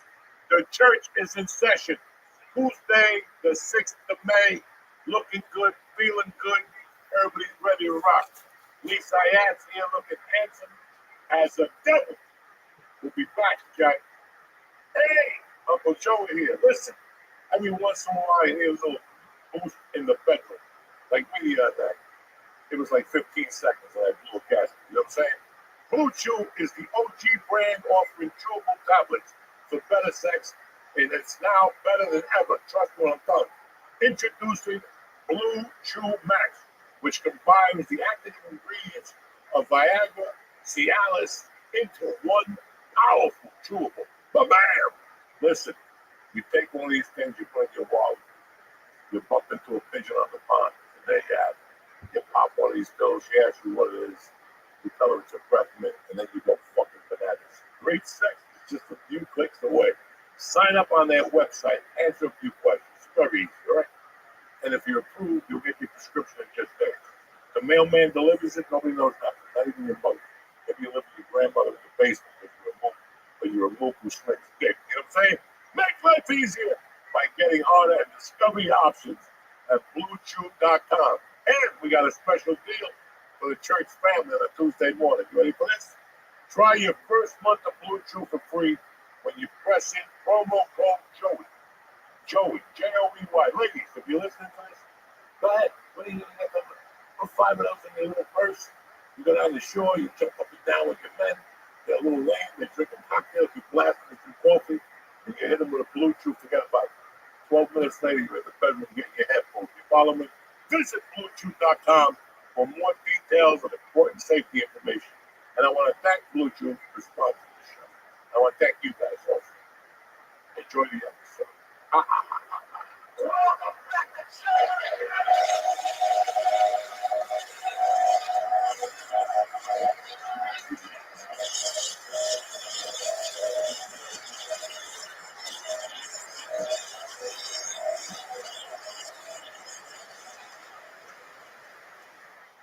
What's happened, beautiful people? We haven't seen you in a while. What do you think? I know. It's been fucking May. 14 days I haven't seen you. It's been 14 days. Well, close to it, yeah. Close to it, yeah. 10 days, yeah.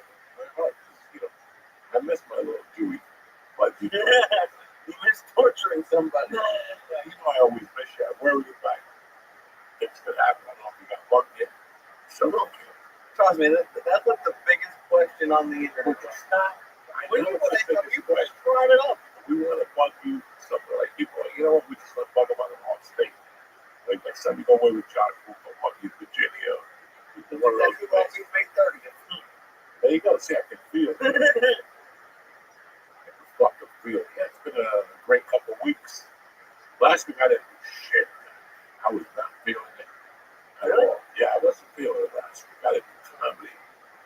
I wrote a little bit, but basically just worked out, stayed home with the girls.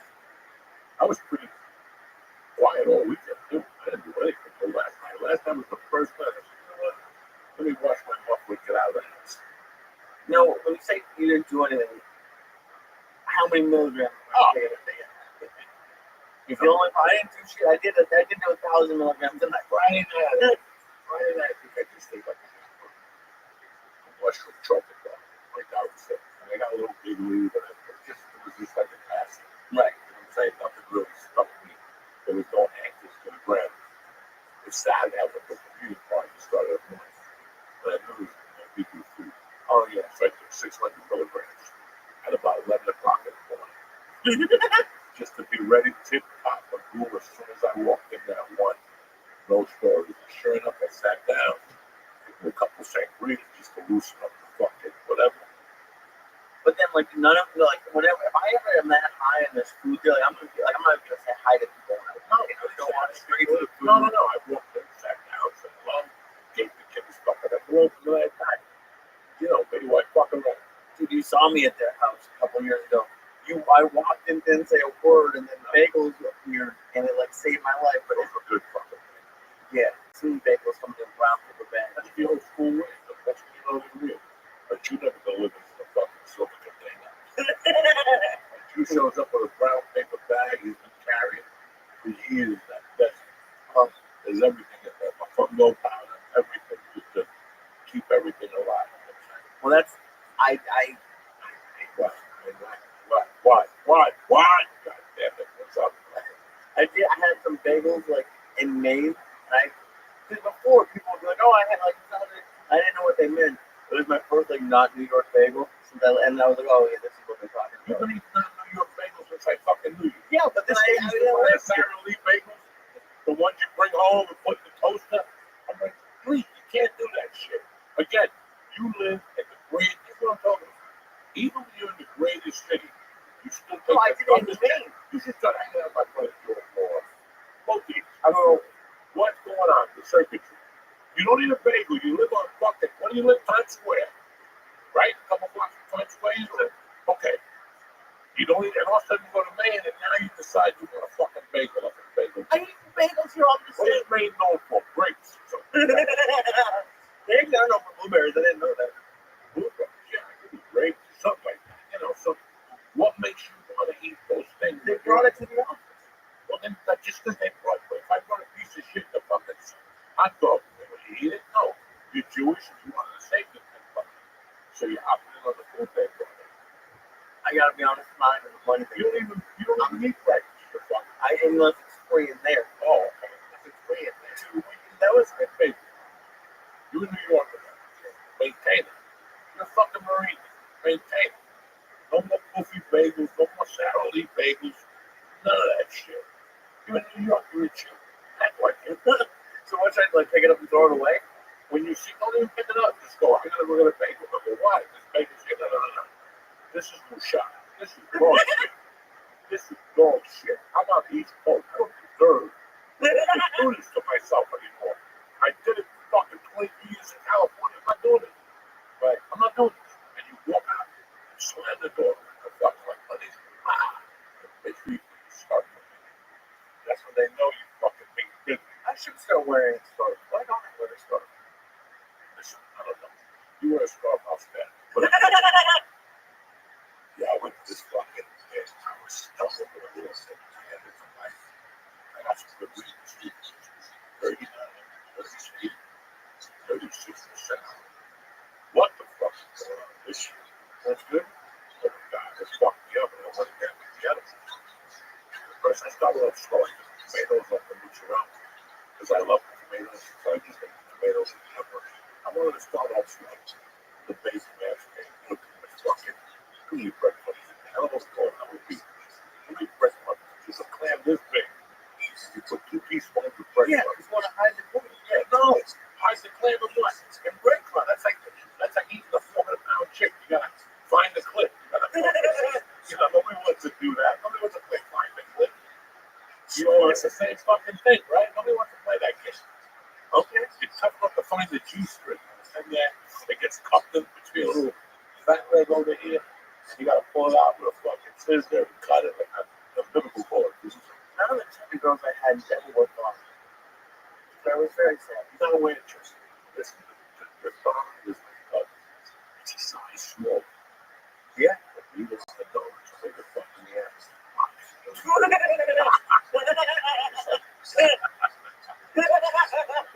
a little research. If I had chair, that's the fucking dangle my feet with. It's gonna happen.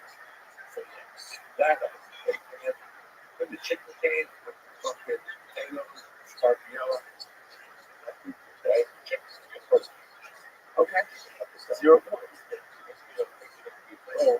So you didn't know red sauce. I'll tell you something. That's what it's best cut from inside rather than what's the east of meat.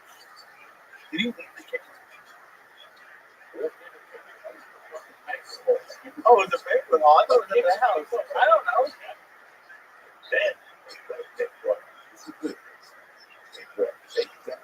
Hey, the first bite, it was different. And you're like, holy shit, there's no grease. I must have eaten the whole fucking bag anyway. Every table had a bag of it. Kept going over every table to steal it. Big one. Like white with it. By my area, there was a circle of white powder. It was like 1987 in my fucking area.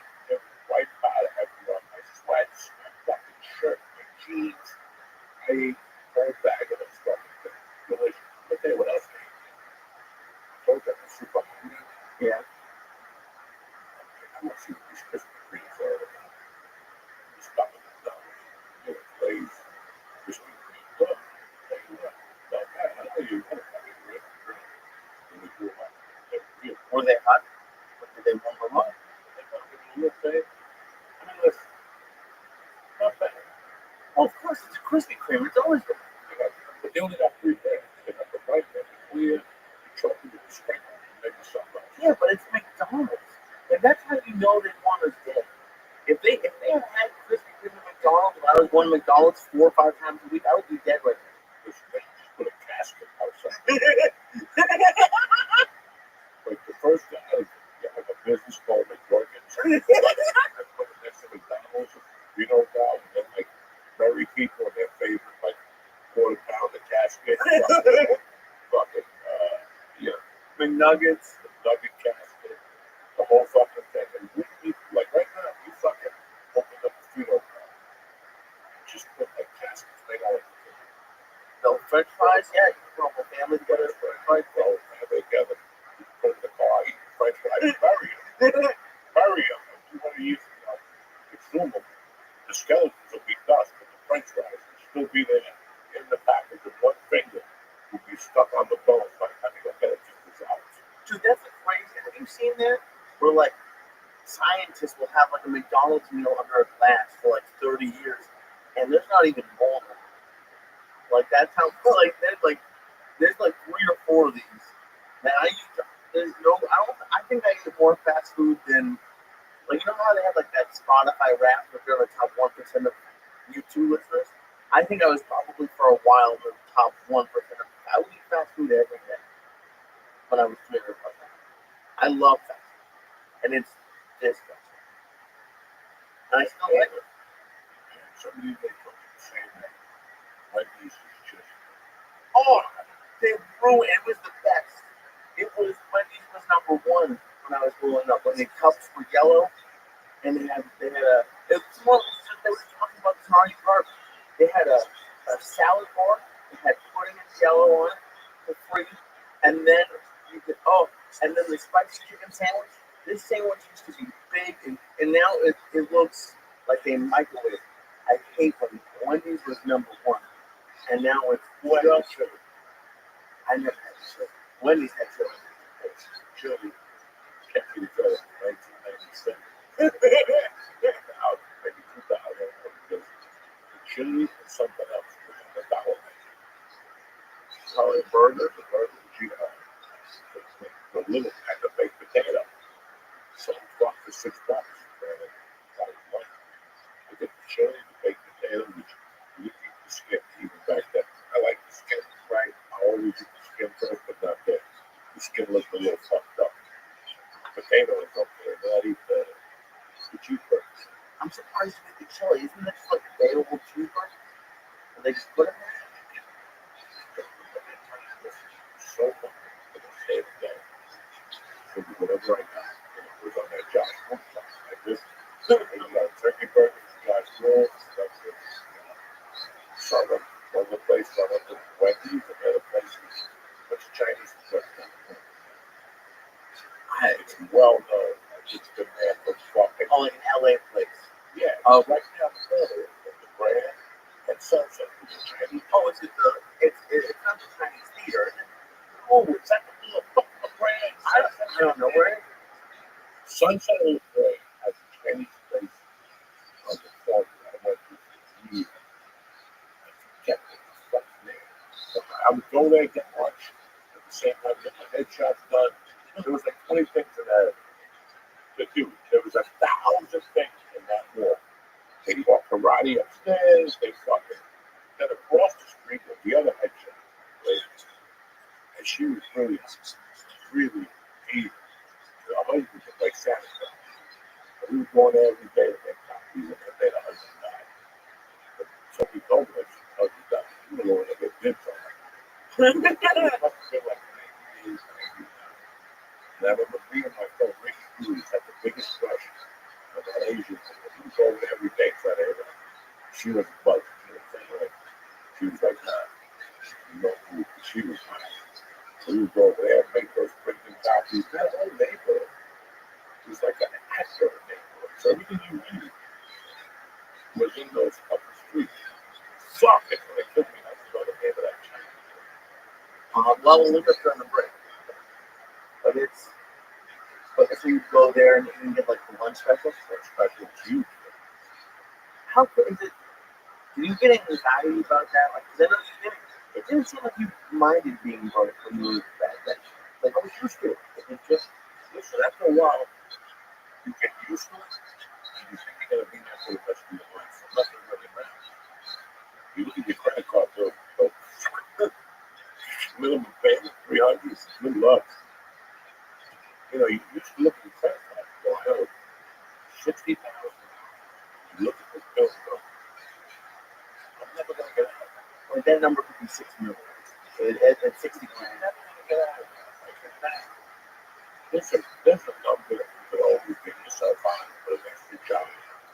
Pray that your tire doesn't blow up, your engine doesn't blow up, your cat doesn't swallow a needle. You know, I remember being 12, and cat swallowed a fucking needle. And we had to scrape up $600 and 10 credit cards. And 32 off one, 18 off the other. You know, that's the things that set you back. When you're trying to get better off the fucking car, it's that fucking flat tire. And they can't get it now. It's 200 I destroy you. And it always happened, at least to me, it would always happen like right when I thought I was doing well. Like it was like a couple weeks or a month of like, okay, I'm ahead now, it's okay. Anyway, good. I filled up my tank, groceries, and then you got the fucking, you did a poll. I remember one day I had something. I had to go around for you. Yeah, there was no way. I just called the truth. I don't have a dime. I got no tires. And there ain't no way I can make a living on anything deep if I go to Goodyear, whatever, tell them I sent you. Tell them to call me up on my credit card. But I didn't do that. It was just going to go home. There was no way I was going to get real tires. Even if I went to Las Vegas and went to those little Mexican shops who tires at $20, even at that I couldn't afford it. Right. I've thought about that a lot because I've been very blessed. Like, you know, things get expensive and you know, money gets tight. But you think about that, like a single mom or anybody who's like, hey, you got towed, it's $200. Like, Yeah, the car's done. there's no way I'm Yeah, $100, the car's done. I'll never see that thing again. Because if I do get $100, then I'm going to be looking for another 100. I'll probably grab a coat because I'm depressed. Because I didn't get $100. There's always some guys, always something. You know, there comes a time in your life, it's okay, I'm in this debt. You know, college, like, I had 4 friends in this one. And she had been out of college 10 years later, even longer. She was saying she's going to spend college. Oh, yeah. You go for it that weekend. Student loan, I'm not judging. That's probably It's low. better for it down. And not answering my phone. I couldn't even get a phone. It took me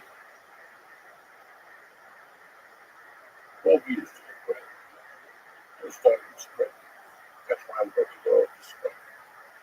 Just inside me for $200 a month. My package is $189.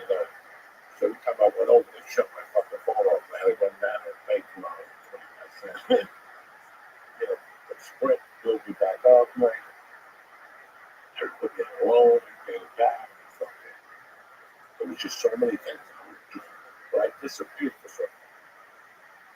Those cards started collapsing in 92. I disappeared. I was like, never paid. If these credit card people get a number on the page, I'm hired. They're fucking the phone. Because they would call me anyway. They call me back. The phone. You Joe? Yeah. Someone else called me. Hey, Visa. Tom, Visa. Where you been? You were supposed to send that check last week. You never got it. Listen, your card's going to get cut down this Friday. You got to get a minimum payment and real quick to keep it here. You're like, minimum payment. Friday. Halfway grand. Yeah. Your minimum payment is going to fucking red. And they're like, they don't work with you at all. I've noticed. No, what's going to work with you? You're a bum. You didn't pay no effort. No, but even if you do pay, like, You didn't pay the credit bill. You're a bum. You didn't pay it for 6 months. Then you did this. You're a bum. Right. I sold cars. I remember the credit report and how the bank reports. And how every time, you know, there's so many things to affect your credit rating to make it stronger. And there's a lot of things you can do that works against it. well, that's what I'm talking about. Like, let's say on the other side, let's say you start doing money, you can start making payments, and you get busy, you're working, and you're late by 2 days. I'm like, sorry, we're going to take your credit report. Sorry, it's late charge. Listen, if you could work Every once in a while, but some of them are assholes.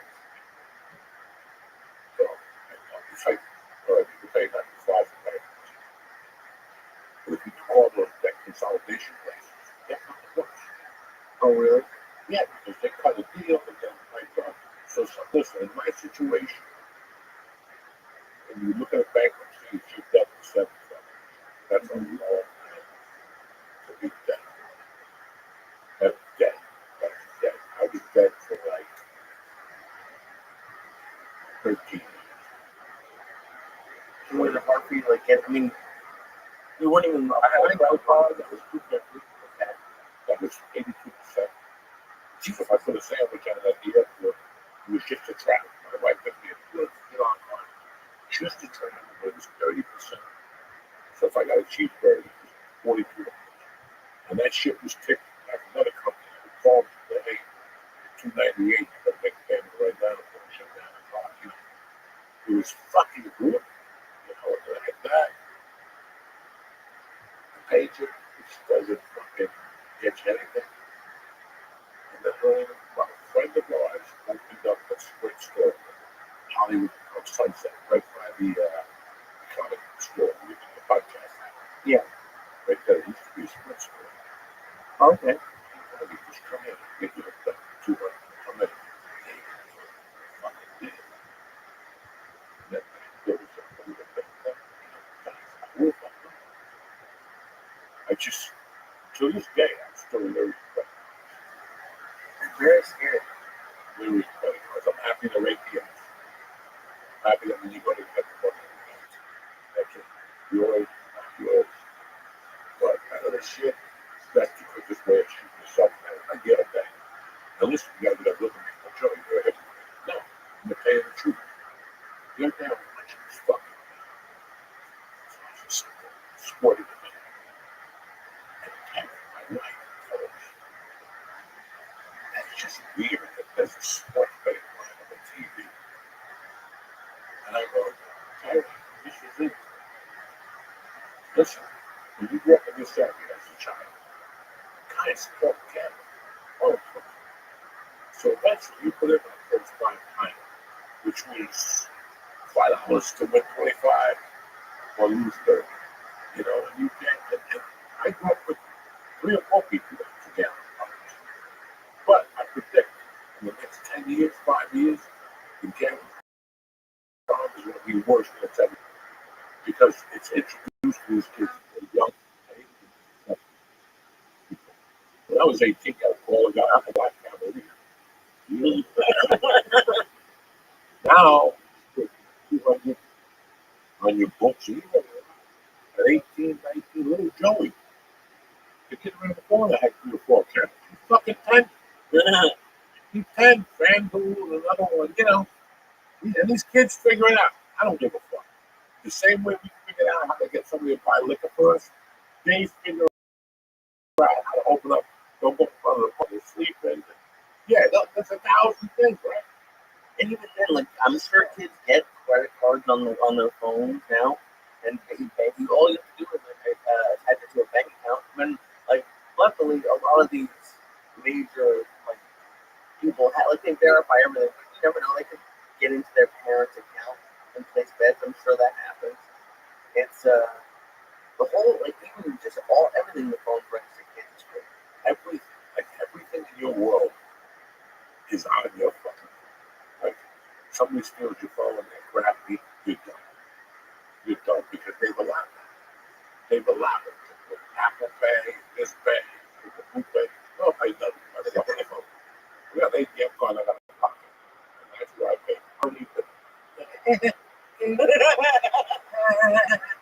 a fucking idiot to be cool in front of you. I don't need that. I don't need to order ahead. You don't order ahead? No, I don't want them to know I'm coming. Why are you gonna call somebody? Let them know I'm coming. You're gonna shoot. I'm coming right into your hand. You want to poison me? That's coffee, whatever. Nobody knows. I don't do none of that. I show up and you put the order up, you watch it. You look in your black dog. Just not they don't know. Who's the order for? A leak. You start a relationship with them. But today, nobody talks. They go to a counter, right?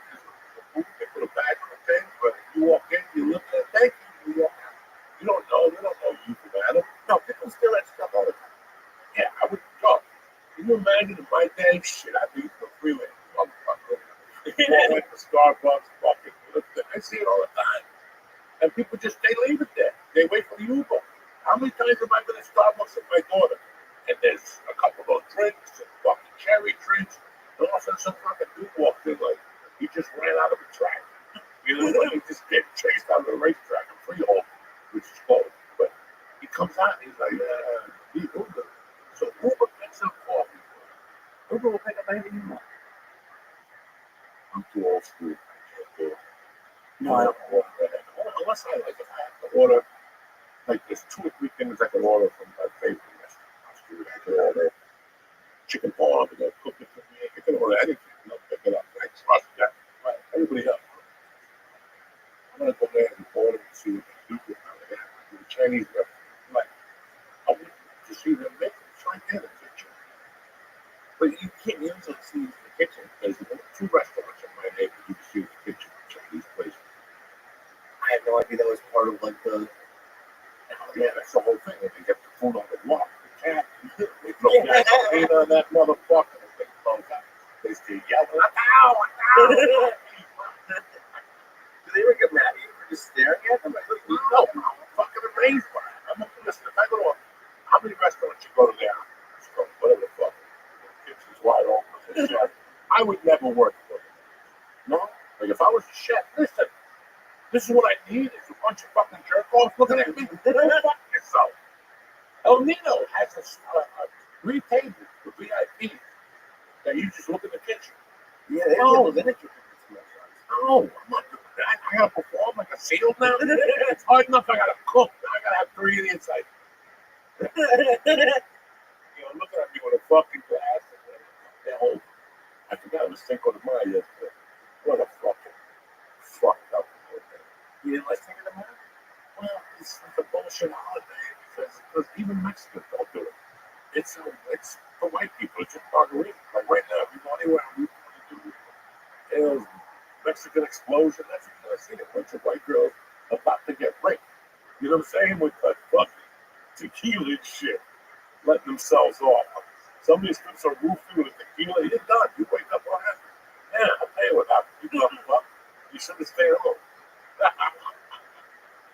It is kind of amazing how like there's so many holidays that if you boil them down, They're people want to bullshit. get fucked up. But you don't know. You only know 1 year when you puke on that. When you puke on Cinco de Mayo, you wake up the next day like, what? I went to a bar, there was no Mexicans. There was not one Mexican jumping up and down. The only Mexican was the busboy. And they treated him like shit. They were whipping the whole fucking thing. Yeah, and like, what about like St. Patrick's Day? Isn't that really not like 2 Irish people really care about that? Listen, you don't understand what the Irish. What happens with the Irish? So they, St. Patrick's is a town, right? That's how fucked up it is. So just don't worry about it. If they offer you a drink, you take it. Like Mother's Day is bullshit.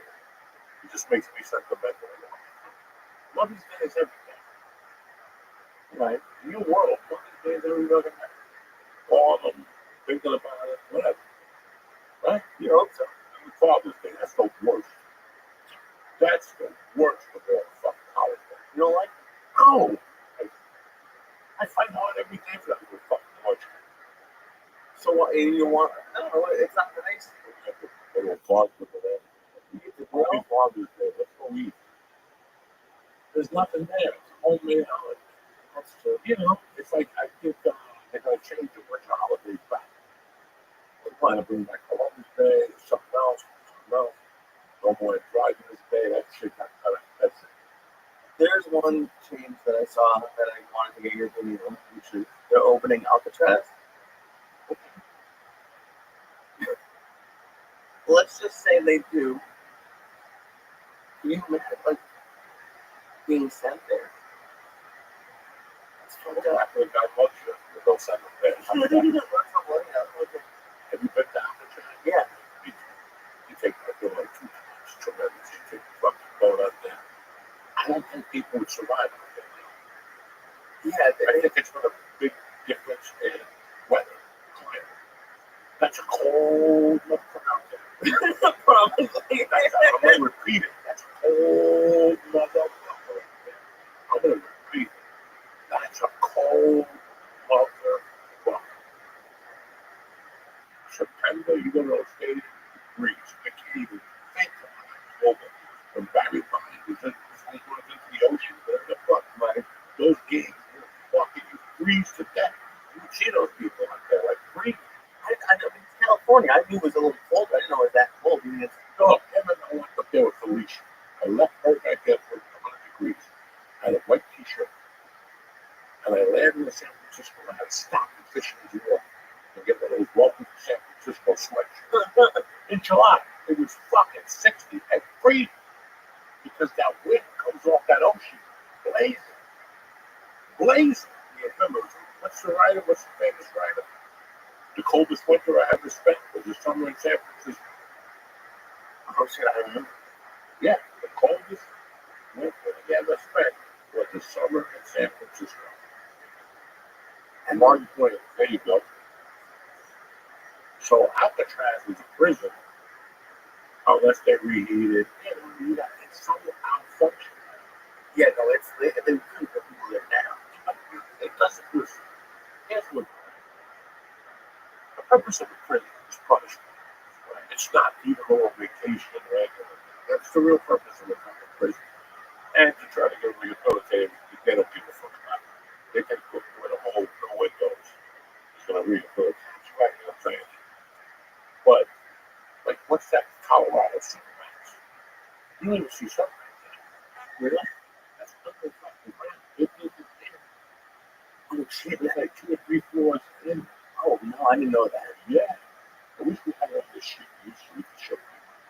But all that shit was a prison that was built down just like either 2 or 3 floors. That's where America's worst at. All the terrorists, all the people, that's where they put the next. You're not ever gonna see fucking things. They might like Alcatraz. It's kind of pretty. Yeah. Like to go from on in the ground. I didn't know it was in the ground. I'm not even trying to be funny. I'm No, I'm not talking about Alcatraz. I'm talking about the one in Colorado. Right. Supermax, whatever. Then you're gonna open up Alcatraz, which again, it doesn't pertain to me because I'm not planning on doing any crime. No, I course not. There's 2 or 3 I'd like to do. I'd like to do it. It's a lot. I'll be weird. I said, so if they open it, listen, prison in this country is a business. There's no end to topic to a business. There's maybe 3 people who will tell you that, yeah, we can do it. People can get better. No, it's not. It's just a business. They open up halfway houses, prisons. You know, it's a business. So, yeah, we got more criminals. So you might as well open up more prisons. I can't. They just to me, Alcatraz just seemed extra scary. It's 24 hours. Like no one's ever escaped. Well, they did. Police were escaped. I apologize. Nobody caught that dude. Nobody found the body. He just got shot years later. Okay. The sharks could have fucking ate him, but that dude was never found. So let's just say he didn't really escape. He tried. He tried.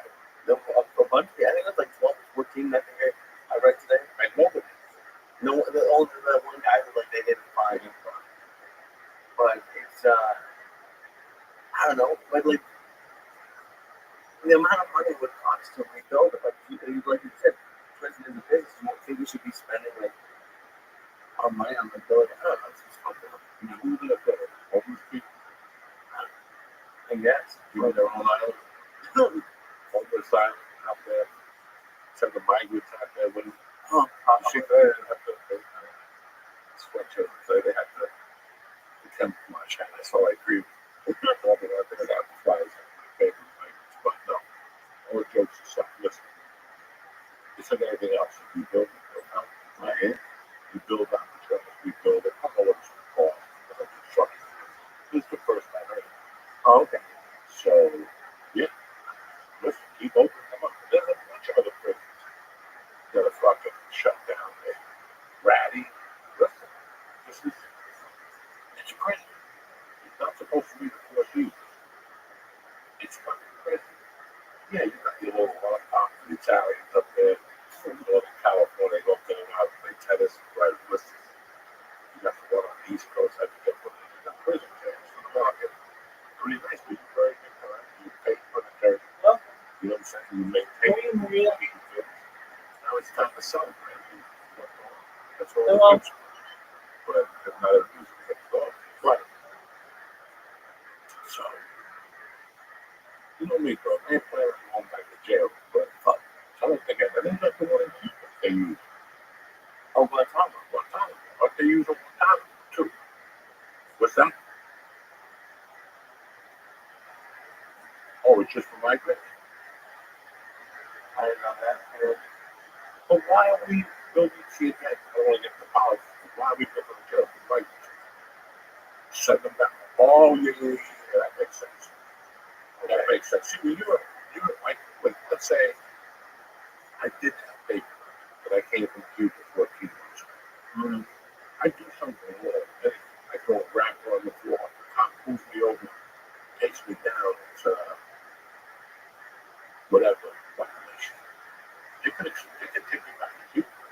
Okay? Now, you're not in trouble. You're not throwing a piece of wrapper on the floor. You know what I'm saying? And if I commit a heavy duty crime, take me down to immigration, they can pull me on it. And for those people just shoot. That's all they do. They just shoot you. You're trained to the country. You came here. You left on the rack. Oh, they sent you back to Cuba? Yeah, they send you back to Cuba. They just shoot you. And everybody knows that. That's why they have all these fucking people trying to get to the human rights violations. This country don't give a fuck. They're a communist country. You think their prisoners have TVs and remote controls? They give you 3 eggs for breakfast. It's club fed. That's what they got down there. No, it's brutal. There's no air conditioning. Down, it's hot. Power goes out. They was a jail that they would just make you walk around naked. Can you imagine that? Being in a prison with rat naked. And there's a hole in the floor and that's where you shit. Good luck getting to that fucking hole. Especially like where I am now. I can't. If you grew up there, like I don't know, if you grew up there, is it less crazy, or is it just as crazy? You grew up with people. Yeah, well, half the people in Cuban prison aren't there because they're real criminals, because they worked in political policy. Oh, there were people like that in that kind of prison. I thought this was like Superman. No. They have a couple prisons in Cuba that have many detectives and shit like that. But in every province, as they call it. Okay. So if you don't go to school, I forget what the rules are. If you don't go to work like 3 days a week, they put you in jail. They do a ton of shit too. We don't know about it. The federal do, but they do. But I know when I met people 40 years ago that would just get out of Cuba from IBL, it was brutal. On Saturdays and Sundays, you like go to meet at the Bell Store for 8 to 10 hours. And you have to stand in the heat. And there's people watching in the audience. You see if you're falling asleep. You have to clap after everything you said. You have to do all that shit. People saw you not clapping. They come over, get you, throw you in fucking jail, give you a beat. It's fucking brutal. You think that we're 90 miles from that.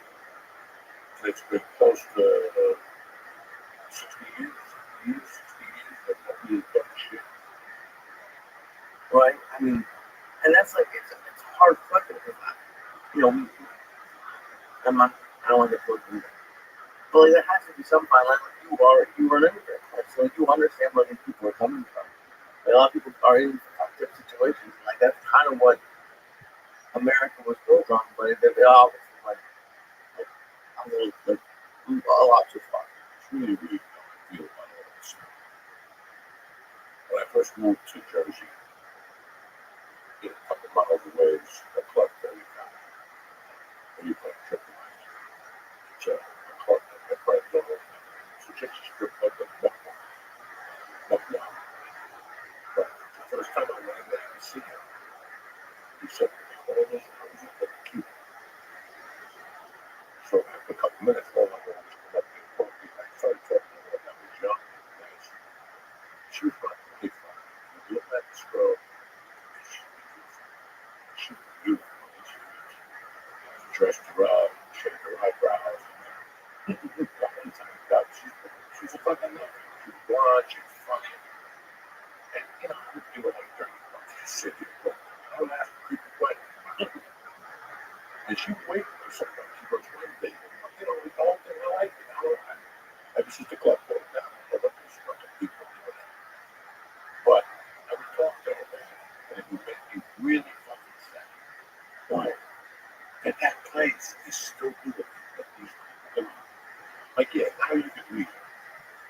you do paperwork, you leave, you gotta leave somebody down there. This girl has a mother. Father was in Miami, mother. And she was taking 6 months of money down there. That's why she's stripped. But they have hookers. But they have hookers.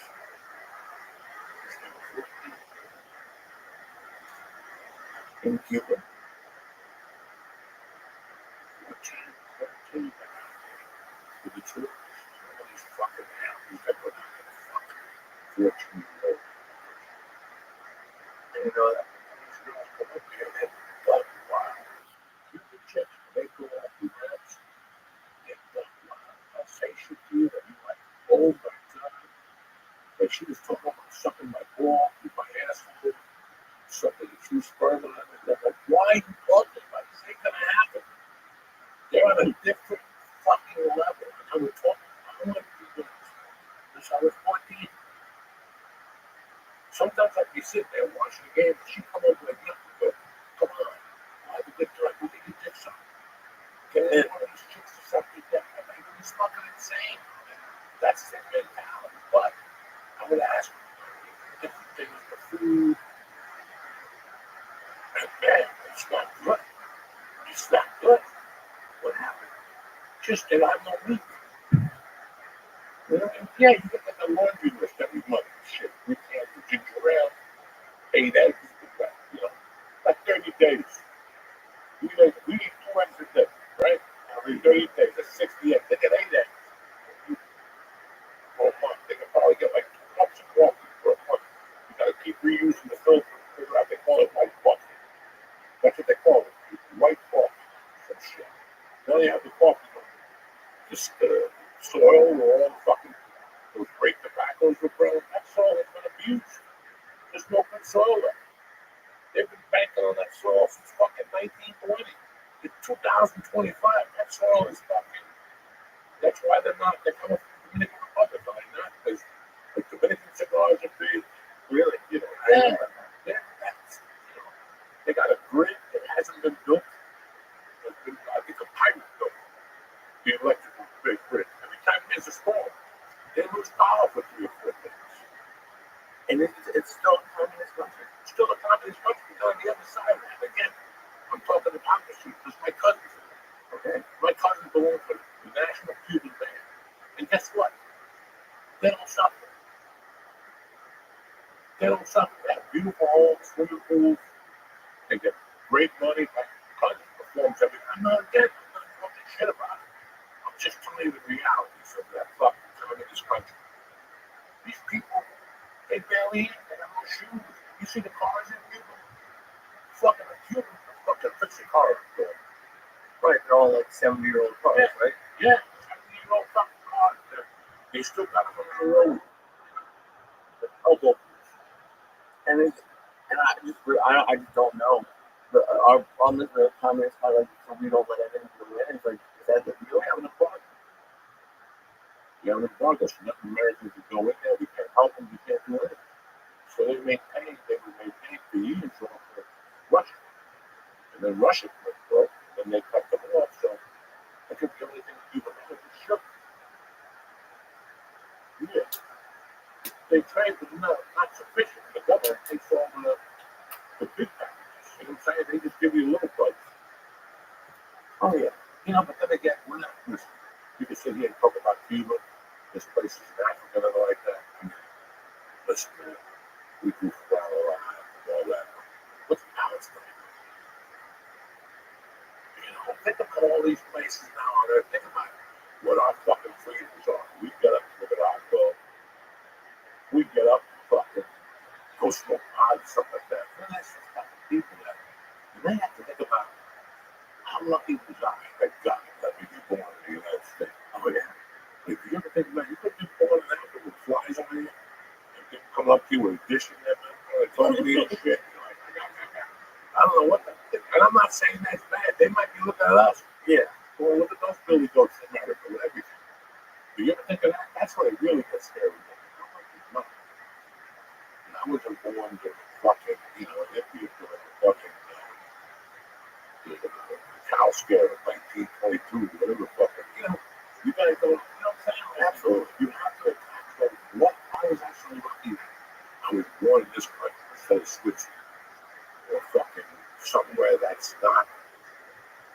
You see people, like, you ever see that late night commercial?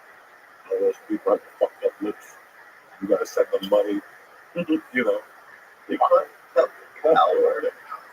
We want to go in there. How lucky you are. So you start thinking about it. You know what? I gotta do something with my phone. Yeah.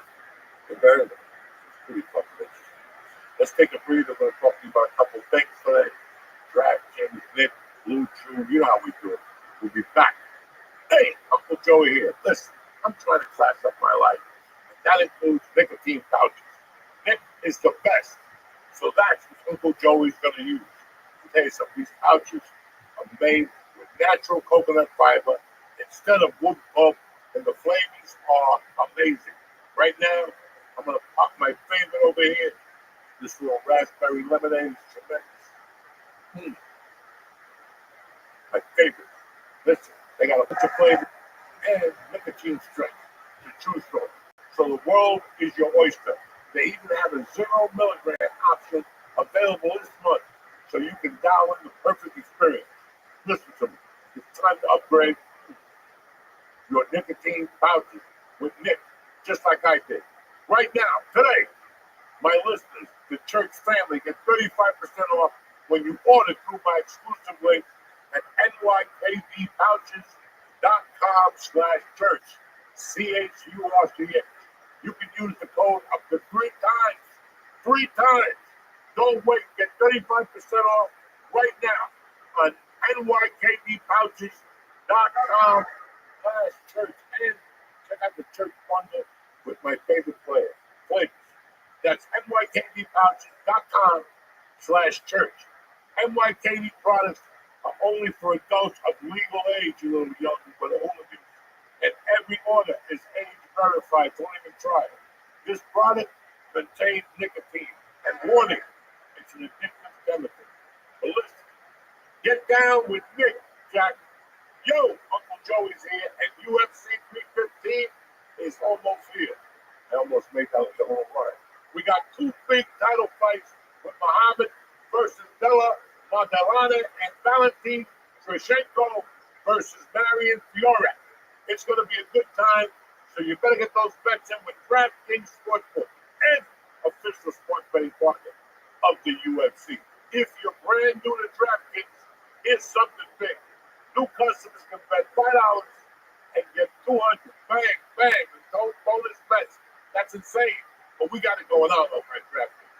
Where else can you get $200 to bet out of nowhere? That's right. Do you want to sit on the sideline, or you want to get it on the right there, under the action? Hear the punches, the kicks. DraftKings got over. DraftKings got how they're going to win. TKO, decision, or a knockout, or submission. It's tremendous. Download the DraftKings Sportsbook app right now. Pressing code JOEY, JOEY, on the UFC 315 app. That's code JOEY for new customers. New customers to score 200 bonus bets when you bet just $5. Only at DraftKings, where the crown is yours. Gambling problem? Call 1-800-GAMBLER. In New York, call 877-8-HOPE-NY or text HOPE-NY 467-369. In Connecticut, help is available for problem gambling. Call 888-789-7777 or visit ccpg.org. Please play responsibly. On behalf of Boot Hill Casino and Resort in Kansas, 21 and over. Age and eligibility varies by jurisdiction. Void in Ontario. New customers only. Bonus bets expire 168 hours after issuance. For additional terms and responsible gaming resources, see bkng.co/audio. We're back, bitches. Anyway, Lisa Ayat is fucking done. Whatever he does, he took a week off. He went to training. He went up there with his girlfriend. That means 5 milligram edibles and the whole thing. And then he went to the surprise party. Yeah, that's why. We got to shock the fucking system. You took 10 days off. Didn't even bring an edible up there with you. Dicked around for 2 fucking weeks.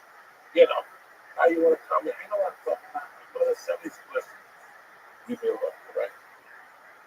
You ate Puerto Rican food at some white people's house. No, Puerto Rican. No, white Puerto Rican. Yeah, if anyone has 400 milligrams, people come up to me and they tell me, like, I've had doctors come up to me and be like, what's the price? What's the okay? Oh, don't go fuck themselves.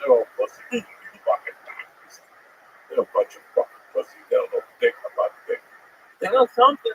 I'm surprised you're still alive when they knew so much. How come when I took 800 milligrams in the hospital and my heart rate was up above the floor? They couldn't figure it out. And they looked in my eyes. They looked in my eyes and lights in there. I'm like, you find the fucking help in the fucking. They couldn't find it. So hopefully they don't know anything about the THC or. I've been involved with THC. I'm 62 years old. You gotta, at this point, you gotta say, this is doing something for 50 bucks. The strong is usually the strong. I've been in this shit for 50 years. Nobody's died. Nobody's on the no drug. There's a couple people recovery done. But God loves them too. You know what I'm saying? God loves the retards too, and I'm one of them. I know it's affected me, but fuck, you know, you're not gonna come to me with some Chinese story about me. Maybe anything else, pills, or whatever. Not reef. I've been living reef all across the country. All across the country. From Highway at 83 here, all the way over there to the shit in the Golden Triangle before we get to the Golden Triangle. What's the Golden Triangle? I can tell you. It's those four cities up in Northern California, Humboldt, you grow weed up there. Oh, yeah. It looks like fucking coke in the 80s. There's so many white powders in the fucking bag. So now people are gonna come tell me about THC. I don't fucking that's right. That's how I go to weed stores. I just got accurate. People tell me that, oh, 29%, you got terpenes. These terpenes don't do nothing. I need torpedoes, not terpenes. Terpenes are faggots. I need torpedoes to shoot in my fucking. You know, fuck, we don't even get high on 29, 30%. I don't know. I gotta put it up there and I fucking get used to it. Fucking, we've worked hard for this tolerance, and I'm fucking proud of it. So fuck you and fuck them. You're fucking doctor too, I'm gonna tell you. I hate when people listen. You're not gonna tell me that you got a license to smoke weed because your foot hurts. Listen, I'm too old. I'm too old. How come you get hung? No, I know. Thank you. Fucking, you know, people want to write it. And this stuff, I'm sick and tired of people blaming everything on fucking drugs. You know, maybe you're a retard when you started it. You should have done drugs. Did you ever think of that? Because I know that was my problem. I wasn't ready for drugs. I indulged in them and then went deep. And I wasn't ready for them to broke me. And somehow I made it back. I don't know where the fuck I made it back. I'm not all there, but I'm not fucked up either. Everything. I live a very normal life. It's not like I'm fucking, you know. What do I care? If the weed keeps my powder dry, so be it. You know, I figure out that what keeps your powder dry. Some people it's reading a book. For some people it's jumping off a fucking building. Some people get their dicks on. And for some people like me, I'm very content with it. Very content. Very content. And is it something you see yourself doing for the rest of your life? Fuck yeah. Because I'm in that fucking recovery room. You can't sit in the fucking, you can't smoke in there. Go fuck yourself. I'm blowing the whole place. Yeah, I'm blowing the whole fucking place. I'm going sour tonight. I'm like the joke, bitch. Speaking of which, we've discussed this person on the show that over the last couple of months. It's my entertainment right now. I don't have much entertainment. My form of entertainment is to torture certain people. I've been waiting 8 months to torture this girl, and she finally gave me the answer. This morning, I wake up Monday morning, like I do every fucking Monday, 6:15, and I just picked up my phone. I have my on there to sleep, so I usually do that when I'm going to the coffee group. I hit the root button. I was going to know how was I slept. I was going to wake up in the middle of the night. And usually, because I don't do drugs anymore, I don't have anybody talking to me. Every once in a while, I got somebody from California. There's a guy that's a writer with me. He fucking forgets. I get the text message at 3 in the morning. This guy's a fighter. He's from New York. That's what really burned me up. They still text me at 12 o'clock. It's 9. That's how retarded he is. So I gotta hit him up and I said, what the fuck? Yeah, so this morning I looked at 3 texts. One of them was this crazy girl. I opened it up. She goes, good morning. I just want to let you know. I went to see Reader for his people. And He said that you should be in my right hand. He told me she told me that I was from a different planet. And I always knew that I was from a different planet. Then I went and told my mother. And she said that she's honored that planet let her raise the spread. Hold on. Dog, I don't know what this is. So I put my fucking phone down. I get my glass of water with 22 ice cubes. I drink like 3 glasses of water. I go outside. It was raining this morning, but I still went outside. I had a little sweatshirt. So I went outside. I thank God for giving me another day. Thankful for what I got, for what I don't got. And then I deal with the Lord. And after I finish that cup of coffee, I deal with the Lord. I didn't even deal with that. I went downstairs and I sprayed the shit in my lungs. Fucking red Yahoo or something. I wanted to see people last night. We looked through all that. I finally went out and smoked the can that I went down. I'm ready to look at these fucking text messages. Because sometimes I think I can't read. Sometimes I look at text messages and I don't even know who sent them. Like sometimes I can't see them. It's dark at night. When I get up and I just go to the bathroom, beat my sweats on. So I look at this message again. I got a message from a buddy of mine, some other little thing. And I look at the message. This is the one I want to see. And again, I really want to see the head reader and what the fuck. And he says that we should stay friends. And fucking, I'm from another planet. I always go to another planet. Something just crazy talk. I look at my glasses and I actually look at it. And then she told her mother, the mother said she's honored that the planet gave her to raise. And I'm like, wow, this is fucked up. I didn't even answer it. It just erased it. It was too heavy. I can't do it. I can't do it. I told you, she should come down the stairs any minute with some fucking nonsense. And I sit there and take it. You know, I'm back. What if I just turn the chair around and sit there and watch her just speaking about something that I have no idea what you're talking about? Yeah, and that's what I thought about the other day. Just look at the portrait. You know, like one of those lights that you put up in one of those clubs in like New York. You know what I'm saying? You pull up in your limo and the lights go around. Right. All those things in front of the house, 50 yards, like a beam of light that just shines through the window. Watching TV. They'll say, okay, little by little, we like washing shit on the car or something. You hear me? Like, oh, she's going to do nuts. So, who cares? She's already nuts. If somebody goes to a property, you know, if I went to a property as a group, this motherfucker told me that was another planet, 100 people. Yeah. Like, definitely walk in. I don't know. I don't fucking know, but I wouldn't believe it, you know. I mean,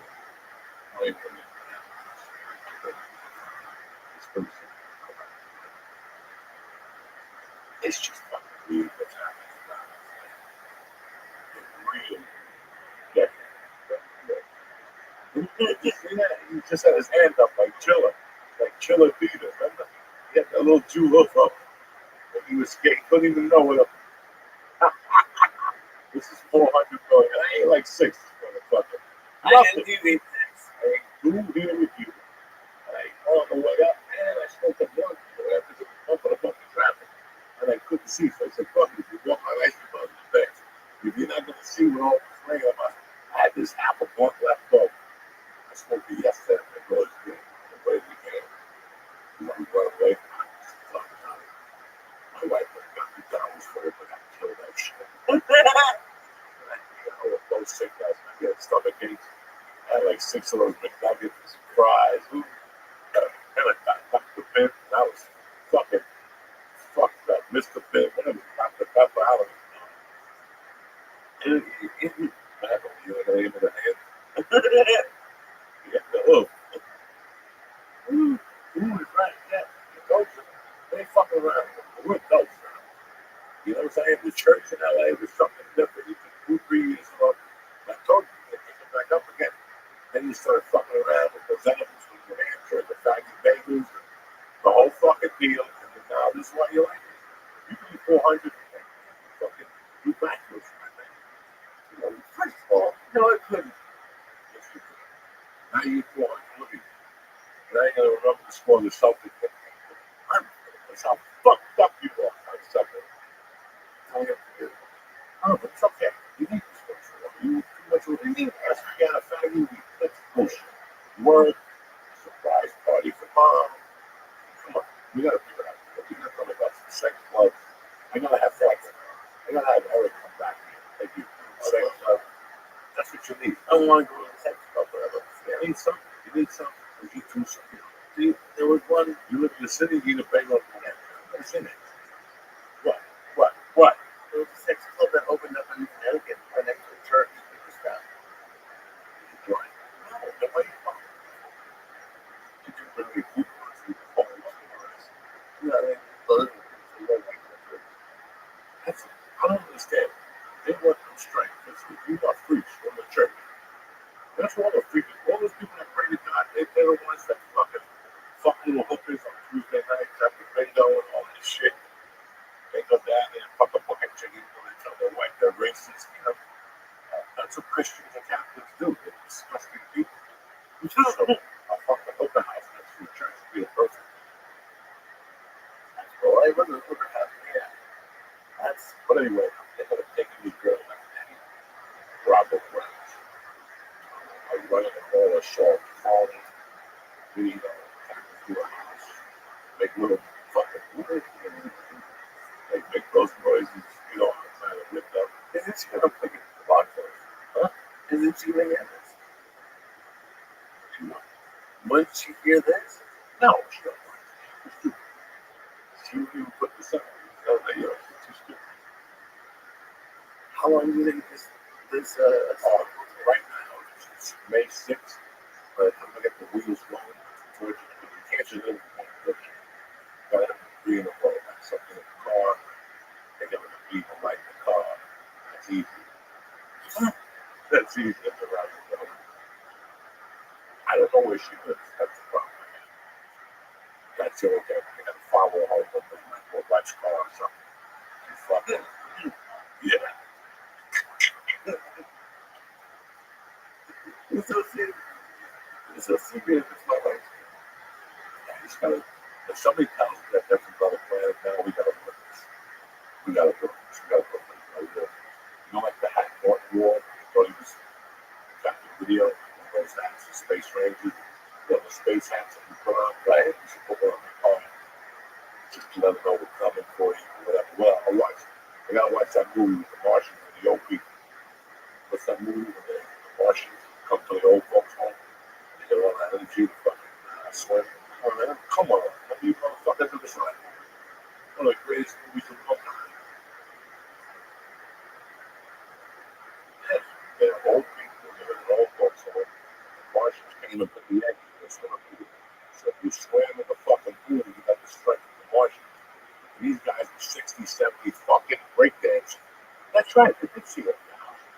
That's right. With Wilford Brimley and the guy from 48 Hours. The old guy from 48 Hours. He is a Cocoon. Cocoon.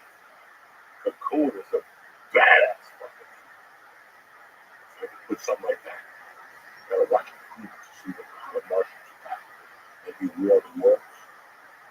But everything gets to come in satellites and shit. So I'm gonna work it different. We gotta hit it from a different perspective. or you can just leave it alone and hope she goes and tell someone else about this stuff. Nah, it's too much fun. We gotta push it over there. One time, we gotta look at just a little quick over there to make her believe she's a Martian. Oh my god. That's what we need to do. I need to make her believe that she really knows that. That she'll fucking listen. I don't need to do anything. I can just move on direct. But come on.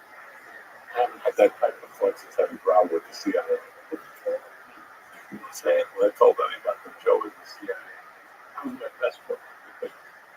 When I used to call you, tell you not to pick up the phone. I was a counselor. When I call you, don't say a word. Yeah. I go, well, you the same thing. They're all done. I go to our house and steal one of our shoes. If they right, you break in our house and steal all the shoes, all your right. Oh my god. You even know the Martians, you dance on one foot. See, I'm thinking around. This is what I think. I need a little group here to help me. We can fucking do this crime. Let's roll with Nazi leaves the state. And I'll just have Mexico with the Martian. Is that the goal? Like the goal together? No, man, I just want to dig it, smoke gold. It's fucking insane. Friday night, they were trying to dance. I was really upset. I told my wife, I told her right in the face, I did this, I did that. I went to a weed store, we went to a couple of things. You know what? They went to see that. She was like, go out. Why didn't you? I'm going to go say things. Thinking about what I was going to do. And I said, I got Patreon. Patreon money when I get like, you have to cash it out. And go to a strip club, just throw a bunch of singles up in the air. Right? Like I even thought of that. I was like, nah. And I was thinking about all these guys like Lois. If I just walk with this girl, I was thinking about going to that fight. Now I keep myself in the air. You know, was it that fight at Times Square? Where it's fucked up. And Tyson, I would have died. I would have, so if we had peace, I was just sat next to a burger and picked this fucking fight. He loves talking Spanish. I don't even remember. Yeah. Huh? Garcia loves it. What do you think it's fucking? That was Monday, not Sunday. You don't think I even a bird by now came over and helped me. Garcia lost. But, I just felt that I could see the weekends I used to lose my mind. When I drop a lady downstairs, the lady upstairs is a Sunday. Because I get bored on the weekends, I don't listen. You know, I leave on Thursday, go bother me. I'm just going to power on Wednesday, go bother me. But on Friday, Saturday, Sunday, you don't need something. You have smoke some dough, some food, and that's how we just brought me. Like, by Friday, I did my worst product on Friday, Saturday, Sunday. I didn't even know the nations. Like, enough of this shit. I'm eating steak, I'm getting Chinese, Szechuan beef. All I wanted was Szechuan beef, pork fried rice, and egg roll. That's why I'm down the week. I don't ask for much. I can see if I was thinking about my little club Venetian, walking with a helicopter.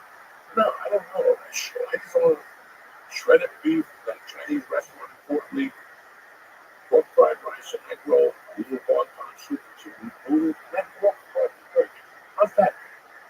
I walk across the bridge to save on bus money and burn the calories on fucking Chinese food. Not the one I missed Friday. It hit me. My wife came home, we were this close to Friday. And going, what type of man? They're 60. And I told him, I can come out to Burger Street and come to singles up in the air. That money's not going anywhere. It's just single money. I could just throw it up in the air like $1,800 and just go, ooh, make a little picture. I'm like, no. Why would I want to do that? I mean, nothing saves you. It's nothing like, what about? No, simply this thing. You know what? Trip on a Friday night at 8 o'clock, at 7:30 at night, there's no fucking trip. I'm talking about immediate. What can I do to get my fucking whistle on and to keep my bodies on a Friday night? There was really nothing. I mean, the couple of little Jersey restaurants with the chubby chick smoking around it, and she's doing some belly dance routine, and then the chocolate, the chubby Italian chick. Oh, at the back. I don't want to see that shit. Like, what's her name? Lori? What's it? The chick from North Bergen that goes out every week with the hairpiece. She's got the fucking hairpiece and the whole thing. She goes to some, yeah, they go to some club with like T-neck, and there's always that chubby Arab dancing. I don't want to see no chick dancing with her stomach out when I'm trying to eat fucking food. And they got that creepy genre music in the back. All these New Jersey people that are fucking basically white trash.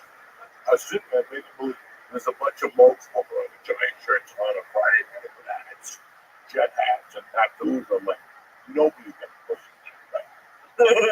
Look at the shape of that fucking place. Ain't nobody getting a fucking piece of garbage. You know? So I was like, I tell you now, she's in the food. You know, just like I couldn't get myself. There's some days where I love to eat it. You guys know. I fucking love it. If I didn't have to eat it, I'd be the happiest man in the world. But every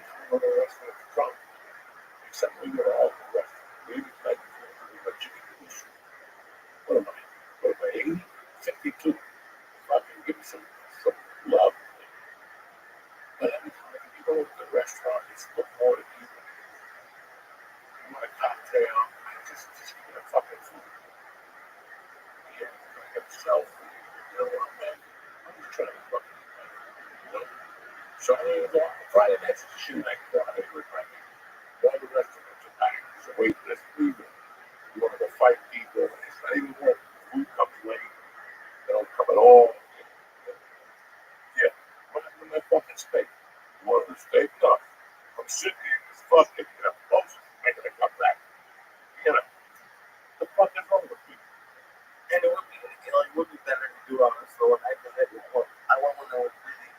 There was really bad. So the public and people fuck. Yeah, you know, with 80 people, you don't know who's fuck. Anyway, I'm just saying it's hard to hear. So we want to. sure, I can't hear anything underneath, right? If you have a conversation with somebody I can't hear, I'm lost. So never mind music and John Wick music. Oh, whatever that shit they listen to. I'm supposed to be impressed. Oh, I love this. You're from fucking Cardi. Okay? Knock it off. You're from Cardi. You've been sucking dick since you were 8.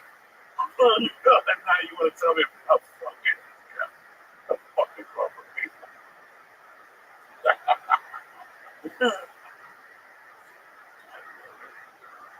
You'll meet my brother. It's another week we got. This week I have a couple of shows. I have a show actually. I had a temple on the Lower East Side on Thursday. Bomb alert. Bomb alert. Your cops out there. And then I'm in the end of the movie at Morristown at the Colonial Pop. So I was like, the fucking book. No,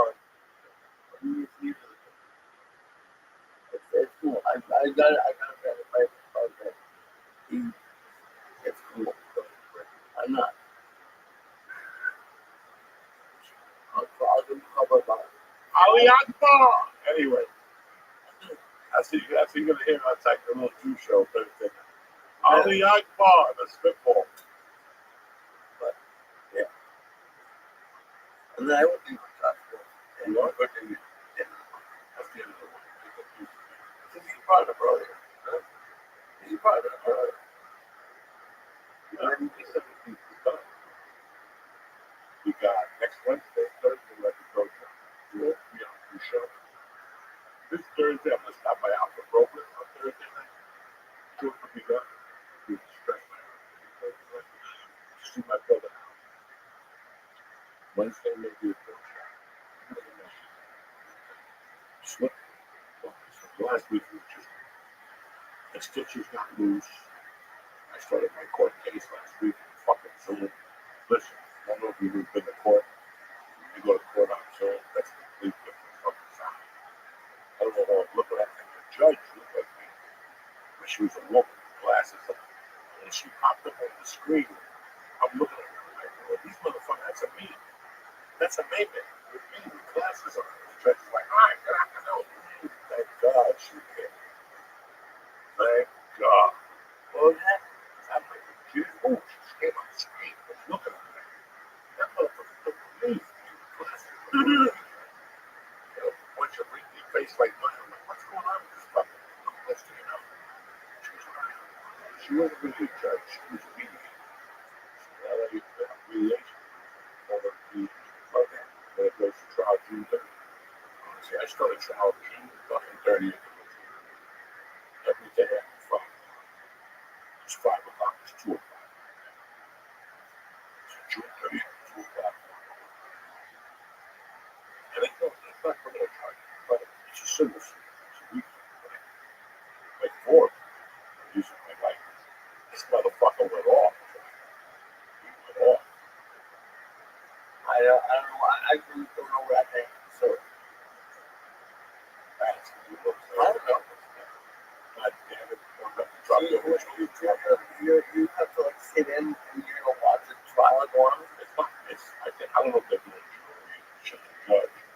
And now we got to sell them how much. That's cool. Yeah, I'm not going to get rich. It's not like I'm going to see it going in down least. I make this guy a fucking pay. He gave me his word, the whole thing. That kind of got attorney put on contract. And the guy tried to, we were going to play each other. He's like, nope, not this guy. It's heavy duty. He's got nowhere to go. Because if he doesn't pay, they take his license. And if he doesn't pay, then they go to the weed store, sell weed, and make a profit. So we get our money. What is it? Like I said, just this is why people say that you want to get weed. The color of weed is not. I don't have the time. If I had the time, and if I knew what I was doing, I had a scientist next to me that was doing the weed. We just combine forces and be it. But I'm not. And people, first of all, I hate when people ask me to go into business and they show up for like 25%. Obviously, that was so. You failed. You failed, dude. Right. I've been around 12 years, preaching the same shit, smoking the same amount of weed as anybody, except I could eat in Jersey City. That gave us that fucking that fertilizer. 20 bags, 23%. You know, don't let it. You didn't know. You didn't know, so I don't want you to. Because you didn't even take the time to study that my tolerance is off the chain. And you're showing up with that bad breath of 23%. That don't do nothing to fucking nobody. I gotta give it away. Right? And they're all saying the same. All this stuff like me. Listen, this stuff ain't gonna do a fucking thing. I'm up there. My tolerance is up there. You know, I was telling the chick at the weed store when they gave me the RSO. First thing I put it, and it was the drug, 2,500 milligram chocolate bar. They were going to put over 5 milligram. But the 5 milligram doesn't even go in my mouth. Just out of principle. Because I failed myself. So I would break the HP to be 1250, and I put that thing on it, and then I get the s'mores crunch. I put another piece on it, and I'll fuck another layer, and I ate it one afternoon. Oh my God. Was it a fucking mistake? It was a mistake and a half today. A big book. It wasn't a mistake. You like purposely made this sandwich. That's so. Dude, Let me ask you a question. All right. When you went to McDonald's and got the fish sandwich, and you looked at it and said, okay, whatever, it's the same thing. I choose to edible myself to death. And didn't think about it. You looked at a Whopper and said, okay, this is my third Whopper. This ain't gonna do nothing to me. Same.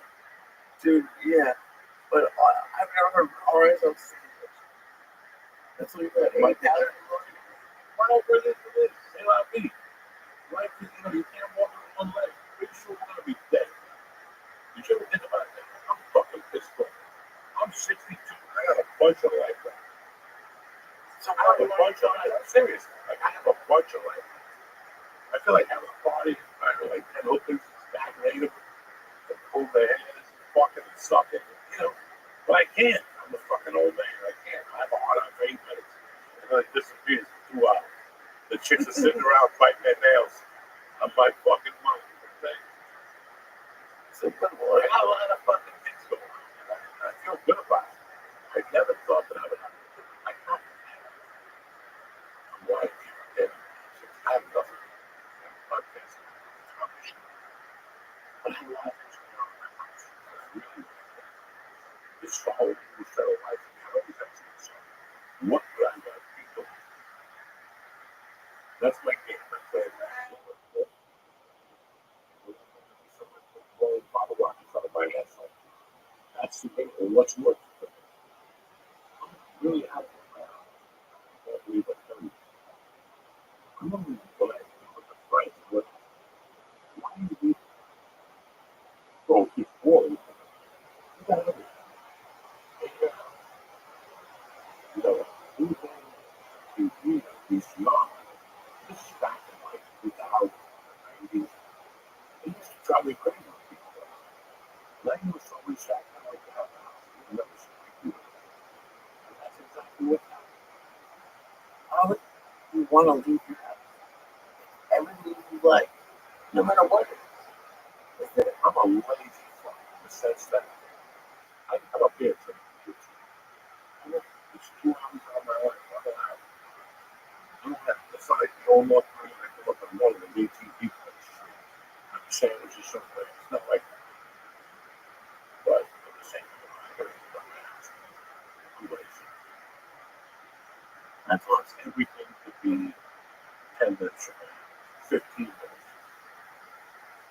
But you know, like that's where we were talking about the delivery. Like you don't do that. Like that's more than illegal. Because there's people who don't pass the law. You know, That's stupid.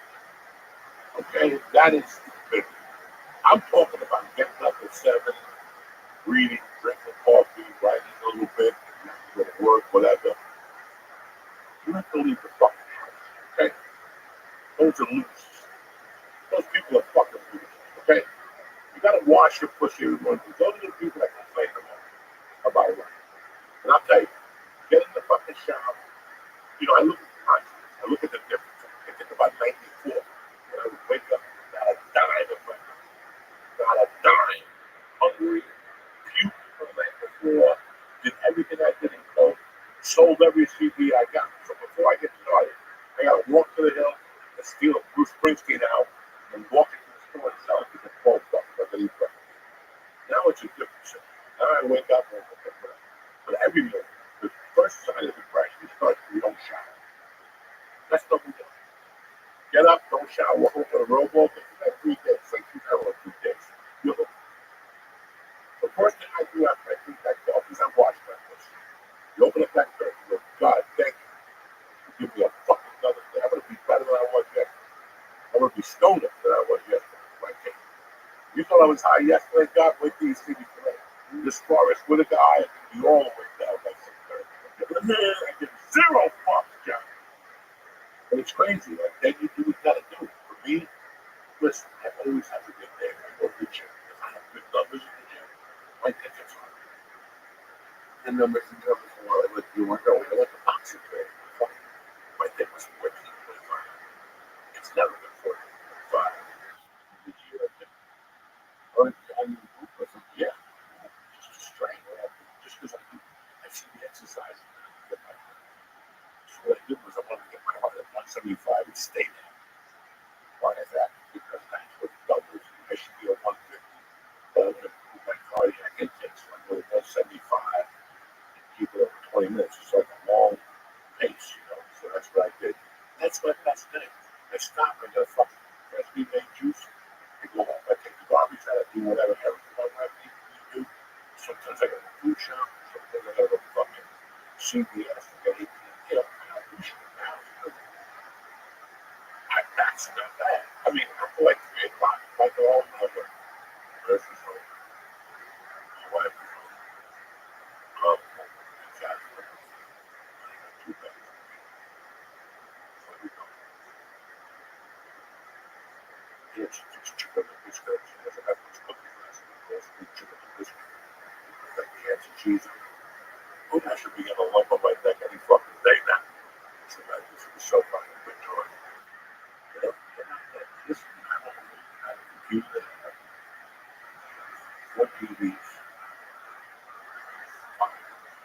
People watch TV anyway. Old TVs. Get the TV that won't carry $2,000. In my bedroom. Fuck yeah, but that's the first TV we brought together. The fuck? Don't throw that shit out. That's the first thing we ever bought to be you. You got a new TV. 250. One of those big companies. North, the way back and stuff from those out. The TV weighs 800 pounds. 8 people need to carry this fucking thing. But dog, it's still wherever. That motherfucker still works. It still looks good. Yeah, you just can't get the other thing. Sound? No. Sound, you homo. The other thing, you know. What? Yeah, I can't get that. It's called Roku. Oh, okay, you can't get Roku on it, but I have Netflix on it, and I got HBO. Yeah, Netflix is on the remote. So when I finally come, I'm gonna punch it back in my garage. Big telephone. I got a fucking thing that you connect music now. It's loud. Fuck. So I go to the garage and I hit the bag. Fucking Bob Williams just sent me a great book on Rodney Dangerfield. That's like the second chapter. I gotta call him thank him. Get back into reading. So it's different. I don't want to be around a lot of people. You know, I'm still haven't been to New York. I know. Just that thing all over the place just scared. I don't know. Maybe someday I'll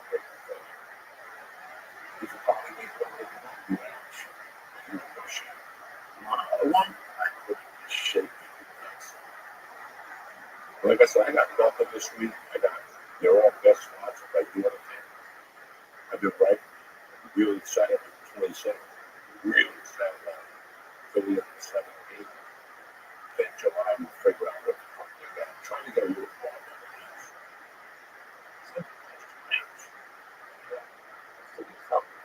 It has to be. Pretty much. I can go to once a week. Go from 8 down. 2:30. What big deal? Like you have a coffee shop or the lunch club. Usually at night. People drink coffee.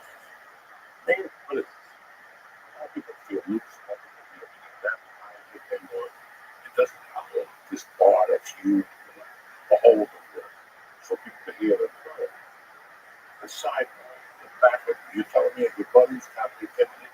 I just not getting that. Right. So, yeah, I'm on. No, at least I'm on. At least I'm fucking up. Right, but that's why. If I'm gonna make the hour drive, that's what we're looking at. You know what I'm saying? Right. So it's 10 minutes from my house. So the grass rail has a lot of things. But then people gotta go down those four. That's what scares me. I have to throw somebody out, they fall. Or my fat ass falls. You know, so this is why I don't want something that's back on 85 feet. It's nice. Give me a waiver of laces. Give me a little advertising. Let's do it right. Sound. We can start building something. I don't want to 800 cities. Just like the mini bar center had. And most of these things upstairs at the Mexican restaurant. Every Monday they had 20 people go off. And he did margaritas and tacos. We did it every Monday. 10 o'clock show. That's what I'm looking for. So if I can get my hand on something like that, I would do it. That would take a big chunk of my responsibility. And that affect my place to perform was the hour and 25 minutes that should have come from. Something like that. I'm saying so. But that's it. That's that. Another interesting episode of New Testament. I don't know what happened to Lee today. You know what I'm saying? All I saw was he did forehand. All I saw was he did forehand. You came in there, there's two What? other two or three. Because I told you I was going to shock the system. Why? Because you're fucking around going to surprise parties and 70-year-olds and shit. And eat with Jews on a Saturday night. I had a party for my mom. And eat bagels and shit. Damn it, from New Hampshire. This is, you know, it's just bad. It's just very bad. So we got to shock the system. So hopefully, when we get home tonight, go down the stairs and get a nice, decent, real bagel. Get you back on track. That's it. I don't know what to tell you motherfuckers anymore. We will have 10 guests next week. And we'll be back. Lee gave me his book. He was like Netanyahu. He attacked yesterday. Yeah, Netanyahu brought off again. Oh, he is. That's it. They did something yesterday.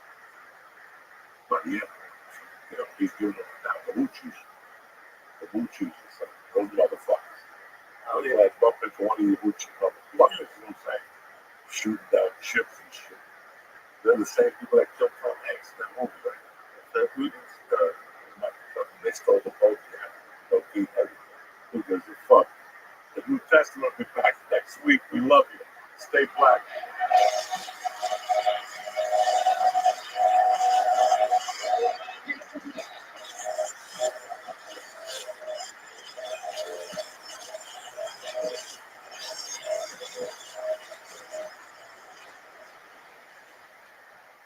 Hey, Uncle Joey here. Listen, every once in a while I hear a little boost in the bedroom. Like me the other day. It was like 15 seconds when I blew a gas. You know what I'm saying? Blue Chew is the OG brand offering chewable tablets for better sex, and it's now better than ever. Trust me when I'm talking. Introducing Blue Chew Max, which combines the active ingredients of Viagra, Cialis into one powerful chewable. Bam! Listen, you take one of these things, you put it in your wallet. You bump into a pigeon on the pond. You pop one of these pills. You ask you what it is. You tell them it's a breath mint, and then you go fucking bananas. Great sex is just a few clicks away. Sign up on their website. Answer a few questions. Very easy, right? And if you're approved, you'll get your prescription in 10 days. The mailman delivers it. Nobody knows nothing. Not even your mother. Maybe you live with your grandmother in the basement. And you're a vocal slave stick. You know what I'm saying? Make life easier by getting harder and discover your options at BlueChew.com. And we got a special deal for the church family on a Tuesday morning. You ready for this? Try your first month of Blue Chew for free when you press in promo code Joey. Joey, Joey. Ladies, if you're listening to this, go ahead. What are you going to get? Put 5 of those in the purse. You go down the shore, you jump up and down with your men. They're a little lame, they drink cocktails, you blast with some coffee, and you hit them with a Blue Chew, forget about it. 12 minutes later, you're in the bedroom getting your hair pulled. You follow me? Visit BlueChew.com for more details and important safety information. And I want to thank Blue Chew for sponsoring the show. And I want to thank you guys also. What's happening, beautiful people? It's Tuesday, the 29th of April. We're almost done with this month, baby. Bring on the dancing girls. It's the church New Testament coming at you live on a Tuesday morning.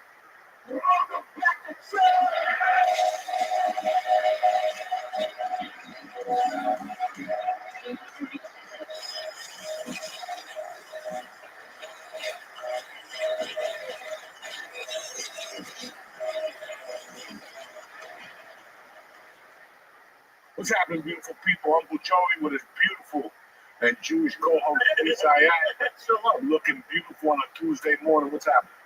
I've been good. I've been missing the net minute. I mean, you slowed down a little bit on that. Listen, Did someone get you? information's coming in very cloudy, you know. I say stuff, and the people saying Joey's putting out misinformation. Can you imagine if you were like, what is that called? Where, like, you're a plant for Israel? You're an industry plant for Israel? Yeah, no, I'm not an industry plant for nobody. I'm just a fucking guy trying to get it together. You know what I'm saying? I'm old. I'm just trying to do some stand-up. I don't know what the fuck is going on anymore. You know, I was telling you on the way, and he had a situation last week with the fucking friend of mine. I like to say be a friend of mine, but I feel bad because she called, and I could see that it was a setup to something, and then finally the clouds parted and showed me the true color of the sky. She's like, can you come over here for my birthday and buy dinner? Like, that was the last fucking thing. And I just felt like, you know, like I was telling these guys, if I see you every day, you're like, come over and buy me dinner for my birthday, or come over for my birthday dinner, I'll go over there. You know what I'm saying? But I don't know, you know, I haven't seen this person in 2 or 3 months. Too much tops. I can't, you know, I don't get angry at a lot of people. There's a big difference between come over for my birthday and come over and buy me dinner for my I hate more than anything people assuming that you're going to do something for them. I'm a generous, you're very generous. I'm not as generous as you, but I would buy a friend something just because I wanted to. For anyone who would ask me for that, I don't think would be my friend, to be very honest. It's just, that's a terrible thing to ask. They're fucking wacky. They have certain expectations and stuff, but they was on the wacky, and I didn't even get mad about it until I do it. Because you didn't realize what you had said. I really think about it. Like, I have so much going on with my coconut that I just realized on the drive now, a week later, that fucking, this is what went down. Like, that was the weirdest, because I never heard from her again. What if we just said, you don't call the next day and go, hey, I'm sorry that I came on. Right. I was just goofing with you. No, never again. That's why it proved to me that that's what they call for you to just go buy a dinner and make believe you're their friend for life. And those Take pictures, balloons and shit. She didn't buy you dinner for your birthday. I didn't even see it from her. Right, exactly. It's such a fucking, bullshit thing to ask. I didn't even hear from her on my birthday, I don't think. But I'm the type of guy, I don't worry about that. Right, of course you don't. Listen, people have lives. How many times have you sat there and it's 11:30 at night and you're watching the movie or you're about to watch, you know, after the news? That guy always comes on, all right, it's Wednesday, April 30th. You're like, April 30th. That's a familiar fucking date. Don't you be like, oh shit. That's my best friend's birthday.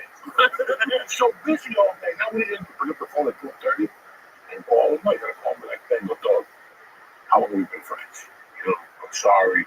And so, if you don't think that happens in my world, it happens. When people call me a week later, look, dog, I didn't even realize it was your birthday. You think I sit there and hang up on you? No. Listen, life is so fast and quick. Life is fast and fucking quick, man. And after a certain age, you're like, I don't even worry about birthdays. Bro, I don't need a kid. You know what I'm saying? With your friends, you just call up and say happy birthday. You put it on the Facebook page. Right, happy birthday with explosions. Listen, that's my deed for the day. I go on Facebook in the morning, somebody's birthday, I fucking send them a happy birthday. That's more than they going, what the fuck, Sky? How come I said I grew up with you. You fed me once. Something happened that just compelled me to fucking happy birthday. And that should be more than dude. I can't tell. I'm a weird person, I guess, but I'm busy. And for my birthday, what I love more than anything is to not have to do anything. Is to just stay home, get like something I want to eat, and not have to do shit like that. To have like a birthday month, and they have like 8 activities planned. Yeah, no, I'm not doing that shit. I have people who celebrate their birthday. It's, let's say their birthday's on Thursday, they start Wednesday night, and they go straight to Sunday. Sunday is like the big day, and you're like, you're not going to get me on that day. You got one day out of it. I'm not doing 4 days because it's your fucking goofy birthday. No, it's one fucking day. Unless you got a pound of blow. Till we go. Then we go till we go. But I'm not going to sit there and listen, man, some people are really weird about their birthday. Right? Everybody loves having those birthday dinners. And the problem with those birthday dinners is that 10 to 12 people show up. And then it's a fucking challenge when the check comes. It's a challenge. The people who are like, why 2 drinks at $12.95? Well, bitch, this thing called tax or tip. Okay, so $12.95, that's $26 right there. I expect to see a 40 out of you. Without even hesitation. You bring up the cracker. That's the thing that kills. That's why I don't get involved in those. That's why when I go to those, I make sure I pick up the tab. Because I don't want to sit there with Jeopardy happens. And they pass them to each other. Yeah, well, and then they put the calculator. Listen, either take the card out or don't put the fucking calculator in. You're fucking embarrassed. Oh, it's the worst. Just put the fucking card out. So if you go to dinner with 12 people and 100 is shot, 3 of them got to be out these. Right? Oh, yeah. 4 of them out of 12 got to be there, got to get sneaking drinks, $16 martinis, trying to get one on you. Now you got, that's $1,200 plus, that's $1,600. Right. I can't cover it. I'll tell you a draw or something like that. I'll feel like, 600, 500, I'll cover on the American Express. Tell my wife a lie and fucking, But that shit of 12 people, I don't go to. No. Once it's more than 4 people, I don't know. Because once the check comes, I don't know what happened. They start talking about the past. The future. I gave you a gift last year. I gave you a pet elephant. Listen, that was last year, motherfucker. The tab just came. And right now, I saw you over there having a good time drinking Zombos and fucking, eating everybody's food and shit. Now the check comes out. Those people who show up to your birthday thing, and they're like, I'm not going to eat. I'm not hungry. I've been on dieting lately. I've been fasting. Wait till that first fucking Chinese fair. I'll just have one. And then they have one. Then they have a piece of egg roll. Then your fat sister can't finish the lo mein. Fat people always get lo mein. We really do. They love lo mein, fat people. And the fucking bag of fucking spaghetti. And then, then the check comes and nobody knows nothing. Then she sits there. I just drank water. No, you didn't. No, you didn't. You ate half the fucking check here in cat little morsels. And just come, you came, throw at least $50. And it's always, have you ever had this where like they act like they're a big baller and then it comes time to tip? Like I was just out to dinner with somebody and it was like $200 tab and he was like, he wanted to leave $20 for the tip. And it took me a minute and I was like, hold on. He's like, that's enough. And he like, it's in cash. Like, I love it. And I was like, wait a second, that's like 10 per. You can't, and I don't know the server, but like, I would feel so terrible doing that. Like, I just saw, I was just in the hotel and that episode of The Sopranos was on where that server came out talking shit to Chris and Holly, I think, and they hit him in the head with a brick and killed him. Yeah. And then, like, dude, I can't imagine. As a server, I would want to yell at people, and I never did. And I can't, like, the people who under tip piss me off just as much as those. I was never a server. If you know anything about me, people like to tip piss the shit out of me. Oh yeah, it's like the worst thing I about always do an extra tip. Like if I go out with three families, and one of them decides that I go, you know what, I pull the chick aside, especially if this kid's at the table. Oh yeah. If this kid's at my table, I'll always tip that kid. I'll pull her aside, not the fucking bus boy, because that shit will go back to the door, whoever the fuck. You know what's crazy about those migrants? They really like their little backpacks, don't they? They're like half retarded. You always see them with their little fucking backpacks. I just felt like telling them. They all got that military hairdo. Like, I don't know who cuts that. It's not even a flow beat. It's something else. It's a flow beat unleashed or some shit. It's like goes straight up this way. But all of them are like half momos with these fucking backpacks. I don't get it. I get it. You put a backpack on. I can't put a backpack on. What do you mean you can't put a backpack on? Fuck, you're like such a retard. Well, I see somebody with a backpack, that kid I would have mugged him in high school or even now, like, fuck, just for general purpose. What do you do with your shit? If you gotta carry that much shit, then you need a new life. Where the fuck are you going with all that shit? Well, they're looking for new lives. That's all they Where the fucking fuck are have. you going? They got those bands. It's like they're in the Marines and they're walking down, 8th Avenue. Where you going? Where the fuck are you going? I'm just curious. Where the fuck are you going? Yeah. What's in that fucking thing? Supplies? What kind of supplies? A computer, okay. A computer? Or for me or for, because I love a backpack. Yeah, I can tell. But you see me, I've had a backpack for years. I put something in it and I carry it like a man. I'm not going to put it on my back like fucking. But that's why you have it. You flew to Texas and all you had was, I think all you had was your sleep apnea machine as your carry-on. Like, you didn't have headphones. What if you don't like carrying a sweater, It's on a charger? I tip my sleep apnea bag. Now, what about, because I've never had, knock on wood, like, what if they lost your bag? And you don't have shit, you don't worry about that? I always got weed on me. I was worried about clothes. Clothes. We can always buy clothes. You can't get the weed with one. You know what I'm saying? You can't smoke that weed. So there's always weed. There's always edibles in that bag. And that goes right to security. They don't even stop. No. I put the weed in my sneakers now. I don't give a fuck. Well, dude, we just had the DEA guy on. He said they don't give a shit about anything. No, Which is crazy. but they do. They do, but they don't. You're not going to go through the airport with a pound of weed on your shoulder. Right. But you got to hide it a little bit, dope it up, not let it stink. Oh, yeah.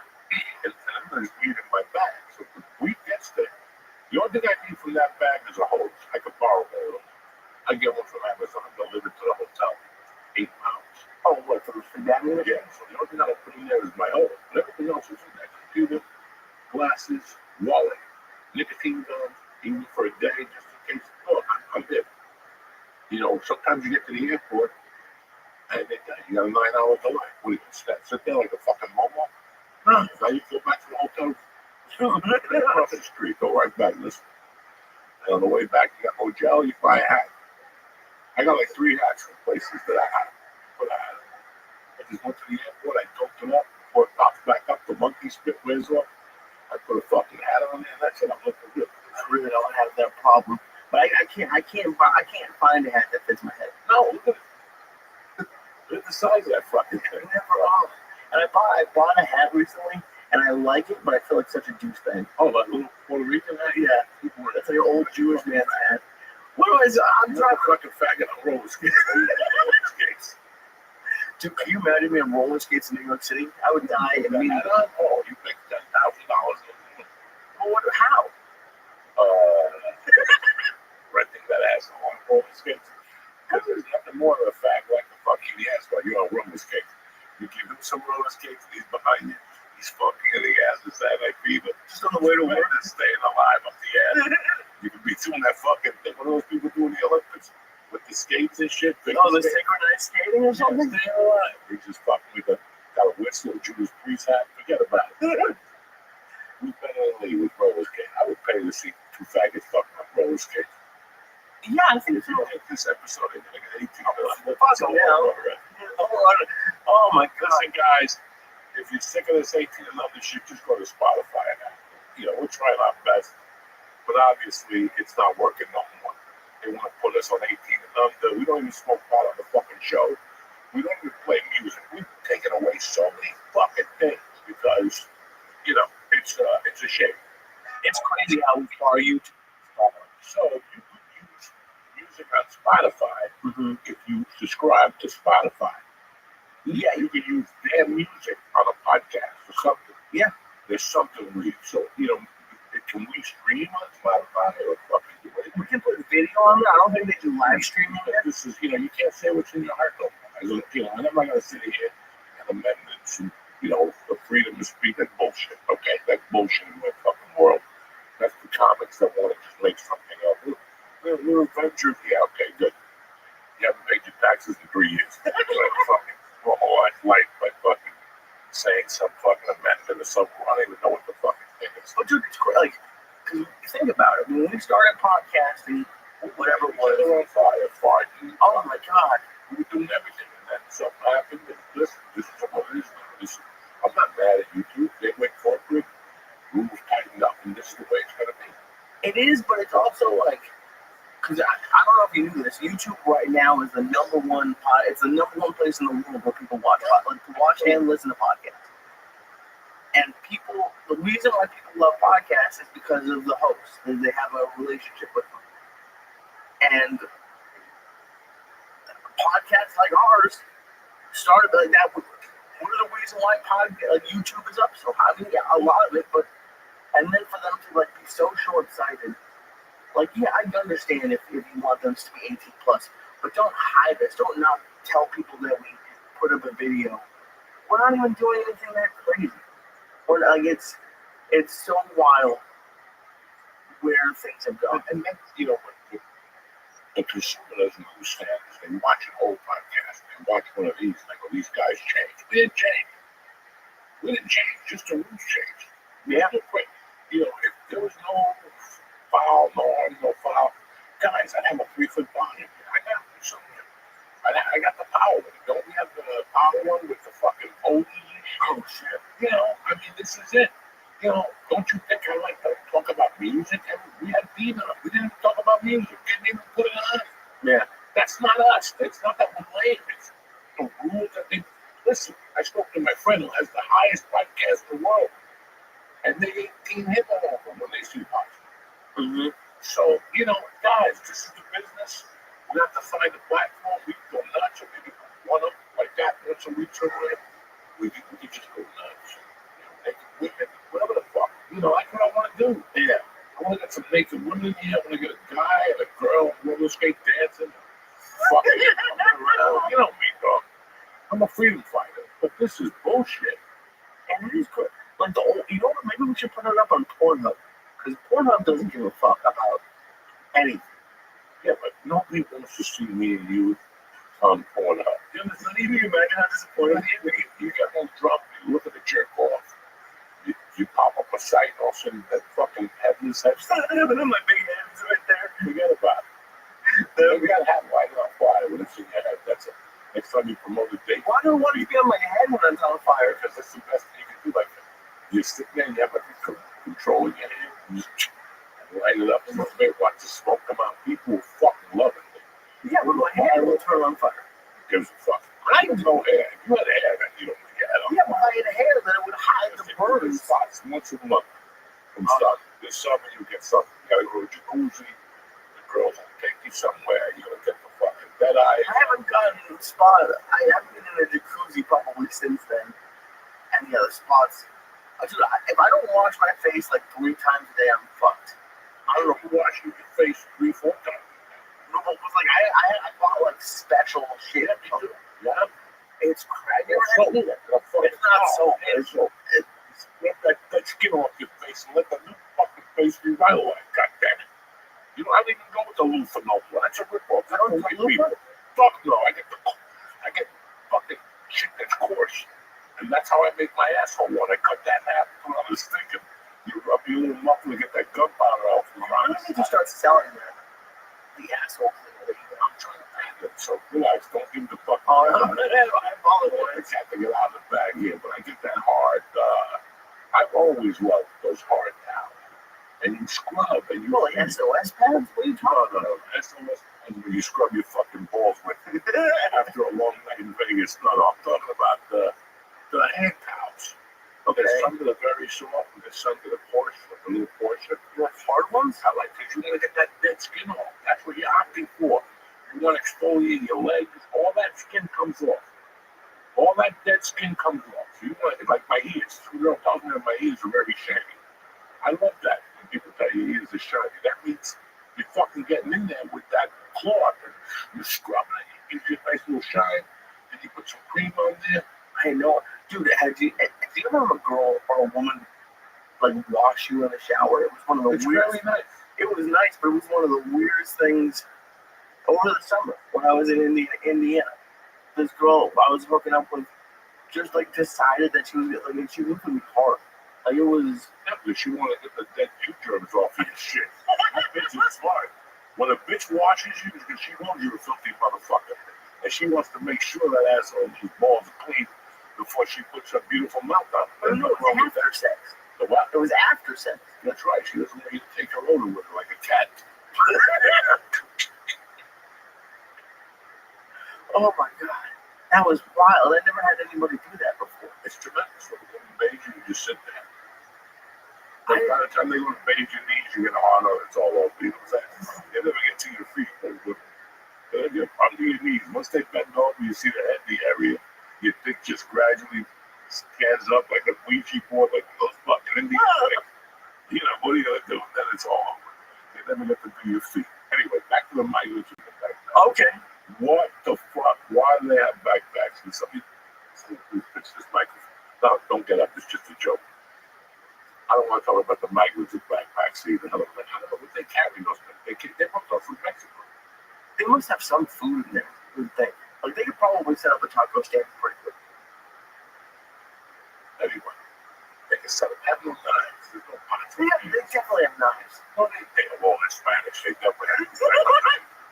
But they just didn't see a frying pan. Yeah, you're right. It's sort of like an Oregon Trail. You don't see that? Yeah, no. They're not going camping, these people. They're not campers. They live in the mountains. These poor people. They jump through rivers, mountains, and shit. They should be the real CrossFitters for motherfuckers. Oh, you're going to start a whole new fitness trend. I'm like, just send white people to cross over the That's a great idea. The migrant work. 7 and 9 every day. You climb hills, you jump out of a burning building, you run away from fucking coyotes, you run away from more Mexican people, they chase you in Central Park. That's gotta be good. You fucking, they throw you in a mud bug, you gotta see if every time you see a green truck, you gotta dive on the floor, you should do a burpee. Every time you see an migrant truck, you gotta do a burpee. That's a good idea, guys. Don't be stealing my idea. Immigrant fitness. Shit is off the fire. That's it. Workout. That's everything. Yeah, you could have George Perez be the trainer.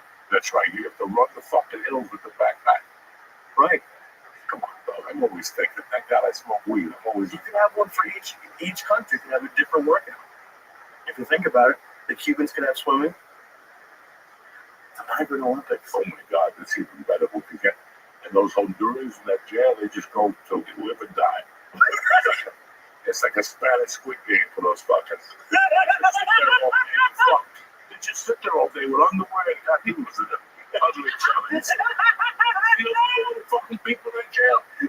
They just had 50 fucking Mexicans sniffing each other's farts with their legs open in between each other. That's demoralizing.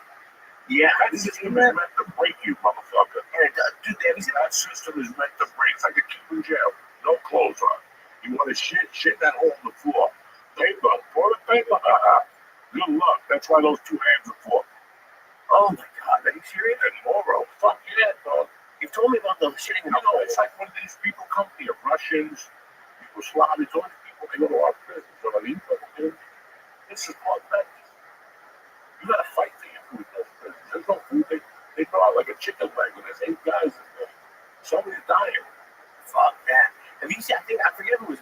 show or somewhere, but like they were just on it, like the gang shit, like the cartel or whatever still runs the prison. Yeah. Like they have, well, one of them had like their families were still there. That's wild. I can't imagine. What about like going to like a country like that and going to prison there just by accident? You on vacation? I wouldn't wish that on anybody. Oh, I wouldn't wish that on anybody. That's what people say. I'm leaving the country. Don't buy no coke. Don't buy no. You know, I like that. They kill you. one of those, yeah. Oh, they just kill you. You don't know. I think it's the Philippines. Yeah, I'm not the one to know that shit. I know what happens here. And nobody's gonna put me in jail for smoking dope here. Nobody's gonna hit me in the knees. And you think, Joey, you're shallow. I am. 'Cause I don't want to get in trouble. I'm the kiss of death. Well, I just go to a fucking hotel. A guy pushes me. I say something. I say, don't get bad. Well, I'm doing 50 years. The government's on TV begging for me. Nobody wants me. You know, if the humans, the Pope will feed them. Let Joe Diaz live. I don't need this. You don't think the government would come and try to exchange you? No, the government don't give two fucks about you. That's why I was talking about Russ Perot the other day.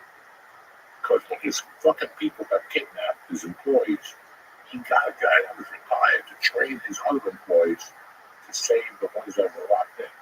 And he made a promise to their families to have him back by Christmas Day, and he did. Really. And that's why in my world I like Americans like Russ Perot.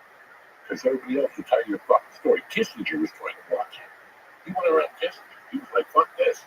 My people are not going to spend the holidays in that fucking Iranian jet. Oh, that was the Iranian Contra thing or whatever? This is more like That Benedict Clinton movie?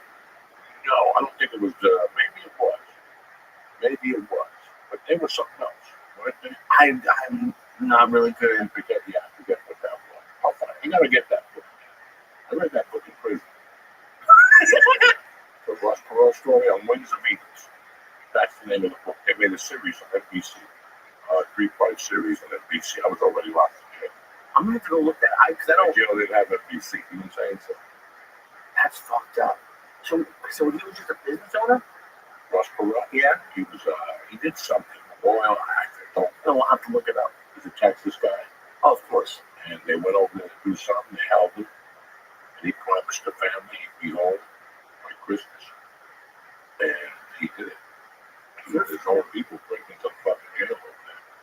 With that dude, he was supposed to be like a Marlon Brando or Rocky Chanel type of dude. Oh, okay. Jesus Christ. One of those commando type motherfuckers. Very interesting. I forget if I. Yeah, he ran for president. He lost to Clinton. I thought I knew the name, so I didn't realize he was a business guy before that. No. These guys are paying for this with your money. I'm paying for this with my money. Because we looked it up on the Rogan podcast. He was worth a fucking billion. Dude, I like him a lot. Oh, he was tough. He had big ears and shit. Tough, little guy.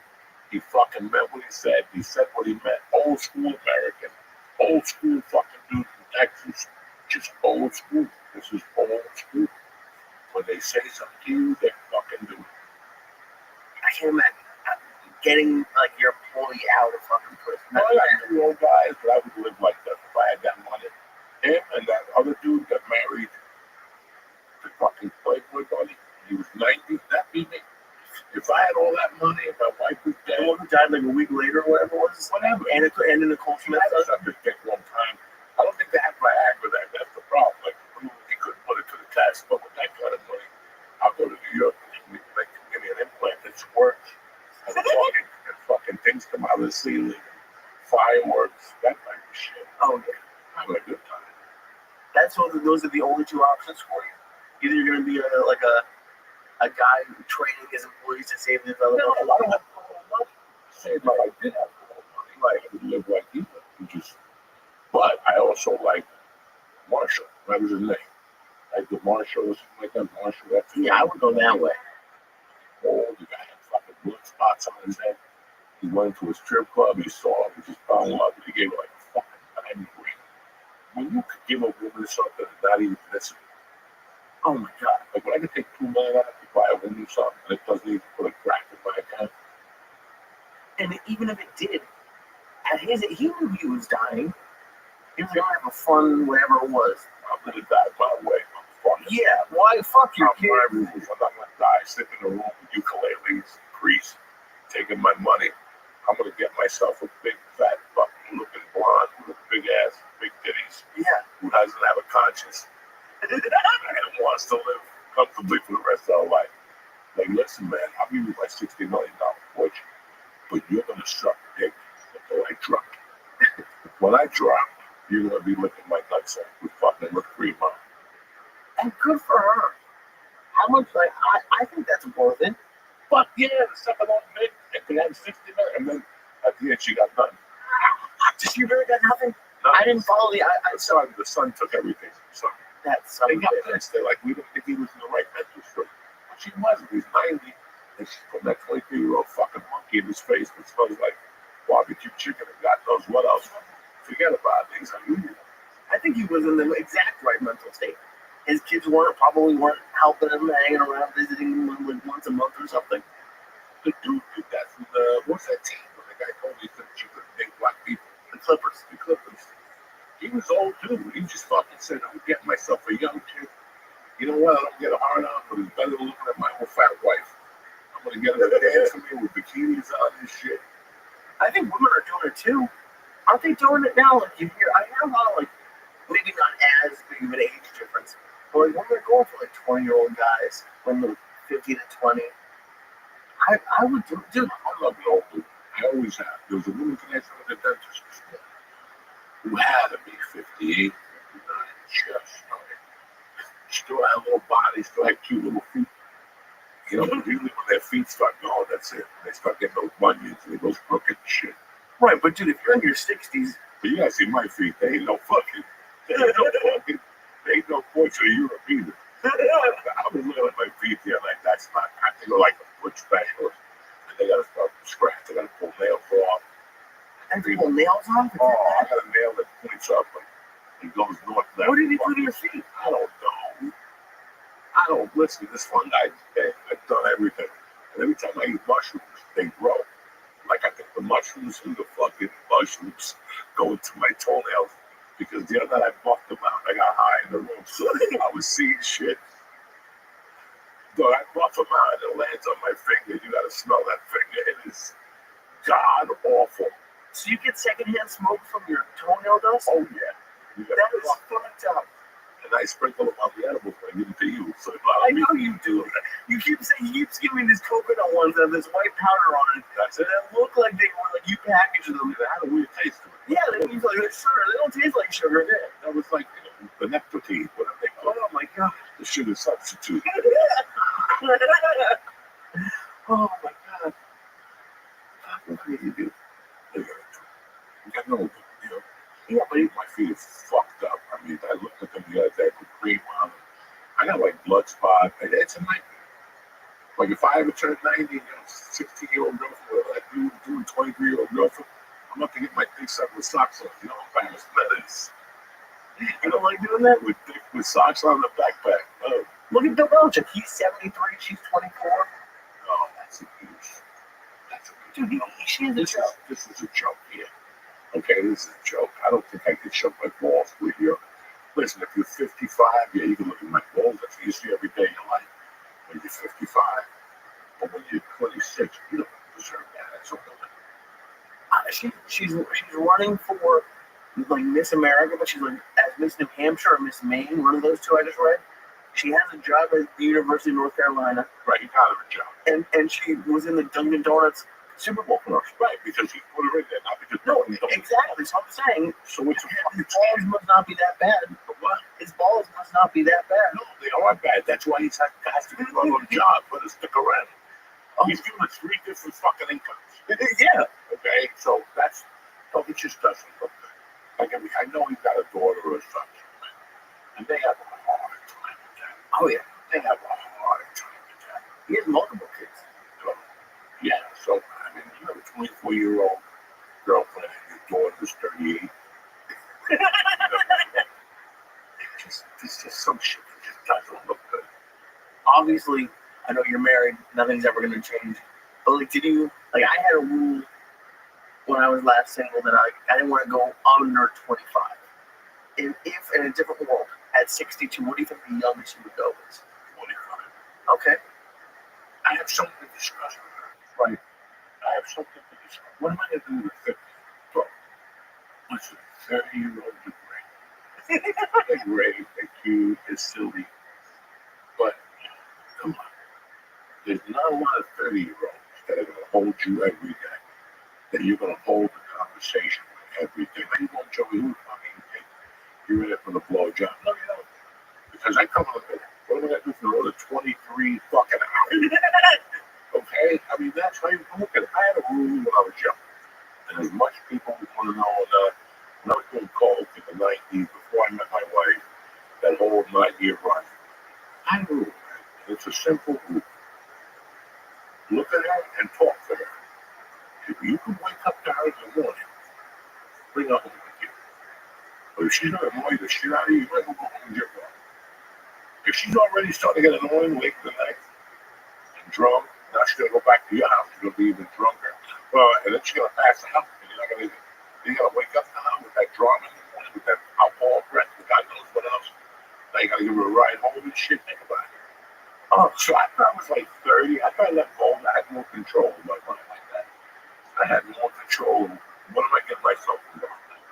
Because when I left Boulder, I was sleeping with women, but there was nothing. They called me at 2. Hey, you have any blood? Yeah. I come over. I have a book, some of them will walk up with my girlfriend. No. But I got to work 2 chubbies. I'm saying no. So did the rules change? I enjoyed it. I enjoyed these girls calling you at 2, where you go into a bar and see them going, hey, I got to grab a coke. Like, let's go back to your place. But after a while, I got old because there was nothing there. I'd see them a week later, and it was like nothing was there. Listen, everybody likes to have sex when they're coked up and shit. But it wasn't working for me anymore. I was fucking, by the age of 32, when I left Boulder, I'm like, when I get a girlfriend, I'm getting a girlfriend.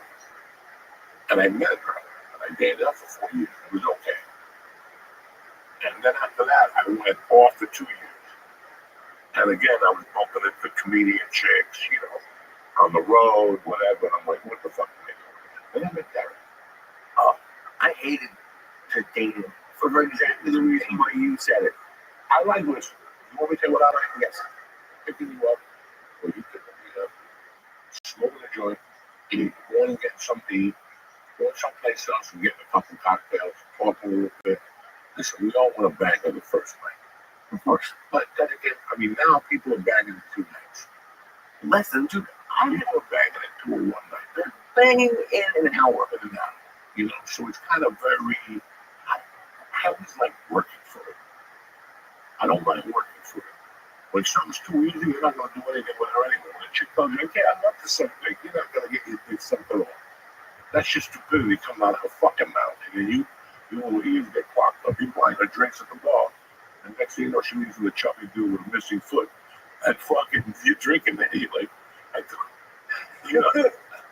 dude, I like the struggle. I like meeting a woman and talking to her, and meeting her mom and talking to the mom and the dad. That's another thing.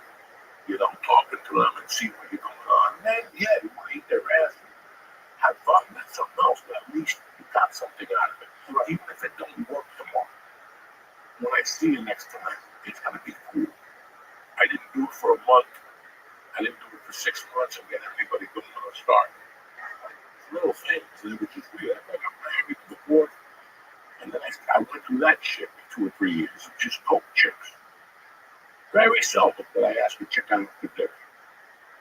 You just didn't want to? I didn't meet them in that capacity. I would only meet chicks out at night when they were doing coke. Nobody wanted to eat when they're doing coke. I can't even take it for a cheeseburger. And so none of those coke nights ever turned into like, hey, let's actually go and be in a relationship, or all of those were like 2 or 3 times we hook up after that. Maybe I'd go to the house and smoke a joint one day. I was walking in the mountains. And I would go by the house and smoke a joint or something. And then, a week later, she's at a show with some other dude. Then a week later, they're calling me up. I'm like, hey. So I come over. He said, no, yeah, what the fuck? You said you might take my hand. You might as well come over. Right, but then, like, do they even stay the night, or like, as soon as some of them stay on the night. Some of them will be 4 or 5 in the morning after the deal was done. Because what you said, I think, was exactly right. If you're annoyed with them, or if there's not someone you want to hang out with, it's always going to be that. It's like what you were saying. Like, well, of course, guys want to get laid. I'm sure women do too. Yeah, you know what? They get dressed up. They did their toenails, their fingernails. They don't want to go out to talk to somebody about insurance. But that's different. That's different. Going to a club or a bar and hooking up, I think, is different than the dating apps. And if you hook up with me, I've had a couple women just come right over on the dating apps, and none of them were anybody that I should have. And it's not like I was doing it down Late at night, Yeah, no, I was 100% on. I'm not blaming them, but I'm just saying. Meet them at McDonald's. See if they order what they order. They order the fish sandwich. They smell like shit. Just keep going. You know what I'm saying? Dude, if I got them at McDonald's, just come home. Dude, remember there was a girl you called Milkshake, and she was my other friend, same girl. Her nickname was Tater Tots because she Uber Eats tater tots and then got into an Uber to my house. Like people like, and at that point, I wasn't a prize either. Uber Eats tater tots. Oh, plenty of people. That's some fucked up shit. Oh yeah, the crazy one to me is Starbucks.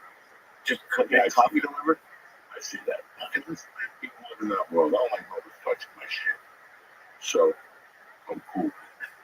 It's really weird that I'm telling you guys this because it's a true story. Like, when I met Terry, I was ready for Terry. I was so ready for Terry. I didn't get serious with Terry at all. Like, too much. It was sporadic. We did coffee. I would go to her house for lunch. I would see her at the comedy store at night. Some nights if she was working, I would go down there. Then I'd disappear for 2 weeks. I wasn't really with her in the beginning. You like building a friendship? Yes and no. We were swapping spit. You know, Okay. Shit. But I still went one night.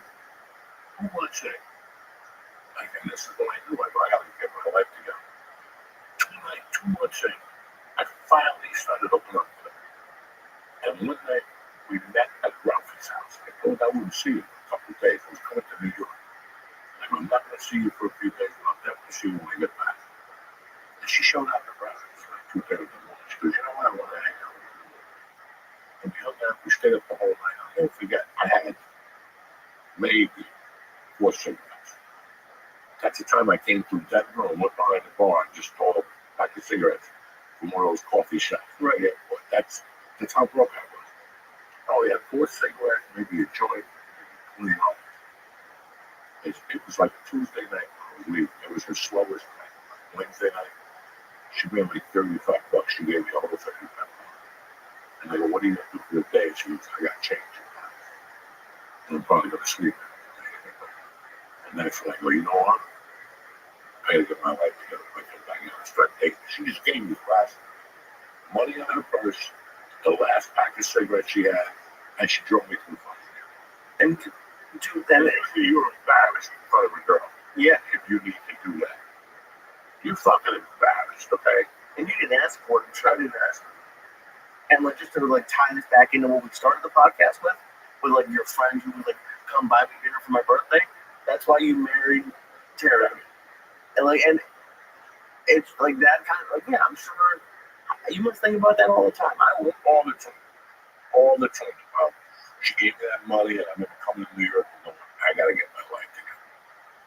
Like this is something that she's okay, you know. I gotta do something. And after that, I think I moved in with her maybe a month or 2 after that. And she still tells the story now. She would bring your clothes and your stuff. I showed up in one bag. And she goes, where's the rest of your stuff? I go, this is it. And she goes, don't you have a lamp? A radio, a TV, anything? I'm like, no. This is it. I had a bag, guys. Fuck. When I moved in with my wife, I had a fucking bag. It probably wasn't that big. Like it was just a duffel bag, right? It was a fucking army duffel bag. 4 pair of pants, a couple sweatshirts, a CD player, some socks, toothbrush, gel. I had no underwear. I couldn't afford it. No. There was no underwear in those days. It was cocaine on. I was going to say, you could have afforded it. That's window number 2. Because, by the way, underwear is like a one-time expense. It doesn't have to be like a weekly But still, why waste the $8 on 3 of them? You know what I'm saying? $8 times every 3 months, that's what? Fucking, Every 3 months, you buy underwear. Yeah, every 3 months you gotta buy it. You're disgusting. You know, big balls, but fucking, you know. But there's a picture, I saw a video of my balls. Oh, they put it on Instagram. The one from when I took my balls out to the comedy store. Okay. Oh, yeah. It's on YouTube. Like 92 million hits. I haven't gotten a dime. Fucking balls, you know what I'm saying? Yeah, they probably demonetized it. Yeah, they demonetized it. They kept going. I guarantee there's 20 ads on my balls. Fucking greedy fucks. Oh, yeah, man, that was, you know, it's weird that I'm about to have an anniversary of that shit. And I've been thinking a lot about that. But we got to cut to a break real quick.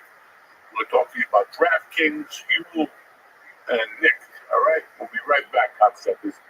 Hey, I want to welcome you to the church family. Listen, if you want the taste of a real milkshake without the extra pounds of a milkshake, you need Yule.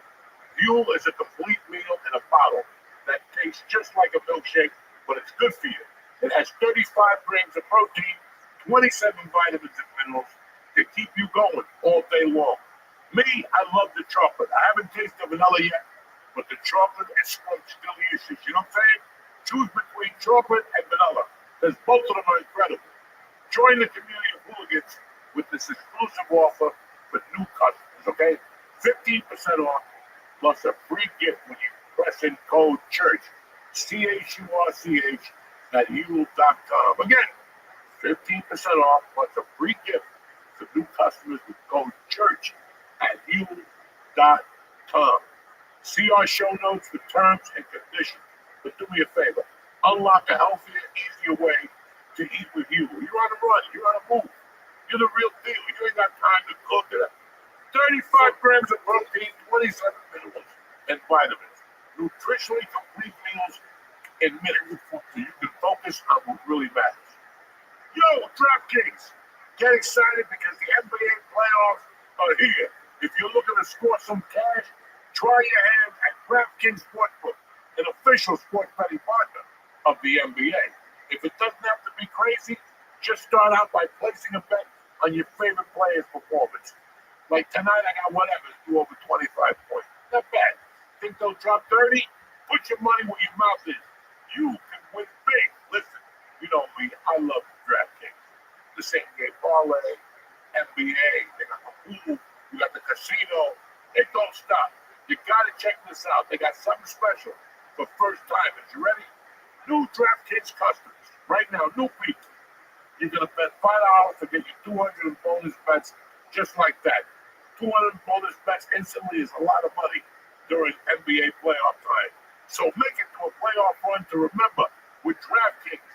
Download the DraftKings Sportsbook app right now and press code Joey, Joey. That's code Joey, Joey, for new customers to get 200 bonus bets when you bet just $5 instantly. Only at DraftKings, where the crown is yours. Gambling problem? Call 1-800-GAMBLER. In New York, call 877-8-HOPE-NY or text HOPE-NY 467-369. In Connecticut, help is available for problem gambling. Call 888-789-7777 or visit ccpg.org. Please play responsibly. On behalf of Boot Hill Casino and Resort in Kansas, 21 and over. Age and eligibility varies by jurisdiction. Void in Ontario. New customers only. Bonus bets expire 168 hours after issuance. For additional terms and responsible gaming resources, see dkng.co/audio. What's happening, beautiful people? Uncle Joey here for Nick. Listen, if you want the easiest way to get that nicotine fix, Nick pouches is where it's at. They're made with natural coconut fibers, so they're not going to slice up your gums, and they come in a bunch of great flavors, like strawberry, watermelon ice, which is tremendous, wintergreen, and berry lemon ice. Me, I like the berry lemonade, tremendous. You get to choose your nicotine strength, whether you want 3, 6, or 12. Are you kidding me? Or what? Ba-ba-ba-da-ba-da-ba-ba. Nick has you covered. Coming soon, they even got an option with 0 milligrams of nicotine. So if you're trying to come back, use one of those every so often. Now listen, I love this berry ice. You put it on the heel, heaven. It's time to upgrade to nicotine pouches, just like I did. Right now, church listeners get 35% off when you order through my link, nykbpouches.com/church. Again, nykbpouches.com/church. Use this code up to 3 times. Don't wait. Get 35% off now of Nick Pouches, nykbpouches.com/church. And check out the church bundle with some of Uncle Joey's favorite flavors. That's right, nykbpouches.com/church. Again, remember, NYKB products are only for adults of legal age. Every order is age verified, so don't try it. Also, this product contains nicotine, but you already know that, because nicotine is an addictive chemical. How's that for you? Right now, get some Nick products and get the party started. We're back in black.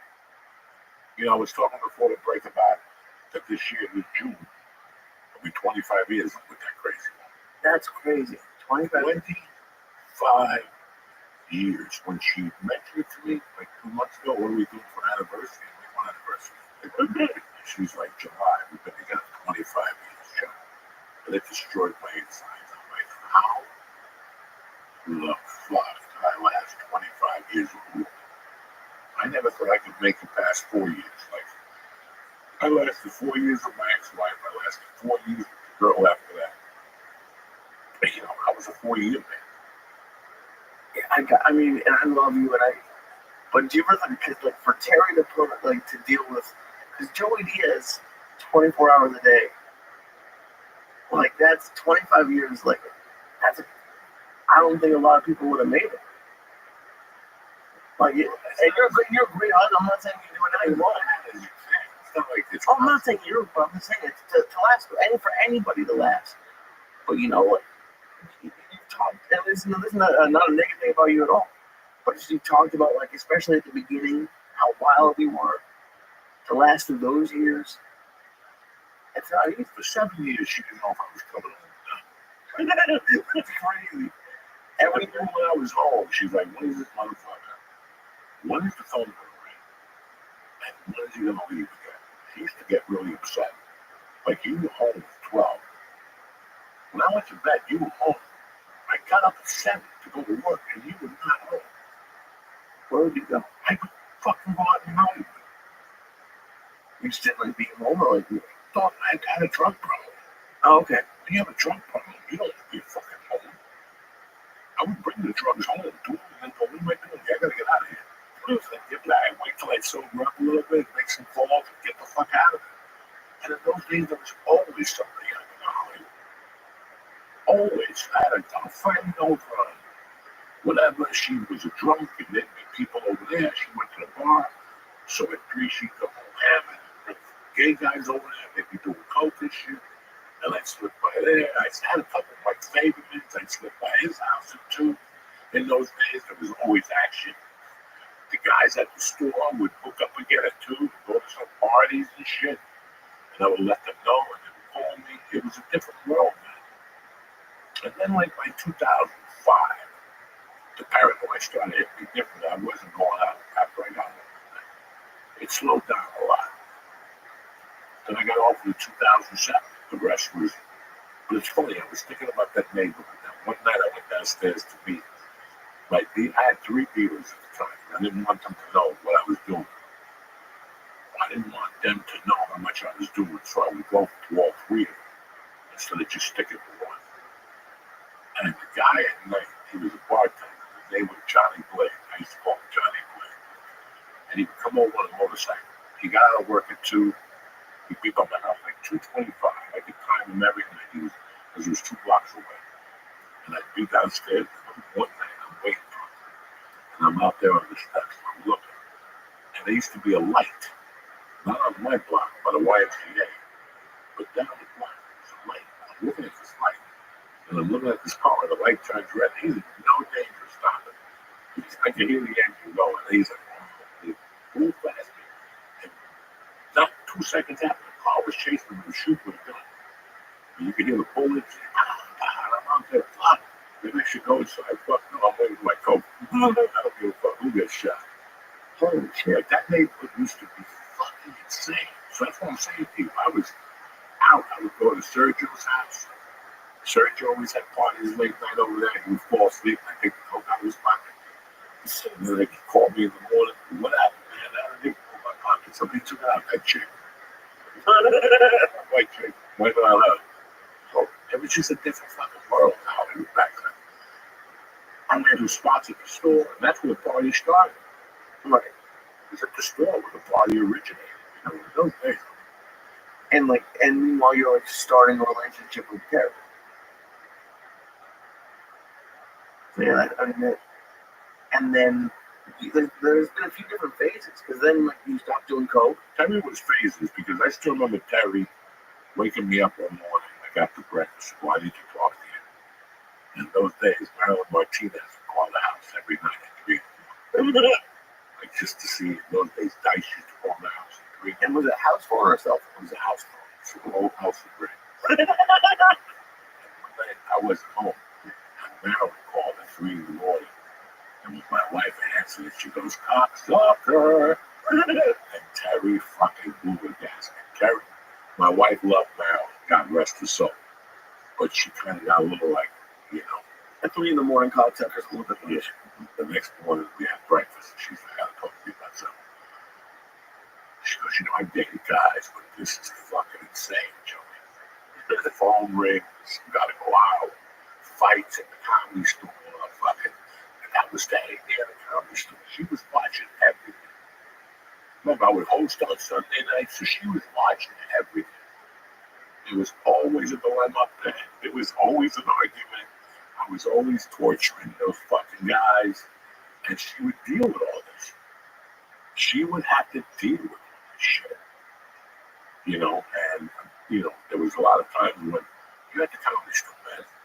You're at the fucking comedy store. You do a set, you get off. Women are gonna talk to you, and the other waitress is running. Or Joey's talking to the girl in the hallway. Look, if I was talking, even if I was talking to her outside, I'm talking in the hallway, so she would know. That's why my wife don't give a fuck about that.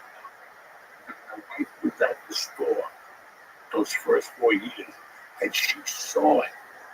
Right. She saw it. She saw the life of a comic, and then she came home with me. So she saw the life of a comic from the inside out. She saw it, and she understood it. She heard about what the other comics were doing, and then she just let me the fuck alone. And to this day, I have, as a husband, I have one of the longest ropes in the world. If I call my wife right now and go, "Hey, I'm not coming home tonight. I'm going to stay at the office," she would say nothing. She trusts me that much. So she would go, "Hey, just be careful. You're going to go out. Do you want to drink?" We don't even talk about drinking. Right. But there's no, like, if she doesn't, she walked into Costa Rica, and I was talking to 2 women. She came right over, I introduced them, the women were like, "Oh my God," you know. She knows. I tell her pretty much everything, even though sometimes it takes me a week or 2. But I still tell her. I still tell her. She giggles, she likes it, stupid chicks, she fucking giggles, and she tells me, "Oh, she was with me at dinner one night when a fucking girl said something to me." And she was pissed. She was like, "How dare that woman say that?" A girl did not even find your wife? And she's alive? We went to a big restaurant, the girls in there. Oh, She was there and shit. I got up to go to the bathroom. And when I was coming out, there was 2 girls. We take a picture. So my wife was going to the bathroom with the girls. My wife heard the whole fucking thing. I even said to my wife, "What is it? I'll take a picture, get to the table." She goes, "Don't worry, I gotta go into the dinner." One of the girls, my mom, as she walked in, that's when the girl said it in my ear. And it's something really like out of control. Like, I just sat there as a confused girl. I showed my balls. She's gonna faint 3 times. She gagged. But she had to be a prostitute. She was really good looking, very flamboyant. She looked like she was. She's talking about that stuff with your wife right next to you. Oh, she's something. Like, they say crazy shit. My wife giggles, you know. You gotta remember, the people I hang out with in my neighborhood, I hang out with 2 women pretty much in my neighborhood. You always hang out with women. They're both both married. I had a great time with them. I made one of my partner. I made little stupid videos for goalie and shit. Oh yeah, Steve, right? of course. And then Rabbi. I always talk to Rabbi every 2 days about something. You know what? I don't think we've ever talked about. How did you feel about dating her when? Because that doesn't seem like something you would allow. Something I wouldn't allow. Just for yourself personally, like just dating someone where you work there. Listen, I had been going through. I met Terry. I had been going for 3 years. I was regular there. Never really had the drama. And no rules. There's rules, especially on the road. Rule number one is don't have a picture. Even if they like you, don't hit on it. Because that club woman watches you. And he's going to eventually fire her, and you're not going to be able to go there, especially as a feature act. Because feature acts are wild. That was a feature act. I had to do 30 minutes and just hang out by the bathroom. You hang out by the bathroom? Yeah, wait for girls to come by. That was funny. Oh my God, especially when I opened the room. Wow. Yeah, just stay and come up here. Oh my God, can you please be around the hand, buddy? I'm just saying that it was when you're a feature actor, wow, you make mistakes, man. I made them, I didn't have that. You make 1,000 excuses, but at the end of the day, I did a coke with a waitress, I slept with a waitress, it's just little rules. And I wasn't, I love the day. I was paying attention. In those days, I didn't give a fuck. If it wasn't the improv or fucking the theater, I didn't give a fuck. I would never think. I never thought I was going to get that. So I wouldn't mind burning up weed from time to time. But back to your question, which is a very interesting question. I thought Terry, there was something about Terry I liked her eyes. And we started talking, and I was like off the kilter. And that's why I was like hitting on her, trying to like it. Because I know Mitzi didn't allow it. I know Mitzi didn't allow it, and she didn't like it, but anyway, and she found out she would. Right. She didn't find out that we were already living. Already told Mitzi we were living. Would she have been mad if she found out not from you? Yeah. That's wild. That's crazy. That's a whole nother I didn't like listen, you think I like dating a girl that I live with at the fucking comedy store? You're fucking crazy. Yeah. But in reality, it kept an eye on me. Right. It watched over my career because I got made a bad mistake those years. She was right there to justify it, And it was funny. After she started working at the store, there was still some nice crazies. Don't get me wrong. Right. Some stuff that she saw, not from me. Not from me. So she started understanding the game. And then she would put labels on it. That happens to you, Joey. She's like, yeah, we would discuss it. So she got to see that also. The craziness that is with the audience. When they're there with a man and they come up to you, go over the fuck you upstairs, they go back and sit with that man. That never happened to me. It happened in the store. It's a reality. That fucking happened.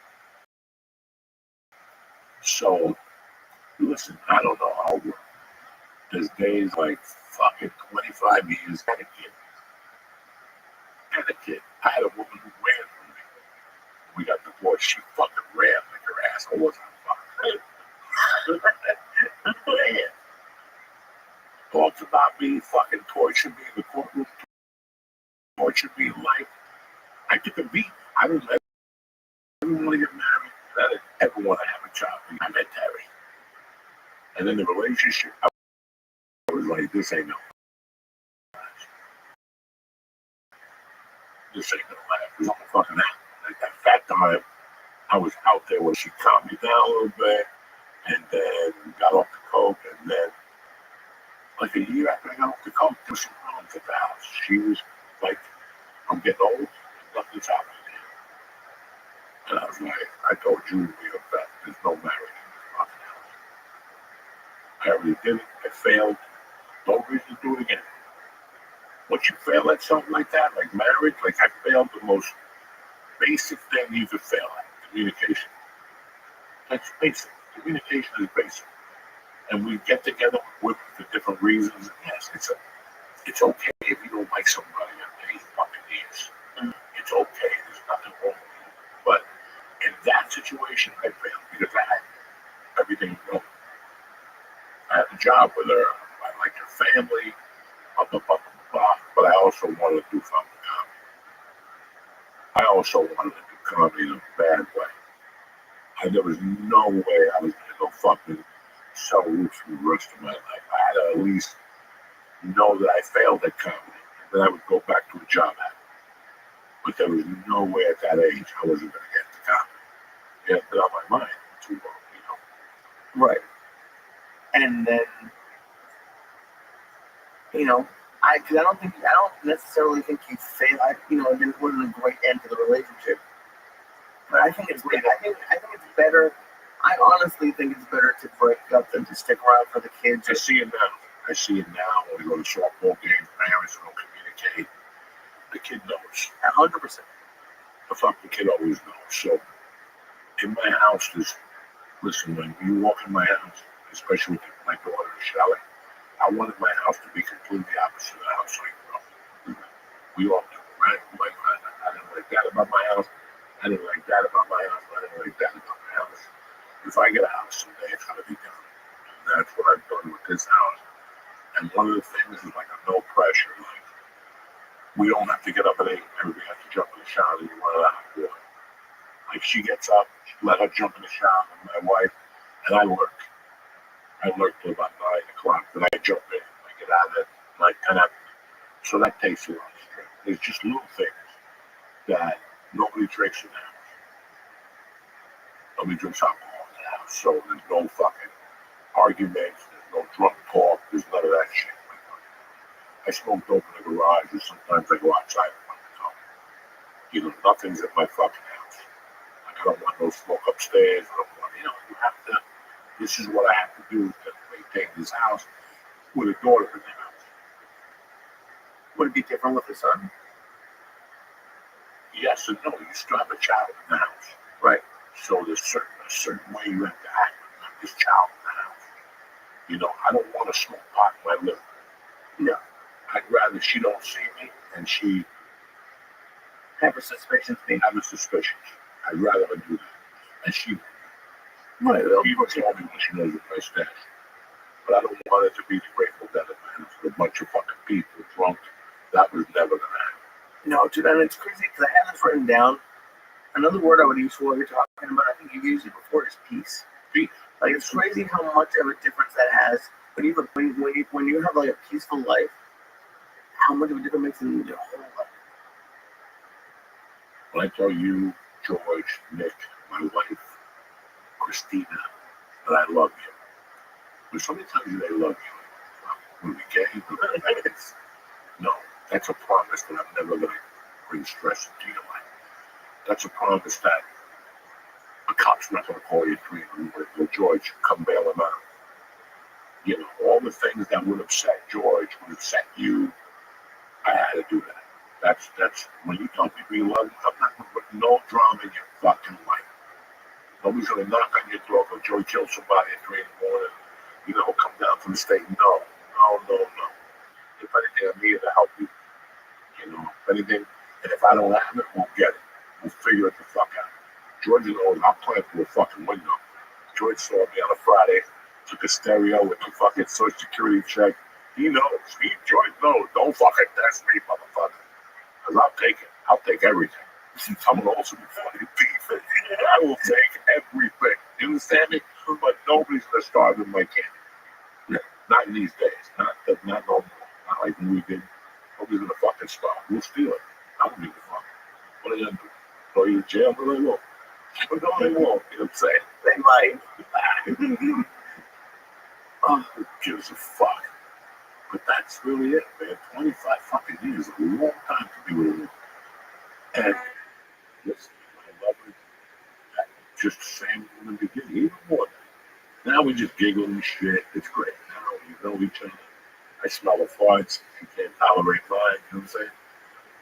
25 years. Yeah, that's 25 years. And when you heard that about people, like people put together 30 years. That's never gonna happen to me. I'm gonna be with the same fucking pussy for 30 years. And look at it turn gray and old. Dog, it's an adventure. It gets better. Everything gets better. That's cool, and especially with having like, there's probably a lot of people listening who like, had a marriage fail, or like everyone's had a relationship fail. You all have shit, but you know what? I always believe that God didn't put you here to die by yourself. There's an ass for every seat. Remember Dale Jones used to say that? There's an ass for every fucking seat. Okay? Women panic. Women are the worst. The fucking worst. Because once they hit 34, they think this is it. I gotta meet this guy.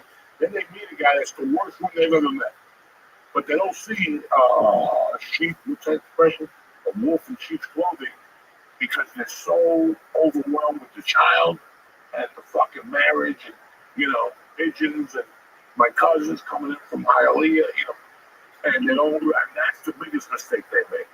Now they're 43, still looking good with 2 fucking kids. And that mom ain't paying child support.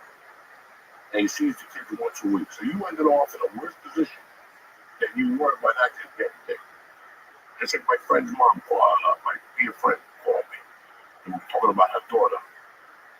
34, I'm the 20th boyfriend, And you're like, after a while, you gotta say to yourself, wait a second, this pussy is making some horrible fucking choices. I'm gonna get off the dick for 1 year. I'm gonna get off the dick like what I did. Get off the pussy for a year, just to focus you, make you realize what you really want in a woman or in a man before you make a bad fucking mistake. We've all made mistakes where in our mind, this is gonna be it. I'm gonna marry her, pigeons, I'm gonna live like a doctor. No, it's not always that way. It's not always that way because you work with a preconceived notion. It happens to men and it happens to women. When you're 34, you want to get married as a man, and you've been dating fools all your life that cheat on your fucking brother, steal your car and crash you. You got to change dicks. You have to look at it from a different perspective. And go, you know what? I'm not going to date a woman for a year. No more fucking websites, no more nothing. I'm taking a year off the pussy to make me really realize that you're the woman or the man I want in my head to pop up next time. I know what I want, and this is what I'm looking for. Yeah, everybody wants a chick with fake tits who can suck a dick. Listen, 3 years in, you don't make the car payment. Little bitches are going to another guy who fucking pay for their tits. And I always learned something from Bruce Lee. Bruce Lee was a good-looking Chinese guy, international star. His wife was no fucking playmate, but she stood by it. And that's a woman that calmed him down. That's a lesson for a lot of people. When you're 21, everybody wants to marry Farrah Fawcett. When you're 30, you'll marry that chick with the missing toes, the bartender at that fucking dog bar you hang out with. Because that's it. Your window's closing. And that's what we all do. We start getting desperate. Oh my God, I'm not going to have a child. Oh my God, I'm going to die alone. And we make the worst fucking mistake because we're going in there with something. We're not just getting together, sucking my dick, I eat your pussy, we smoke a joint, Let's start with that. Let's start with walk the Carvel and we'll take it from there. I'll suck your dick, the car. You know what I'm saying? What happened? What happened on the third day? Huh? What's the third day? Ice cream.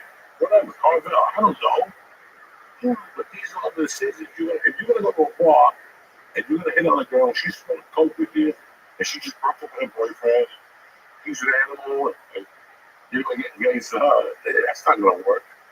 She's been getting fucked at bars for 20 years. And when she dumps her ass, she's going right back to that fucking bar. These are things you got to know. Like people, you want to be a whore, go to a fucking bar and get up one of those chicks with the tight shirts on.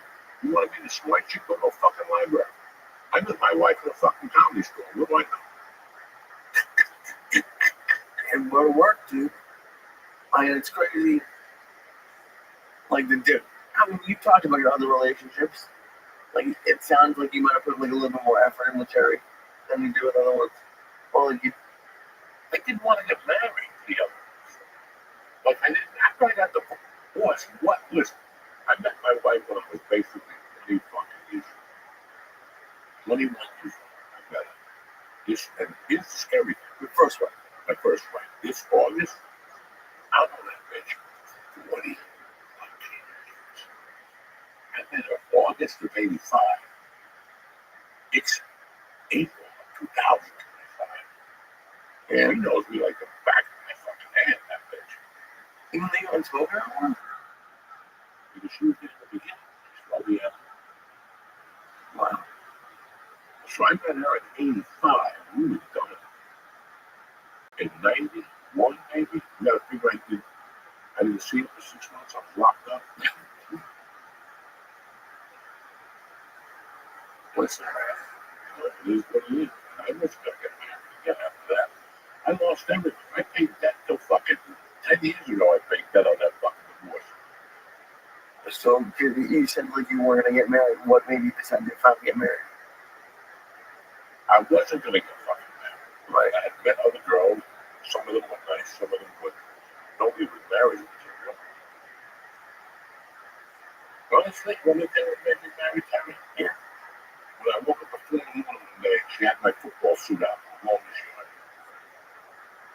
And I was like, what the fuck is going on? This ain't a regular girlfriend. This is not a regular girl. Up with me. Because I had to be there at 5. So I would have to get up at 3:45. Sometimes I just stop and go at 3:30. She would get up, fucking I'd take a shower, put the football suit on. She'd make me a little breakfast, just so I wouldn't drive down there 45 minutes with nothing in my stomach. A lot of people don't do that. They wouldn't give a fuck if you left hungry. So that gave me all the consideration. It's really funny. There's an episode of Sopranos. He's going to go out and meet the realtor. And he goes to a house, but that's the night that she helps him button the shirt. Oh yeah. Remember that? She helped him button his shirt. That's a really good scene. At least it was for me, because I understood. Then he went to his girl's house, and he was dying to fuck her. But as he was taking off his shirt, he thought about his wife. He goes, what am I doing? What the fuck am I doing here? I just got shot in the head. She was by me for 6 weeks. And then I was home for fucking 4 weeks. And there she is. Now I'm the fucking first chick that moves around. And I learned that when I was like 20.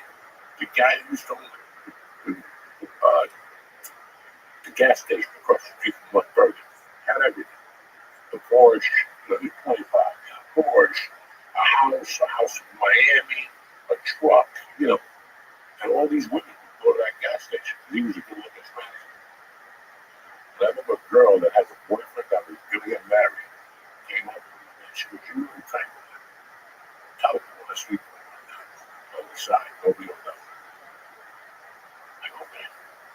Next time I saw George and I, man, we started talking about my girl. Yeah, she's pretty hot. I go, listen, you didn't hear it from me. But she told me if you wanted to sleep with her, she would give you a piece of ass. And he looked at me for a minute. She's really pretty, but it's not for me. What are you talking about? He goes, bro, because I live with my wife, we live in a one-bedroom apartment with no money. What kind of man would I be now to cheat on me? And I was like, that's character. Yeah. I think it. And it would destroy. You would just destroy them. It's great. It's like even when you were saying that when you showed up at Terry's house with a bag, it's the thing about what you have now. But like, she's been there for like to see what you guys have built is pretty crazy. That's why I tell her everything. It doesn't matter what the fuck I do, I'll tell her. Because she'll look at me and go, the fuck, Joe? No. I just tell her, because why do I do it? It's not good. Anything I do with anybody, I pretty much tell her. When did you start doing that? So I started doing that like 8 years ago. If I have an experience with a woman, I tell her. I get her off my chest before she hears it second hand and sees a picture. At the end of the day, nothing happened. But I sat with her for 3 hours at Joe Rogan's bar. Right. You know what I'm saying? A couple of people said something to me about that. Why? With that girl, I was like, listen, she's a dear friend of mine. I'm 62. I'm a girl who, this shit don't get up all the time. This dick don't get hard like it used to. What if you make a call and your dick don't get up? Come back. You know what I'm saying? So I cover my bases. At home, I could fail. I could shoot it better at home. Shoot me for 25 years. Fucking some young chick. I don't know. It's not even, it's fun. I love going out at night and talking to fucking some young chick. I told you I went to a strip club about a month ago. I was doing a black girl all night. Didn't ask her for a damn penny. At the end of that, she was going to give me $100. It's an absolute. I just gave her $100. I needed that $100 the next day. I made the fucking day. And that's going to come back to me tenfold. I didn't try to fuck her. And she's still my friend on Instagram. We'll be back next week, cocksuckers. Tip top, Magoo. What do you got this week? Anything? Yeah, May 4th, I'm at Broadway. Greenwich Village Comedy Club. There you go. And May 17th, Philadelphia. It's sold out, so I don't even know why I'm promoting the date. Go to the Excite page and look to see if they have tickets for August. I'm sure they'll have a bunch of tickets. Come on out, knock yourself out, have some fucking cheesesteaks at Berlino's, and do what you need to do. I love you, cocksuckers.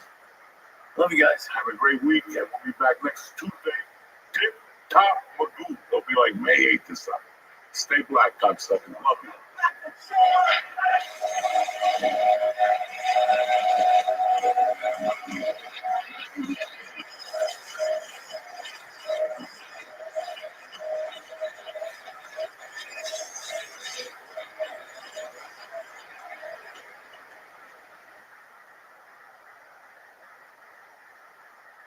What's happening, you bad motherfuckers?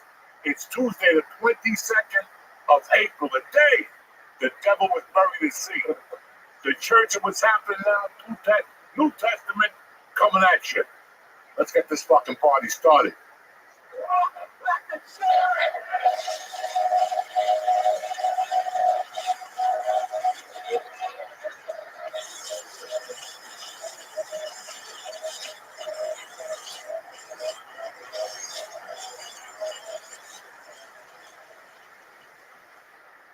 We're back. What's up, you bad motherfuckers? Uncle Joey here. My main man, Lee Sayat. We're solo, just how you like it. No guest today. Nobody busting your balls. That's us coming at you direct. You know what I'm saying? Just you to bust my balls. Nah, you're going to be fine, cocksucker. We had a great last week. Anybody who came out to the Paramount, I want to thank you with all my heart. You guys were great audiences. I was fucking really nervous in front of you guys. I didn't know what to expect, but you guys, it's fun. I was going to Texas with fucking Mike. I'm happy Lisa came down. We had 2 great sets, and he got fucked up the first night at Terry Black's. He had to eat an Adderall at fucking Mitzi's. So then, dude, I found out a lot. So I didn't get fucked up at Terry Black's, but I think you brought me to Terry Black's on purpose. Someone reached out and was like, "Hey, edibles hit you harder when you have fat, like fatty food." So you brought me to the home of fatty food. When you eat those carnita lizard skins, you Little get lizard. just as high, right? You eat pork tacos. When? All the time you have carnitas. When? All the time in LA you had carnitas. I don't know what you're talking about. This last, did you see me carnitas off the food truck? Oh, no, I got a reposado, fucking steak. Okay. I don't know what you're talking about. I don't eat You used to get mad at me for eating steak tacos. No, I don't eat pork, bro. I'm Cuban. I respect that shit. We're the kings of the pork. Why would I go out with the minglettes and eat that shit that they make? That pulled pork shit, you can take that shit and shove it up your mother's ass. I hate pork more than anything in the fucking world. Oh, me too. And barbecue pork, gonna fuck you. You wanna rock with me? Come down to Las Brisas and get the pork chunks and then come fucking talk to me. Or get the fucking pernil, that meat that's clean, Bobby, with the yolk on the side. Yeah, I don't even eat that shit. I just want the fucking pernil. If it's not that, I don't want it. You know this. No pork? Okay. No, I will never eat carnitas out. That's a percentage of ruining your asshole.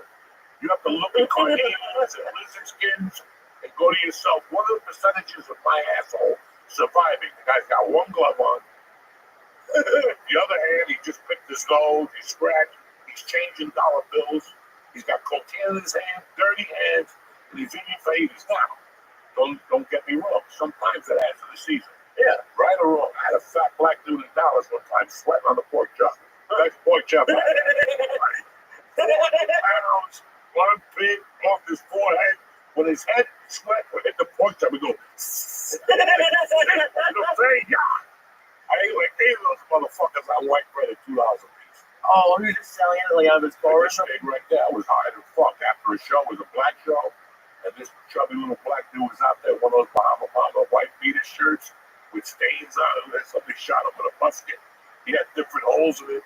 And he's out there fucking making these fucking pork chops with the bones in them, George. It's 99 degrees. It's Dallas. Oh my god. It's 8 o'clock at night, and this guy is drenched. He's just dropping titty sweat and armpit sweat, and the pork chopper goes, yeah. And I would go, give me another one. Frank's hot sauce with a can of Coke. 8 of those motherfuckers. The last one, I ate him on a wood grip. He gave me the he gave me the elbow at the end, the fucking hard part. And you get to the pigeons and the Puerto Ricans, you know what I'm saying? Oh my god, you had 8 pork sandwiches? Oh my God, I was 400 pounds. What did you expect me to get?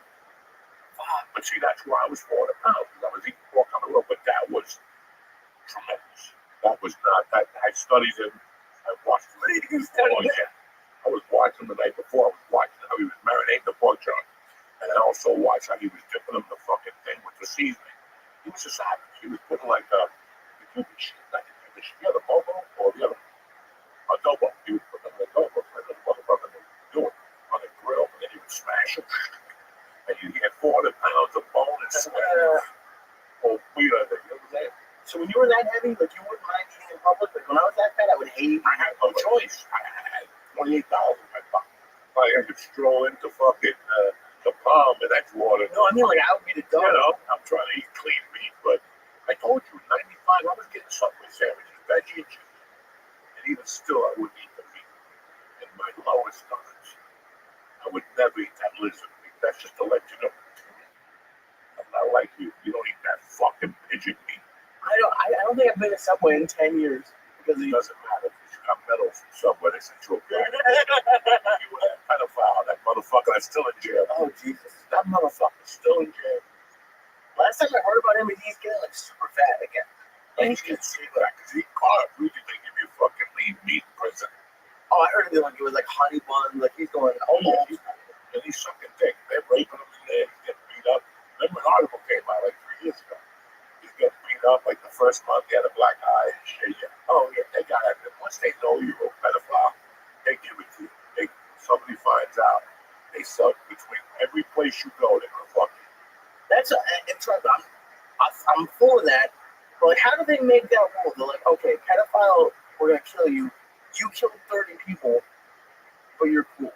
Like, I don't get what the rules. You kill 30 people to be on the death sentence, right? Or life in prison. If you get the death sentence, you get exhausted with appeal. Right. And someday you'll have to face the music, but by that time it might be 18 fucking years from now. So you can buy yourself 18 years. A pedophile, unless somebody dies, they just put you in jail. They do that liquid castration. Oh shit. They give you those pills to knock your dick off so you don't get hurt. I don't know. So I just heard about this maybe 2 or 3 years ago. That some prisons give you, if you have a long sentence, they give you that medication to, no, not smoke you. It's something to fuck. It's chemical castration. Yeah, chemical castration. So the time you're done, you'll never bother nobody. By that time, you. Dude, it's crazy. Did you see that they're executing people now with like the firing squads, like guns? Where? In America, a couple of over the last couple of months, there's been a couple of people who've chosen firing squad. That's fun. I mean, you have to really, let's say you shoot somebody, right? And you get the chair. You ever go see what happens here in the chair? Yeah. And if the chair don't work, you still are half alive, your eyeballs hanging, and they're like, shoot them. They're giving you all this shit for your heart. I'd rather, listen, that's the best way to go. Somebody says, listen, you got to go in the morning. Pick your poison, cyanide, fucking whatever. You like that. You walk out there and they raise the flag. There's a guy behind you, a little drum. They put you to the wall. They take that's what it is. You have to get it right there, and then you ask request. Do you like a cigarette? Yeah, they give you a cigarette, right? Whether you smoke or not, you take the cigarette. You know what I'm saying? Oh yeah. You kill an extra 3 times. That's extra 3 minutes. You're out there. You smoke that cigarette to the fucking filter. You got another one. No. Just one cigarette. Shit. Then they put a blindfold on you. It's not like you're watching the guy shoot you. If they put the blindfold on you, then you start praying. Well, Holy Mary, Mother of God, pray for me. and you're booked. That's it. You're dead. That's the way to go. But you want to be sitting in a place, you fucking pray, and then they put a mask on you, and they shoot. Why are we talking about this? Who's going to the chair? Why are we going to the chair? I didn't even do nothing. That's where I felt like I was going on a Wednesday in fucking Austin. Dude, that was the highest I've been in my life. We had 200 milligrams and 2 coconuts. So I had 300 milligrams, and He was fucking falling asleep next to my friend. oh, I was talking to my friend, and he was like, and finally, thank God, she's a savage. She's asleep. Taking that of her. I was scared. After that, he was drinking fucking, what was he drinking? Maker's Mark and Diet Maker's Coke. Mark. He had like 2 of them. He's like, I'm going to go home. Okay, let's go home. I had some fun with that. Stop. You had 1 or 2 for that fuck. How much did you have? You actually had some margaritas. I forgot about that. You never drink. Then, but I was popping spicy margaritas with good tequila. And you saw me walk out there. Alcohol does not affect me. It's not. Saturday night, I had to meet somebody. I was sitting there for 2 hours. My friend, they go, fuck, give me a margarita. And I drank it on the way home. I had to think about it. I fucked up. I'm like, not at all. In fact, I even tried cutting the lines just to fuck with people. In case there was a helicopter out there or something. You know what I'm saying? But that was a lot of fun. That was dude, because I've been like that. Austin was the first place I ever did anything on the road. He let me do like 3 minutes on a late show at the old Cat City, and I was so fucking nervous that after I got off stage, my legs shook. I had to lean against the wall. My legs shook for like 10 minutes. Like I just couldn't deal with the adrenaline that I had. And then I've been back a couple of times, but it was the biggest room I've ever done, and I think it was the first festival I ever did, which is fucking awesome. Thank you. That was a crazy experience. I remember when I was doing comedy ideas, and everybody had festivals. And nobody would ever invite me. After a while, and I finally get invited. I get invited to the Toyota Comedy Festival in New York City, like 1999. And your whole family comes out. And I don't know who else. And I get there, the kid keeps telling me, you're going to go up for 5 minutes. You're going to go up for 5 minutes. I got a hot audience here. From 10 o'clock to 12, he told me, you're going to go up next. And he put a salsa band on. And then I went up and ate a bag of dicks. And when I got off stage, he gave me $25. And I went home, embarrassed. The people came to see me. I felt like such a fucking asshole. And I saw that motherfucker use language. And that night I go, don't even fucking see me. That was a setup, you motherfucker. Guess what happened? He died of cancer. Fuck him. Fuck him. I love how you keep track of That. He was on one of those GoFundMe, like, shit.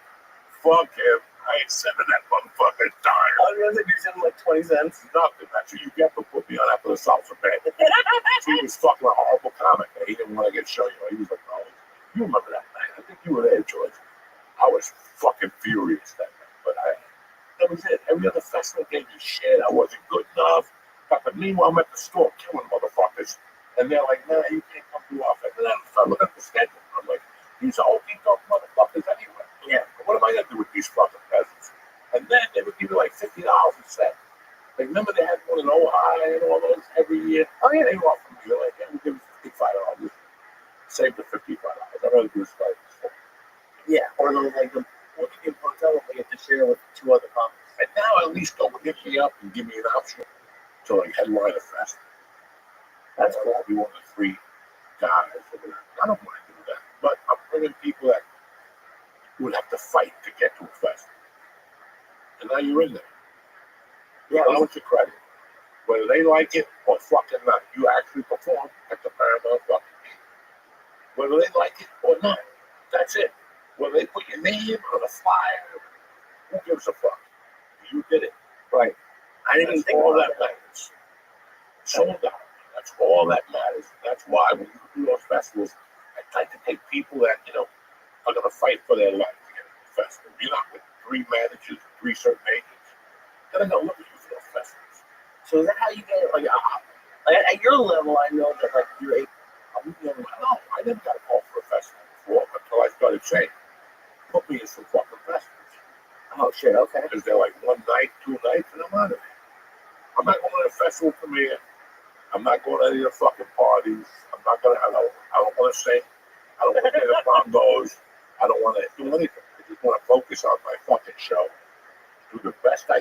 my show. Get the fuck out of there. And I'm surprised to hear you say that you were nervous. You didn't seem nervous. Always fucking nervous. Well, you're always nervous, but like it's how even like you said you were nervous to go out there. Didn't say I like. Oh, I'm not gonna sit there with my knees banging. You know, I'm not that type of nervous. Listen, I told you 1,000 times. If you don't get nervous, quit. Right. Quit. If you don't give a fuck how they're gonna feel or what reaction they're gonna get, quit. You always have to be a little nervous. Then when you touch the microphone, the thing comes out of your stomach, a little fart comes out of your mouth. You hold the microphone. That's when you know you're on. Whatever's in that midsection, whatever butterfly, whatever heart palpitation you're having, once you touch that, what was the movie? Carrie. When the guy touches the microphone, he chokes to death on the stage. I just saw it the other day. It was on last week at about 2 in the afternoon. I went home to watch it with my wife. Tremendous. The last half hour. Oh shit! With the blood coming down. Yeah. And she goes home and the fucking mother tries to stab her. What a tremendous movie. Fuck, I haven't seen that in a long time. It was time. Anyway. Yeah, that's what I don't like about all that shit. The festivals, the people you see are people that have big people that are agents. So when the festival gets called, they go, oh, you're looking at Joey Diaz. Yeah, hold on. You gotta look at Lee first. You gotta look at this guy. You gotta look at this guy. He's making waves. He's getting sponsored to store. His podcast is number 88 global. You know, I think because you call it for me. So that's what you get as an agent is leverage. When you have a name, you have leverage. You have, Shane Gillis. You have Chris Rock. You have Joe Rogan. That's leverage. And then you have the bottom guys, the guys that were me 30 years ago. At the bottom, they're looking up, waiting for a fucking something to drop. Because I ain't a fucking drop from my bed. You know what I'm saying? It's crazy because I applied to a bunch of festivals. I got into Boston. $35. Oh yeah, Go fuck yourself. Who the fuck are you to judge me? And I gotta give you $35. You know what I'm saying? At one point, as a comedian, or even as a human being, you gotta sit there and go, let me think of this dynamic. One like the maybe. Okay, I'm a desperate comic. I'm trying to get on the board, but how desperate am I? By sending a $35 gift certificate, whatever the fuck you gotta say, like a certified check for $35. And trust me, people have been doing this for years. And I remember when I was that comic, and had to go to a black club mix. That club ended because they shot 4 people on the comedy show. Oh my god! I had to go down there and make a tape on a Wednesday night and send it, which I knew if I was fucking got a standing ovation on that tape, they weren't gonna put me in the festival. And this is 1995, 94, and I had to pay $35 then. Never heard from them again. Then they wrote me, if you want to be whatever, a volunteer and work the show. I was so fucking embarrassed. I felt like fucking funny. So now you're taking my $35. You want to give me a volunteering job so I get experience. So I can learn what a stage looks like. Ain't that a bitch? You know what I'm saying? Why do you think some comics forget about this stuff? Because they're not looking at the big picture. They're not going, wait a second, I'm sending $35 to somebody. Well, I don't fucking know. This guy don't run a network. No, this guy don't run a network. This guy doesn't know what talent is. What are we sending this to? I want you to figure out who you're sending. Some guy, Joey Diaz, who's been on various films that performed all over the world. Show me the money. Show me his resume. Show me that IMDb. What movies has he been in? Oh, he was an extra. Cha-cha, man. And that's not open. That's what we buy it. I see it now. I subscribe to comedy pages to see all the skits. I don't have the balls yet. Exactly. It's like 4 guys when they're pitching their Zoom comedy classes. We've done thousands of cruise ships and thousands of whatever. And young comics want to meet those guys. I took one class at the University of Colorado for $35. I took one at the New York Comedy Club for $50. And listen, the guy was mediocre, but I read one thing. Stand-up is you. Something that your beliefs are, because the world believes. Right. You told me that for a while, for a long time. So, they have all these scams to try. Listen, you get to Hollywood. Hollywood's about to go up. But here's the funny thing. You get to Hollywood, you sign with an agent. You finally got an agent. And they're like, all right, let me look at your headshot. Oh, we don't like that headshot. We don't like that headshot. We want to get you in front of big names. You take a list, call one of these people, come do one headshot. The that Sandy sent you. Don't take good care of you. Oh my God, Boris. Oh my God, the headshots he does. Now you call Boris. Boris wants to charge you $800 because they already told him what characters you're going to have to take a picture of you as a fireman, you as a pizza man. Those are all $300 a piece. Then these motherfuckers make you go get copies. Oh yeah. Which all those businesses are out of business in LA because the headshot is obsolete. Nobody has a solid headshot. I think I was the last person to buy headshots. Yeah, but you still have to throw them away. Well, I threw them away when I left LA. I threw away boxes of them. I got still some headshots left, but they're fucking useless. They're dirty useless. So then they get you there. Then you get a commercial in. And they're like, we love your look. There's the paperwork for what you're gonna do with your headshots. Now you gotta go to the brand and stand online and pay another $80 to get into a fucking web thing. So the agents can look at your headshot. Then they bang you with another website. Then they bang you with another website. Listen, it's a bank fest. And you're 21, you just graduated from college. You were gonna go work for your father, but you called your grandfather and told him you really wanted to be an actor. You and your friends used to jerk off and watch that on live. And thought it was the best thing you ever watched. Now you got your grandfather's like, okay, I'll give you my inheritance from early. And he gives you like $100,000. You got a home. And you fall for all the skins. They see you from breathing exercises for acting, how to move and balance and acting.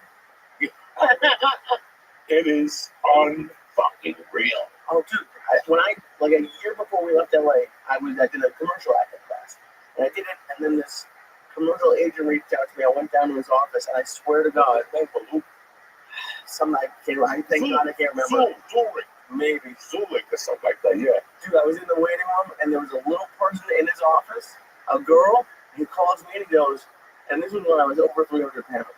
And he looked straight at me. He's like, "Yeah, I think we're gonna do good things. The only other fat guy I have is a ginger that scares people." So he was just all he did was look on that website for like weird looking. He had the little person, he had the fat guy. That was all he had was just weird people. And that like it was. And I got more auditions when I left LA. He still sends me emails somehow. Remember he sent you for a show as the fat guy that you wouldn't do it. I want to go for $300. Oh, I didn't, dude. And I'm like, go, he's gonna set your career on fire. And he's like, I don't want to go for $300. I moved. I was in Massachusetts. I got an email to fly to LA to audition to be the fat guy like dancing on Tosh.0 like tomorrow. They were like, you gotta be here tomorrow. And I don't want to be the fat guy dancing. And I'm not gonna fly there to probably not get it either. Oh my God. I had never experienced that. Like I went to like 3 auditions, and it was like how everyone, whenever you hear about auditions on like podcasts, like you go and there's 80 of you in a room. I went and there were 20 of me, and it was scary. And they were like, because you were supposed to be like outside in your pajamas getting the newspaper, and so all the other guys were. It was not. I think that was rock bottom for me. Just realizing what I looked at. Oh, it was all not. Yeah, that's a fucking nightmare. That's why they keep you there all day for like 500 cash. But dude, I was talking with someone recently about when I met you. I was there editing reality TV, and literally, I think a week before I left my job, and we just did this full time, I went to a meeting to join the editors union. And it's crazy, dude. In another life, I'm 600 pounds in LA, either I'm dead or editing. It was crazy where my life almost went. And yeah, dude, they scammed me there. When I was editing, I got a call one day to edit the poker TV shows, not the big one, like the small one. They wanted to give you like $800 a week, and then they can use you. This was the best. They said, listen, you know how every other job you work 5 days a week? Here, you have to agree to work Saturdays, but we almost never ask you to do it, which means they ask you to do it every week. Yeah. 6 days a week for 8, and I still have to pay the dues. Like, you have to pay the dues. I would have been crazy. It was it's wild how that happened. It's crazy how you go to school for something. Yeah. And you get there, like, same place I signed up for. I was looking for the bitches. Oh, yeah. The chicks in bikinis and shit. in my mind, I thought I was gonna be editing like Scorsese's. Like that was my dream. To, like, edit like a fucking cool movie. And I got to do some really cool TV shows, but it was the peak of what I was gonna do was reality TV, and now I'm talking to people and like they're not even getting that. They're getting like you're editing someone's YouTube channel. Like that's what I would have done in school, made all those codes on back for to be some YouTube, and you can make a good living doing it, and there's nothing wrong with it. But that's not what my dream was. It's crazy what they sell you out there. And now it's just going down. That's it. Production companies are moving on. People are working for tax breaks in other states. They have to get out of state to agree to a 5-year tax break, and that state's gonna fucking blow the fuck out. Oh yeah. And every state does it for about 2 years. Mm-hmm. And they go, we can't do this no more. That's the end. That's it. House will dry up. Job will dry up. We need a state that'll do it, just like California. What happened in California was it got so expensive to shoot in California. Say this to me again. It's like you telling me it's too expensive in Detroit to build a car there. You know what I'm saying? That's what happened in California. That's why the production, listen, when I got there, bro, there was always auditions. There was this, there was that. It was kind of a joy. I had more options. On Fridays, I would have to smoke coke.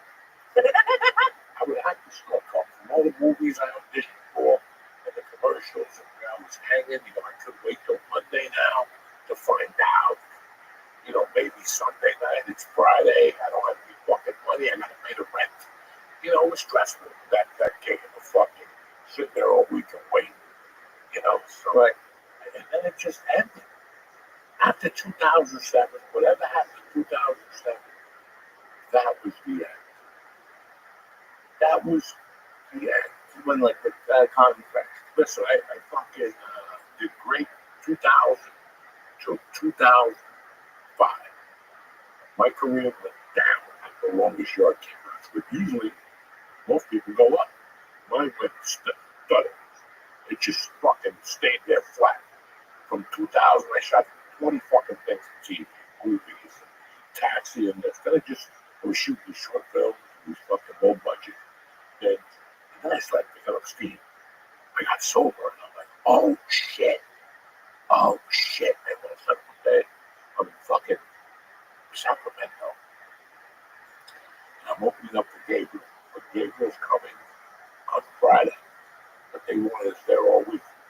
So it was me and another comedian. We're going to work Wednesday and Thursday. And then open for Gabriel. This is the craziest week I've ever had. Fucking Wednesday morning radio. I got into an argument with the other comic. We almost went to balls right on radio. On morning radio? We were going to go outside and fuck it up. And the manager had to go in there, the radio staff. So we did the show Wednesday night. I didn't like what was going on. Fucking Thursday, I go to Red Lobster to eat lunch because it was right next to that hotel. I got a fucking call. And it's an agent, a friend of mine. They're like, oh, Greg Garcia is looking for you. I'm like, are you fucking what? Like, he's got to do, my name is Earl. Right. And they're doing like the whole season about a prison. I'm like, get the fuck out of here. So I'm in Sacramento. And I go, what time I got to be there? I go, you could be there by 1. So I said, fucking, I'll be there. I did that last show Thursday, Friday morning. I woke up, 6 a.m. flight to LA, walked in that room, had a laughing. Before I even got to the airport to come back. And at the airport, I got a call already. It was Rogan telling me, listen, what are you doing this weekend? It was already got a commercial. Come to San Francisco to college, do 5 shows. I was like, fuck it, I'm on the plane, Kentucky. That's wild. So I came all the way down, did the 2 shows with them, and I did 5 shows with them, and I booked Greg Garcia. So now, he's fucking calling me at 4 in the afternoon. Greg Garcia, what are you doing? I'm not seeing you. Come on down. We're an hour away. That's how it was. Once or twice, they actually called me and gave me a call sheet. I said, you got to be here tomorrow 1 in the afternoon. First time I showed up to that set, 0 fucks with it. I was sober from coke, but I was smoking weed like a fucking soldier. And you guys who never see this, find the shirt. Find the picture of me with a weed thing on my shirt. Right? I'm not a fucking poster child. I smoke weed. I don't have to fucking advertise it. That's my belief since I was a kid. Right. Like, somebody gave me a shirt from a weed store. They gave it to me, and God rest his soul, Ralph. They actually went out of their way and made Ralphie like a 7X. And they made me like a 4X because I was big. Right. They made me a 4X, but once you watch it, it just felt your body. There's not too many shirts that do that. You know that one or two shirts you have that just, you know, damn, that shit's looking tight. Yeah, I love those shirts. You know what I'm saying? And from the side, you're still a fat fuck. From the front, at a certain angle, your shit is smooth. You look like fucking, you know, Superfly. You walking a dog, like that type of shit. Oh yeah. But I love this shirt. It just felt good. The guy spent money on it. And it had like a big weed thing. And I had camouflage shorts on. I went on set of this. Now, usually you walk on a set, people don't say dick. As soon as I walk on that set, people turn around, look at me with the shirt, and go, yeah. I'm in there 8 minutes, and I'm like, oh, these motherfuckers are smoking weed on the set. Oh shit, well, I went right into my green room, fucking rolled up a bone. They had a little vent on a fucking thing. And I was there fucking puffing. They knock on the door, Joey, you know, I'm fucking looking. And then they put me in a prison suit. That was the prison thing. I remember that. So I did 1 episode of the book. And then he would just call me, come on, Joey, come on down. I want to get the scene. Don't worry, you're going to get paid. Don't worry, you really. And I would go down there. Then he called me, he goes, what's your comedy schedule? After 2007, I go, or 2008, I go, I'm wide open. I just got weekends with Road. He goes, we're going to shoot 13 more episodes and I'm fucking credit. I'm like, oh shit. And in my mind, I'm like, I'm going to be on TV during pilot season, which never fucking happens. That means people are going to pick their pilots and they're watching you. You see them on the show. You might be recurring them or something. It was perfect. And the fucking strike came. And that was the end of that. And did you at all think like maybe when the strike's over they'll just pick it back up?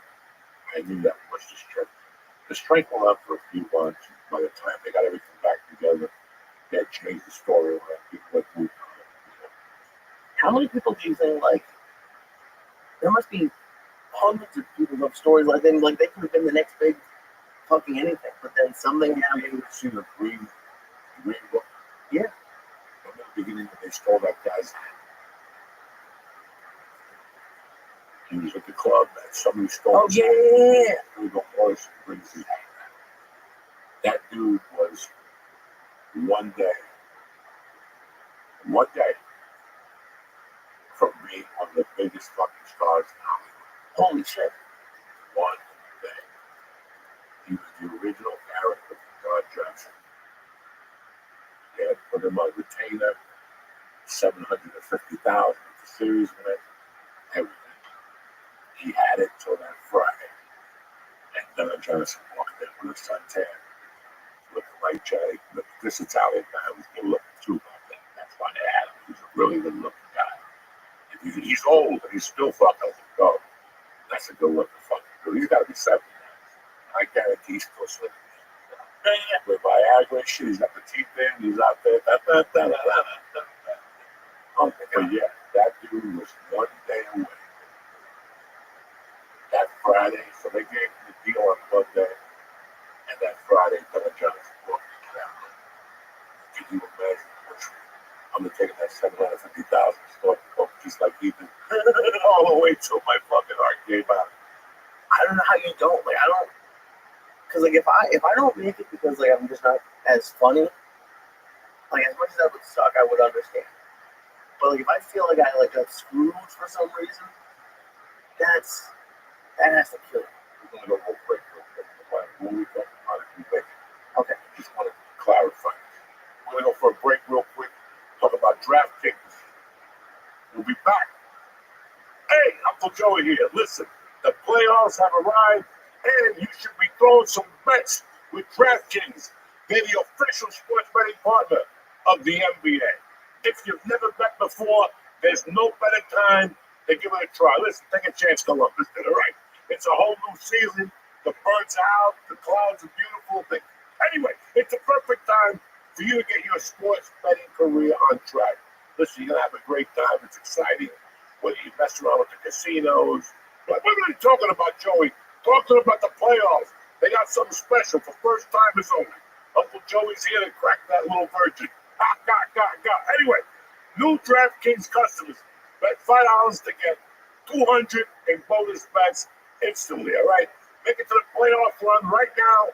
Make it a playoff run to remember with DraftKings. Download the DraftKings Sportsbook app. Press code Joey, Joey. That's code Joey, Joey, for new customers to get 200 in bonus bets when you bet just $5. Who's better than DraftKings? Nobody. Only at DraftKings, where the crown is yours. Get it together. Gambling problem? Call 1-800-GAMBLER. In New York, call 877-8-HOPE-NY or text HOPE-NY 467-369. In Connecticut, help is available for problem gambling. Call 888-789-7777 or visit ccpg.org. Please play responsibly. On behalf of Boot Hill Casino and Resort in Kansas, 21 and over. Age and eligibility varies by jurisdiction. Void in Ontario. New customers only. Bonus bets expire 168 hours after issuance. For additional terms or responsible gaming resources, see dkng.co/audio. Hey, Uncle Joey here. Listen, I get it. We're all living in a crazy economy. It's time to figure out how to lower our bills. Mint Mobile is the best place to start. Their premium wireless plans start at just $15 a month. Listen, $15 a month. So you can call your mom whenever you want without breaking the bank. Listen, I love Mint Mobile. It works. The sound is great. Listen, what am I going to tell you about phones or services? You get the unlimited talk and text and high-speed data on the nation's largest 5G network. It doesn't get better than this. Don't overpay for call service. Shop data plans at mintmobile.com/church. That's CHURCH. That's mintmobile.com/church. CHURCH. Upfront payment of $45. And you get the 3-month 5 gigabyte plan required, equivalent to $15 a month. Come on. New customer offer for 3 months only. Then full price plan options available. Taxes and fees extra. But do me a favor. See Mint Mobile for details. All right, give them a shot. We're back, you savages. I remember this time What were you we were talking about. I said, if I make it. define make it? Because I'm sick and tired of hearing make it or be a millionaire or no, people throw that out to the fucking wilderness. I know exactly what I want right now. What do you I want to have the ability to do any comedy club in the country. I want to be on the road between as much as I want to be. In my head right now, that's 30 to 40 weeks. Later in life, that might go down. But I want to be able to headline, and I want the shows to be sold out because people want to come see it. And then, honestly, sold out is, that's an end goal. Right now, I'd be happy to have like 200 people come to every show. That'd be bad. I can't even. It's like I see it because I'm around people who do it, but to like have that is it's amazing. I can't even comprehend having that in my life. What about just being funny? I would love to just be funny, but the reason I talk about it like professionally, like that's what I was saying before. If I don't make it, I don't think I'd ever stop. But my goal is to make my living doing this. Unfortunately, it's crazy, but unfortunately, just being funny isn't enough to make that happen. I came from a different background. You went to college, you invested your fucking time. Okay. You have a relationship right now. How old are you? 36. 36. You're still a young fucking man. I'm just trying to be realistic here. What happens? What's the next move for you in life? You think you're gonna do Jimmy Kimmel, or are you gonna get engaged? First? Yeah, I don't. It's all involved now. This all becomes a ball now. Okay, and now it's like you have to look at that. I started comedy at 28. 3 months later, I was divorced. I was separated. Those first 5 years, and I'm not saying nothing bad about being married or having a relationship at the beginning. You started, pretty tight with it. You're telling me about 40 fucking weeks.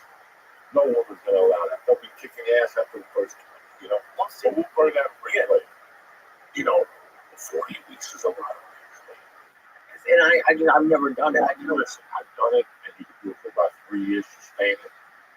With a base somewhere that you go and settle for a few days. Right. From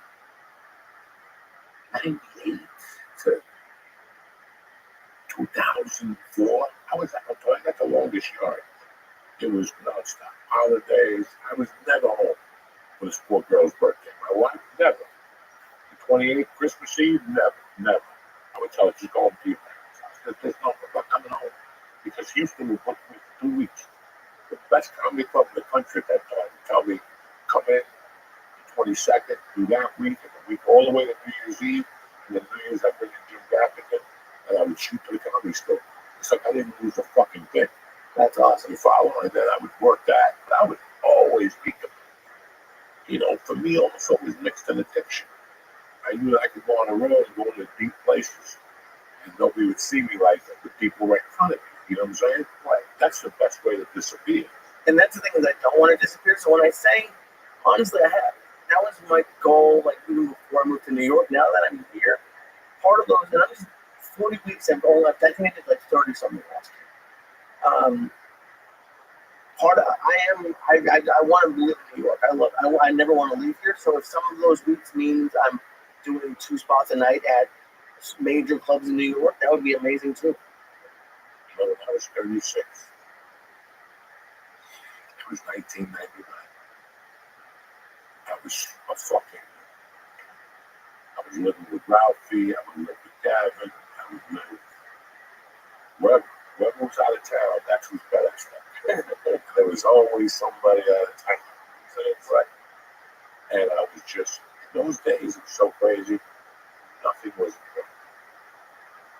Like by 99, I was gone. Like not on drugs. Gone. Like I was overstimulated. Like I didn't have an apartment. It was like being homeless and being a comic. So if I wasn't home at night, sleeping on Josh's couch, something to do with that, I was somewhere right with somebody. I was at the front of the store with your t-shirt off, stealing sodas from the store. You improvise. But what I'm trying to say, it was like going to a 6-week training camp in those days. But it all ended with cocaine or somebody's couch, not having money, waking up in the morning. There used to be a gas station on Sunset. We will love this place. Since I'm a professional, there was a gas station on Sunset across from where the old Denny's was, where they put that restaurant that was kind of Jewish. It was real. They had the bread. Yeah, the Israeli food, the Mediterranean food. Yeah, right. There you go. That used to be a fucking Denny's. That was the worst Denny's in America. Rock and roll Denny's. Everything on that block was called rock and roll. Yeah. Rock and roll supermarket. They're rock and roll because, dog, it's a party. Friday night, that supermarket before 3 o'clock. You can walk in there, you don't know who you're gonna see. When I first moved in, I saw the kid with the bandana who ball, poison. I saw him one night there, like at 3:45. But every time they closed the bar at 2 o'clock, rock and roll route sell booze by the gallon, bro. And all you had to do was sit out there 20 to 2 just to see the motherfuckers that came in last minute. So that extended over to rock and roll Denny's. I remember one night I'm at rock and roll Denny's joints. I got no fucking dough. I got $12, $13. I don't have to lie to nobody. It's 19. It's like 2001. And I got this is the last $20 I got before I go to Kennedy Airport, coming to New York City to audition for Analyze That on my birthday. And I go to Denny's that night, fucking starving. There ain't a soul in there. And you like a waitress or something. It's about 1 in the morning, and I'm eating. I'll never forget 2 eggs, that fucking ham, and toast, and they give you the artificial potatoes chopped up, whatever they call them. And they get like the iced tea. I'm sitting there minding my business. And dog someone slides into me. And I'm eating it. It's a fucking white girl, pretty, but all cracked up. This girl only happened to me an hour. All cracked up, bruises on her thighs, and she's picking up the dress to show me a pussy, and I won't bite. I refuse to bite. She's like, look at this. Look what happened between my legs. I'll give you a good deal. Do you have a car? Oh, shit. Oh, yeah. And the waitress is watching me, and I'm looking at her going, what do I do here? Somebody help me. Somebody fucking help me. I'll never forget this. She's rubbing my shoulders. And I'm gonna line up with her at a different time. If I had a package in my pocket, that chick was good to go. You know what I'm saying? I'm not lying up, and she was in the bathroom. Right. She was having a rough night, you know. And I'll never forget, like, I ate the eggs, I dipped the fucking bread, I ate the 2 yolks. I looked at her, I go, you know what, you're right, you look hungry. And I left her the ham, and I got up and fucking tipped the fuck out of that. Holy shit, that's rock and roll Ralph's. That's rock and roll Denny's. Then they shut it down. But anyway, we're getting to rock and roll, because there was a rock and roll gas station across the street. Okay. And he ran it by himself. And I would wake up to go in my pocket and pray. In those days, I would just go in my pocket and wake up in the morning and see that tea was in there. Some mornings, coins, some days it was $1 and coins. It was a really hard time. And I was at the store every night, and that's all that mattered to me. I was at the store every night, following Paul Mooney, going 50 to 50. I didn't know what was going to happen. I followed Paul Mooney. And then I would make my living going to Felipe Esparza's rooms, Woody Parcena's rooms. We bumped into those dudes on the street. We eat tacos the first day. That dude, Alfred Robles came by us. I gave him a big hug, and we started eating the taco off, and I go, and Alfred goes, Joey Diaz. Because I said, congratulations, Alfred. I love Alfred Robles with all my heart. And he goes, Joey, I just want you to know that when all this started at the fucking whatever lounge. And he just, because we used to have Tuesday, Wednesday, Thursday. And I picked up $40 a night. That's 120. I got a half gram every night, and I got gasoline. You know what I'm saying? I still can't believe you budgeted for cocaine. So you gotta show up with a 20 to the store just to get the party started. Maybe you mingle with the wrong person. They go, right, I'll go. We'll get 5 packets, and we'll take this to the next level. Oh my God. Oh yeah. But anyways, you were saying, but I would make a living from those Felipe rooms. Then on the weekends, somebody would take me on the road. Well, I was pretty aggressive then. I would always go on the road. But my whole life was surrounded around those spots at night. Sitting back there, watching whoever came in. In those days, the store wasn't the story. It wasn't nothing. It was Paul Mooney who came in. And dice started coming in. Everybody else was broken up people that nobody knew. This is before news radio. No, this is news radio before Fear Factor. It was a fucking nightmare there. Our Tuesday was 8 people. Tuesdays was 8 people. Wednesday was 30. Thursdays was maybe 60. Was a great night. On the weekend was so bad. It was nothing like the way it is today. But when you say make it, I just want you to understand what you're saying. Because a lot of people say make it, they don't classify it. Right now, like for me, making it was being funny and not being an asshole. I didn't need a fucking ship. I don't need a butler. I don't need an assistant. I don't even know that shit. I just want to be a regular fucking dude and don't need a bother. But the ability to wake up in the morning and fucking tell you I want 2 eggs. I don't have to go in there with my change and shit. Right. That's successful. A dude like that. Me going to no booth with 20 people jumping up and down and, being Johnny, but that's never been a big deal. Yeah. That's the last thing I want to fucking do in the world. Which I like to go to no booth. Get some nice sushi, you drop up to 500, whatever. At least you know. When I go into no booth, I'm just getting 20s from the ATM. I walk in, every fucking Japanese guy gets a clip. They'll call me, what's that sushi? Sushi dynamite? I'm getting dynamite. If you're gonna go into a fucking sushi spot, that's the only way to do it. Go to the ATM, take 20 for start. That hot black girl at the sushi place, because they always got a hot black girl at the counter. Yeah. Always with a nice black dress and nice black shoes on. That looks like Whitney Houston and fucking my other girl put together, and you're like, God, he's a 40. Every other Japanese gets a strict 20. You know what I'm saying? You're looking that good, you bad motherfucker. What is that cake? That'll get you like the table. That's Johnny Bananas. No, that's what everybody wants to be. Right. Nobody wants to walk in a club with a fucking frown and bunny rabbit is. Like, let me in the corner table so I can smell asshole as they walk on. You know what I'm saying? Everybody, all of us in this room at one time said, fuck, we can't wait to walk into a club in New York City and go, here's 10,000. Everybody suck my dick. Oh, yeah. Whiskey for everybody. Isn't that a dream for anybody? Or was it just me? To walk in the club, I don't give a fuck if Trump was sitting there, walk in there and go, suck my dick, and put $100,000 down. Drinks for everybody, just walk out. Dude, mine was similar, but mine was casino. I want to be able to go into like 10 grand and just. I saw one guy do that at the Stratosphere.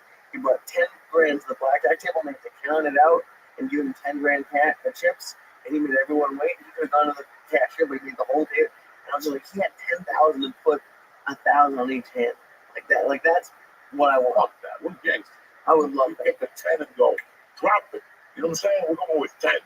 Well, call them. All the dudes. All the Chinese doing the time. Oh, yeah. Gino, mira. Bah. That's the deal. This ain't a signature or nothing. You don't have to. You'll never see me again. Right or wrong. That's the whole thing of doing this whole thing. But after a while, you have to really know more. I was watching that stupid show last night. And the one with John Hamm. He becomes a thief. He's a Apple TV. I haven't seen it yet. but he becomes a thief. You know, just going like I did. Going to somebody's house, take a watch. But he's doing the old trick. They got 20 watches. Just take one. They won't even know. But it's interesting because, fuck, I forgot what was that. It's interesting. What are we talking about? I gotta be honest. I don't remember. I remembered up until a second ago. George Mittman. Fucking guy, George is supposed to be the editor. The editor. George, the editor. So fucked up. Nobody knows nothing. No one can remember. Nah, I told George I was giving him some dynamite weed tonight. I saw him take 2 hits and go right for the pastrami sandwich. And it was all over the shop. The finish in one hand. He was over there eating lots of raw soup. The whole fucking thing. Oh, giving people tips, going to the bar, to the club, to the casino we were talking about. Being a big shot. Being a big shot. Oh, yeah. They go to, I'm not going to tell you the story, but last night they go to somebody's house. And the guy was on the championship at BET. Okay. You know what I'm saying? The guy was retired now from the NBA. He's one of those guys that has a beautiful house, gym in the garage, you know, basketball court. But outside it's just fucking trophies and pictures of him with Michael Jordan, you know. And they have a championship ring. But at one point, let me show everybody my toilet. It's a toilet from Japan that's worth $500,000. It washes your ass. It steam cleans it. It deodorizes your nutsack. And all these people are like, ooh. And at one point, he goes, wait a second. Anybody who can score on me, I'll give $10,000. And he's out there blocking little white guy's shots. He's 6'7". He's throwing a hook by. You know? Yeah, he's with his like league. He's like a little tennis dude. This guy's 6'8", blocking. Then when he blocked it, he take it and slam dunk it. Come on. They hire some ball. They have photo. So fucking, you know, you look at those type of guys. And at one point, when you watch that 18, and you're a basketball, you go, I wish that's my house when I'm fucking 40. And as you get older, you're like, oh, I don't leave my fucking house. No. It was like, I don't want anybody but nothing with my fucking trophies, being an asshole. That's about, I don't know. I don't like a picture of me in the house. I don't like none of that shit. I say one of Troy Conrad's pictures because it's really dark. It's just my fucking head. And I like that shit. But then you're not going to walk in my house. There's pictures of me with celebrities, me with Johnny Bananas. I don't want that shit. I can Your movie posters on the wall. I've been to Hollywood houses, and like there was a couple that like you go and like every movie they had anything to do with had like they had the poster up in like their kitchen. It was very George framed Spider-Man 2 for me, and I got the longest shirt I got from Adam. I have no idea where the walkie shot is. I don't Yeah, but you had it in your office where it makes sense. You're not going there like giving everyone a tour and showing them all the things, all the memorabilia. That was never the house that you.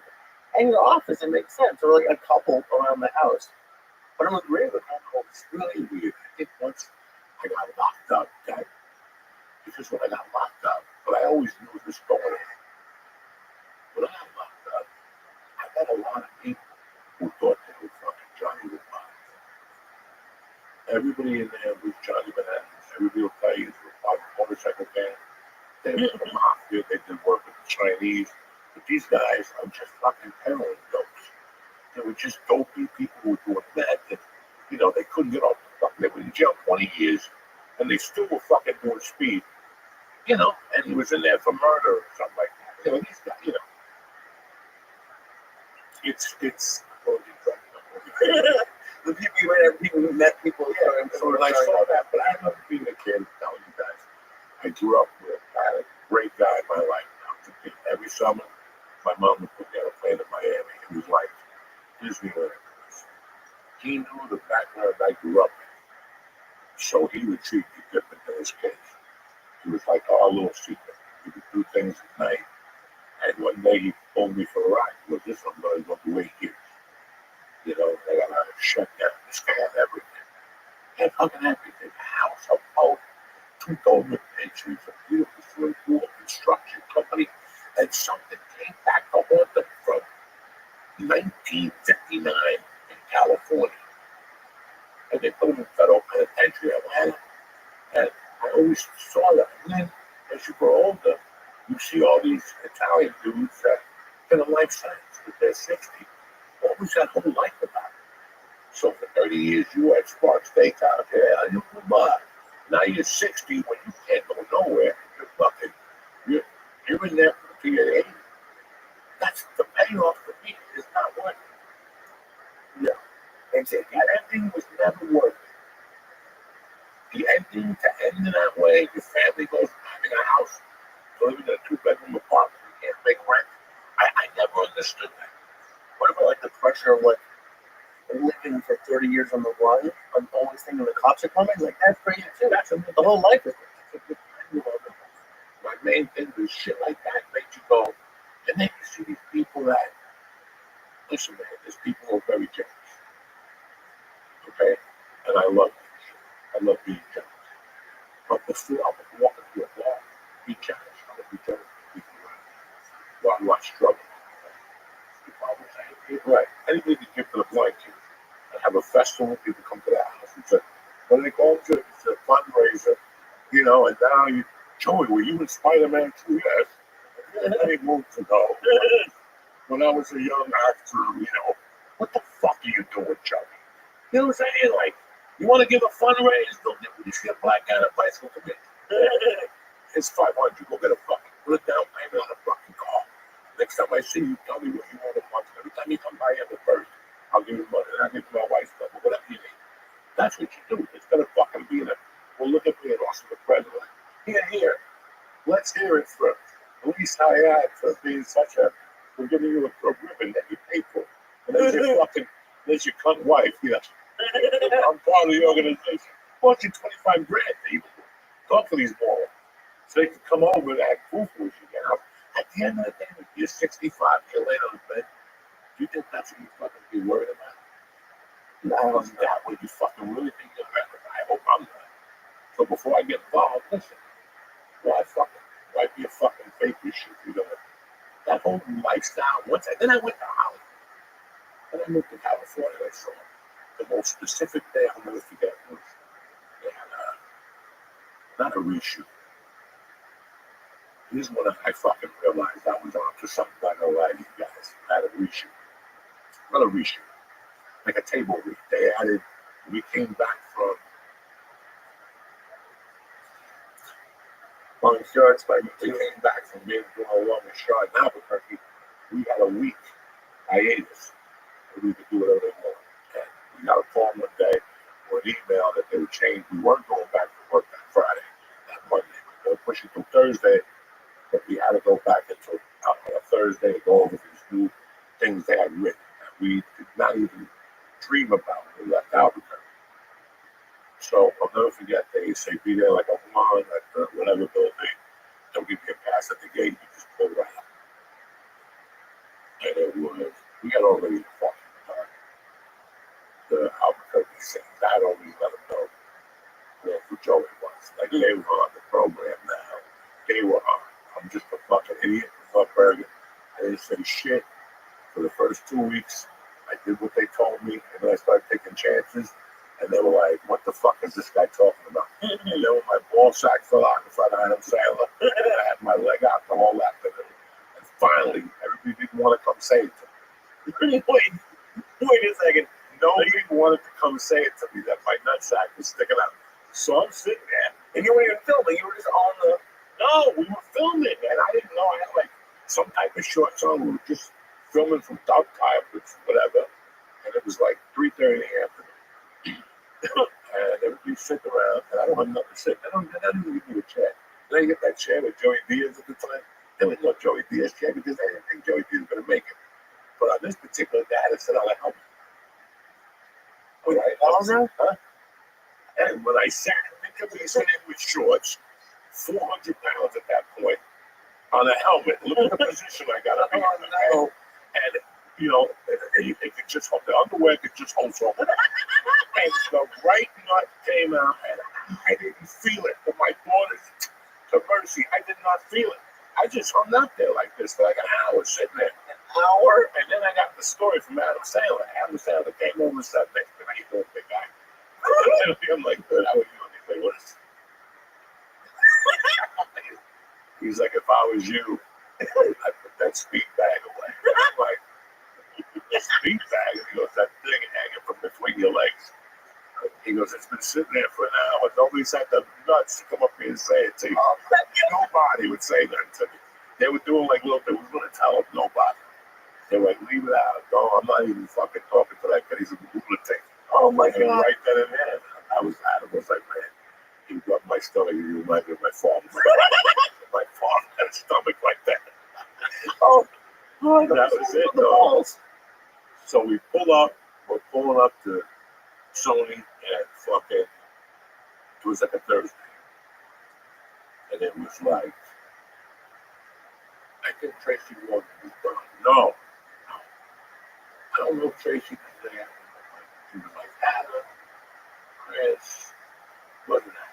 It was like Chris Roth, like 8 people. And I put, and everybody had a Jeep, a fucking Porsche, a fucking this, and I pulled up with a neon with no windshield wipers. You know what I'm saying? You know, like you do that so many times, the windshield wipers fly off, and you're like, I'm getting what I get up here. If it's, what do I got? Money for windshield wipers? Okay. Boom! Fuck okay. We'll rub this fucking metal again. It's fucking crazy. Like, I used to get into like things with Lee. When I first met Lee, we had a big stick up his ass. And we talk about things, and Lee thought I was putting him on. Like, I came from this fucking struggle type of stand up. Like, when I first went out, I had a phone money to get a Nissan. This piece of shit Nissan. That was, the body was great. It had like 99,000 miles. If you know anything about a Datsun, it was a Datsun 8210. If you know anything about a Datsun, those motherfuckers don't blow up spark plug. So they go up to like 300,000 miles. It was just a 4-cylinder engine that had some kick. Those things are still around. You had to throw a fucking Nagasaki bomb at those things to knock them off the fucking Route 3. I had one of those things. I put a stick in the back. I would hang my shirts back there. In the back halfway, and then the other half was below. In case you got a pullover jacket, you have that thing protecting your eyes. So you have like a Puerto Rican shade. Then you have the shirts. In the back was everything. First aid, a tire, a basketball, a frisbee, so you could never be bored. This is when you fucking broke. You know, so the point I'm trying to make it was from the fuck, like I always say, nobody shows up at an open mic in a Maserati. Right. Nobody's first time on stage is on a fucking Maserati. What we talking? You're talking about fucking when they first met, because I had a stick on my ass. You know, and I would tell Lee about how I still remember that fucking time. I remember coming back from my first road game in Michigan. And this is your first road. Never mind what road. No, at that time I wasn't even running the road. There was no road. This is 95. I'm already going to Baltimore. The first place I went was Michigan, Detroit, the Arabian town, not Detroit. Grand Rapids. No. That's a Christian town with all the fucking churches. This is right there. Well, I'll think about it. And I was coming back, and I was like, oh, I'm out my way. I don't care that I got $30 left. I don't care that I'm getting in my car. I don't care that I don't return $60,000. You know, I'm going to go home and see my daughter, and fucking, this is what I am, a comedian. Also, fucking right, the left side of the car got flat. Like, God damn it. I get out, I put the spare tire over that motherfucker. I go out and, you know, everything's, you know, the bicycle tire. Because it's a, what do they call it? 50-mile tire. Oh, the donut. I drove that donut back to Colorado and back to Michigan. I thought, oh my God, listen, I didn't get a new tire for somebody put $50 in my hand, whatever. In those days, it was like $22.50 for a tire. You think I'm fucking kidding you, man? I rode that tire. I had that and I delivered fucking Chinese food with that bump tire. Dude, I ain't fucking nuts. The reason why I was speechless is last year I got a fucking flat in New Jersey and I had to put the donut on. And the guy told me, listen, whatever you do, don't drive over 50 miles an hour. Get the fuck no way with 90. I was cutting people off. I looked with the fucking that you learned that all. You know, at one time, George, what do you think? You guys think I had shampoo on the road? I didn't use that bar soap that gets you dry. You become like Irish Spring. Bergman, you get all fucking dry skin. Oh my God. Fucking, you pull your pants off, nuts fall off. Your fucking legs all the way down. You don't know what that's like. You're broke. You're on the road. People tell you, listen, don't put soap in your eyes. But I got no Visine. I got the fucking washcloth. I'm taking all the balloon smokes. Oh my God. Did you guys smell your clothes after fucking Texas? They smell like garbage. No, they don't. Listen, Oh, the sweat? you don't smell like rotten asshole and fucking cigarettes and booze, okay? Because when I opened that suitcase up, something flew out. Really? And I like 8 pounds of weed, that motherfucker. I think it might have been that. Shit, no. I haven't, no, I was. It was fucking, I told my wife, please, let's try it right now. I didn't go upstairs. Wow. Because I think I was packing it when I came back. Saturday night, I went in by the thing and I'm like, woo, Lord. I had 2 jackets that smelled like fucking Marlboro Red George. People still smoking there. They don't give a fuck. Oh, yeah, that was crazy. That was crazy. They smoke everything. After 11 o'clock, it's over at the shop. They put the curtains down. People are like, come on, you want to take a picture of Joe Rogan? You're like, no, we came all the way. Oh my God. Dude, it was great. There were people from everywhere. Yes, there were. Yes, there were. The festival was great. Listen, I was very happy. I got to go down there, very proud. I thought I was going to eat a bag of dicks. Not at all, but then I forgot I was in Texas. That's a good state to develop. That's a, you know, I developed in Texas. When you do the math, I'll tell you, I was always in Texas. El Paso, I got to give props where props are taken. You know what I'm saying? What do you got this week? So I'm not into the podcast. I just want to talk to you about a few things. Okay. On Friday, the 25th, I'm in Westfield, Mass. At Bright Idea Brewing, and then on Sunday, I'm at Greenwich Village Comic Club back there. Look at you, man. Try. And then I'm at Dispensary on Wednesday. So You know, when I was in Austin, I got there. We got there Wednesday. Went to eat. I didn't really think about it. I made the video. And then all of a sudden, some funny stuff. People go, you in town? The guy I forgot I was fat. I forgot to get back AJ. And I landed on the box. I was supposed to move it up Wednesday night. We had already eaten dinner. So, what the fuck was I tell you? All right, so I asked Joe if I go to the Rothschild. no, I asked Joe if I could go to Wells to Oh, where's Wells that? to Wells. He goes, yeah. I'll call later. But as soon as I got out of there, the dude texted me, bro, I see you're in town. Let's hook you up. Come on in. You know what I'm saying? So I was like, okay. And then I called him. We made a time. He called me back because you can't come here at this time. And I walked in there. Next morning, that was the best night's sleep I got, knowing that I was going in there. That night was like 5 hours, right? Probably like 5 or 6 hours. And it wasn't that I was drunk or anything that night. Yeah, the room was brutal. It was cold as fuck. I put that room down at 65 on the third level of the fan. I brought my own little portable fan. You did not bring a fan. Come on now. How cold do you need to be? Come on now. Come on now. Holy And I put that blanket on top, and at one point I got up, and the bed was wet. Like I missed it 18 times. I had to turn the pillow over to it. It was dripping. You were sweating that much? Yeah, because I put the blanket over my head since I got the hose coming out. Out there like the rest of you guys breathing. I put that blanket on my head. I get that room colder than fuck, Jack. But then why are you sweating so much? Listen, my room has been so cold lately. After 15 years, my cat's gone under the blanket. I land in bed at night. Also, okay. I pick the blanket up, and it's like a 10-minute walk. She goes there like, yeah, I'm fed. Like, there's going to be a bomb. I'm like, get the fuck in there already. Jesus Christ, I'm like, this is like 10 minutes. But I went to Wells. I walked in there. The guy's name is Brigham. And they had moved locations the first time that I went. The first time I got a shot in my knee, and I was fucking petrified. And it went by like this. Nothing. I'm like, wow, really? Then I went down a second time. I go, come on back. I did it again. Boom. No pain. I didn't faint. In fact, I even took the earphones off. I usually go in those places with earphones, so I don't hear the needles ripping when they take out. That's how much of a pussy I was. I was in the hospital 3 weeks. You guys take me down with needles. I'm like, you take me on. Nothing, no more. I even put some. Yeah, they had to put a thing in my arm. They had to put, to do this thing, they put like this catheter in, and they shoot you with the fucking, the first thing I did was a stem cell IV. No, I did a stem cell, I was scared of the back that drips. So I did a stem cell blood, something that goes into your blood.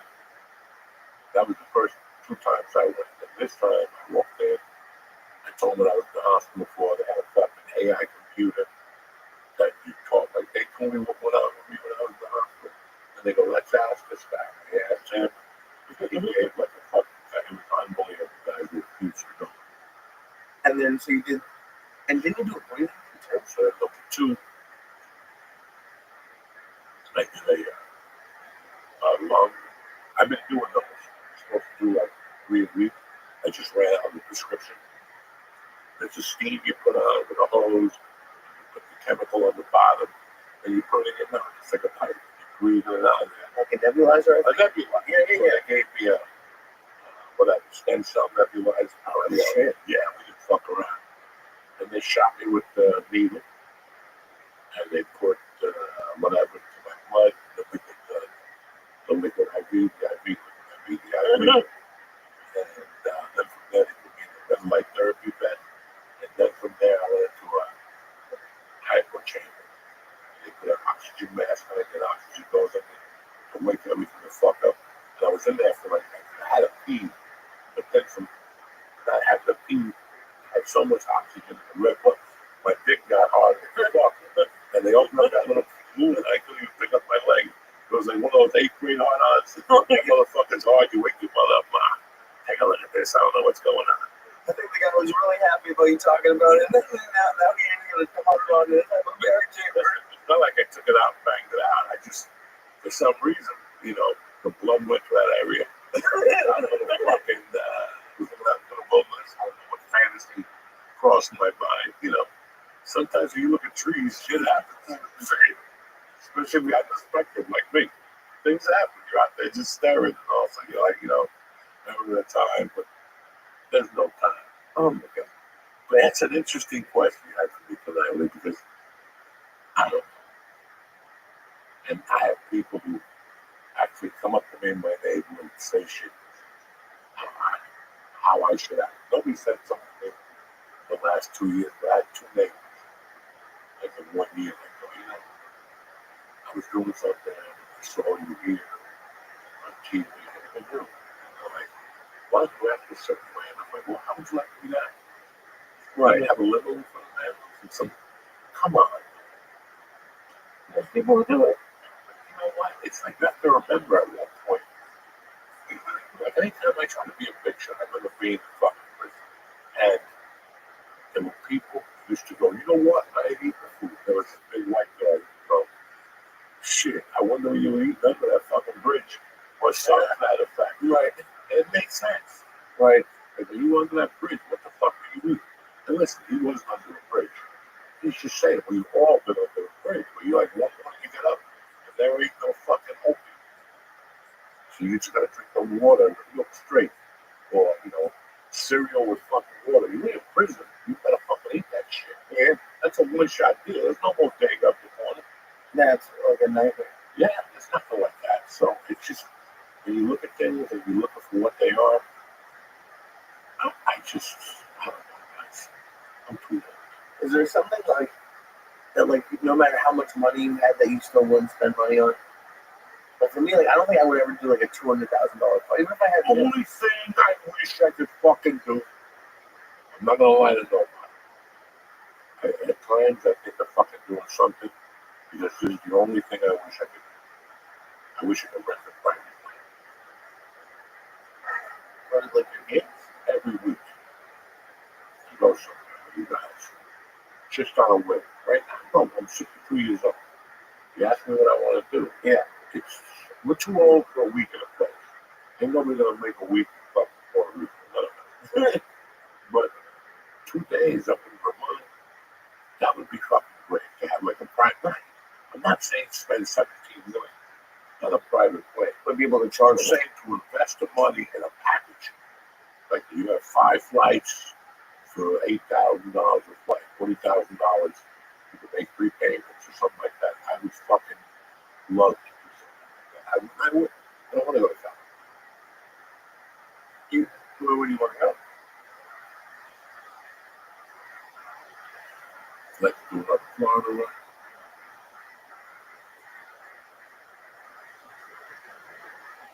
Somewhere I'm gonna go again and do the show. Let's get it out of the way. I'm going to fucking Red Rocks. I've told us I'd love to go to Boulder. I want to take George to Boulder with me as my personal bodyguard. George will do his own video. Spots in Boulder with Joey Brown. It's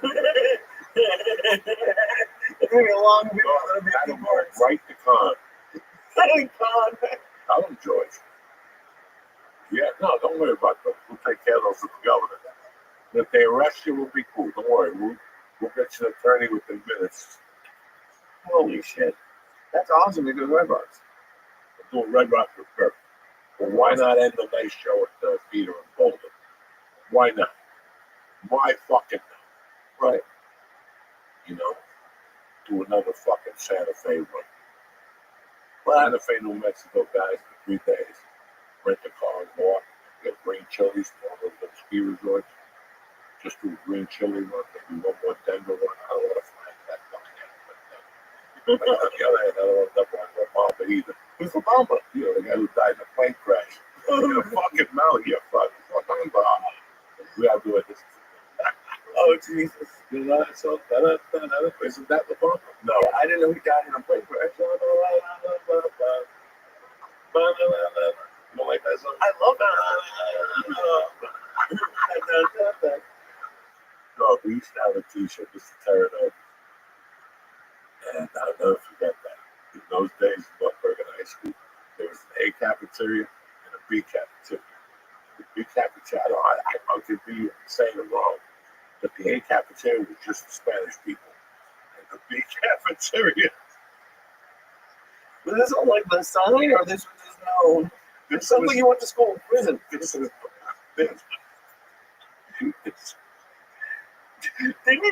say like you like recess or gym was like shoveling the snow too? Like what? No. That was at McKinley. You shoveled snow. Okay. But once you got to North Bergen High School in 1978, it was lunchroom A and B. Lunchroom A was just the Spanish people, and lunchroom B was for everybody else. White kids, a few Indians. At that time, if you were Indian, they put you over there with them. Just like a brown. Yeah, so here's where it gets complicated. Every day, teachers would have to switch posts at different lunches. Okay, so every day there was a new teacher, 2 teachers on each door, cafeteria A, and there'd be 2 teachers on, and sometimes it would be this lesbian teacher that I was tight with. But one day I showed her my balls, like, oh, she was teaching gymnastics, and she had those things like this, and I had a hole in my sweats, and I picked up the lace, and they was Miss Bernard. She's still alive, I think. Oh, God. Yeah. I'm like, Miss Bernard, my balls are swinging. She never took me to the principal's office. But there was a teacher that I idolized growing up. In fact, I got to reach out to this dude. His name was Mr. Terranova. And in those days, Mr. Terranova had a suit on, tight as a motherfucker, by a room. Hey, as I walked by, he'd poke up to me. And I'd walk up to like this close to him, and he'd be right here. And also, the 3 Spanish people walking, he'd go, hold on 1 second. Blah, blah, blah, blah, blah, blah. And he'd come back to me. Oh, my God. Kids were going. Oh my fucking God. But he did it perfectly. And his face drove. He'd just be talking,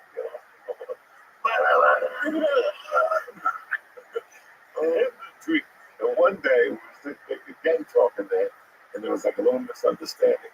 And some guy stepped on Mr. Terranova's shoe. Oh no. The Cuban is the polish shoe. I'm talking to Mr. T. Lawson. T's talking to me, and also the kids, people step on your shoe, but they keep going. And also he's like, oh, time out. He goes, get your hoop doop doop reggae shoes off. The kids just cried. And when he said hoop doop doop, the kid just fractured. The kid thought he was going to Studio 54. He had those pointy fucking shoes. Oh my God. Get those hoop doop doop reggae shoes off my feet. Jesus, everything, the more you describe it, the more I'm like, this sounds like fucking prison. That's crazy. There was no prison. That's You said they had to change posts. no, the teachers. They recorded that. No. They would just stand on the corners to make sure like a 50-year-old didn't come in one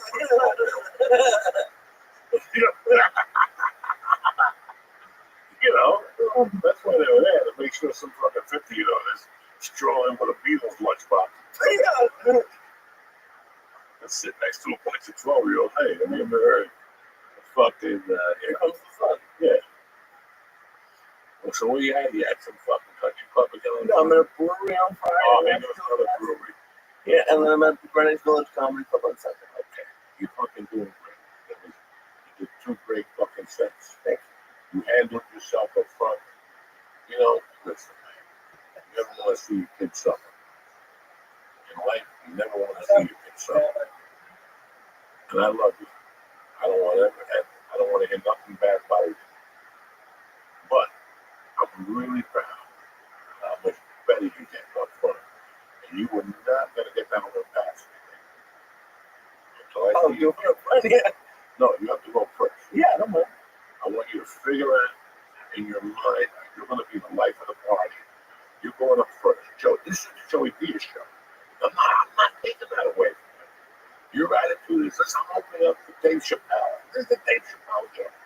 I'm not taking that away from you. I am the quarterback. I'm the first face they fucking see. So my tempo sets the tempo for the rest of the night. If you're drop back to 5 and throw to the 5-yard line and get the guy to step out of bounds, that's your tempo. But you got to speed this fuck up. You got to let them know about that Jewish explosion. My dick is ready to go. I just had lots of the fucking bacon. And I got fucking diarrhea. I'm ready to stab a motherfucker. You know, and that's your mindset. Like, after, like, yeah, we fuck around, we giggle, but, you know, that's it. Now you become a Jew. You know what I'm saying? Like, that's it. You know that focus? Like, when you see a Jewish surgeon, he's going in for the big kill. Right. But before you die, and he's like, listen, if you live, I need an extra 15 points. Just cut it out. And he's like, fuck it. It's just Jewish precision. Right. And I'm the best at that. So right now, I don't want you to worry about headlining or featuring. Trust me, I know somebody else who focused on that. And that became something later on. But how to get that stage at a cold opening and just go. You know how to ask questions. You're They're to learn. They're there to learn from you as a person. Right? Who the fuck are you to that? Hey, who drinks tequila? I want that shit like I want a finger up my ass. You know what I'm saying? I never want that. I want them to come at me. What's that? The heater turned on. Oh. Fucking guys, when you heard The Exorcist or something. You know, I want to go out there and control. That's you're the quarterback, right? And that's a lot of people. I am saying last week. That's okay. You're gonna move up. No, you're not. You're gonna be an MC. You said MC. You're gonna be an MC the rest of your fucking life. Look at your attitude. When you're an MC, you're that first guy that runs when you're in the Super Bowl. They don't have the fucking some move for them. They have the fucking fastest guy on the team run out first.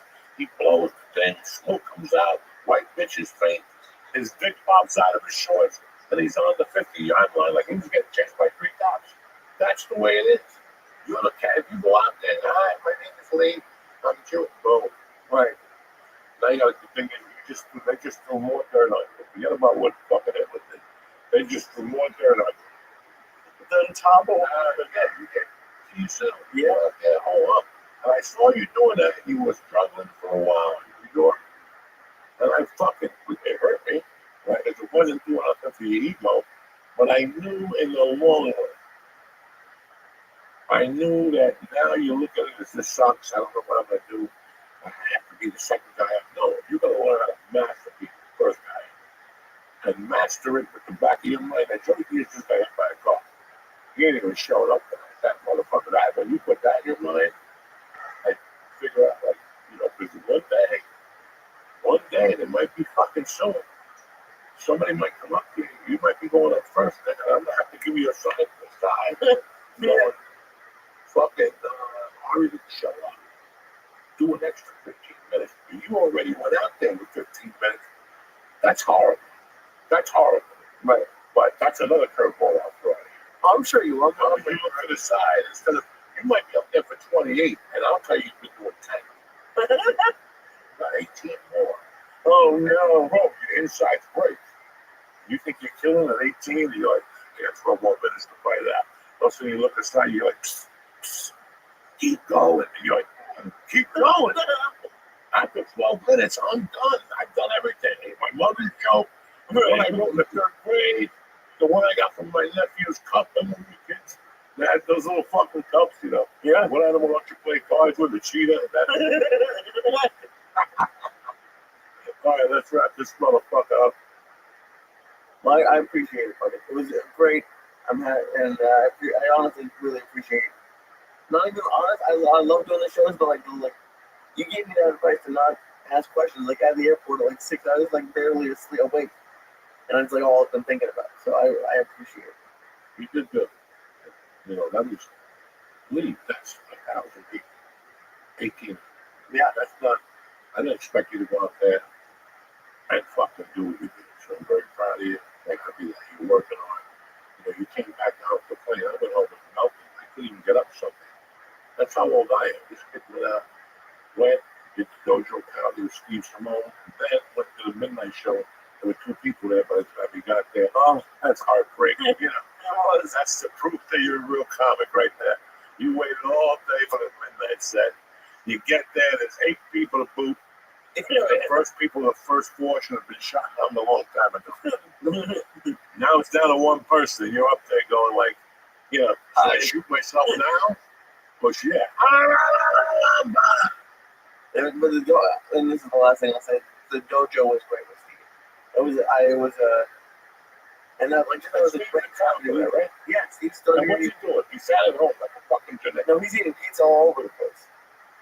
He's been to like every amazing pizza place so far. And he killed at the dojo, so it was. I would have gone. Oh, okay. What do you think? I don't want to see him today. I think he's doing something about it. He's a Catholic. He's like Jesus. He changed his mind. All right, I love you, cocksuckers. The only thing I have coming up is May 8th. Yeah, 17th. 17th at Parks Casino. It's sold out already? Oh, we just got August tickets. Right? In August or? So go to May, don't buy any tickets. They're all too high. If they're over $40, come in August. You know what I'm saying? Bring your in-laws. They want to see some shows. Stay black. We love you. We'll be back next week. All right. Thank you.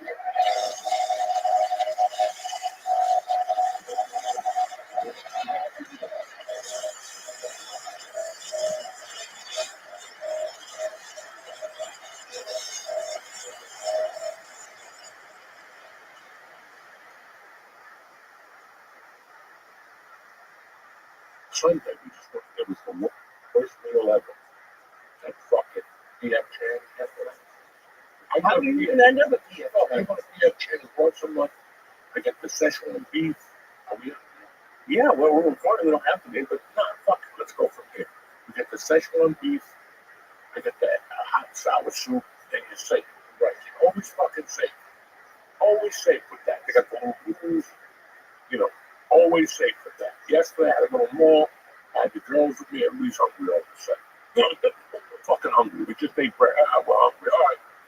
Let's go to PF Chang's. Let's go to PF Chang's. They go in there. They got the oolong sea bass. They've had the oolong sea bass for 30 fucking years. But they took it off the fucking menu.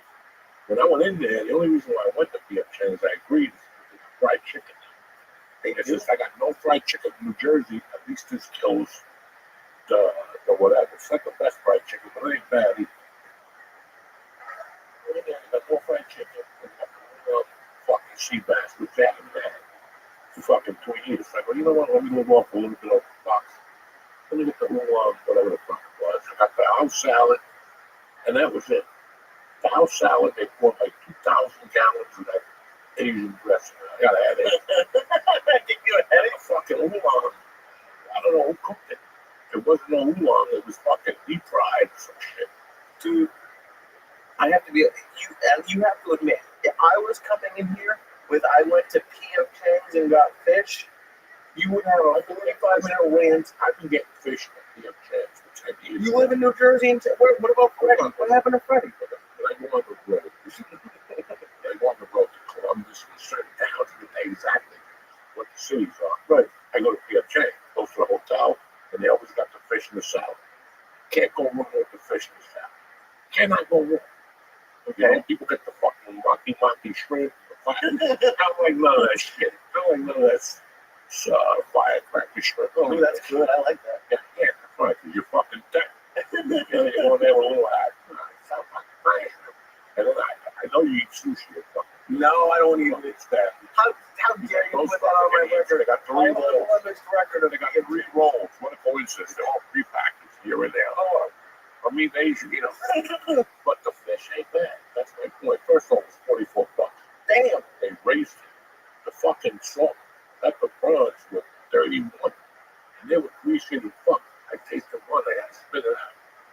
I went home, both of us, me and my wife, were shitting blood all over.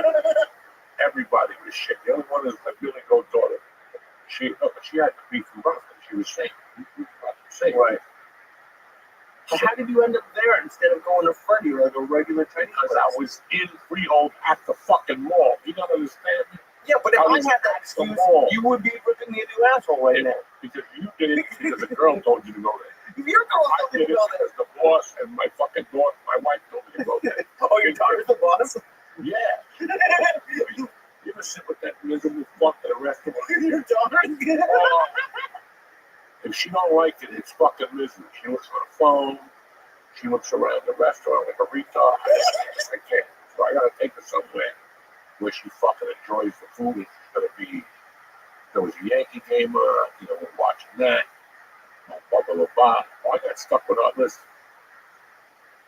I had the week from hell last week. Okay. But not really. This is the shit I live for. On paper, it sounds shitty. I went to my daughter's middle school game. I got there, and the bus, our school was there. And the girls, the school was there. But I'm going to see the other team. Oh, wait. And then this is the home team. It's the fucking home team. I'm like, where's this fucking home team? So I'm sitting in my car, I'm watching them warm up, and all of a sudden, I see the principal of school run out. The school playing that. And she's like, game's been canceled. Our team went over to Marlboro, and you guys came here, so forget it. So it's 3:30 in the afternoon. So all these kids are scrambling. They were on their phone calling their parents, like three of these fucking kids. Their parents weren't like this fucking thing. Yeah. So my daughter comes over, she calls me, she goes, "Bad, no game." I can fucking tell that, okay? I can see you guys are walking over here now. So she goes, "What's her name's parents? Don't get out till 5. Do you mind? I go, bring them in." Then she called back. She goes, "The Jewish girl's parents don't get out till 5. I go, bring her with you too, because I like her. I like both those girls." So they got in the car. That was the longest 30 minutes of my life. Three 12-year-old girls. Man, shut the fuck up. And they were talking to you? No, they don't want to talk to an old fucking man for. They had some fucking music on and fucking jamming and yelling, talking about the school and this. And I know I asked the question, like, "You want to crack me with the girls? What do you mean he's going to eat?" Oh, it's like I fucking pulled the fucking plug and threw a fucking grenade back there. "I don't like this. I don't like that. I don't like this." Oh, There's no. one girl that her legs are like this. Her little waist is like this. I will put the picture up. You gotta see how she eats meat and hamburgers. She weighs 10 pounds.